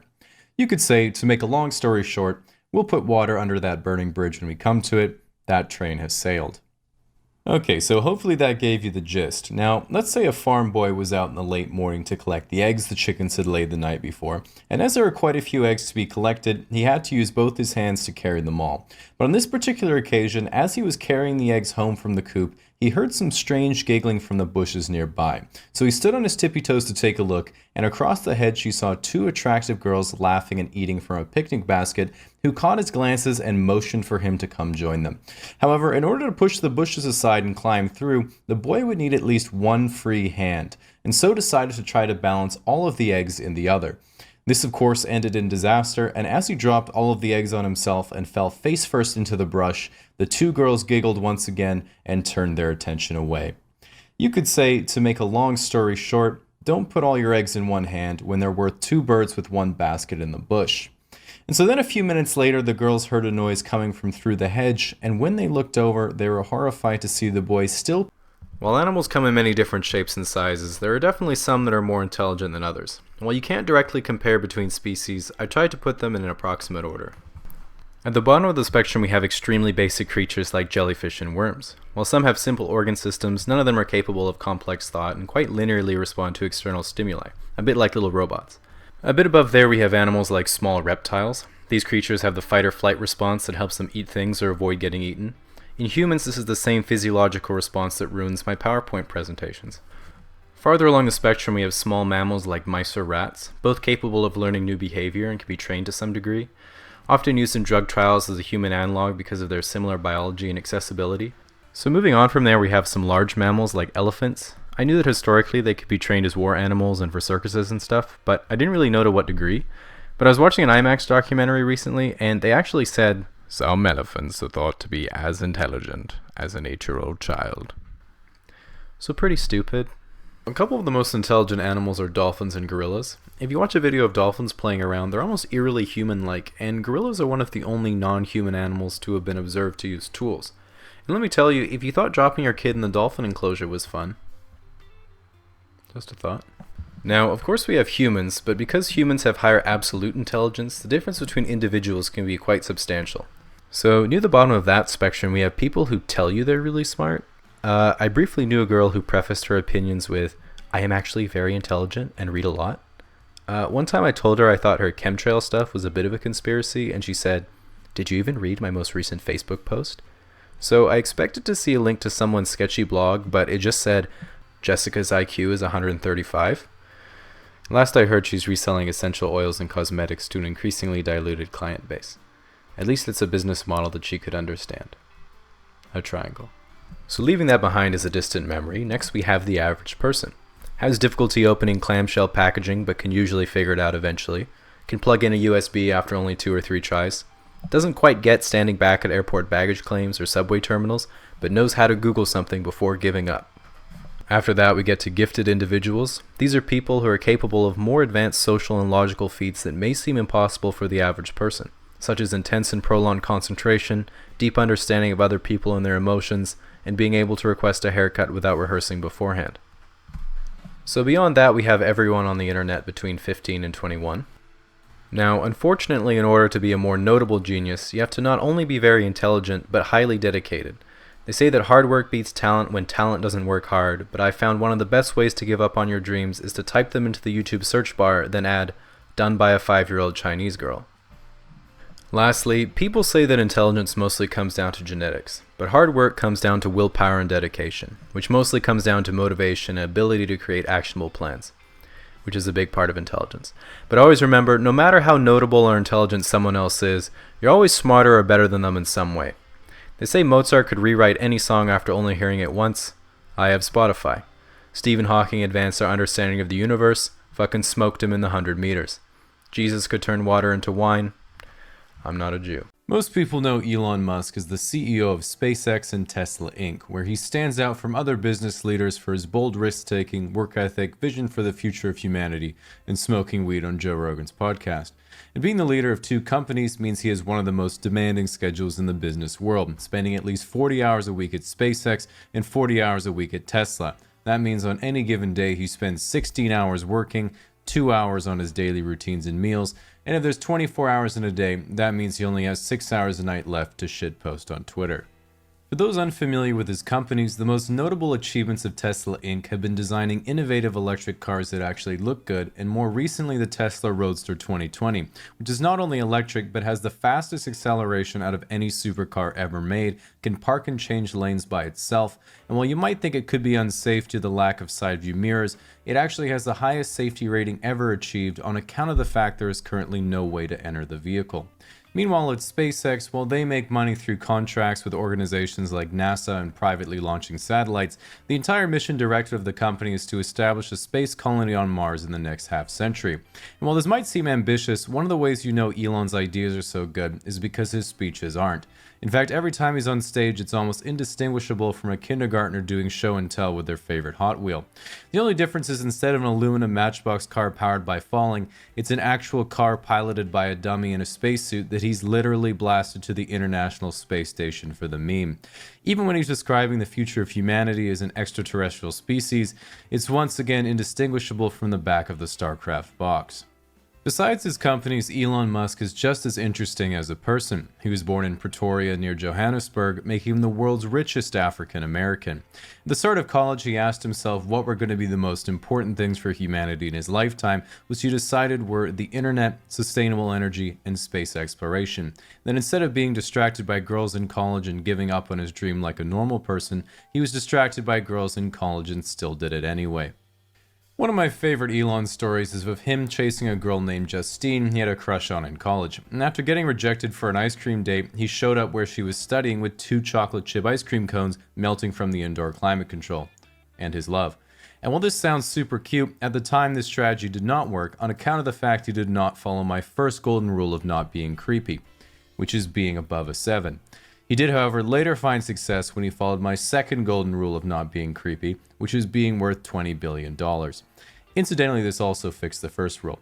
Regardless, thanks to Elon's ice cream tactics, he and Justine eventually had 5 kids together, which is just enough to collect the remaining Infinity Stones. Since the end of the marriage with his first wife, Elon has been in the spotlight for many high-profile relationships, including ones with Tallulah Riley, Amber Heard, and now Grimes, who he met on Twitter. Now, you might be expecting me to explain Elon's taste in women, but the only analogy I can think of is when I listen to my pop playlist, and it accidentally shuffles to Evanescence, and I'm like, yeah, I needed this. In addition to running his companies and sliding into the DMs of synth-pop Canadians, Elon also works a little bit with OpenAI, SolarCity, and owns what he's called the Boring Company that will soon be drilling enormous tunnels underneath Chicago and Los Angeles for what he says will be high-speed transit. But honestly, at this point, he could just be playing IRL Motherload, because I think we've all decided to just let him do whatever. But what excites and terrifies me the most is his grand plan to bring everything that he's doing together simultaneously. And unlike companies like Apple, who will eventually have an iPhone implanted in your brain, or Google that will literally be your brain, Elon's going for the monopoly on an entire planet. Because think about it like this. SpaceX builds the rockets to take us to Mars and establishes the Mars colonies. The Boring Company builds tunnels to connect them all. SolarCity powers everything with solar panels. Tesla makes the cars that run on the electricity, the AI keeps law and order, and then when it's all ready, Elon takes 50% of the population to Mars at the snap of his fingers. And while I'm sure some people don't like the idea of one company controlling a whole planet, at least when you visit Earth, you'll be able to tell everyone that you're on a trip to Disney World. Very fun at all. This political division means you don't get any nuance in policy, and instead you either vote on which person you hate the least, or just pick 1 or 2 things you absolutely don't want someone to mess up, and then you compromise anyway. While most people are not too familiar with the political compass, they have heard the term left and right. You might have seen a spectrum like this in civics class, and they taught you some vague theory about reactionaries versus radicals, or social reform versus conservatism. But this is pretty meaningless to most people. In reality, when someone asks if you're on the left or right in America, what they want to know is how many digits of the pride flag you've memorized. Even the most far left and far right extremes have more in common than you might think. For example, they both share the same common weakness: follow-up questions. Take people on the far left, they all make the same mistake, which is waking up one day, doing absolutely no research, and then thinking there's no way that Ben Shapiro will have heard this one before. Similarly, if you take someone on the far right who says, "I believe that white people are superior to the other races," the obvious follow-up is asking if this is their sample group. The reality is that just left or right doesn't capture the full nuance of someone's political beliefs. If you're a fiscal conservative who believes that government debt represents an inability to provide future public programs, the left lumps you in with the people who stormed the Capitol. If you're a liberal who believes that investment into nuclear is the future of clean energy, the right lumps you in with the people who think that the hard counter to fracking is a heartfelt land acknowledgement. The political compass introduces a bit more nuance because while you still have a left and right, you can flesh out what you believe about both economic and social policy, and more importantly, see how your beliefs relate to other people's. To give the theme, as you move up the compass, you prefer big government. As you move down, you prefer small or less government. And as you move left, you prefer equal redistribution of resources. And to the right, you prefer to let free markets allocate resources unimpeded. So let's look at each quadrant's highest value first, so you can see which one you most relate to and the pros and cons of each. Authoritarian right's highest value is virtue. Pros: everyone can pursue their own ideals. Cons: me and my homies will determine what they are. Authoritarian left is equality. Pros: everyone shares equally in all the stuff. Cons: there is no stuff. Libertarian left is compassion. Pros: what's mine is yours, what's yours is mine, and we can all love each other. Cons: you hate your wife's boyfriend. Libertarian right is freedom. Pros: the rich get insanely rich, the poor just die. Cons. Lastly, the centrist's highest value is of course A5 Wagyu. Pros: all that matters to him are beef and gas prices. Cons: his whole world is currently in shambles. In brief, auth right is if it ain't broke for me, don't fix it. Lib left is friendly, horny, and broke. Lib right is temporarily embarrassed millionaires. And auth left is everything would finally be perfect if we just got rid of that one fucked up Jenga block right at the bottom. By using the quadrants, it lets us see there's a lot more nuance to someone's political opinion than just left or right. For example, to someone on the right, everyone on the left seems the same, but libertarian left will say, you know, communism sounds really nice, everyone living as equals with each other, working together in harmony with the environment. I guess it just seems that while the theory is good, the execution has been really bad. Then authoritarian left would say, yeah, but often necessary. Similarly, to people on the left, the right seems all the same, but auth-right will say, you know, I get that people are different and can choose to live how they want to. It's just the values of my culture are dying and all this chaos is taking over. If people just embraced how things were before, they see it just works better than this. And lib-right would say, you're so right, baby. Just unlock this video and it'll help cheer you up. The authoritarian side of the compass also gets the libertarian side confused all the time, mistaking both quadrants as woke. But see if you can catch the subtle difference. Lib left says, I treat people nicely because they're human just like me with their own personality and preferences. Makes me sad that some people hate other people just because they don't act or look the way they think they should. Whereas lib right just says, yep, customer's always right. The libertarian side also confuses the authoritarian side. Both want to have top-down control of how things are run and how people behave, but auth-right is much more straightforward. If they don't like what you're doing, they're gonna hit you with a stick. If auth-left doesn't like what you're doing, they're gonna convince everyone else that you have a stick. In contrast, if lib-left's life isn't going so well, they just adapt, complain, download Hinge, and wait for an inheritance. Whereas if lib-right's life isn't going so well, they say, no, there is a way to fight the system. Which is of course the nasal strip, buying an online marketing course, and becoming a men's motivational speaker. Because an individual's beliefs radically shape how they relate to other people, another way of understanding the compass is through how each views their ideal romantic relationship compared to how their relationships actually play out in reality. Auth-right's ideal relationship is the classic nuclear family. Nice house just outside of town, stay-at-home wife, good job, couple of kids, and a dog. The relationship auth-right actually gets is their third failing marriage and fourth pair of tack glasses, or they're a virgin in their early 20s with an anime girl as their ex-profile, and their main hobby is using AI to generate anthropomorphic female fighter jets. In either case, they plan to fix their life with a one-way plane ticket to Thailand and become each other's customer. Auth-left's ideal relationship is with Hassan Piker. The relationship auth-left actually gets is with Hassan Piker's chair. Lib-left's ideal relationship is an open marriage in a humble off-grid cottage near a scenic mountainside where they grow their own food and make their own clothes for a small, like-minded community. This doesn't happen because Lib-left doesn't have the millions of dollars it requires for a Hollywood aesthetic hobby farm. Lib-right's ideal relationship is being an 85-year-old billionaire with an harem of Instagram baddies on his mega yacht in Dubai. Haters will criticize such a transactional relationship, but while Lib-right knows that girls only like him for his money, he knows they love him for his terminal heart condition. The next thing you might be wondering is what about the intersections between the quadrants? This is pretty simple because it's usually where the rubber actually meets the road in real life. In Western countries, lib-left cares about the environment, while auth-left likes federal laws forcing you to care about the environment. Center-left is what happens when you're on your third wadded-up paper straw at the movie theater, and you realize that maybe some sea turtles need to die so you can live. Well, you might be thinking, okay, I'm sort of getting this compass thing. We are, of course, just scratching the surface, because a two-dimensional compass isn't enough to capture the full nuance of a quadrant's views, and you have to introduce the third dimension, which is if you're technologically progressive or regressive. For example, the bottom center on the compass is classically libertarian, believes in self-reliance, saving money, hard currency, survivalism, and only trusts non-mainstream media like Joe Rogan and the Kremlin. If you take this political view and make it technologically progressive, you end up with anarcho-transhumanism, the belief that man will merge with machine and transcend to a higher form of life. Exactly, this is the Japanese trying to cope.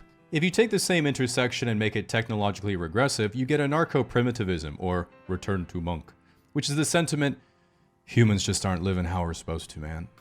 While this is a bit of a self-report, when anyone actually describes fishing, hunting, gathering, and doing arts and crafts in a tribe, they think they're describing how life was as a caveman, but they're actually just describing camping. Figuring out where to put yourself on the compass can still be difficult, because even 3 dimensions is not enough to capture the complexity of beliefs the human mind is capable of, which is why we must ascend further to include your capacity to change your beliefs over time to avoid ever thinking you're wrong. Which means we have to go beyond the political polyhedron to the obvious next step, the political tesseract. This political tesseract cannot be pinned down to a single belief, as it's always in a quantum superposition of both support and rejection of any conceivable opinion until someone you don't like expresses their point of view and you're forced to disagree. For this reason, it's important to know the point of view of each quadrant for all the most talked about political questions so you can start filling up your debate repertoire. For example, if you asked each quadrant, should we have more gun control? Auth-right says no, auth-left says yes, lib-left says yes, and lib-right says yes, I should have more control of guns. How would you fix the economy? Auth-left would raise taxes, auth-right would cut expenses, lib-left would unionize, and lib-right would say to another lib-right, here's $100, slap me. Oh, fuck. Okay, give it back and I'll kick you in the balls. And everyone else would be like, holy shit, they just increased GDP by $200. Pro-choice or pro-life? Auth-right says pro-life, lib-left says pro-choice, lib-right says on-site, and auth-left is checking their quotas. When should someone be able to do hormone replacement therapy? Auth-left. Anyone with approval from a medical authority can go on hormone replacement therapy at any time. Auth-right. Kids shouldn't be allowed to do HRT. Lib-left. I just don't want kids going through puberty knowing they wanted the body of a different gender. Lib-right. I just don't want kids going through puberty.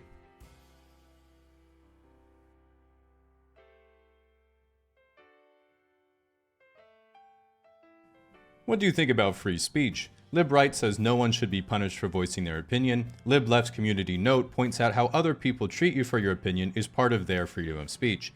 Auth-right revokes your blue checkmark for violating their terms of service, and auth-left has taken down your post for spreading harmful misinformation. The centrist then walks into the room and says, You better take your medication, Elon. You're arguing with yourself again.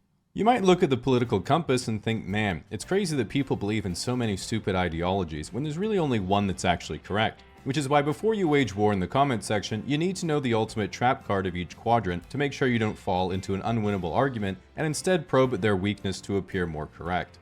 Lib-left's trap card is the moral high ground. Their weakness is, how's your relationship with your parents? Auth-left's trap card is pretending to be lib-left. Their weakness is trigger words like America is a decent country or Mazel Tov. Lib-right's trap card is the success of free market capitalism. Their weakness is how much tax have you paid in capital gains. Auth-right's trap card is their collection of cherry-picked crime statistics. Their weakness is undermining their credibility with questions like dinosaurs. Were they real or just the shape of nuggets? This scares auth-right because they know what you're going to ask the shape of next. Alright, you should be well prepared to go into battle. If this video offended you, just remember there's nothing you can do about it because YouTube removed dislikes ages ago. If you try to leave a negative comment, you will face the full wrath of my terms and conditions, only positive feedback will get a cute heart, and most importantly, this video is brought to you by Saley. As an American, you might be thinking, with what's going on in my country, I really want to move to Canada. But being unable to read Celsius or the metric system, communication would of course be impossible, and there'd be no way for you to get a local SIM card for your phone. Critical thinking is the careful and rational analysis of a situation that results in you making good short and long-term decisions. But as we all know, none of us are always making good decisions, and some of us are almost always making bad decisions. So I think the best way to explain it is by looking at the stages of thinking and the thoughts that would characterize each of those levels. So the first level of thinking is basically no thinking at all. It's a straight line from emotion to action without any further consideration. This isn't all bad, as it's responsible for a lot of instinctive functions like crying when you're sad or hitting your desk when you're angry or regardless, we all think at this level sometimes, but some people seem to be characterized by it. Which means if someone says something like, "Wow, you don't believe they actually landed on the moon, do you?" You should probably stop talking to that person because really, what kind of idiot still believes in the moon? The second level of thinking is some thinking. You haven't really checked all the facts down to their roots, but you know when things make sense and when they don't. You don't let the headlines tell you what to think, you read the comments section for that. And you don't cite Wikipedia for your essays, you cite the references underneath. When you have a problem, you kind of just treat the symptoms and don't go much further than that. But all in all, your life is very practical. You might be paying $20K a year for school and are worried that you won't get a job. But hey, $20K a year for hope is a fucking bargain. The third level of thinking is critical thinking. You think things through to their logical conclusion and you act accordingly, all the while not deliberating over small details. If you feel sick, you go to the doctor. If you feel sad, you ask your friends and family for support. And if you don't like watching ads on YouTube, you get ad block because you know if you're watching a popular YouTube channel that people like, they're probably demonetized anyway. You don't drunk text your ex because you've never had a failed relationship. And when you're at a job interview, it goes, "Hey, what's your biggest weakness?" "Oh, I don't really learn from my mistakes." And why is that? Because I don't make any. Nevertheless, despite your perfect existence, your peers might resent you for being flawless in a way that's blindingly superior, and yet somehow still humble. While this might seem like the end-all be-all of critical thought, it certainly isn't, which is why we also have the bonus level of thinking, overthinking. This type of thinking tries to address all your simple problems with disproportionately complex solutions. Your waiter says enjoy your meal, and when you say thanks, you too, he laughs and moves on, and you never go back to that restaurant ever again. If you're on a coffee date and the girl says, "Why don't we get ice cream instead?" you would gently decline because she's deviating from the script. Before you let loose and dance at a party, you have to watch a few hundred tutorials to make sure you're letting loose properly, and if your Instagram post doesn't get enough likes in the first 15 minutes, you delete that shit faster than you delete your history when someone asks to use your phone. Now, while you can't really stop yourself from overthinking, if there's something you're worried about, it usually gets better over time because you learn the bad stuff you are worrying about almost never happens. A really eye-opening moment for me was when I said to my friend, "Man, I can't stop worrying about what other people think of me." And he said, "Don't worry, man. Nobody thinks about you." While the delivery could maybe use some work, it's definitely something worth thinking about. So I'm going to walk you through the steps that I would use to sketch a graph of a polynomial function. These might seem daunting at first because it's not always intuitive what the graph's going to look like, but what we can actually do is take each term and type them into Wolfram Alpha. So when I think about the future, I try to look at things that I think are going to make a more positive impact. And one thought that's really exciting for me is that there's a lot of things I've never experienced that I'm looking forward to, like medical advancements, driverless cars, artificial intelligence, receiving a compliment, and exploring new planets. It can be really hard to predict exactly when this stuff's going to come about, and a lot of people get a little ahead of themselves in their projections, which is why I've come up with this technique. Check when Elon Musk says it'll happen on Twitter, and it's not that. Now, while it's only a matter of time before Tesla builds a sphere of solar panels around the sun to power Elon's armored exoskeleton, I think it's pretty easy to cop out and make obvious predictions about the future, like we'll be using more renewable energy, our space program will be more advanced, I'll be drawing pictures on your coffee cup wondering how things went wrong, etc., etc. So let's take a look at some more specific predictions that might be coming in the near future. One of the most hyped technologies are autonomous vehicles, and I do think it's reasonable that within 10 years, driverless cars, much like Google Fiber, will be fully implemented and publicly available. But not where you live. Within the next 25 years, we'll hopefully see humans land on Mars for the first time, or at the very least see a return trip around its orbit. I'm excited because if those astronauts watch a casually explained video before they leave, the next one might almost be out when they get home. So in the next 50 years, we'll likely see some big changes in consumer electronics. It's really hard to predict that kind of stuff specifically though, because we don't know what breakthroughs are going to be real game changers and what big tech companies even have on their agendas. But I didn't want to be lame, so here are a few of my own predictions.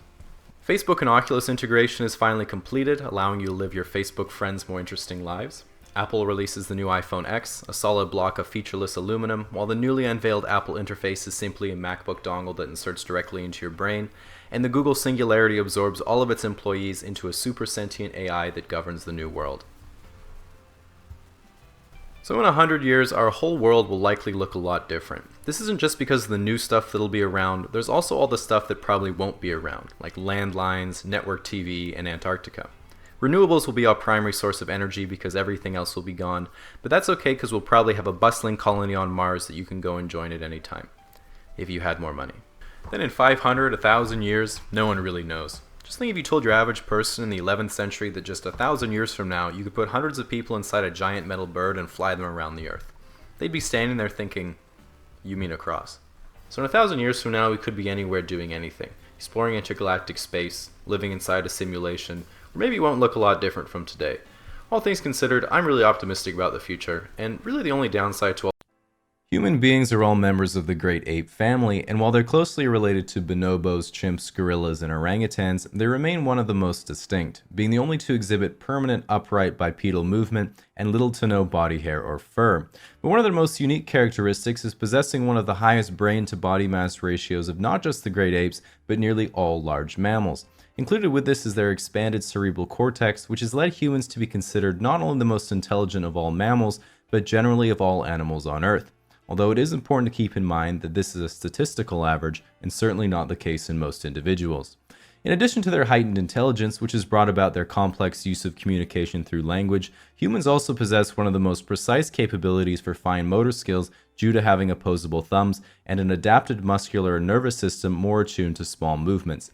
This does come at a cost, however, where if we look at other great apes, we see they don't have the same fine motor control, but in exchange they're all jacked out of their goddamn minds while only eating leaves, which in my opinion is one of humanity's worst evolutionary blunders.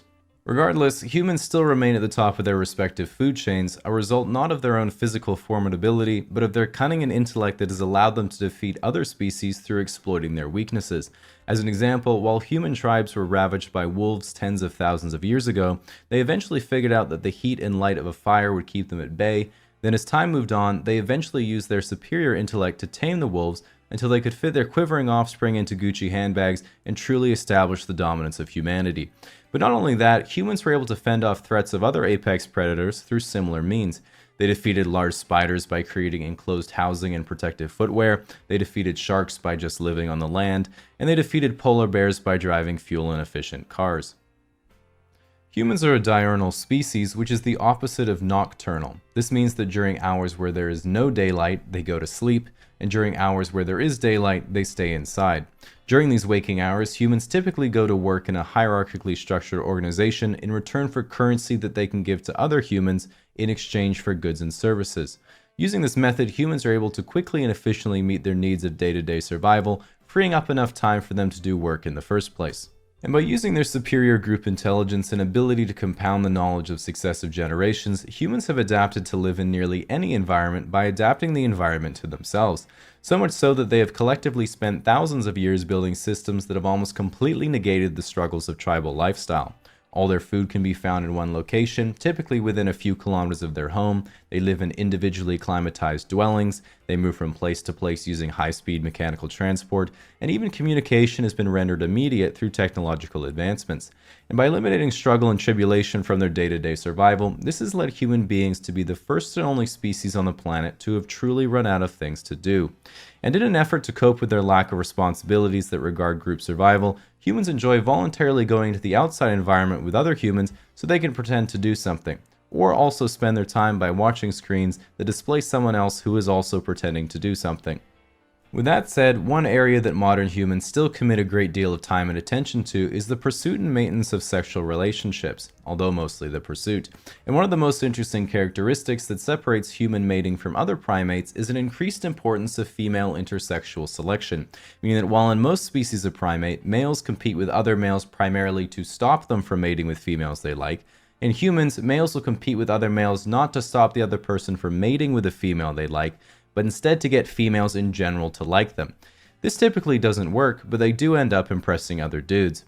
An interesting and not entirely unrelated fact is that human males have one of the largest genital size to body mass ratio of all primates. Again, keep in mind that this is a statistical average and not the case in most individuals. Humans are typically monogamous in nature, which is largely due to their lifelong social structures and the extended maturation period of their offspring requiring additional parental support. In fact, unlike most mammals that reach maturity in a few years, most children are unable to fend for themselves until they are quite old, and typically can't function independently for anywhere between 12 and 80 years. And with such a long lifespan, the unique difficulty for humans comes not at the time of their ultimate death, but at the point they realize that while they still have several years to live, they aren't adding value to their society, but are a burden on it instead. For most people, this realization typically occurs around the age of 18. Human societies themselves are generally segregated into large territories of land under singular leadership or government, then further broken down into smaller geographic regions or states, and then again into towns and cities in which all variety of the nation's individuals live. Humans themselves are to some effect territorial, and like chimps, will not hesitate to tear another human limb from limb if they oppose upon their tribe and are perceived as an enemy. And while that makes you think, thankfully they have evolved to live not in tribes, but in modern civilizations where that type of behavior is frowned upon and has been mostly relegated to the comment section and incompetent drivers.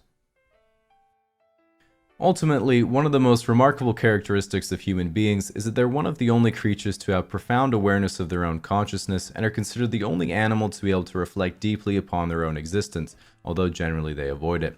This allows humans to both diagnose their own shortcomings and to plan future goals that would bring them both happiness and fulfillment, again hypothetically.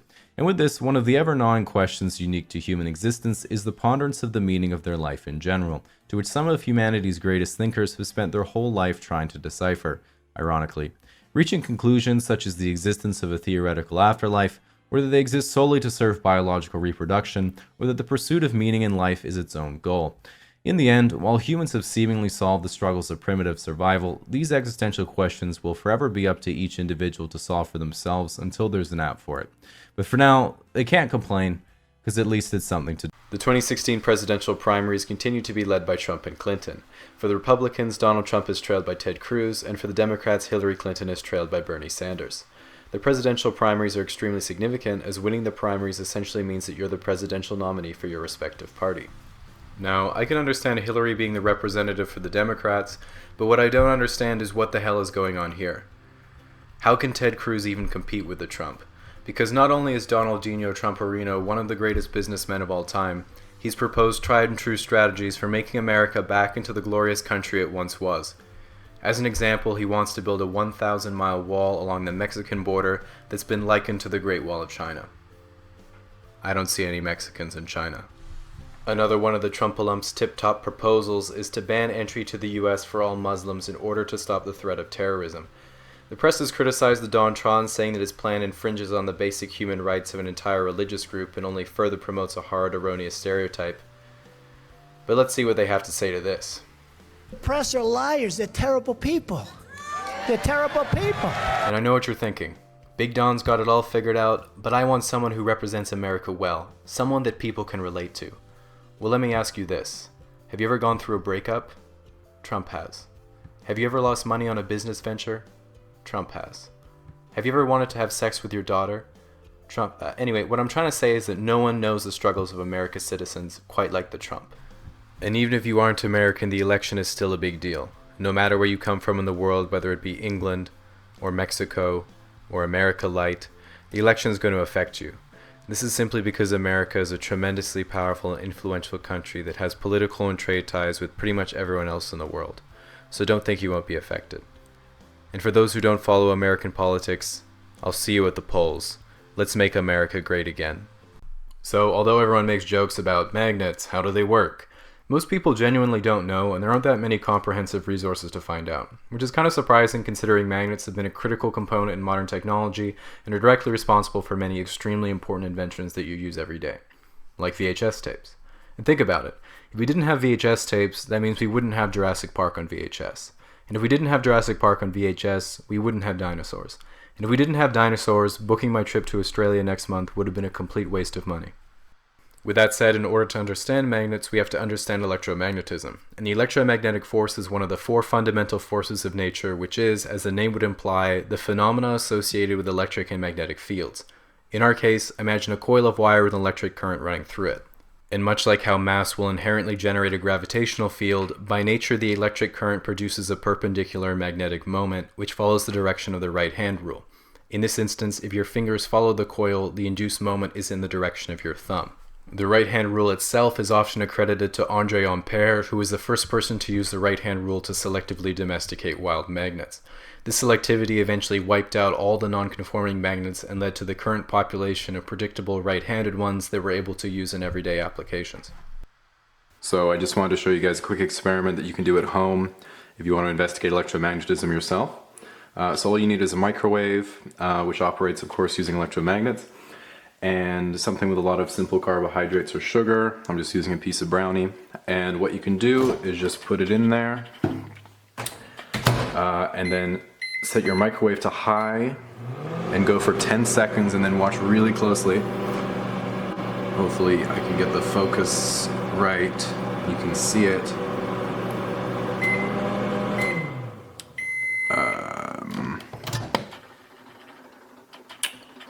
Okay. Oh yeah, that's really good.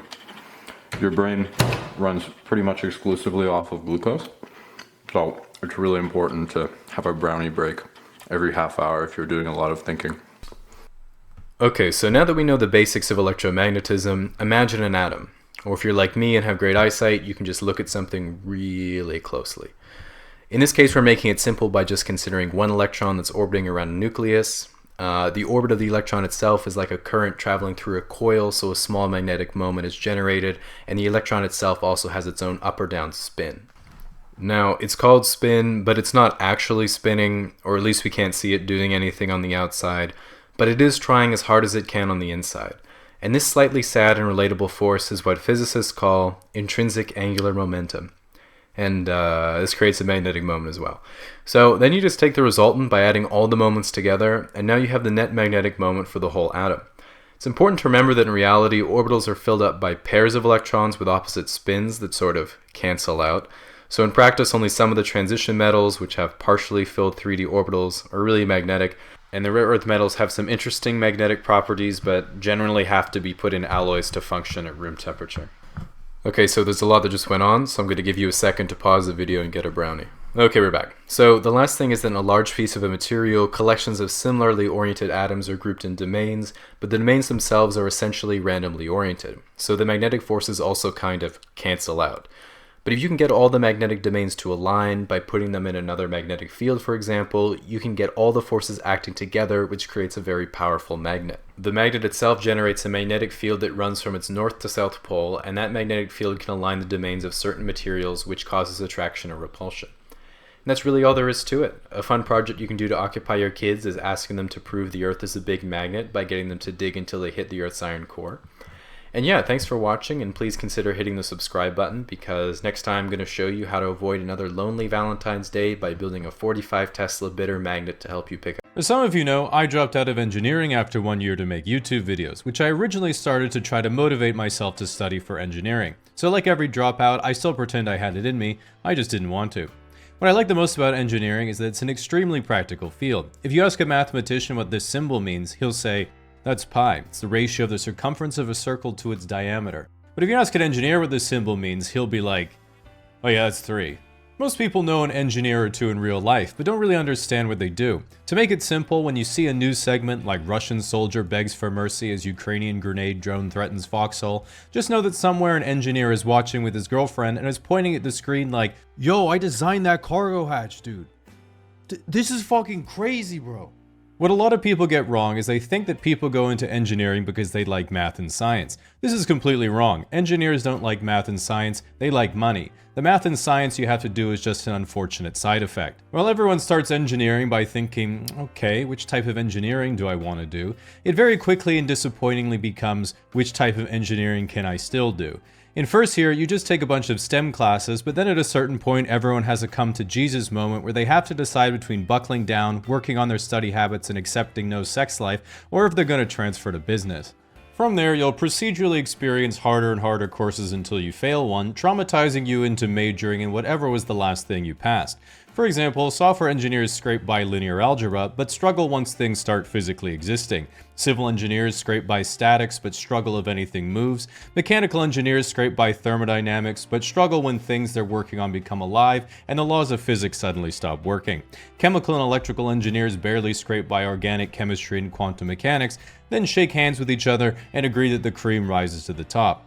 No one goes to grad school because they all have a C average. This is traumatizing because if you hear someone say, yes, I have a PhD, usually everyone is like, oh, very impressive, you must be very smart. But if they say, it's in engineering, everyone thinks you're an idiot. This is because getting an undergraduate degree in engineering is like buds training for the Navy SEALs. No one there actually wants to go and fight a war, everyone knows you just have to do it so you can write a book and go on podcasts. Now, engineers are usually very put together, organized, and prepared people who don't like sudden changes to their plans, spontaneity, or having unchoreographed fun in general, meaning the only thing they truly fear is girls. This means if you're a girl, dating an engineer can be really difficult because especially on the first few dates, you're constantly wondering, is he just shy and awkward, or actually autistic? Even worse is if you're a girl in engineering, because if you ever get frustrated, lean back from your computer, and are like, oh, I just don't get how to do this. Well, you should have thought it through, Lily Phillips. This is now a group project. With that said, when it comes to the actual work you'll do, there's a big difference between working on a train and working on a drug to solve erectile dysfunction, despite them having the same effect on most engineers. So it's important to know what you're signing up for when you're choosing an engineering major, so I'll let you know about each one.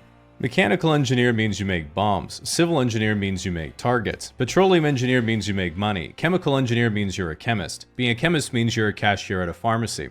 Do not try to correct your confused family members, they will not understand. Electrical engineer means you know that V equals IR, and the rest you can learn on the job. Materials engineering is just coming up with IRL crafting recipes. Nuclear engineering is trying to explain to everyone for the last 30 years that these are not chimneys. You will be unsuccessful.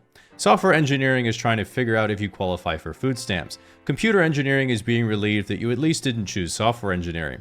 Biomedical engineering is when you just can't take it anymore and you need at least one class with a girl in it. Mechatronics... Oh, I don't know how that got in there, that's not engineering. Now, a lot of people are scared to go into engineering because they've heard it's a lot of work. But the good news is if you found a course really hard, you'll feel a lot better when you tell a senior that you got 52% on your final and they're like, yo, congrats. This might cause people to ask the question, wait, so the people designing rockets and planes might not have even understood what they learned in school? Isn't that a bit worrisome? And not at all. Engineering is about adaptability and problem solving in the real world, not about rote memorization of textbook material. If you're at work and the software says that your design is at risk of structural failure, just double it. That's engineering, baby. Now, the last question you need to ask yourself before going into engineering is the most important one, which is who do you think would win? The combined power of the military-industrial complex, big pharma, the oil industry, and Wall Street all working together, or the English professor who has to teach the engineering ethics class in first year? Because while engineers have some of the most important jobs in society, they also bear a lot of responsibility for the unintended consequences of their actions. And this is why I feel it's my duty to remind students and new graduates of the only question you need to know the answer to, which is when is it okay to violate your moral principles? Exactly, it has to be at least 6 figures. Now, as someone who dropped out of software engineering, it means I barely scraped by first-year linear algebra and am deeply scared of things that physically exist, which is why I like. So, I have some friends who seem to go from relationship to relationship in the span of a few weeks, and others that have been single the entire time I've known them. And it's made me wonder, what are the chances of actually finding the one for you? So after thinking about it for a while, I came up with this formula which can roughly model the probability of meeting the right person after you figure out 3 things. How often you act on opportunities that arise, how many people you're interested in, and how many encounters you have in a given time frame. Once you figure out what these values are, you can then plug them into the formula to get the hope you have left. So let's start with our opportunity value. Some engineering friends told me that using an O as a variable is in bad form because it looks like a 0, but when I told them it represents the courage you have to talk to girls, they thought it was fine. Bear in mind it is a pretty substantial multiplier, so really sit down and think, out of all the recent opportunities that you've had to ask someone on a date, how many moments did you let slip away, and how many moments were you at least 7 out of 10 drunk? Now, next we have P, which is the fraction of people that you would be interested in, and figuring this out takes a bit of work, so if you're thinking, I can't be bothered, I'm down with anyone, then the P can be removed from the equation and you can use the new formula. Okay, so assuming that's not you, we have to be able to figure out how many people in the world that you would be interested in.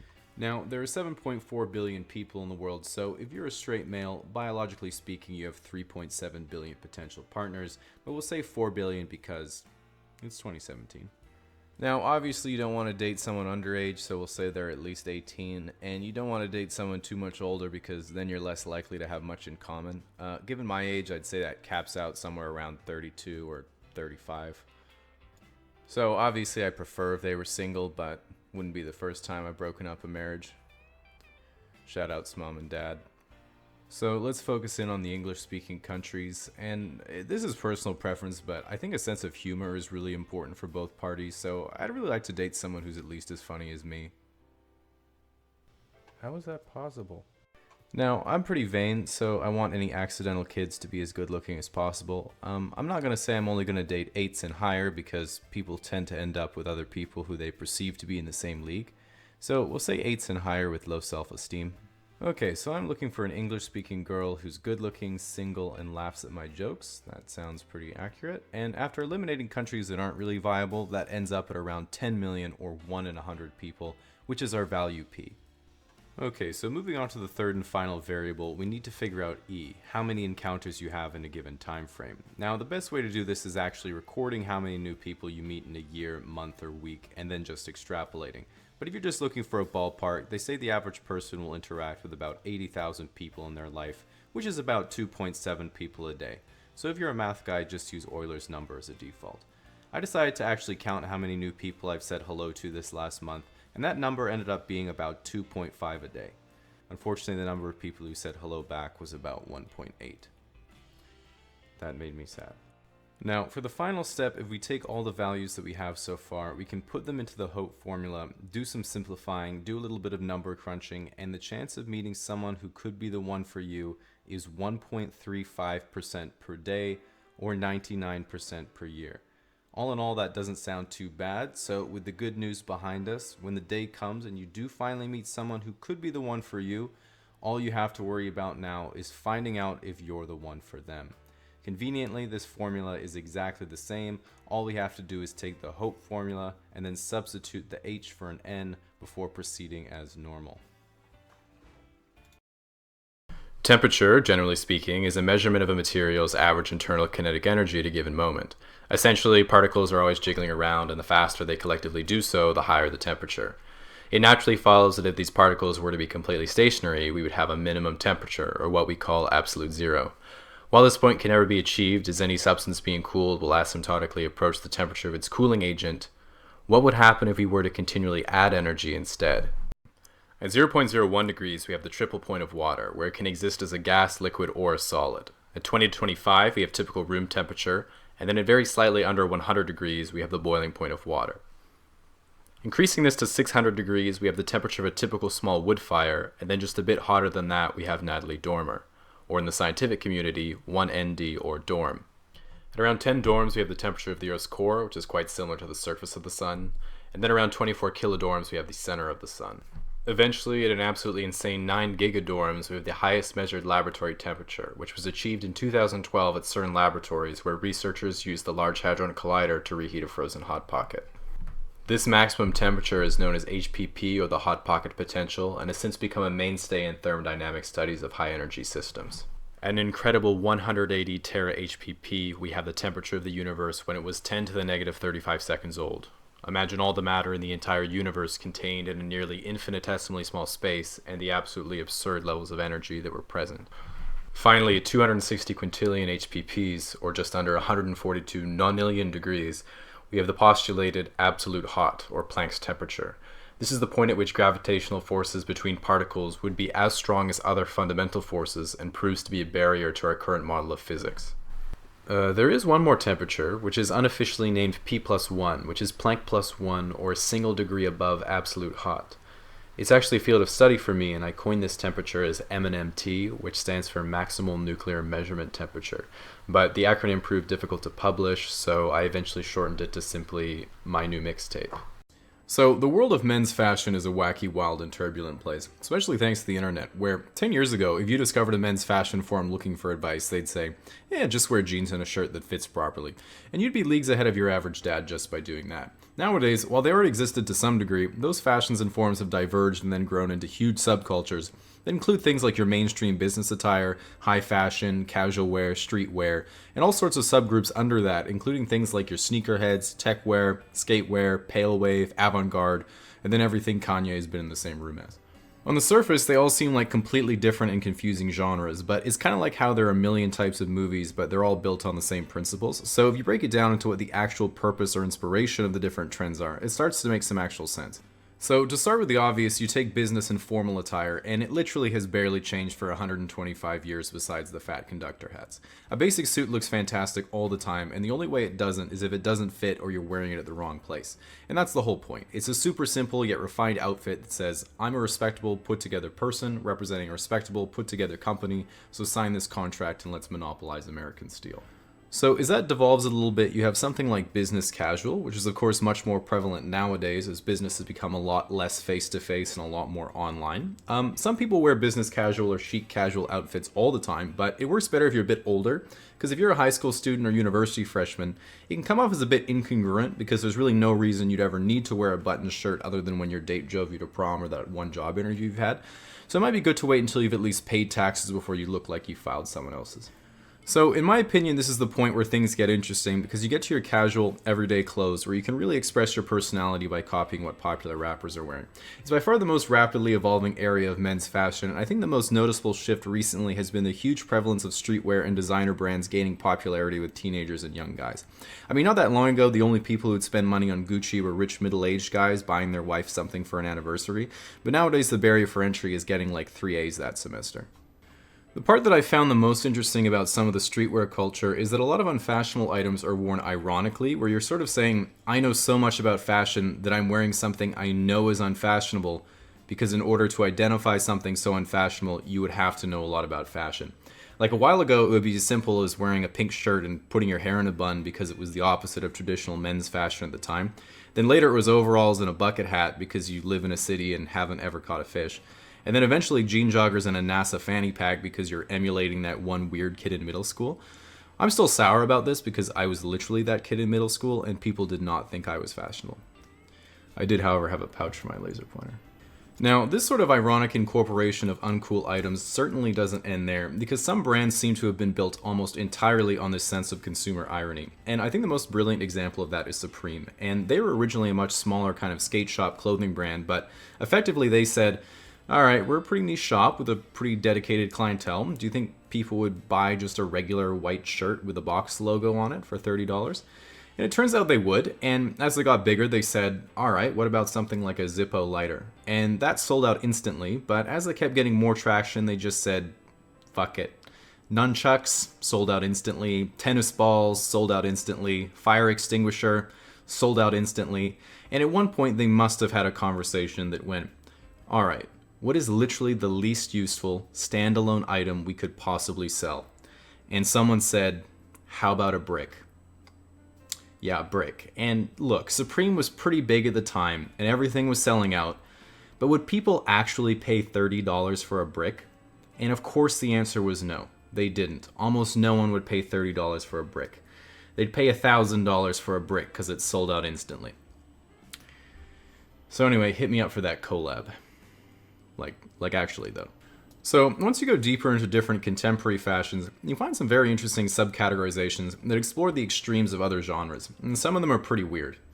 So the most well-known is probably high fashion, which does get a lot of flack for being weird, but it's really more of an advertising campaign and for showing off a designer's inspiration for upcoming commercial lines than it is for actual practical wear. So in a way, it's almost weird by design, which is neither here nor there for me. But if we start looking at the niche clothing that people do wear on a day-to-day basis, it brings us to some super interesting trends. So of course, a massive group that's permeated all casual wear are your sneakerheads, and these are the people you might have heard of who would camp overnight to cop a fresh pair of Jordans, but they only really wear them once for Instagram, and then they resell them the next day at 5 times the price to rich Asian exchange students. Something like normcore is wearing literally your entire outfit ironically, effectively dressing as blandly as possible on purpose. Pale wave is a sort of minimalism that centers around a lack of detail and subtle pastel color palettes. I quite enjoy this look because if people come over to my apartment, I blend in nicely with my IKEA furniture. Then there's all black everything, which is also a pretty solid choice if you don't like sorting laundry. I mean, I think it's cool because it makes your washer's spin cycle look like a portal to the 4th dimension. That's pretty neat.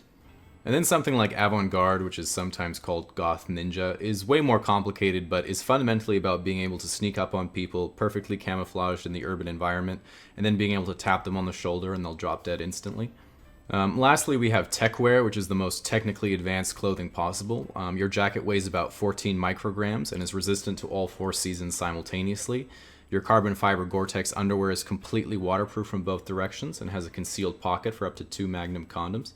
Honestly, the only downside I can find to a tech wear outfit is that it costs $4,000 and you only use it to walk to work. Now, at this point, we've barely scratched the surface of all the fashion ideas that are out there, but moving forward, all these areas of fashion will continue to evolve in some very interesting and unpredictable ways. Personally, I've been trying to pioneer comfcore, which focuses on being as comfortable as possible at all times. The only downside that I've realized is that it's the literal opposite of fashion and usually devolves into you not leaving the house and binging YouTube top 10 lists. So yeah, no Instagram traction on that one yet, but I'll keep you guys updated. In telling jokes on stage, there are a ton of misunderstandings and lack of knowledge around what the profession actually entails. As an example, a little known upside to stand-up comedy is that the earnings you make are entirely tax-free. This is because there aren't any. So if you want to do stand-up comedy, the first thing you have to do is write your material, which is the bits you'll be doing and the jokes you have in each bit. Now, your material really is your bread and butter, and this is why 80% of your time as a comic is spent alone at home in front of a blank Word document trying to figure out what to say so people will like you. It's basically middle school but with extra steps. Keep in mind you have to really watch out for when a really good joke comes too easily, because then you've probably stolen it. This is what comedians call the Schumer effect, and it happens to even the best comics. If this happens to you, the only real solution is to ask yourself, is it wrong to steal other people's work? And then you change the words a little bit. So next you have to work on your delivery, or how you're going to say the jokes. This is one of the most important parts of comedy, and I like to think of it like dominoes. Even if what you have to offer is objectively mediocre, with good delivery you can still satisfy a room full of drunk people. At its core, having good delivery is all about doing your set with complete confidence that everyone's going to laugh, even if all your friends and family have told you they won't. A good trick is thinking of it as theater and you're just acting out a character with complete commitment. As a personal example, one character that I've developed is what I'm doing now. A very dry, monotone, slightly sarcastic voice that makes it sound like I don't want to live another day on this planet. The way I came up with this character was by recording myself saying the jokes in a bunch of different ways, playing them back, and then deciding I'd just be myself. So, the final component of stand-up is by far the most difficult, actually doing it. Apparently, some surveys have shown that the #1 most common fear is public speaking, and the #2 is the fear of death. And to those people I say, why not both? Nevertheless, it's extremely normal to get anxious before going on stage and worrying that your nerves are going to ruin your performance. If this happens, just remind yourself that your material isn't very good, so you'll probably bomb anyway. If it's any consolation, many people say that the first time they were on stage, they were so nervous it felt like they were naked in front of everyone. And when you think about it, your first time on stage really is kind of like you're doing your first cam show. You don't know how to act, you don't know what to say, you're covered with sweat, there's a big black thing in your mouth, and the only person watching is your uncle. Now, one of the biggest fears of new comedians is getting heckled, which is when someone from the audience yells something to interrupt the performance. And one of the worst things you can do when you get heckled is apologize. Like, I've seen a lot of new comics make a handicap joke or something a little distasteful, and someone says, "Hey, I'm in a wheelchair." And the comic is like, "Oh my god, I'm so sorry, I didn't mean..." This is a mistake, because then you lose your comedic license for the rest of the set. A better response would have been, "Wow, I didn't realize, man. Why don't you come up on stage and we'll talk about it?" And then everyone will think you're really compassionate until they get to the stairs. Now, when you finish your routine and the audience member is done clapping, hopefully the manager will say, here's enough money to get drunk with the service industry guys. In stand-up, this is called the honeymoon phase because, well, that's as good as it's going to get, but also because you end up with a distorted view of reality. The next day you'll go and tell someone about how you got wasted after your first real stand-up gig, and they'll say, oh, I'm sorry to hear that. And you'll be thinking, wait, what? I thought that was cool. But then you can't quit. You become addicted to the rush of performing, the high of getting an audience to laugh. Stand-up permeates the rest of your life whether you want it to or not. Every school or office presentation suddenly becomes your stage. You prepare material for every date in order to hone your craft. You study the work of your most successful contemporaries, all until one day you finally get the call and it's all paid off. You're rewarded with respect from your peers, and your legacy lives on forever in the world of comedy. But until then, smash that like button, leave a comment, hit subscribe, and ring the bell to get the latest notifications. I'll be at the bar. This video is sponsored by Bill and Melinda Gates. So in the past year, I've really decided I want to start caring for the environment. So far, I'm up to about 25 reusable bags above my closet. I don't know exactly what type of cardboard is recyclable, but I put it all in the blue bin anyway. And I always cut the 6-pack rings before I gently release them into my local wildlife reserve. And while everyone wants to fulfill their personal doing good quota, I often hear conversations that go, oh man, these paper straws suck compared to plastic ones. And the other person says, yeah, but they're better for the environment. And when I did some research, it turns out that, yeah, a paper straw is way more effective if you're looking to prevent people from weaponizing their cold brew. And no joke, plastic waste is a serious issue. But in terms of climate change and strictly carbon footprint, having an iced coffee with either a paper or plastic straw actually has less impact than driving your car from one end of the drive-thru to the other. And today, in the context of climate change and Bill and Melinda Gates' annual letter, I want to look at the actual scale of things you might do or use every day and how much it matters with regard to global carbon emission, which is around 36 billion metric tons every year.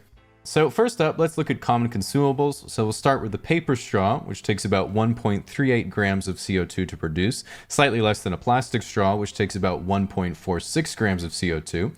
For quick context, a metal straw takes about 217 grams, meaning you have to eliminate at least 150 sea turtles for it to be worth it. Going back for a second, ahead of plastic straws, we have plastic bags coming in at around 20 grams of CO2. We have paper bags at around 80 grams, reusable polypropylene bags at 300 grams, and then cotton totes at around 3,500 grams or 3.5 kilos. For quick context, this means you'd have to use a cotton bag about 150 times to be the CO2 equivalent to plastic bags, and about 40 times to be the equivalent to paper bags. Honestly, the part that I'm looking forward to is being on my deathbed, and in general, but also the only thing in my will is going to be finish what I couldn't. And then each of my children gets a tote bag, and how many more trips do they need to make to Safeway to complete my legacy? Real joke is my children aren't inheriting anything. Next, we have electrical devices, which start to get more significant. Leaving one 100-watt light bulb on for 24 hours, 1 kilogram of CO2. Leaving a fridge running for 24 hours, 2 kilograms of CO2. Using a work computer and monitor for 8 hours, 2 kilograms of CO2. Using a real computer with at least 2 graphics cards, 3 1440p 144Hz monitors, and an RGB backlit keyboard to play Minecraft for 16 hours, 10 kilograms of CO2. Using an oven for 2 hours, 20 kilograms. Once again, another reason to have 2 graphics cards with a clear case so you can check on your roast. Operating a heat pump is needed for 24 hours in a 1-bedroom apartment. About 20 kilograms of CO2 as well, but again, I'm just repeating myself. In this ballpark, we also have driving your car each day at about 10 to 20 kilograms of CO2, assuming you're the average American living the dream. If you add all this up and average it out, your everyday American is responsible for about 45 kilograms of CO2 emission per day, which is about the same as Canada or Australia, but double China and most of Europe. It is trailing behind Qatar, which is at 38, but it is in the top 10 on the full chart. While things you do every day certainly add up over time, even they can pale in comparison to the amount of resources it takes to manufacture things in the first place. A cell phone produces about 30 kilograms of CO2 to manufacture, which is the same as using it every day for about 8 years. A laptop produces about 250 kilograms of CO2 to manufacture, which is the same as using it every day for about 3 years. This is also about the same as a 5-hour one-way flight per person. And then a large sedan takes up to 15 tons of CO2 to manufacture, which is the same as about 3 years of driving. Keep in mind that manufacturing most electric vehicles is about the same, sometimes slightly higher, but CO2 used for operation is much lower. This means in terms of carbon emissions, you could have one person who doesn't have heating, air conditioning, refrigeration, electricity, a cell phone, or even a sick gaming computer, but they do drive 45 minutes to work. And that would be about the same as someone who had all those things but worked from home and doesn't own a car, which is the angle I go for when people find out I don't know how to drive. And now you might be thinking, okay, well, we need heating, we need cooling, we need refrigeration, we need a cell phone, we need a sick gaming computer, and many people need cars. So then what can your average person do that would actually matter? One suggestion I like is not to try to minimize everything, because then you'll never succeed and feel guilty all the time, but to ask yourself, do I do anything in excess, and can I cut down on that? Because similar to when you're trying to save money, buying the drip coffee instead of the Americano is going to make absolutely no difference if you're spending $500 a month on premium Snapchat and Twitch donations, because that's money well spent.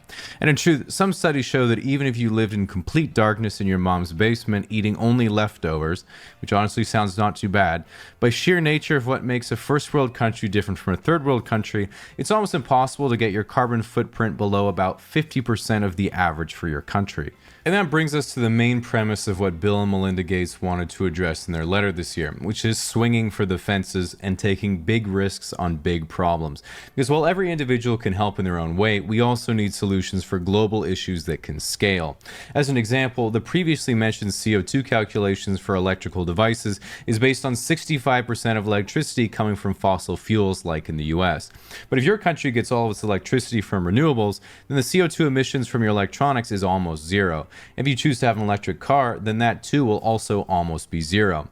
And as more energy comes from low emission sources, electric vehicles and devices become more and more efficient, making it not just an individual's responsibility to limit consumption and choose efficient products, but an international commitment to sustainable energy, CO2 mitigation, and providing aid to those afflicted or displaced by the negative outcomes of climate change. And while I wanted to focus on climate specifically, in Bill and Melinda's letter, they go into more detail about not only climate change, but other global problems of equal scale that require big risks and massive action for us to address. And I encourage you to take a look at the letter by clicking the link in the description, where they discuss what they believe to be some of the most important global issues and how to approach them. And personally, for the 10 or 15 minutes it takes to read, I get quite a few questions about how to make a YouTube channel, so I want to give a bit of a walkthrough of what that whole process looks like, right from struggling to get your first subscriber all the way up to when you start leveraging your fame for tax-deductible vacations. So first of all, you obviously need to be motivated to make a channel in the first place, and I found that the best way to generate that motivation is to start by watching a lot of YouTube videos. Once I'd done that for around 8 years, there's a distinct moment in my mind when I said to myself, wait a second, I think I could do what this successful person does. Why aren't I just as successful? It was because I never commit to any of my long-term goals for more than a few hours. But nevertheless, in that moment, I said, no, I'm actually gonna do it this time. So I scrolled up to the create a channel button, wherever it was at the time, and I started the first step, which is giving Google all of your personal information. Now, before you make the channel, YouTube gives you a tip that is very important to first define your target demographic in order to engage your audience properly. So, my target demographic was females between 18 and 25. But important lesson there, you can't always predict the market. Now, the first real step is choosing a name, and if you're like me, whenever a website asks you to choose a username, you don't just throw out the first thing you think of haphazardly. You need to treat it like you're naming your favorite child.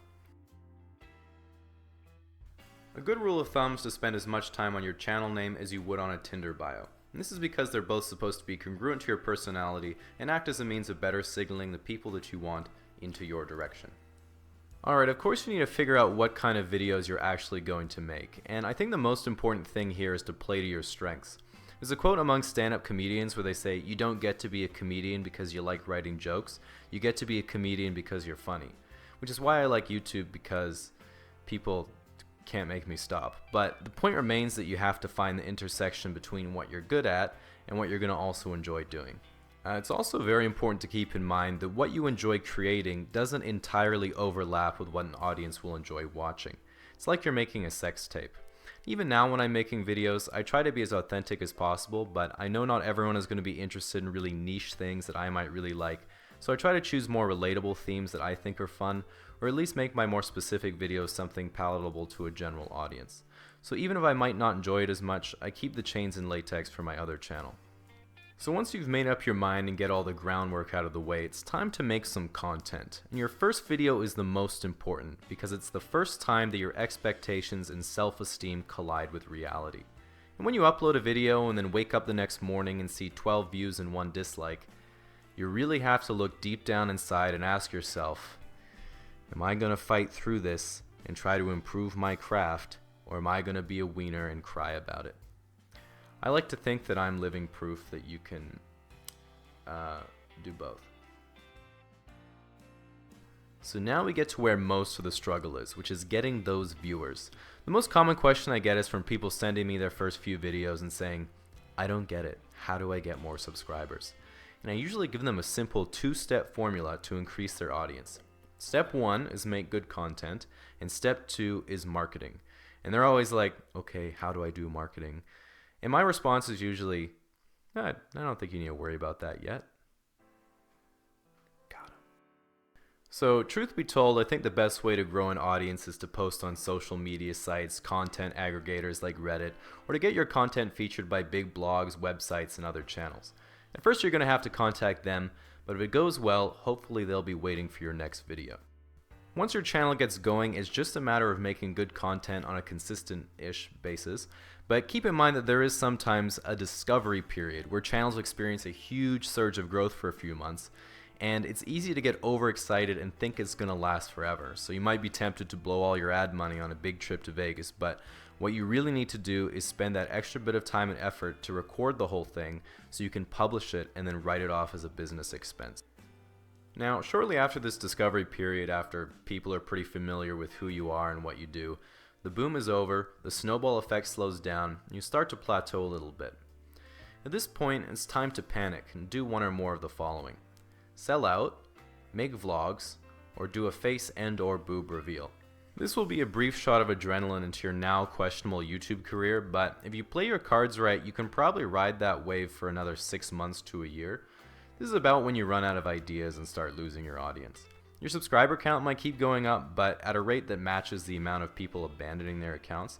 So this is a critical point in the life of your channel, and from studying some of the really big ones, I've learned you have 2 options. Improve your skills and make some fresh new content with the same style and personality that earned you your audience in the first place, or get exposed for being a huge tool and lose everything you had. Now, if things go south, you have a hard decision of whether or not you try to salvage what little audience you have left, or abandon ship completely and get an actual job. I'm planning on narrating audiobooks and working on my other channel. But if you can keep it together, there's a good chance you can be the next big thing and branch out into TV, film, business, or just hang out with the household celebrities that got famous on YouTube, like... So get out there and start your channel. Just make sure that when you've made it big, and I've long since faded into irrelevance a few weeks from now, that you'll remember everything I did for you. So I recently had a conversation with someone who said, I've never really played video games. I don't get why people like them.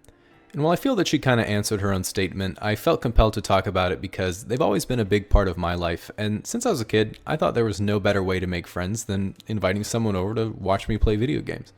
Now, if we go way back, one of my first gaming experiences was when I was about 4 years old, and my dad gave me a Nintendo 64. And what made me really fall in love with Nintendo was how they made me feel like I was something I could never be in real life. An Italian man. Now, at the time, my dad really didn't know what video games were, and I remember he was just watching me play for a while, then after a bit he said, wow, I can't believe how much content they can put in these games. Then a year or two later, when I was still playing the same game, he seemed to think something might be wrong and asked if I wanted some help. I said I could figure it out myself, and it took me 4 years, but I got there, and when Christmas came around, he got me a brand new game as a present. Then my brother gave me the strategy guide for it and said, I hate to see you struggle. In the end, though, joke's on him. I couldn't read. So since I was about 9 or 10, one of my favorite genres of games has always been RPGs, because you don't need friends to play. And one of the first RPGs I got into was RuneScape, and what I liked about it was that you have all these different skills like woodcutting, fire making, fishing, and all sorts of stuff you could level up and really make your character unique. And I figured, hey, I can totally reinvent myself on here to be whatever I want to be, that'll make me happy. It didn't work, but, live and learn. Which I didn't. Now, I don't want to paint the picture that video games are always life's answer, because when I was about 13 or 14, like most kids my age, I was pretty self-conscious and had a lot of emotions that I didn't know how to deal with. I remember there was a real turning point for me when I came home from school really frustrated with the other kids, and I needed a way to vent out that anger, and of course I knew not to take that out on anyone in real life, but shooting a computer player with a bow and arrow wasn't cutting it, so I left the fantasy games behind and found something more realistic and first person. I went online, found someone, and even though my aim wasn't very good, I remember actually saying, "Take that, bitch," as I was blasting them in the face. But yeah, that's how I discovered porn. So after working through my emotions in FPS, one of the best years of my life was when I was about 14 or 15, and everyone was really excited about StarCraft. Like most real-time strategy games, StarCraft was pretty brutal because you can never relax. Not only are you always doing something in the game, you're always trying to improve your level of play by practicing outside the game. And every day when I came home from school, all my friends would be in a Skype call discussing our replays and how to get better.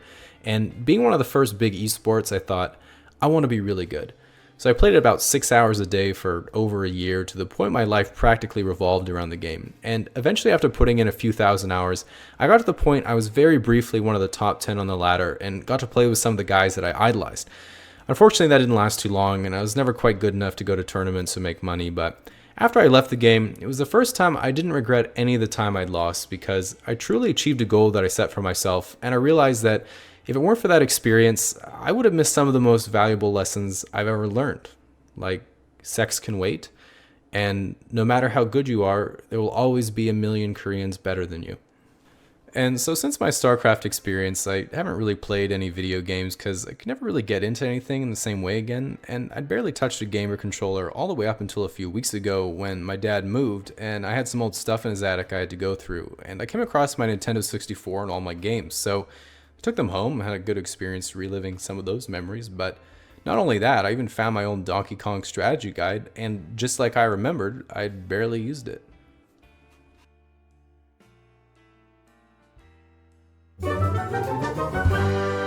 So before I go reminisce on better times, recently I've been building the website casuallyexplained.com with Squarespace, and it would make me very happy if you go check it out and let me know what you'd like to see there besides videos and merch. I was thinking of having an MS Paint competition. Strategy gamer, and what I experienced from going from a casual custom game scrub to grinding the ladder 6 hours a day in pursuit of being number one and achieving my lifetime goal of becoming Korean. To give some context for the story, when I was really young, I used to really like strategy games like Age of Empires and Command and Conquer, but the part that I liked wasn't the commanding or the conquering, it was just making a bunch of workers and collecting all the resources on the map as I looked at the pictures in the strategy guide. So naturally around 2009, when I was 13, I got very excited when they announced the latest and greatest strategy game that was about to come out. StarCraft 2. And the reason there was so much hype was because StarCraft 1 was considered the largest and most competitive strategy game in existence, besides Warcraft 3, and this would be its grand successor after 12 long years. So right away I knew that when this game came out, I wanted to be good at it. The big appeal for me for a game like StarCraft 2 was that it was 1 versus 1. So unlike a lot of popular games, you always knew that if you beat the opponent, it was because of your own superior skill. And if you lost, the only person to blame was the developers for designing the game incorrectly. So from then on, every moment from the time I got home from school to when I went to sleep was consumed by watching 3rd or 4th place WCG runner-ups stream the beta, and the only socializing I did was watching the Day 9 Daily, where Sean Day 9 Plot analyzed pro StarCraft replays and talked about how he was doing P90X to become power hot. And this made me realize not only the importance of wrist stretches, but that one of the most exciting aspects of a game like StarCraft was that it had a nearly infinite skill cap, and to play perfect perfectly, you would not only need to do 1,000 things at once, you would have to be able to scout and predict exactly what the opponent wants to do before they even do it, which is of course impossible, except for one guy from Finland when he wears his serious gaming fedora. So when StarCraft 2 eventually came out, I felt my game knowledge had already peaked thanks to the Thought Hammer himself, and I would have no problem climbing the highest ranks of the ladder. So I took my 45 actions per minute and jumped straight into my first real match against a real opponent. There are 3 races you can play as in StarCraft: Protoss, the civilized aliens with lasers; Zerg, the swarmy bug-like aliens; and Terran, the regular people of Earth that bring the big guns and balance complaints. Of course, for me, I played Protoss because my previous hobby was Rubik's Cubing, and it only made sense. And as the game started, I did what I was also told you're supposed to do, which is type "good luck, have fun" to your opponent.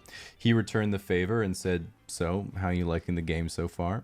And as I was typing back to him that this was my first real game, but I've been watching a lot of Day 9, have you heard of Power Hop? Bam! Zerglings in my base. I had just been played by the oldest trick in the book, the chat rush. The lesson to be learned: friends are temporary, ladder points are forever. So after that game, I went on to win my next 4 placement matches out of sheer anger, which landed me in Platinum League. I moved my way up to the top 20% fairly quickly. Then when they introduced Masters League, the top 2% of players, once again, no problem, kiddos, get on my level. But then a few months later, they introduced the Grandmasters League for only the top 200 of each server.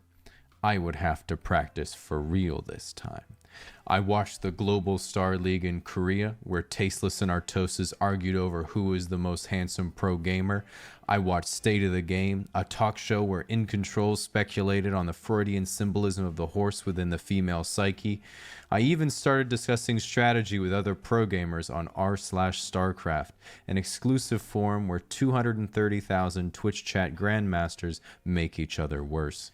And after playing the game for over a year, I finally cracked the top 200 and was one step closer to flying to Korea to play in the GSL and get those K-pop honeys. And then a big moment came around. The number 1 player on the ladder, Liquid Huck, was streaming. And when someone was streaming, that meant you could queue up for a game at the same time and snipe them if you're around the same level. But as the game loaded up, I didn't get him. Instead, I got someone called Startail Bomber, who was at the time one of the best Koreans in the entire world and one of the best StarCraft 2 players ever. I would have to use my real builds. The game started, I split my probes, and he left the game. I queued for another game, I got Bomber again, I split my probes, he left the game. 2-0, ladies and gentlemen, 2-0. I have never gained so many ladder points in my life. Turns out he was also trying to snipe Huck and couldn't be bothered playing me, so he just left both games right away. But we take those. So I queue again, but this time I get the big man Huck himself. We play a Protoss versus Protoss, the most luck-based of all the matchups at the time, thank God. He goes for an all-in attack, and I'm actually being completely serious. My way of defending it was to just completely wall off the entrance of my base. And believe it or not, I take the big dub and win 1 trillion ladder points, putting me at 8th on the North American ladder, the highest I'd ever been. But I thought, you know, one more good win might very well put me at number 1. So I queue up again, and I get Bomber for a 3rd time. I split my probes, and he's still in the game. And then he absolutely demolishes me so badly that it was the most one-sided disaster I've ever experienced in my whole life. It wasn't even close. I was straight clown. So I left the game and said to myself, damn. Not only did you beat Huck, you just beat Bomber 2-1. I guess you're the best, dude. And then I quit the game. The lesson to be learned: the winner writes history, ladies and gentlemen. Where's your YouTube channel, Bomber? That's right, I don't see it. Huck, were you the number 1 Canadian Protoss in Wings of Liberty? I don't know, dude. That's not what the stats say. Better check the match history, bro. That's what I think. Nevertheless, flash forward 7 years, it's 2019, and the craziest thing is that the community has barely changed. In Control and Artosis are still hosting a talk show, the Koreans are still dominating nearly everyone except one guy from Finland, Terran players are still complaining about balance, Sean Power Hot Plot recently hosted the E3 PC gaming show. Meanwhile, his older brother Tasteless is living out my teenage dream of casting the GSL by day and retiring to his hot tub with Blackpink by night, funding his escapades by charging $1,000 a month to anyone who wants his phone number. Not even a joke. And then there's Huck, whose current job title is literally President of Gaming, meaning StarCraft wasn't good enough for him, so now he also has the #1 spot on the corporate ladder as well. As for me, I've been streaming a bit recently and decided to play a game for old time's sake because my viewer demanded it. And let me tell you, rookie mistake, dude. I've been playing non-stop for the last 3 months as part of my Grandmaster in 30. I want to talk about the behind the scenes of how casually explained videos are made. As with almost any project, it all starts with a first idea. I've been asked before how I go about writing something when I'm having a hard time getting started and I'm not feeling inspired, and it's simply a matter of being contractually obligated and having your livelihood at stake. So once I come up with the main idea, I make a bullet list of all the main subtopics I want to talk about, then I write the jokes that just come naturally to me right away. Okay, so after that I like to start fleshing out each bullet point with more information. Even if it's not funny, it can help explain the topic, and you often find new points to jump off of as you go. Most of the time I do it from my head, which is probably why I'm not in university anymore, but if it's a bit more of a foreign topic, I usually do a bit of research. Nothing too in-depth, usually usually Wikipedia or what comes up on Google is fine. So after that stage, I repeat the previous steps until I have about 2 pages of content. One of the most common strategies for writing is writing more than you need, trimming out all the bad parts and errors, writing more, trimming out all the bad parts and errors, and repeating until you have something of sufficient quality. Not everyone writes exactly like this, and personally I don't use this technique because my scripts are always perfect the first time. One of the biggest struggles of writing things that are supposed to be funny is being able to tell if it is funny. Partly because you spent so long revising the same line over and over again to make sure it's exactly how you want it, that you can't even tell if it's good anymore. So it's a smart idea to run everything by your friends and family to see what they think first. You don't usually get honest feedback because they don't want to see you cry. They leave that to the YouTube comments. But the real art is being able to differentiate between real laughs and sympathy laughs. I found that pretty frequently the jokes I spend the most time on no one cares about, and the ones I almost didn't include hit the hardest. I figured out it's because I don't know what I'm doing. Now, after the trial run is over and my eyes have dried, I take all of my expanded bullet points, put them in some kind of sensible order, and then write all the transitions to tie them together into some kind of narrative. At this point, I basically have a finished script and I start thinking about drawing the pictures. I've been asked before how I decided on the art style I have for my videos, and I didn't actually decide anything, it's just the best that I can do. So I started with Microsoft Paint, but I've since stepped it up to Photoshop, thanks for noticing, and I use After Effects to put all the pictures and the audio together. I use a snowball mic for recording, and when you're doing that, one of the hardest parts that most people don't think about is choosing the delivery for a line. I have no comedic range, so this is fairly straightforward for me. Syncing the pictures with the audio is a bit frustrating, but you know you're on the home stretch. Then once you hit that magical render button, all the hard work is done. After one particular video, my friend said, "Wow, nice work. You obviously spent a lot of time on that one. Must have been at least 3 or 4 hours." Usually takes me 40 or 50 hours an episode, but if there's anything I believe in, it's always try to take a compliment, because you never know which one might be your first. At this final stage, it's time to publish, and I always try to publish at 9 a.m. Eastern, which means 6 a.m. where I live. You can schedule your posts, but I always stick around in case something goes wrong, and sometimes it's hard to sleep because I'm so excited to impress all the strangers on the internet that I've never seen. Lastly, if you're thinking about making videos or writing, just get started and learn as you go. I will warn you though that even if you're funny in real life, it doesn't mean you know how to write something funny, and just because you can write something funny doesn't mean you're funny in real life, sadly. And remember, if you associate your character with your real self, people you know will start wondering where the joking ends and your actual self begins. A distinction I myself can no longer make. So keep your wits. At GPT and Midjourney, we're all finally starting to learn that science fiction has really just been science prediction all along, and nothing is more at the center of that than the advancement of artificial intelligence. So I thought we could look at the levels of AI, starting from basic code all the way up to its potential and perhaps frightening future. Level 1. Clippy. At the lowest level of artificial intelligence, we have Clippy. This little guy is a rules-based system, or what we're familiar with as basic computer script. Scripts are essentially commands that say if this happens, do that. If that happens, do this. If you're not familiar with Clippy, good for you, because don't let his cute little magic carpet fool you, he's actually deranged. If Clippy were a person, he'd walk up to you unannounced and say, "You look like you're trying to be pretty. You'd be prettier if you smiled more." Then regardless of your response, his next line in the script was always, "You're welcome. Would you like more tips?" This level of artificial intelligence is of course not scary at all. It in fact makes you stupider for having interacted with it. Level 2. A bit smarter than Clippy, but still at a low level of artificial intelligence, we have Reddit top comments. While Reddit top comments are made by humans, comments that get upvoted are not upvoted because they're correct, but because they sound correct. If you don't know about a certain subject, you'll be reading top comments all day thinking you're learning a lot, until you click their profile and realize you're taking legal advice from a 17-year-old Minecraft streamer. This phenomenon is caused by how Reddit highlights posts and articles, which is based on the second stage of artificial intelligence, algorithms. While algorithms are still forms of rules-based systems, many are very powerful, and long before man feared artificial intelligence, he blamed algorithms for his failures. If you lost money on Bitcoin, algorithms. No YouTube views, algorithms. Can't solve a Rubik's Cube, algorithms. Trash teammates in Counter-Strike, also algorithms. While most women would look at a guy and say, "You weren't defeated by an algorithm, you're just not very good at your hobby." The reality is, if a guy's been defeated by an algorithm, a woman wouldn't be looking at him in the first place. Level 3. Whatever they're doing at Boston Dynamics.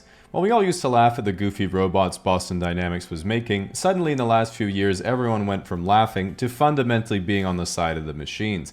While Boston Dynamics still uses a lot of regular algorithms, one reason for this massive amount of progress in such a short amount of time was from advancements in Level 3 artificial intelligence, which is machine learning.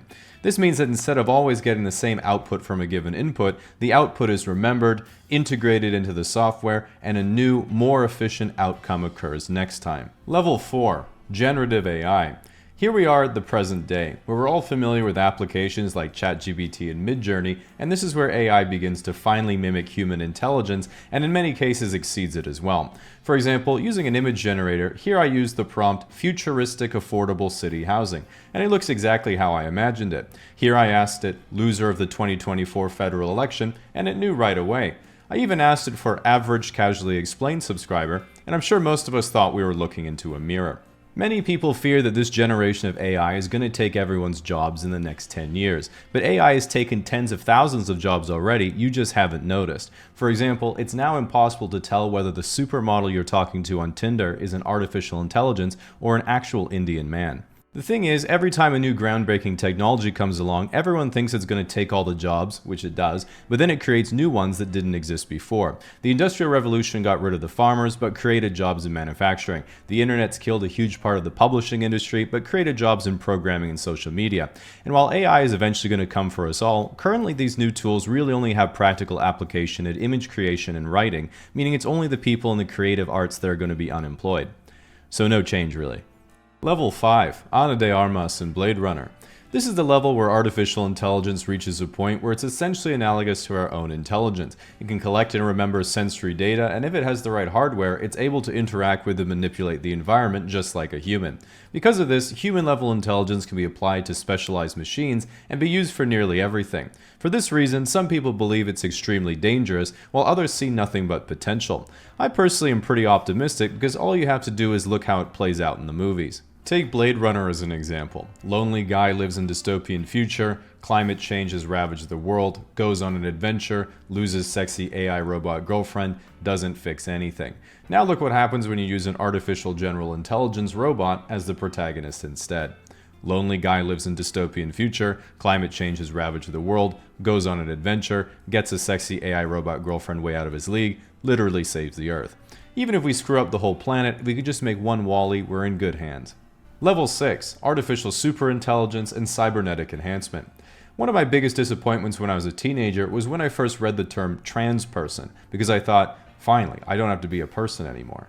While it turns out I'll have to wait to get my it/that pronouns, I still long for our cybernetic future where we can be half robot, half human, and I can have an AI chip connected to my brain for enhanced function.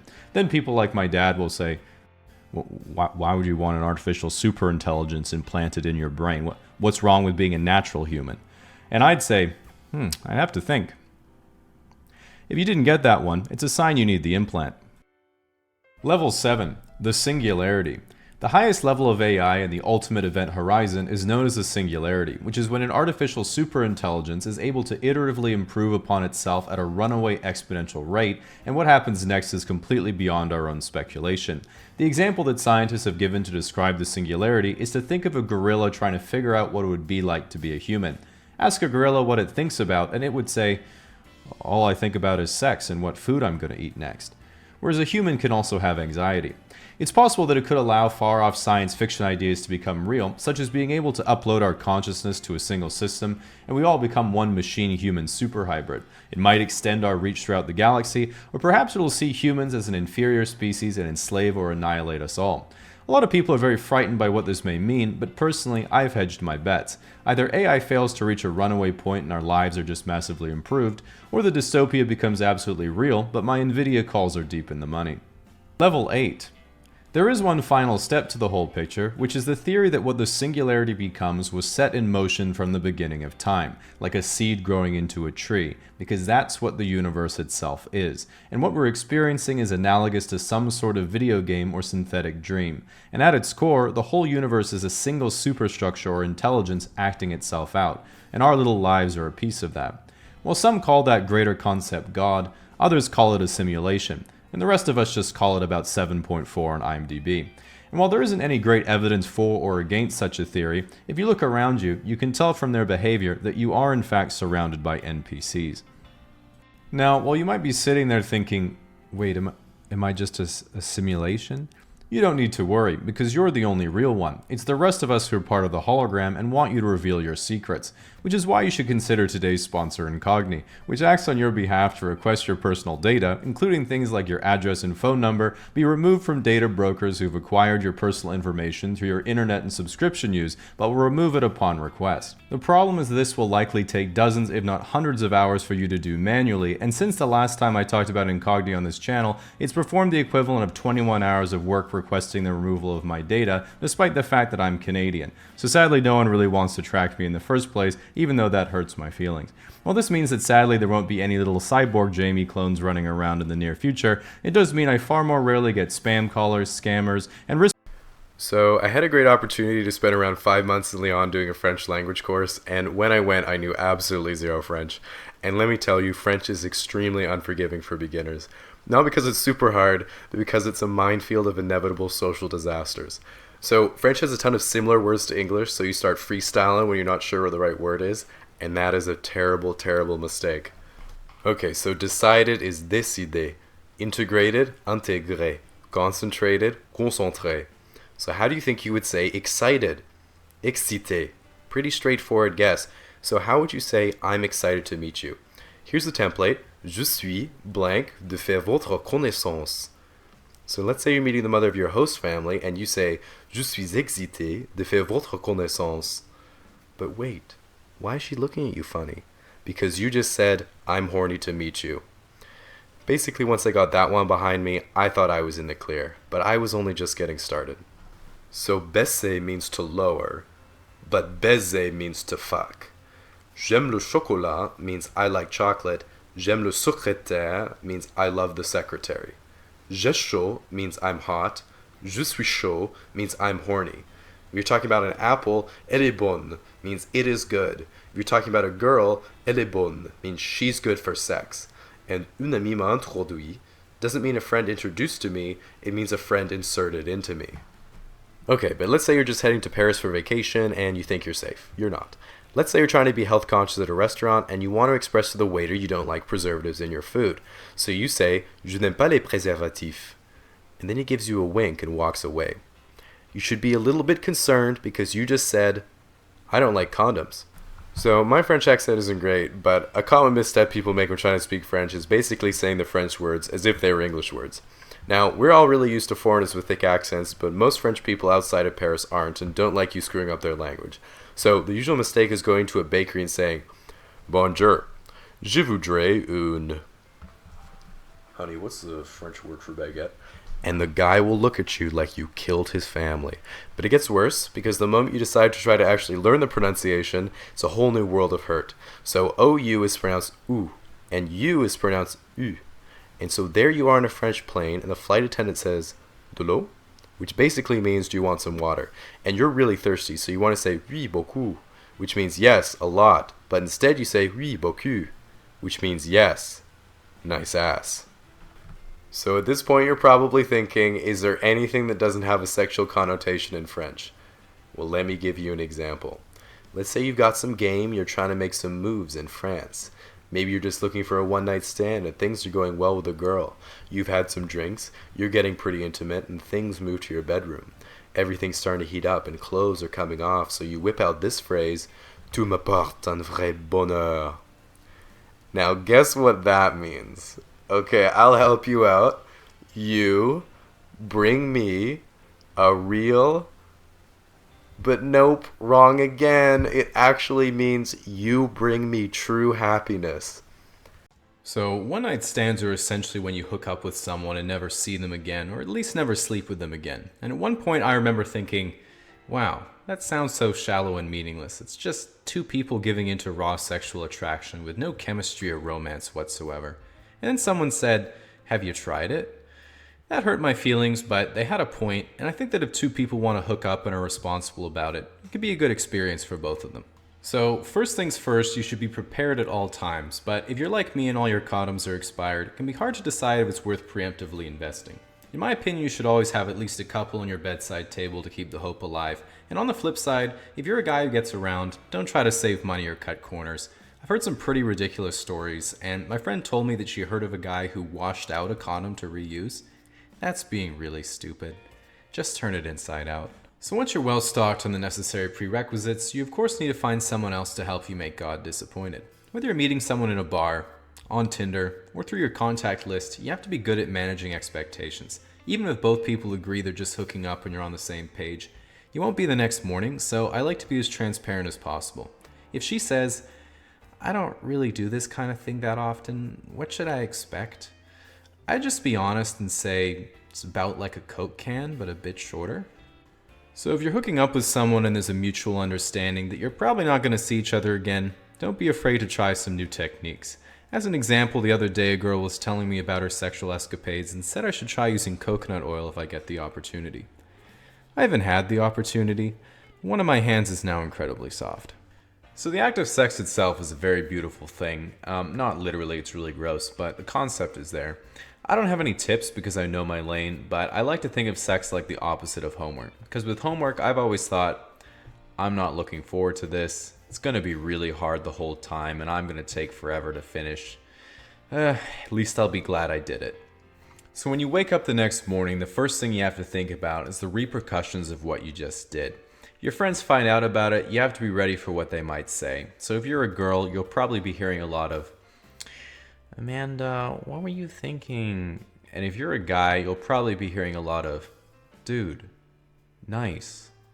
In addition, you might wake up thinking, oh my god, I thought we were just hooking up, but what's this weird feeling I have? Maybe I've caught feelings. It's probably just chlamydia, so play it cool.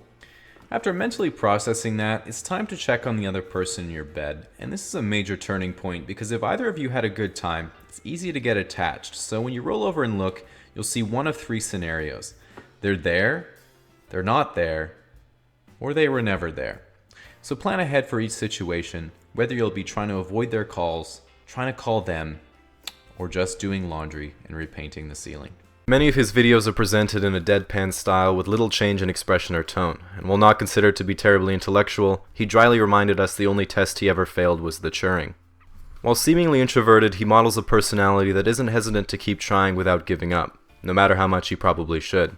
A sentiment reinforced by his few close friends who have stated, one time he almost choked on cotton candy, and pretty sure he shits facing the tank and wipes back to front. Furthermore, he loves cats but is allergic to them, and as a child he suffered a traumatic experience at a birthday party when he was the one who let the balloon touch the floor. He was later found in the bathroom practicing. When an interviewer asked him if he's ever gotten laid off YouTube, he nervously replied, "Not yet," while asynchronously blinking. Chronologically, YouTube was not his first pursuit. As a teenager, he initially found success as a StarCraft player before briefly transitioning into online poker. After playing 2 million hands and having every morsel of empathy drained from his being, he started his own short-lived line of apparel. When asked to comment on its rapid failure, he bluntly replied, My clothing company is going so poorly that we're making shirts for the Chinese kids. When asked if he's ever been recognized in public, he recounted a time when he was purchasing a toaster at Home Depot, and to his delight, the cashier told him that she recognized his voice, and that bath plugs were on sale. His most popular uploads are all on the topic of relationships, with 91% of his viewership being male, much like in real life. While we know for sure that his character is single, we don't know his relationship status in person, although we can easily speculate he was most certainly a method comedian. When asked about his thoughts going forward, he says that his only wish is that Elon Musk would reply to his tweets so he could feel like he's part of the future. In closing, we asked if he had anything to say to his audience, to which he hesitantly stammered, "Please subscribe," followed by a suppressed giggle that he quickly silenced after realizing his self-amusement went unreciprocated. Well, it's pretty common knowledge that certain foods are healthy and others aren't so much. It's pretty rare that you ever get an explanation as to why. And one thing that bothers me quite a bit is when someone says to eat something because it's good for you or it's a superfood. And almost universally what that really translates to is it grows in nature. Ironically, half the time it only grows in nature because we've selectively bred it over thousands of years to be that way. And when half of our leading sources of nutrition advice are Pinterest recipes, a lot of what we consider common knowledge is actually completely made up.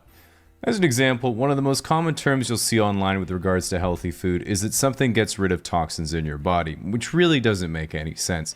If your body is filled with toxins and certain foods remove them, then that means we could have brought back Steve Irwin with a blueberry smoothie.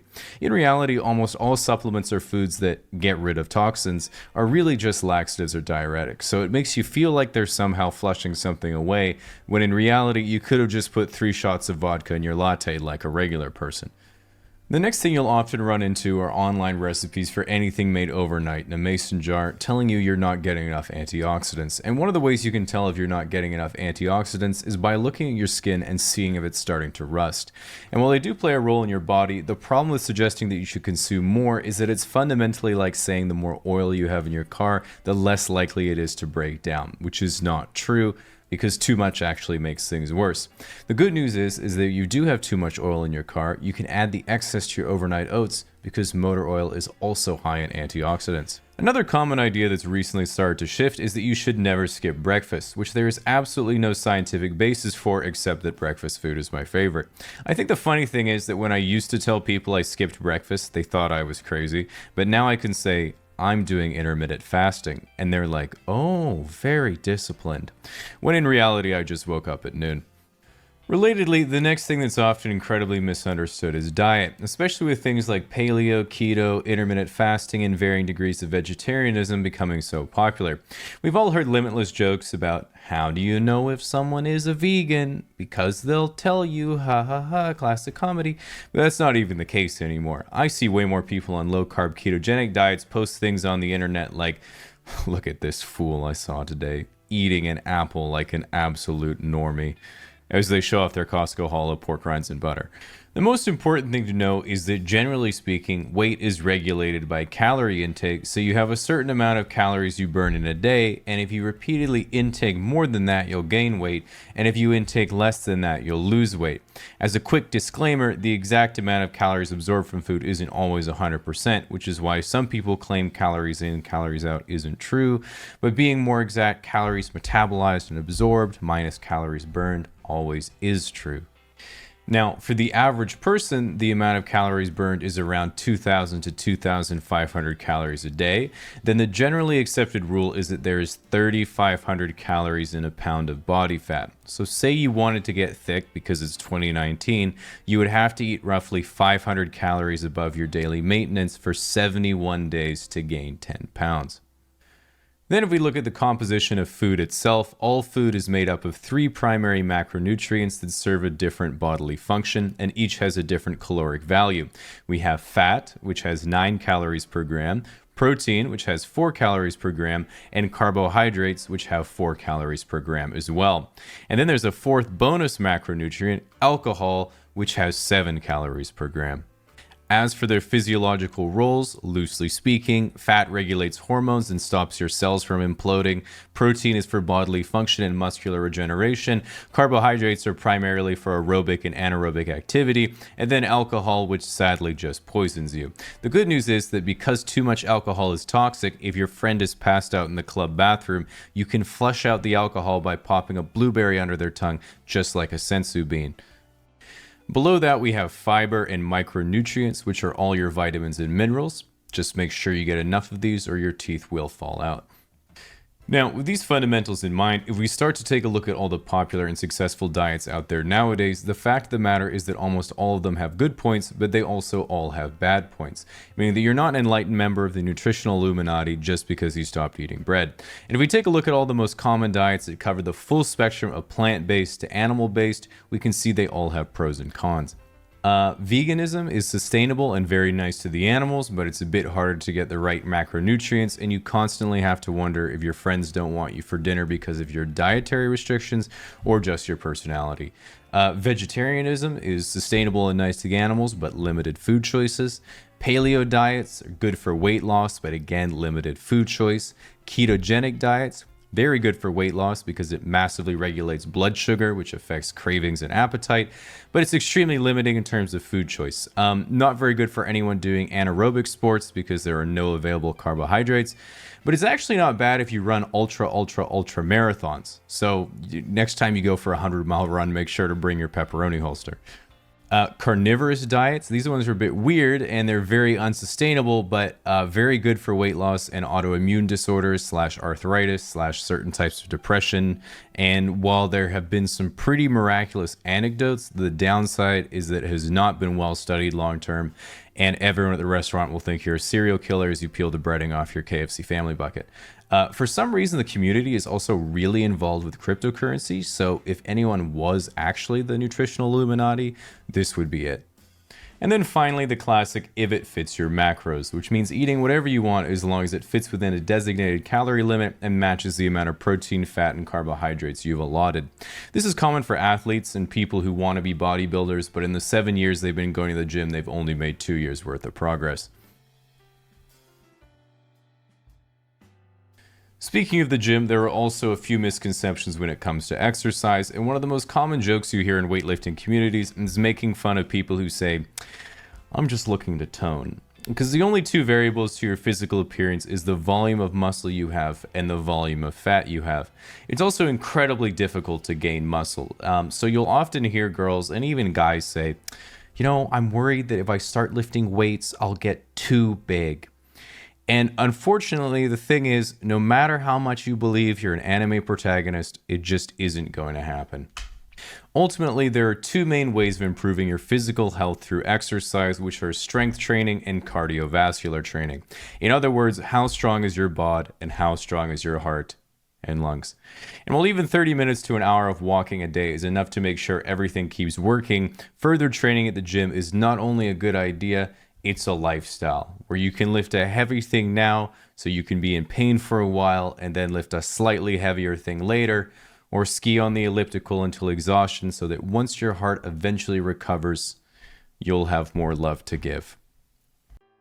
So fundamentally, the friend zone is a bit of a relationship purgatory where, although it's not exactly gender exclusive, it's more often than not when a guy's sexual interest in a girl is met with only platonic friendship. And realistically, it's totally fine for a girl to like a guy's personality, but not really be interested in a relationship. The trouble usually comes from the fact that a lot of the time, guys don't even realize they've been friend-zoned. And this can happen for a lot of reasons, but sometimes, even though a girl might not be interested, a guy can misinterpret the signal she's giving off and get too attached. So if you're a girl, try to avoid being in the same room, looking in our general direction, or winking both eyes at the same time. And sometimes, if a guy really doesn't get it, you might have to clearly tell him that you're only friends, or he's probably going to end up with hurt feelings at one point or another. Like I was recently at Starbucks, and there was a really cute girl taking my order, so we chatted for a second, and she asked for my name to write on the cup. Then when I got my drink, I saw that my name had 2 hearts around it. And that was honestly one of the best feelings of my life, and I was about to say something when I saw that she also drew a couple of hearts for a guy named Aaron right behind me. Fucking slut. Now, I'm sure some of you are wondering if you're in the friend zone right now, and it usually progresses in stages, so you can see which one you might fall into. The first stage is denial, which is believing you aren't in the friend zone. The second stage is anger, which is coming to the realization that maybe you are. The third stage is bargaining, which is begging to take her on a date even though she's always showing you pictures of other guys. The fourth stage is depression, which is realizing she was showing you those pictures because she thought you were gay. And finally, the fifth stage is acceptance, which is realizing that one of them's pretty cute and what do you have to lose? Now, the most important question of all is, can you get out of the friend zone? And interestingly, not too long ago, I was reading that a few psychologists at Penn State actually compiled a practical guide for men to get out of the friend zone. It looks like this. Of course, the first thing is identifying you're actually in the friend zone, then you execute the following steps. Step 1, be more attractive. It's worth mentioning while this guide is certainly effective, it can be kind of difficult to implement and at least takes a bit of time. So one last piece of advice I was given a while ago was, if you're ever in doubt, ask the girl out. The logic being that she either says yes, and that's great, or she says no and you have your answer. But I've realized that this saying greatly underestimates my power for debilitating retrospection, which is why next time we're talking about how to get out of the friend zone, into the friend with benefits zone, where nothing goes wrong. Thousands of viewers and special events and tournaments getting into the hundreds of thousands.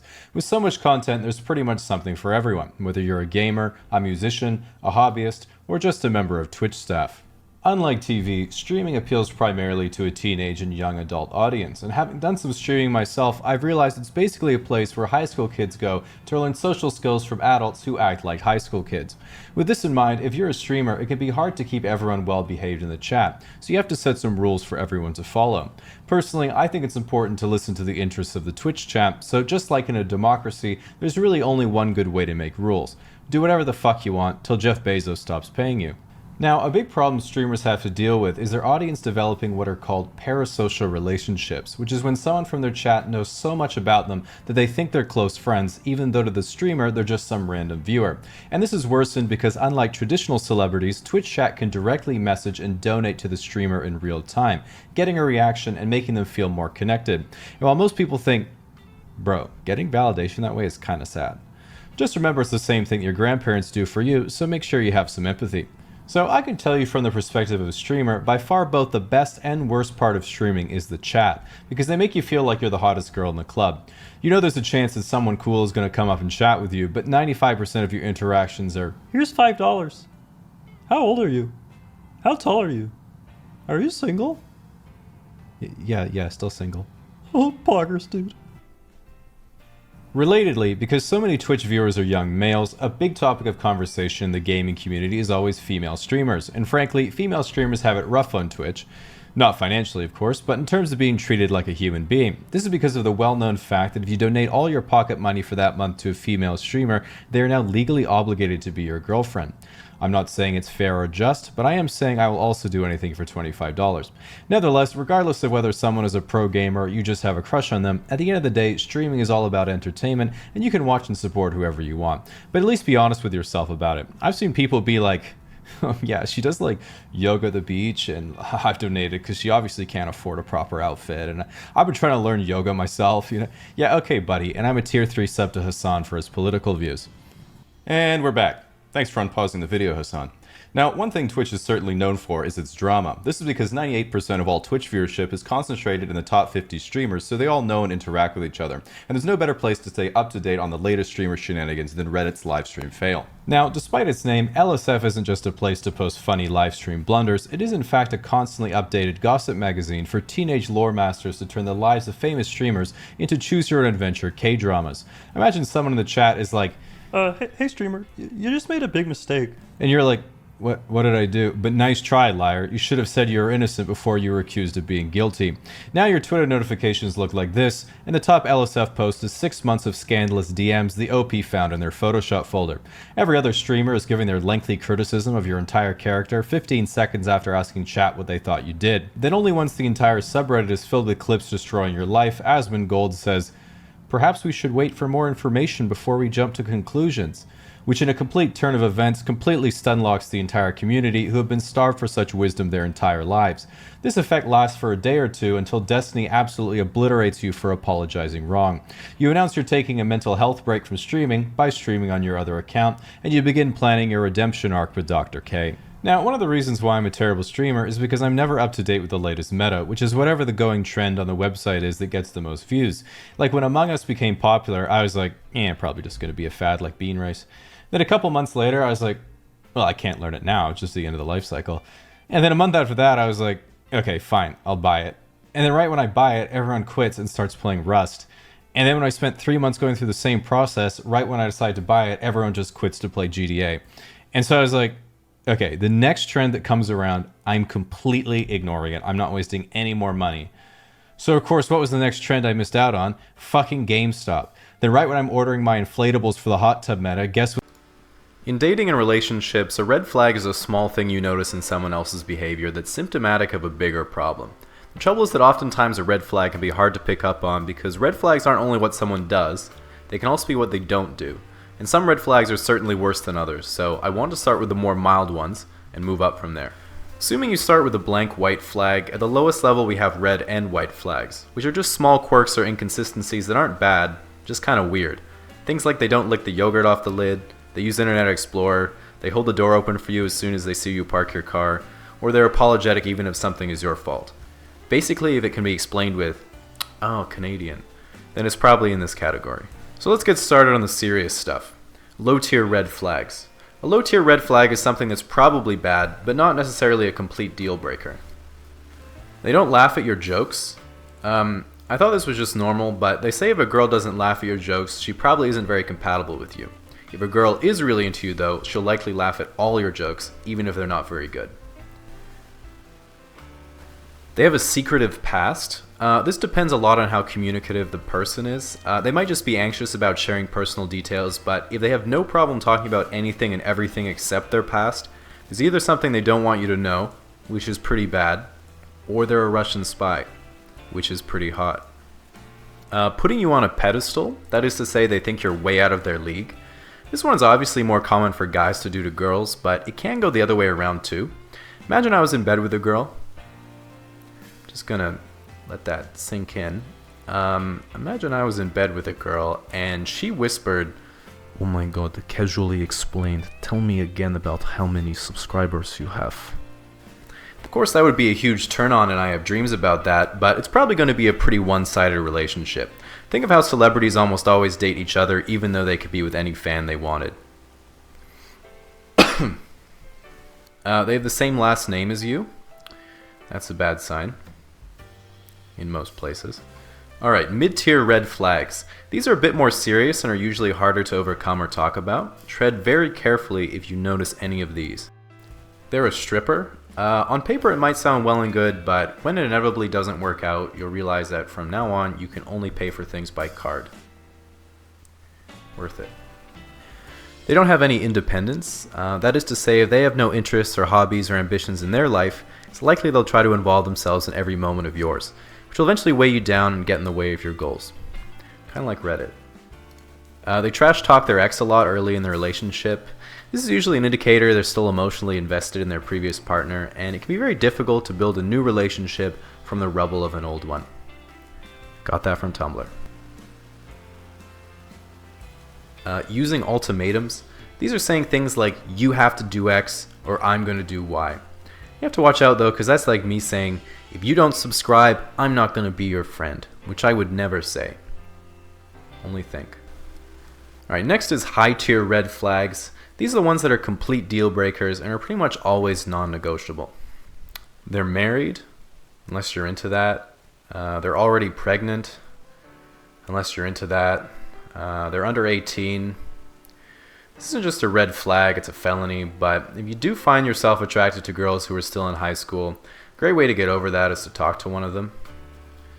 They treat waitstaff poorly.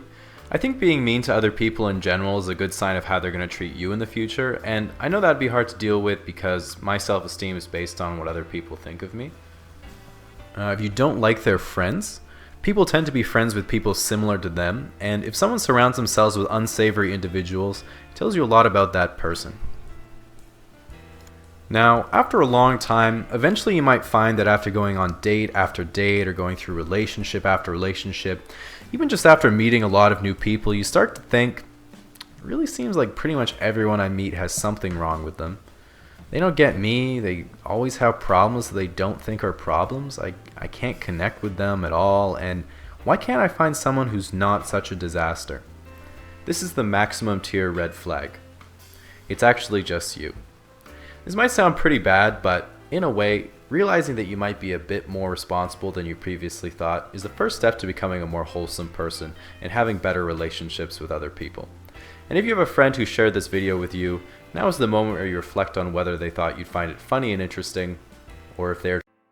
Reddit is one of the biggest websites in the world and is more popular than ever. And as someone who's been there almost every day for more than 10 years because I can't regulate my own behavior, I often see people either confused as to how the website works or unfamiliar with common etiquette that they really need to know in order to fit in. And I want to make a bit of a guide. So let's start, of course, with the obvious: how do you navigate Reddit? Now, you might notice that over here there's a search bar in the upper right side of the website, but it's important to note that the search bar is purely for aesthetic purposes and serves no actual function. There's in fact currently no way of finding things on Reddit. The good news is that if you'd like to view a post you've already seen before, you can simply go to the front page and they'll all be there. Next, as you can see, I have the default subreddits along the top, and these individual subreddits act as filters to categorize posts on the website. So if you're into movies, you can go to r/movies. If you're into gaming, you can go to r/gaming. Or if you're into volunteering for children with disabilities, you can become a moderator at r/funny.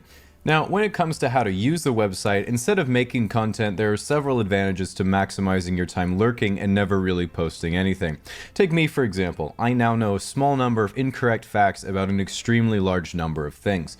But in contrast, by posting and commenting on Reddit, you're able to accumulate what's called karma, or what's basically a virtual tally of the amount of times people have upvoted your submissions. Now, the first way to get more karma is by commenting on a post, and the good news is that pretty much every thread follows the same formula, so I'll let you know what to expect to get you started. A really witty and clever comment that you thoroughly enjoyed, only to be ruined by an unending rambling of edits as the person mounts their internet soapbox and slowly descends into insanity. This is the online equivalent of going to a Kanye concert. A concise and exhaustive summary of the topic at hand that seems brilliantly researched from someone who knows a lot about the subject. A reply to that comment pointing out how everything they just said was completely wrong. A comment that references a Reddit in-joke or meta post. Common ones you can throw out in any situation to get upvotes are Jolly Ranchers, Doritos, Cumbox, Coconut, Today You, Tomorrow Me, 7 out of 10 with rice, Banana for scale, or I also choose this guy's dead wife. A link to a related subreddit that you already know, or a hyperlink to an XKCD comic titled Relevant. An extremely specific anecdote that relates perfectly to the main post that seems almost too good to be true until you're right at the end when you remember the fact that in 1998 The Undertaker threw mankind off Hell in a Cell and plummeted 16 feet through an announcer's table. The 69 Gambit, wherein a top comment saying nice is followed by dozens of comments replying to it also saying nice. Every comment will have a few hundred upvotes except for one that will be at negative 3,000. A novelty account that actually contributes in a meaningful way, and every time they appear you click on their account to see if they've been able to transfer their talents to something else because you know they deserve better than this. And a terrible pun thread where everyone gets pity karma. Okay, so the second way to accrue Reddit karma is by submitting a post to a subreddit of your choosing. And of course, when making a submission, it's important to know your audience. Now, a lot of people criticize Reddit as being predominantly male, but if you go to the front page, it's almost always filled with big titties. With that said, if you're not familiar with an individual subreddit, it can be hard to know the exact demographics. As an example, if you go to r/teenagers, it's mostly memes made by white kids in high school who want to get laid, but if you go to r/black people Twitter, as you might expect, it's exactly the same thing. As for the individual subreddits, you need to know what they're about, and I wrote about 80 of these but then decided to cut them down to the most popular ones because I had a bit of a crisis that I made it that far. r/aw is where you post a picture of the kitten you rescued from the side of the road after you flew to Hong Kong and saved it from the tyranny of Activision Blizzard. r/makeup addiction is for makeup and makeup tutorials. r/relationship advice is for breakups and breakup tutorials. Unpopular opinion is for popular opinions. r/funny links you to your Facebook feed. Bodybuilding is for looking at juicy dudes hit a rear glute spread. Finally, some good content. r/pics is for creative writing. Formula 1 makes you want to buy a Mercedes. Shower thoughts is for copy pasting something you read in the comments section earlier. 3D printing is literally the opposite of printing money. r/videos is where I go to remember the good old days. r/Tinder is guys who picked karma over the possibility of love. Watch It for the Plot is only for the most detail-oriented movie connoisseurs. r/trees is a subreddit dedicated to preventing deforestation. Old School Cool is for black and white bikini pictures of your mom. Earth porn, history porn, human porn, and of course animal porn all have cool pictures that you can send to your colleagues. Male living space is where you go to flex your $5,000 memes chair in the 31st floor penthouse you rent furnished in your second year of college. Male fashion advice and r/streetwear is for when you can't afford to move out, but you can afford a $5,000 outfit. Ask Reddit is where people you didn't ask answer a question you didn't come up with. Gone Wild is for safari pictures. Am I the asshole is to get validation for only seeing things from your own perspective. r/politics is the same thing. r/upvoted not because girl, but because it is very cool. However, I do concede that I did initially click because girl is for any activity done by a hot girl. Futurology is for things Elon Musk said he'll do. Today I learned is for things you'll forget tomorrow. r/movies is for Disney, Sony, and Universal's marketing department. Explain Like I'm 5 is for massively underestimating how dumb 5-year-olds are. Ask Science is for left bracket, removed right bracket. r/seduction is if you want to become an Omega pussy slayer right before college starts. And r/anime IRL is for people with the same intentions. Life pro tips is for little known real life pro gamer strategies like go to class and drink water. r/music is for posting songs by lesser known artists such as Arctic Monkeys, Daft Punk, Queen, Tame Impala, and Gorillaz. Mildly interesting actually completely delivers. And again, that's just the main subreddits. There's thousands more, but they're pretty much all Instagram memes. So at this point, it's pretty natural to ask, alright, I've been here for years, posting every day and commenting on thousands of pieces of content, just like you said. What can I do with all my Reddit karma? And that's a great question. Now, once you've had your fill on Reddit, you might say to yourself, okay, I'd like to go now, but unfortunately, one of the worst parts of going on Reddit is that you can't get off. Not figuratively, of course, half the website is porn, but in the literal sense, because even if you close the browser window and pick up your phone, muscle memory will cause you to immediately reopen the app. And once you've reached this point, I'm afraid it's too late. You've been assimilated. You'll start to notice that you're indifferent to everything before Super Nintendo and hate everything after Bakugan. You're nostalgic for Yu-Gi-Oh!, Dragon Ball Z, and any of the Pokemon up to Ruby and Sapphire, and nothing makes you angrier than Fortnite, TikTok, and rich people. You work in IT and do development on the side, as in you built your own computer once. You have anxiety and mild depression, but haven't tried fixing it, and you're in love with Keanu Reeves and Henry Cavill until a month from now when they make a small mistake. Now all your real-life conversations start with, so I was reading this article, but you really mean you skimmed the headline and read the comments section. You'd rather give out your social security number than your username, and despite your best efforts to resist it, every time you see the next global calamity gracing the world news, you hang your head in shame, clench your fist, and whisper, "We did it, Reddit."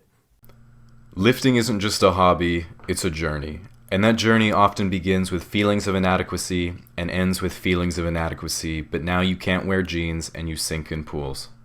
Frankly, a lot of guys think they're going to be more attractive to women, but it turns out the only people you end up impressing are other bros who also enjoy looking at half-naked guys on bodybuilding.com. Nevertheless, if you want to get started, it's important to start off right, and I'm going to tell you the 3 steps to success. So the first step is obviously to make an Instagram account. Now, the second step is your actual routine, but before you make one, you need to be aware of the standard rep range guidelines for different goals. If you're going for strength and size, up to 8 reps per set. If you're going for mostly size, 8 to 12 reps per set. And for endurance, go for 14 or more reps per set. Now, you might be wondering, what about 13 reps per set? And this is really the holy grail of lifting and what we call the tone zone. Be careful though, because one time my sister miscounted her reps and accidentally became a 5-time Mr. Olympia champion and governor of California. Thankfully, she did 15 minutes on the elliptical and is back to normal now. But anyway, another important thing is to constantly expose your muscles to new stimulus, which is called muscle confusion. For example, legendary bodybuilder Dorian Yates used to confuse his muscles by altering rep and weight schemes, whereas I personally prefer murder mysteries, but whatever works for you. So now that you've got a better idea of how to structure your routine, you need to get all the other stuff right too. I did 2 cycles of starting strength, and now that I'm an expert, I'd say you definitely need the following if you want to be a powerlifter. The first thing is some chalk. You should put some of this on your hands to help your grip, but put most of it on the gym floor and surrounding equipment. Some weightlifting shoes. These are great for making you taller. A weightlifting belt. This is how people can tell you're a powerlifter, not just a regular fat guy. Lastly, never talk to anyone, and make sure to always wear a loose hoodie to hide your power level. Okay, but let's say you want to be a bodybuilder, so here are some of my pieces of anecdotal advice that I just made up. Make sure to wear a stringer or the tightest tank top you can find. The goal here is having the edge of the fabric oscillate back and forth over your nipple as you do each rep. This is a great way to naturally increase testosterone production. A shaker cup with your favorite branch chain amino acids. I don't know what they are, but the more fluorescent the color, the stronger the superpowers you'll get. And lastly, a video camera to record your motivational vlogs, and I also make sure to have a grapefruit on hand just in case. So the third and final step is proper nutrition, and all food is made of 3 primary macronutrients, which are protein. Anyway, the most important thing is getting sufficient protein, and there's a lot of debate over exactly how much you need, but I like to play it safe and go for 1 chicken breast per pound of body weight. Now, if you're finding it difficult to eat that much, it might be easier to make a protein shake that you can drink instead. I usually go for 2 cups of whole milk, 2 scoops of whey protein, 1.5 bananas, and a picture of Steve Cook. Now, the real key here is nutrient timing to maximize muscle growth, which means it's essential to hit the 35 nanosecond anabolic timing window that occurs immediately after training. Now, you might not be able to drink your whole shake in this time, so I recommend taking whatever you need and going to the bathroom to get the protein inside you as fast as possible. And that's all there is to it. Now get out there and start your own supplement company. I'm going to call mine Cloud Fitness because that's my goal physique. And for a quick note on that, no matter how long you lift, you'll never actually look how you want to. A lot of people start lifting to get back at an ex after a breakup or to look good on the beach, but sooner or later they all realize that those things don't matter, and their only real shortcoming is still being able to fit through doorways. Dating is the human courtship ritual whereby individuals in the species try to adequately determine a sexual partner. Although a natural process, it's something that's been pondered by the brightest minds since the beginning of time. Isaac Newton, one of the greatest mathematicians of the 17th century, yet a virgin until the day he died, once proclaimed, "Seducing a woman is like the cotangent function. No matter how close I get, I can never quite touch the pie." And it wouldn't be until the early 20th century that the mystery was finally solved when German theoretical physicist Werner Headturner Heisenberger suggested that while success itself cannot be predicted, the optimal time of approach can be modeled with his equation known as the male attractiveness net uncertainty principle, which is shown here.